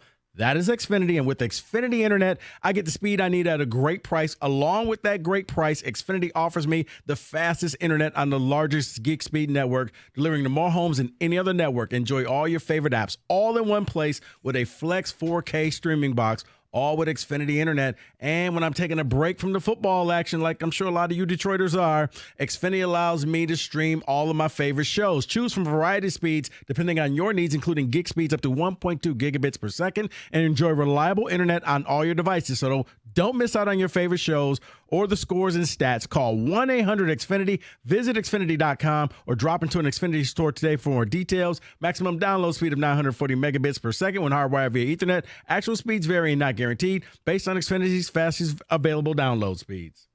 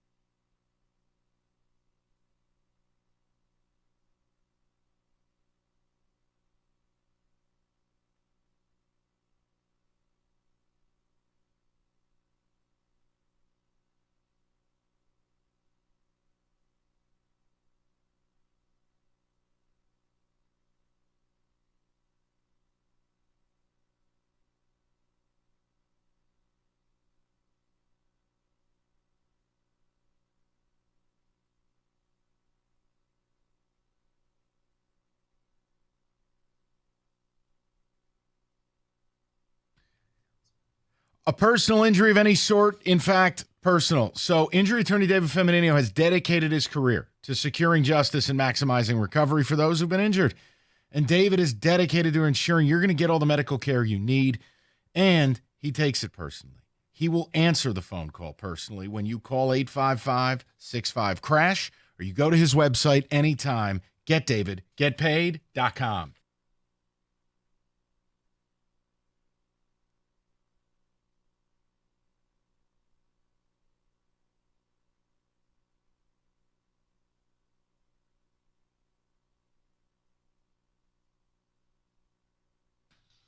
All right, we'll knock out a couple of calls, get some ticket texts, and then we'll get to who said it if that works for everybody. And with that, let's go to Phil, 97.1. What's up, Phil? How you doing, buddy? Good. How you guys doing? Good. What's on your mind? All right. So if I'm watching football this weekend, the answer is yes. And I'm surprisingly pulling for the Commanders and the Chiefs to win, and I'll explain why. So when I look at the Commanders and the Eagles game, I just hate Philly. I think everybody does. They're just scumbag kind of fan base. And, Nick Sirianni, punchable face. And they were racing us for the 1 seed all season. We were getting compared to them. And if they win, it'll be a gut punch. I'll have regret knowing that we didn't get a chance to play them. So and it'll make us feel better for losing to the Commanders. Yeah, you watch out of spite. That's what this is. It's Latte Larry. 100%. And then on the other side, I'm kind of like you, Mike, the America's superhero, Josh Allen, darling boy. I just hate media darlings. So I kind of want to see them lose, right, just to see the heartbreak on their face. And then the Chiefs, they make it to the Super Bowl. It's not like I'm rooting for the Chiefs or even like the team, but then they'll beat the Commanders. Commanders have heartbreak, and the Chiefs are inevitable, right? And so we'll have no regret kind of knowing that, hey, even if we got there, the Chiefs just kind of have the cards stacked in their favor, and they'll pull it out. The Chiefs are like the old school Lakers or the old school Bulls. It didn't even bother you after a while. They're the Patriots. You're just like, whatever. 100%, yeah. So, it's probably not a healthy way of coping, but I'm rooting for maximum heartbreak for the other teams and minimal regret for the Lions. I want pain for everybody. I happen to agree with you, Phil. Yes, indeed. Let's go to Kyle, 97.1. Kyle, what's going on, bud? Hey, how you guys doing? Good, Kyle. What's up? I just kind of wanted to comment on the whole team owners and stuff. I was kind of on the fence to where I thought, all these teams were making offers to players that they couldn't refuse. But then when you kind of go back and look at it, like there's multiple players for the Dodgers, for instance, that left millions of dollars on the table to go play for that franchise. Then you do a little bit of deeper digging, and the Dodgers don't even have the richest owners in their own division. So at some point, I feel like there's got to be accountability on the the ownership, because if players are choosing to go to a franchise and play there, at a certain point, you can't really hate on that. If they're out there outbidding every other team by $50 million, then it's one thing. But there's many instances where players are leaving money on the table to go play for certain franchises. So I just think that a little light needs to be shed on that. Well, look, the biggest problem with baseball is there's no real requirements by any owner to do anything, right? There's no floor. There's no requirement to entry. And then I don't need a cap so much as I need competitive balance. Like the idea that the Dodgers own everything. They own their ballpark. They own their network. Hell, they probably own the damn parking lots. So the you know what I'm saying? So the point is like, I get you. I just need something that allows you to feel like, yes, even if Chris and company decided to ratchet it up, that we'd be playing the same sport. It doesn't make sense to me. I mean, hell, Kyle, my team is one of the evil empire. You know what the problem is? Yeah. I don't feel like the Yankees are playing the same sport. No, I think the floor is what you need. You have to spend at least this amount of money. You must remain competitive, plain and simple. So you have to go out and you have to bring in, instead of going to poverty, we're poor, help us out, because, they don't give you a break on the ticket prices. They don't give you a break on anything else. They still charge you for everything except for putting a competitive team out there, and then they're broke. And that's when you're like, well, wait a minute. I want to be fully invested in this team, but you're not helping me right now. Yeah, I did some digging and I saw that, like, I guess Giants ownership, the San Francisco Giants, they're worth almost $1 billion more than Dodgers ownership. So it's like, is there some sort of disconnect to where obviously they got the money, so how come they're not fielding the same? No, they still want to do it. And I mean, again, like you've got bottom of the barrel franchises like the Pittsburgh Pirates or the Cincinnati Reds or the Tampa Bay Rays. I mean, I don't even want to hear about, we can't, because first of all, if they were losing money, they'd be the first ones to open their books, Kyle. They've never opened their books. They'll never show you. But you're not going to outspend. First of all, this deferred money thing has got to end. They have got to get to the table. There can't be. The Dodgers have on their current roster deferred money, not now payroll, which is $400 million. Almost $1.4 billion in deferred payments. Come on. They found the cheat code. Just come on. Yeah. I'm sorry. It's just enough. No, when you told me that number, I was sitting there joking like, what, $1 billion? You're like, no. 1.375. Right. And 3 cents. All right, David, a couple of ticket texts. We'll go to Who Said It. That's all. Manfred is a truly awful commissioner. Solution to everything is gimmicks and cutting costs. We need a fix in Major League Baseball. Baseball desperately needs a salary cap, but it will never happen. The only answer is to increase the luxury tax so high it makes it impossible to go above it. But remember, with these deferred payments, it's circumnavigating the whole deal.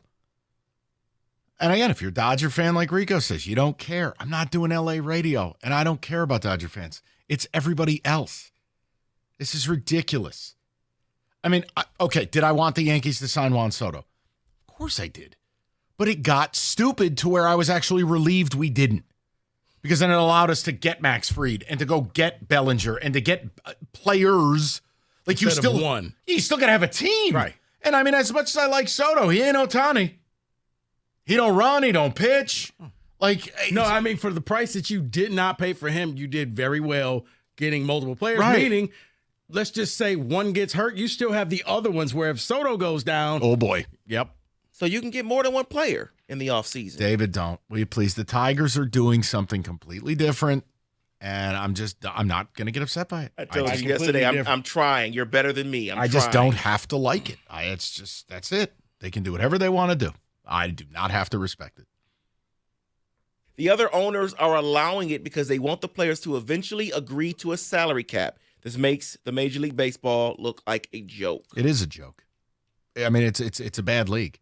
It's why no one cares nationally. It's why Sunday Night Baseball between the Cardinals and Braves and nobody watches. Why? Because unlike the NFL, there's no connectivity. There's no point to it. No, because going in. I mean, it used to be, spring training, as soon as it's over and opening day, there's 10 teams that know I have no shot. Now it's turning out to be getting close to about 15, 20. 15 to 20 teams that know we have zero shot. And that's opening weekend. And you already know. And we don't have a chance of winning. The Dodgers went out there and got relievers just because one of their relievers got hurt.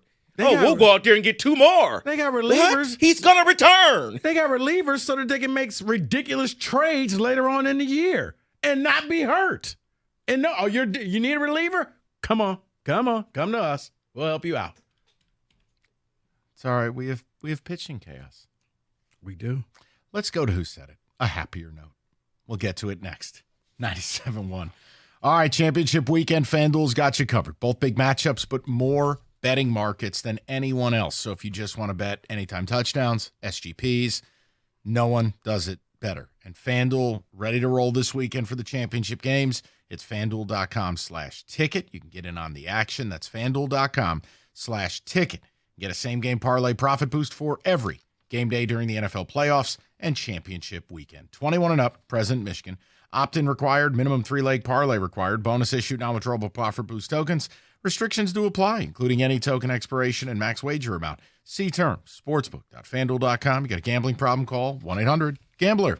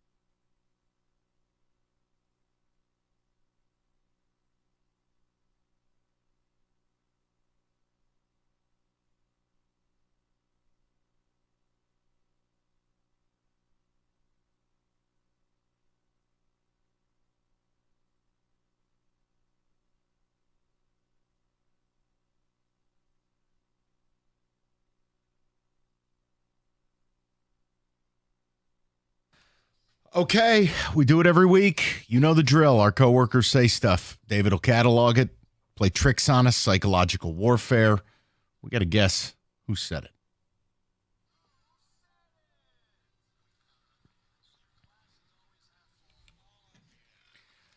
Start with this. Who's eligible? And let's be very clear, David. Okay, I'm going to give you 6 a.m. to 8 p.m. Okay. 6 a.m. to 8 p.m. And Wojo worked a grand total of 12 minutes this week, just About FYI. 10 minutes, yeah, something like that. Does Lions review count? It would be between that time frame, yes. Oh, God. It would Okay. be between that time frame. I mean, Kenny, But honestly. it's not Lions review. It is not Lions Okay. review.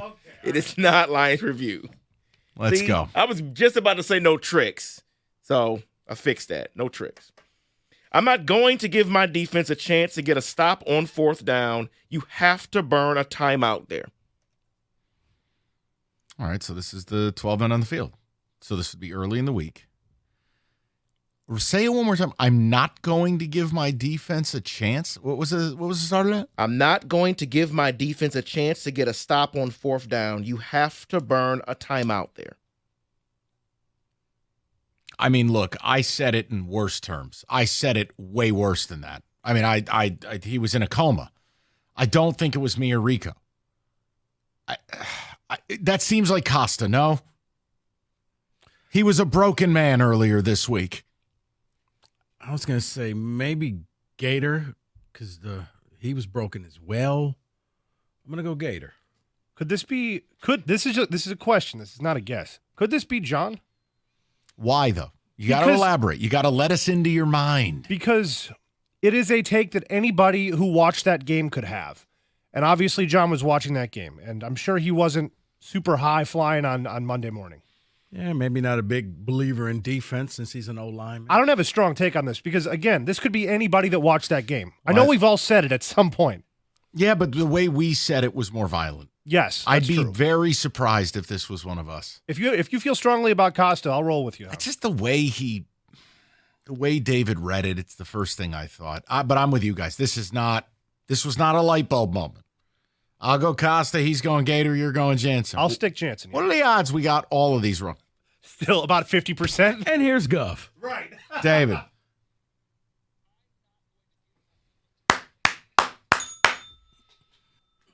Oh, listen to how emphatic I am in my sequin shirt. You have to. Okay, there, Disco Boy. He was a little upset.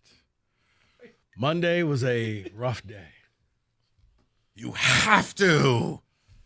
Disco Boy. I like that. I'm changing his name in my phone to Disco Boy now. All right, let's keep it moving. Number 2. And I don't know if the Lions overlooked the Commanders, but when you turn over the ball 5 times, when you have 12 men on the field on 4th and 2, that was an embarrassing showing. All right, process of elimination. Let's begin. Does anyone have a strong thought? One more time, David. Sorry about that. You really got to go in there, Kenny. And I don't know if the Lions overlooked the Commanders, but when you turn over the ball 5 times, when you have 12 men on the field on 4th and 2, that was an embarrassing showing. I was going to say me, but I think they actually did overlook the Commanders. That's why I don't think it's us. Yeah. I'm with you. We both agreed they overlooked him. So that takes us out of it. Let's go process of elimination. Would he go back-to-back morning show? I always do this and overlook Old Tecumseh. I was just thinking about Old Tecumseh because that sounds like a very angry Gov moment right there. And those happen every so often. These are not unusual. Yes, it's called Days That End in Y. Oh, that's correct. Or is it Doug kind of saying, look, I don't think that they overlooked the Commanders, but you just can't, X, Y, and Z happen. Read it one more time. Just read it one more time because Rico's got a good thought here. Hold on. One more. And I don't know if the Lions overlooked the Commanders, but when you turn over the ball 5 times, when you have 12 men on the field on 4th and 2, that was an embarrassing showing. Would Doug say embarrassing? Would Doug say showing? Because I think that's more of a Gator word. That's where I'm leaning right now. Yes. And the use of embarrassing would violate his respect principle. But see, I'm going to say this time, yes, because he's being respectful because it was horrific, but embarrassing was the more PC way of saying. God, I hate this. All right, I'm going to go Gator. Me too. You're going Doug? I'm going Doug. Again, what are the odds we've got this right? I'm not feeling good about this one. This is he's going to go into the archives, and it's going to be Kang or Gov or something. David, who said it? With the news. Why did we not guess him? Think about him over enunciating the word embarrassing. Mm-hmm. That is on brand. That's a bad job by us. Bad job by us. Good job. Better job by David. Good job by both teams. Better job by me. Okay. And I'm not anti-Alex Bregman. I'm anti-Alex Bregman for what? Let me slow down. Hold on. And I'm not anti-Alex Bregman. I'm anti-Alex Bregman for what has been reported would be the kind of contract he would get. Okay. Yesterday we brought this up. I don't think I used those words in specific, but I did say I like Bregman. But I understand if you don't want to give him a fifth or sixth year. Like I don't think that's me, but I have said similar. Now, what other show would have brought it up? Now, I know Middays brought it up. They today. found time. They were talking about gas stations and pillows and all kinds of things. So I'm leaning Midday just based on we have been Lions. Cookies? I don't know. I can't speak to it. I'm not being smarmy either. I only heard him early in the week, and I go, I don't need to be sadder. And listening to him was like a dying dog. This isn't strong enough for me to use the Jenkins rule, but they did talk in those types of terms about Bregman. Who's they? Doug and Scott. See, okay. See, I'm thinking, and Wojo, he didn't talk about him. Wojo doesn't work. Okay. Here's Wojo's work for the week. That's all the audio we have of Bob. So now, read it one more time. And I'm not anti-Alex Bregman. I'm anti-Alex Bregman for what has been reported will be Gator. the kind of... I don't know why. I just heard it in his vernacular. Gator for me. I'll go Gator. I was thinking the same thing, so all three of us are going to be wrong. Be right. Come on, boys. We can't go down with the ship here. David. God. I felt so good about that. Well, you got the right show. Oh, yippee. All right, next. Rico, I wanted that one. They already have a really good defense. They have the weapons on offense, couple O-linemen. Ben Johnson is who many of you have said he is. He is that guy, and it works. You're going to have a real problem on your hands. I think that's me. Because I'm one of the only guys who's not bleeping all over Ben Johnson, and I have said if he gets it right, and you've been pimping him all these months, you're gonna have a problem in Chicago. I think that's me. I don't think anybody else has spoken about Ben Johnson in that kind of. Oh, you mean where I didn't slander him or act like a child? No, I know. Well, it was his fault. He wasn't focused. He wasn't dialed in. He was just doing all those interviews. He wasn't there pretending to practice. I just even TJ agreed. I think that's me. Oh God, it might be. I would believe it. Had you not said that, I think I still would have guessed you. Okay. I don't know if I should take that as an insult, but no, you shouldn't.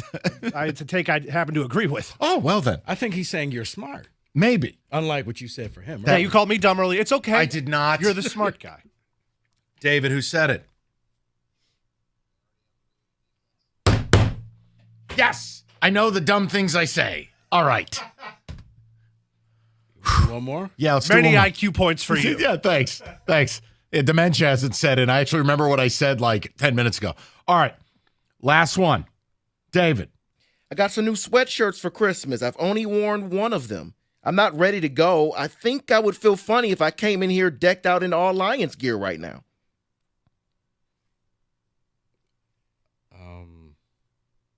I got some new sweatshirts for Christmas. Now let's think. Who's been the number one fanboy of the Lions at this station? Costa. Right. So, if I'm thinking about this logically, he's the one that we would expect most to come in decked out in Lions gear. And I could say factually at every podcast taping, he's worn sweatshirts this week. None of them were Lions. That's the only logic I can produce here. I'm going to guess Cookies. See, I'm going to say, what about Gov. Seems like a dad gift. Kids got him a bunch of sweatshirts. Yeah, but like Tecumseh is like you're living out on the range. Wouldn't they have to knit the sweatshirts? Like you wouldn't buy. Like, do you have stores where Gov Maybe lives? they were home knitted. Right. Like these are like, what are they called? Heirloom. Handcrafted heirlooms. Look, I'll go with the flow here, but the cookies thing, I mean, dude, he's worn off-brand sweatshirts. He's going deep into the sweatshirt collection. I saw he broke out the pizza sweatshirt. Poor guys. He's struggling. Hey, if you guys have a stronger lean on anybody else, this is just one man's logical approach to this I mean, situation. he's really going out of the way not to wear Lions gear. He's so broken. But I'm just gonna go Gov. Okay. Rico thinks the heirloom plays. Kenny, where are you going? I'm going cookies because he's the most Lions guy here, and he's probably the most broken guy here, to be honest. I'll go cookies. Unless, is this a Kang? I will be so furious if this is Kang. Okay, because it'll prove you're not listening to the show you screen for. I don't know what you're talking about. Got it. Okay, I'll go cookies. David, who said it? Okay, I quit. I hate this game. All right. Sucks. That's all right. I got 2, so it's better than 0. Okay, that is who said it. Northville Lumber. They sell more Trex decking and lumber than anyone in the state of Michigan, and all of it right now is in stock. And yes, I know it's cold out, but trust me when I tell you, you need to beat the spring rush. Get on their schedule. That's 1. 2, beat the price increases. You visit Northville Lumber showroom, you talk to an expert, you see all the products on display, they got you covered, you get it scheduled, and you save money. Just call Northville Lumber now or go to northvillelumber.com. That's northvillelumber.com.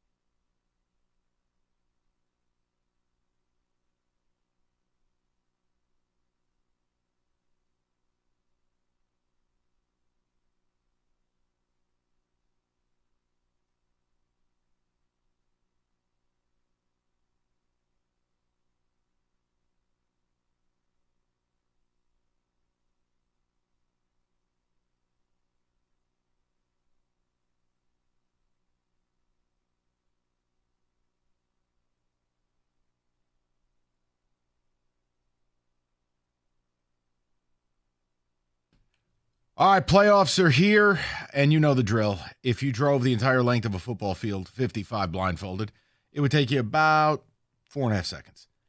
That's what distracted drivers are doing every day when they're on the road with you.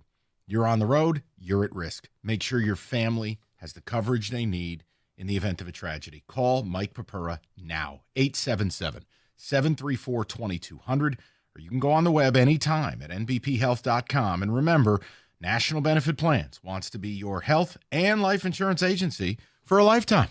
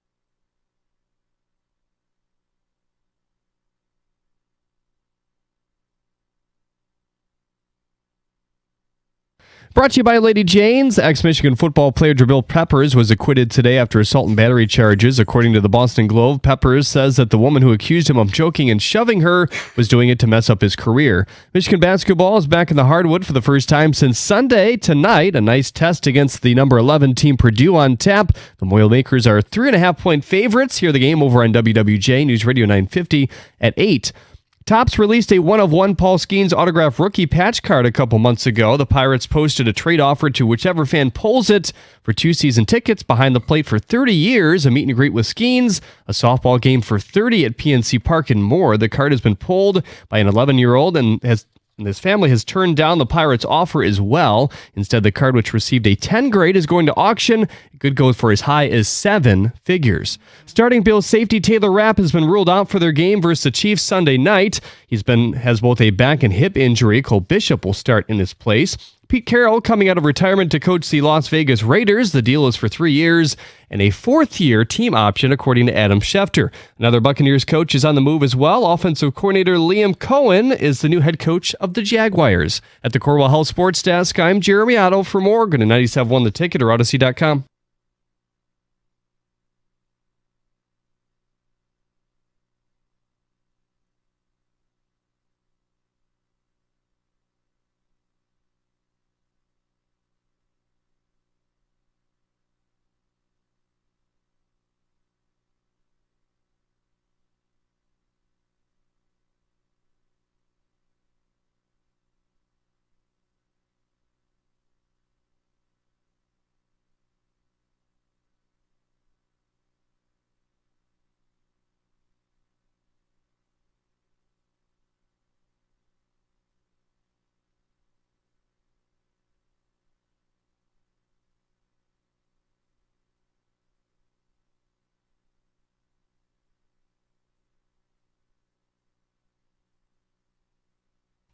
Yikes. All right.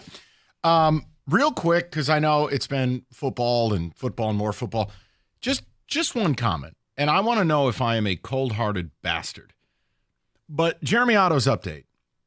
The 11-year-old who drew the 1-of-1 Paul Skeens debut card, it had a piece of his jersey in it, and the Pirates want the card. And they made an offer that if you are some Pirates sycophant, maybe you would entertain. The kid is in the California area. But I said it right off the top. I go, I appreciate what the team is offering, but none of this has money tied to it. First of all, who the hell wants to watch the Pittsburgh Pirates for 30 years? I don't want to watch them for 30 minutes. But second of all, it's what Jeremy said. The prevailing thought is this card would go for about $500,000. That family, that is, again, I don't know their background, but let's just make an assumption. That's life-changing money. Yeah. To me, the team would have been better suited to say, here's the deal. We want the card. Whoever finds it, call us first. I always laugh like when people catch a famous ball. Yeah. Like when Jeter hit his 3,000th hit and it was a home run, whatever it was. I don't care about your baseball bat. I got bills to pay. I don't care about, you're going to autograph my shoe. You know what I mean? But they're hoping for that fan.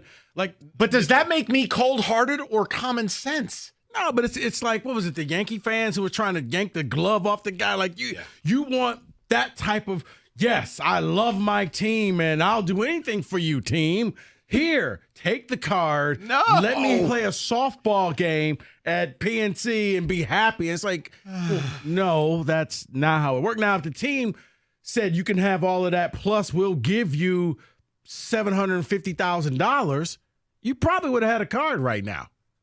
See, Mike, no, you're not off on saying you wouldn't take it because what is being reported is that card could be worth up to $1.5 million. Wow, it's tripled now. Huh? And I read an article earlier this week on the value of what they're offering to take the card, all the season tickets. So there is a dollar equivalent. Somebody tried to put it together. It's kind of difficult to kind of price out what a softball game would be to rent it out and sit in the suites with Livy. It's kind of hard to do that. Hold on. First of all, translation, sit in suite with woman who won't talk to you. Right. Like, what value is that? Hi, I'd like to be ignored by Livy Dunn for 3 hours. Exactly. I mean, he's an 11-year-old kid. No, at that point, she won't. She'll be like, so what do you want to be for when you 5 grow seconds, and then you're done. Oh, that's nice. And she's like, I got to take a phone call. It's the bottom of the first. I got a niece about your age. Maybe you guys can hook up. I apologize, but when David brought that up, I went back to thinking, the kid's 11. Exactly. So the article tried to value it, and they valued it just under $500,000.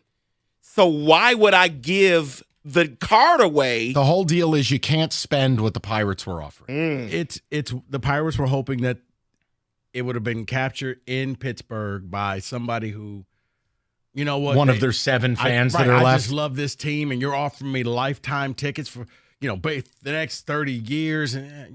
Or I'll pass. 10 of 10. I don't know. Take the money. Maybe they'll go on Kane Collects. And I also have a little bit of breaking news here. Yes. Detroit Lions report here from Justin Rogers. that Hank Fraley is staying with the Detroit Lions. All Now, right. it is not reported on in what capacity, but he's staying. My guess would be offensive coordinator. That would be my guess as well. I mean, he get was him to stay. Yeah, I'm thinking That would be my guess as well. Unless you're going to just pay him top dollar or give him, or maybe it's you give him top dollar and a new artificial title, but he's still the O-line coach. I'm guessing it's probably OC. I just don't want to. Or an assistant or associate head coach / OC, but you get the raise. whatever. As long as they stayed in-house with the offense, I was happy. So, okay, great. Move on. So we talked to start the show, and it was, I don't know if anybody can bring themselves to watch these games this weekend. No, I mean, yes, I will because this is what I do. But I'm talking about if you're just a fan and the Lions game, the blood isn't even dry. Are you opting out of championship weekend? I mean, I don't know how you root for anyone to be happy right now after what happened to the Lions. So it's not like you're going to watch Eagles and Commanders and go, golly gee, what a heartwarming story this would be for the upstart Commanders. No shot.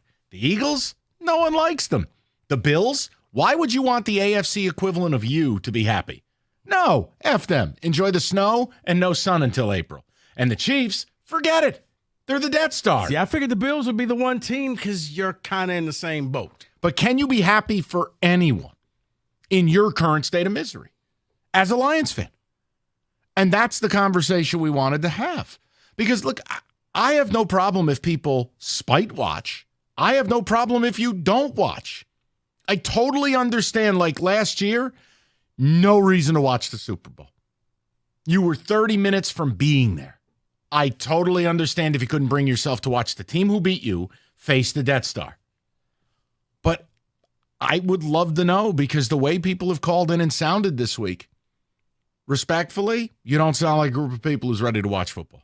Opt out, do something with your family, or stare at a wall. Probably healthier. But we wanted to know. 248-539-9797. And as a sidecar, if people want, am I just a cold-hearted bastard when it comes to what the Pirates offered? Because like anytime oh my God, I caught Satchel Paige's, final pitch. Okay, show me the money. I don't care about wearing his hat. Like, give me the money. Right. Well, the player doesn't owe you anything. Then they don't get their ball. Or am I just bad? No, you're not. You're looking at it more pragmatic. You're looking at it fiscally responsible. I want to collect on this because there's a small window here, and guess what? I just got a winning lottery ticket. I caught the ball. I have this. And if the Pirates wanted it that bad, I'll tell you what I'd do. I'd cut him a deal. I don't need the full 1.5 that it might go for, but I'm not taking your 500. Meet me in the middle. Give my 11-year-old kid $1 million. I know I can pay for his college and take care of the mortgage. Yeah. Call it a day.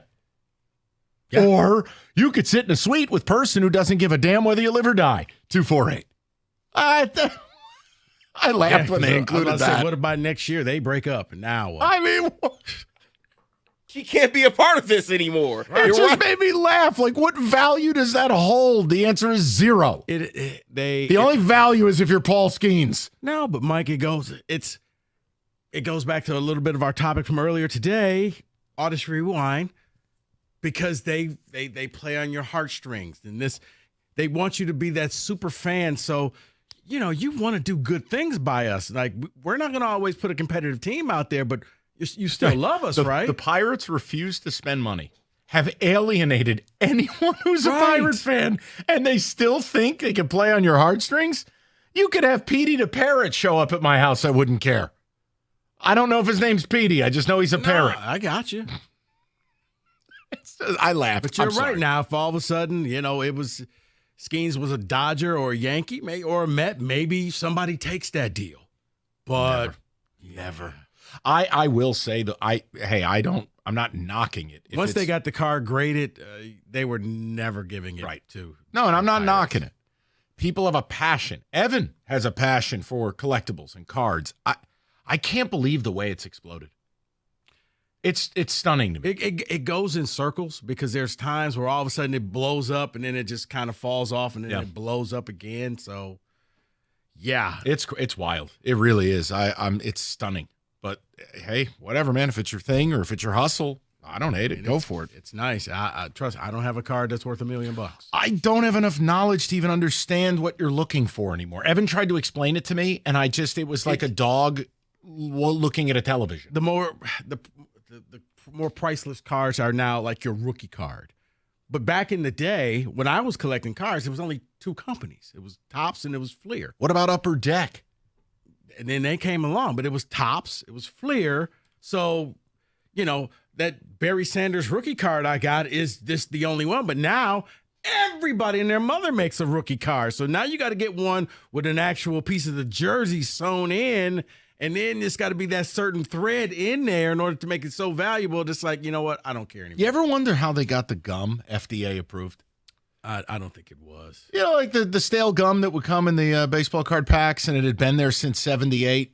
It was at the bottom of the shelf at the bodega. And you would go to crunch into it, and literally it would disintegrate into 800 pieces of grenade shrapnel. And you're like, how did this gum get approved by the Federal Drug Administration that we are serving this to children? Because I think they're not saying it's food. They're just saying, buy a baseball card, and we'll put some gum in there. What kind of gum? Don't worry about it. It's just gum. It's gum-like. Right.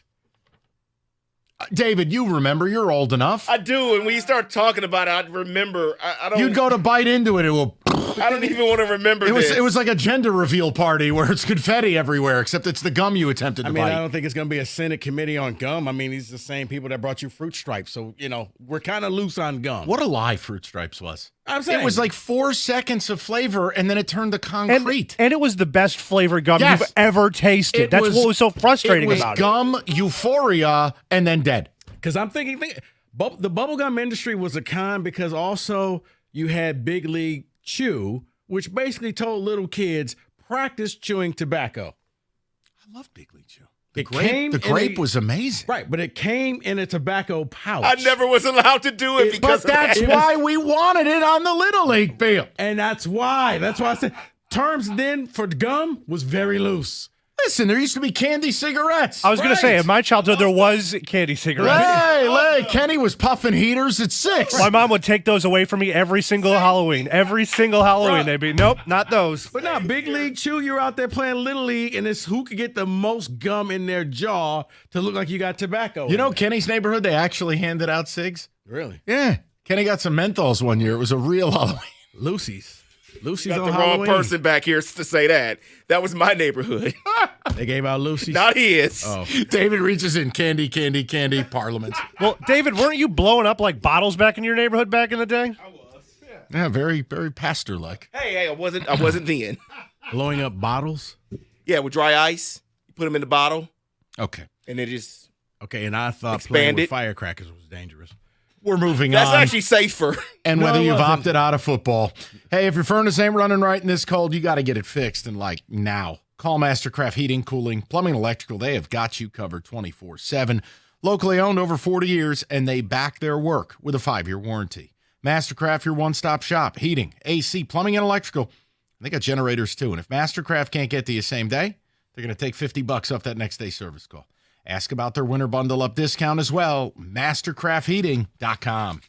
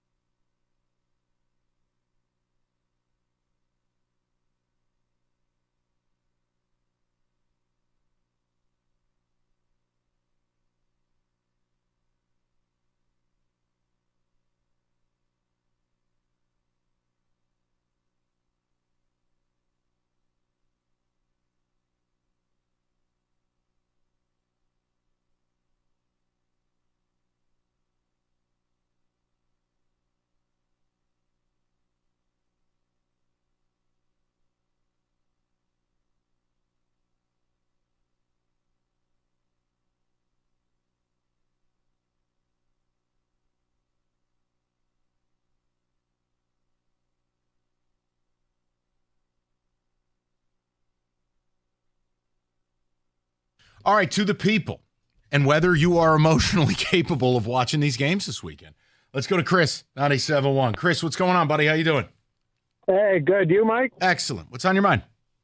So, I mean, I'm going to watch because I think a lot of us out there, and I don't know that I speak for everybody, want to see the Bills absolutely crush Kansas City and exercise their demons. I think that would be a great storyline. I like Josh Allen. There's a lot of players on defense I like Oliver. You know what I mean? Like there's a thing to like with the Bills, and I like that they'll eventually get over that hump and beat Kansas City and crush that frog. So seeing them do what you couldn't do won't bother you. I mean, I've called in before, and I've said this. I'm like a 60% Steelers fan and 40% Lions. So I don't think you can take my opinion to heart. Okay. But I think that a lot of fans want to see Buffalo beat Kansas City just because of what's happened with the 12 seconds and them getting beat. And that's horrific. Like, Well, I can't imagine I'll that. say this, and I'm not trying to be sappy, Chris, but Josh Allen seems to be really likable. Like, I may dislike how people kiss his ass or how he does some stupid stuff, but he's played really well this year. He seems like a really likable guy. You're right. But my thing is, it wouldn't matter. He's broken you down. No, honestly, Satan could be taking on Mahomes this week, and I'd probably root for Satan. So you're going for the Cowboy. Yeah. But I don't want Buffalo to be happy. I want them to be just as miserable as us. I know it's terrible. I can't. Is it wrong? It's ABM. Anyone but Mahomes. I can't take anymore. It's not, Mike. And you know what? Real quick, if I may, give me 10 seconds, please. Here is something that screams you. Apparently, at the end of the game, Jaden Daniels and Terrion Arnold swapped jerseys. I don't like that automatically. Okay. Not after a playoff loss and a heartbreaking loss. I don't care about your jersey. You can mail it to me. But Well, then you see, I think that you would appreciate this little message that Jaden Daniels wrote on his jersey that he gave Cancun on 3. What, got you on that fourth down? No, Cancun on 3. 1, 2, 3. No. He wrote that on the jersey he gave him? Yeah. All right, before I react, I would have to know, do they have a relationship? Obviously, Yeah, I think they do. Okay, They one swapped played at jerseys. LSU, Yeah. the other played at Bama. Right, so they swapped jerseys. So, yeah, you don't just. Oh, my God. I'd burn the jersey. I would not be able to. Well, what's he going to do? You're going to frame that, put it in your house? Well, he wrote it on the Terrion Arnold's jersey. So, yeah. You know what? I'm the See, wrong. that just screams you. I right don't there. even like it when players smile at the end of games and they lose. I hate it. I understand. I know that's a terrible opinion. I was upset. There were Ravens smiling. What are you smiling about? Andrews wasn't. No. He went radio silent for a week. Well, when people threaten his loved one and they have to delete, fans are animals. Yeah. You want to say mean things about the player, that's fine. Why are you going after his significant other who had nothing to do with it? Now, again. Now, see, I gave the Buffalo fans some credit when they donated to his charity. Like, okay, sucks he lost, but okay, you did that. You're actually helping people out. They always show up large with charity stuff. But, yeah, when you go after them. And again, that was Ravens fans doing it. Who are you kidding? Oh, yeah. It was Ravens fans and angry gamblers. It's disgusting. Go to Eric, 97.1. What's up, Eric? Hey, how you guys doing today? Good, E. What's up? Not much. I'm like yourself. I'm just a football fan, so I have no choice but to watch those games on Sunday. Going into the Washington and Philly, I really don't care.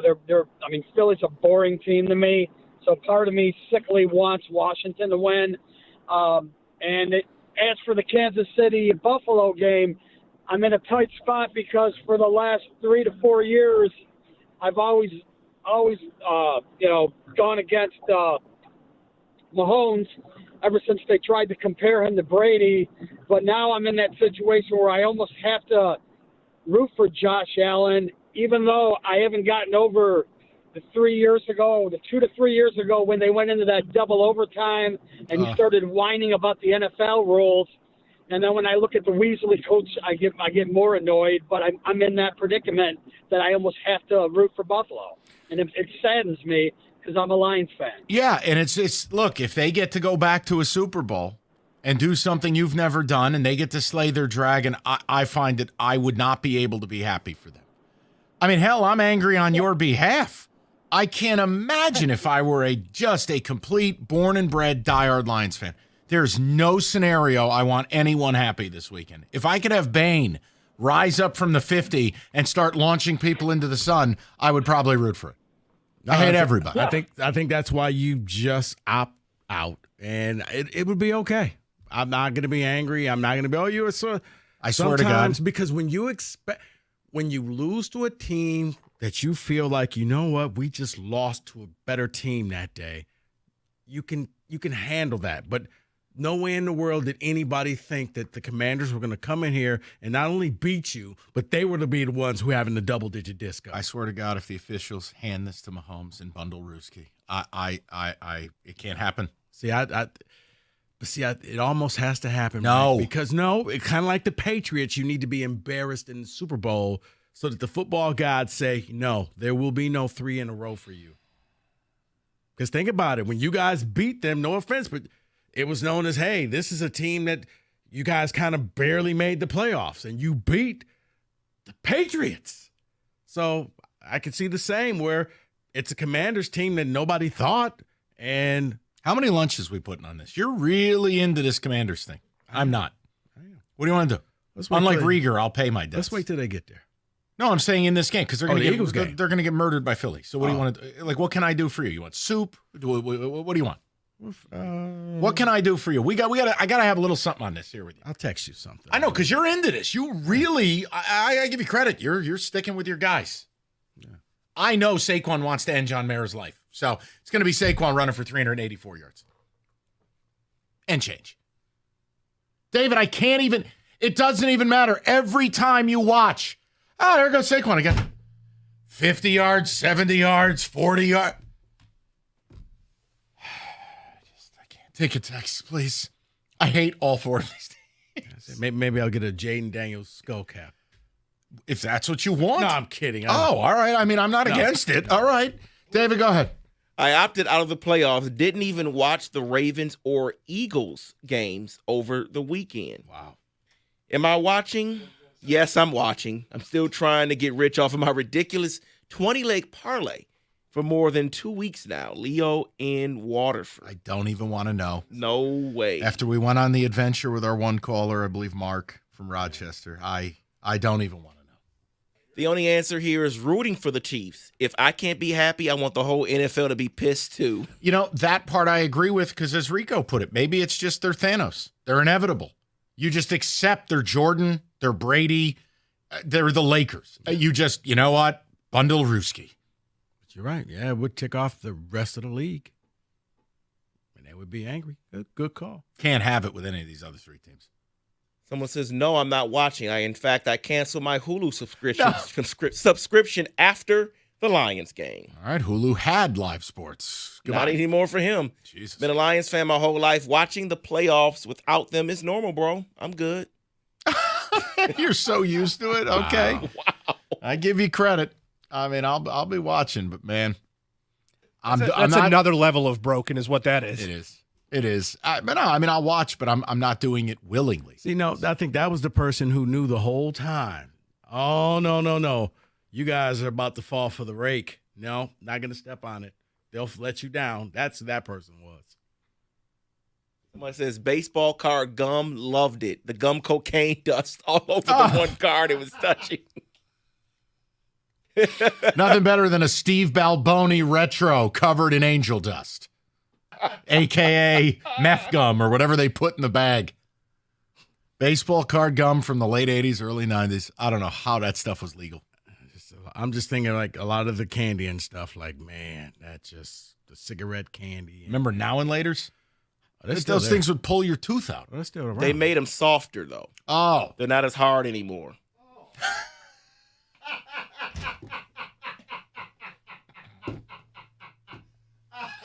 I quit. You know what? We're off the rails. This is what happens when you loses the 1 seed in the divisional round. Right here. Rico, take him to church. I thought you were going to say it, Mike. Be curious? Yes. Guys, radio, if that's the way you want to go, let Specs at LTU get you started on your new path. Or if you want to go on to television, you're a graphic design artist, don't worry about it. Specs at LTU has your back. You just simply need to be curious. Go visit the website, ltu.edu/specs. You're going to learn more about the broadcast, media arts, digital media arts, and graphics communications program taught through Specs at LTU right here in Southfield on the campus of Lawrence Tech. You're going to be taught by people like myself who actually work in the business. Means you're going to learn from day one what it takes, and with a hands-on approach and expert faculty, you're going to learn the practical skills you need to succeed in today's media industry. So what are you waiting for? Be curious. Visit the website, ltu.edu/specs. That's ltu.edu/specs to learn more. Then make magic by enrolling in Specs at LTU certificate program today.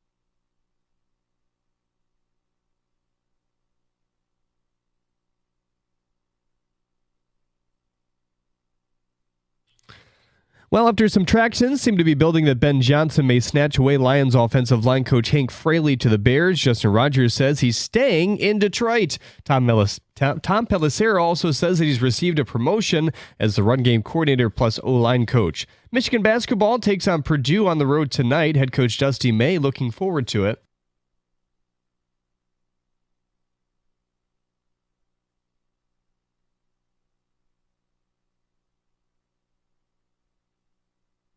Here the 8 p.m. tip-off over on WWJ News Radio 950. Ohio State running back Quinshon Judkins has declared for the NFL draft. After 2 years at Ole Miss, he logged just over 1,000 yards and 14 scores for OSU this past year. At the Corwell Health Sports Desk, I'm Jeremy Otto. More at 6 or at 971theticket.com.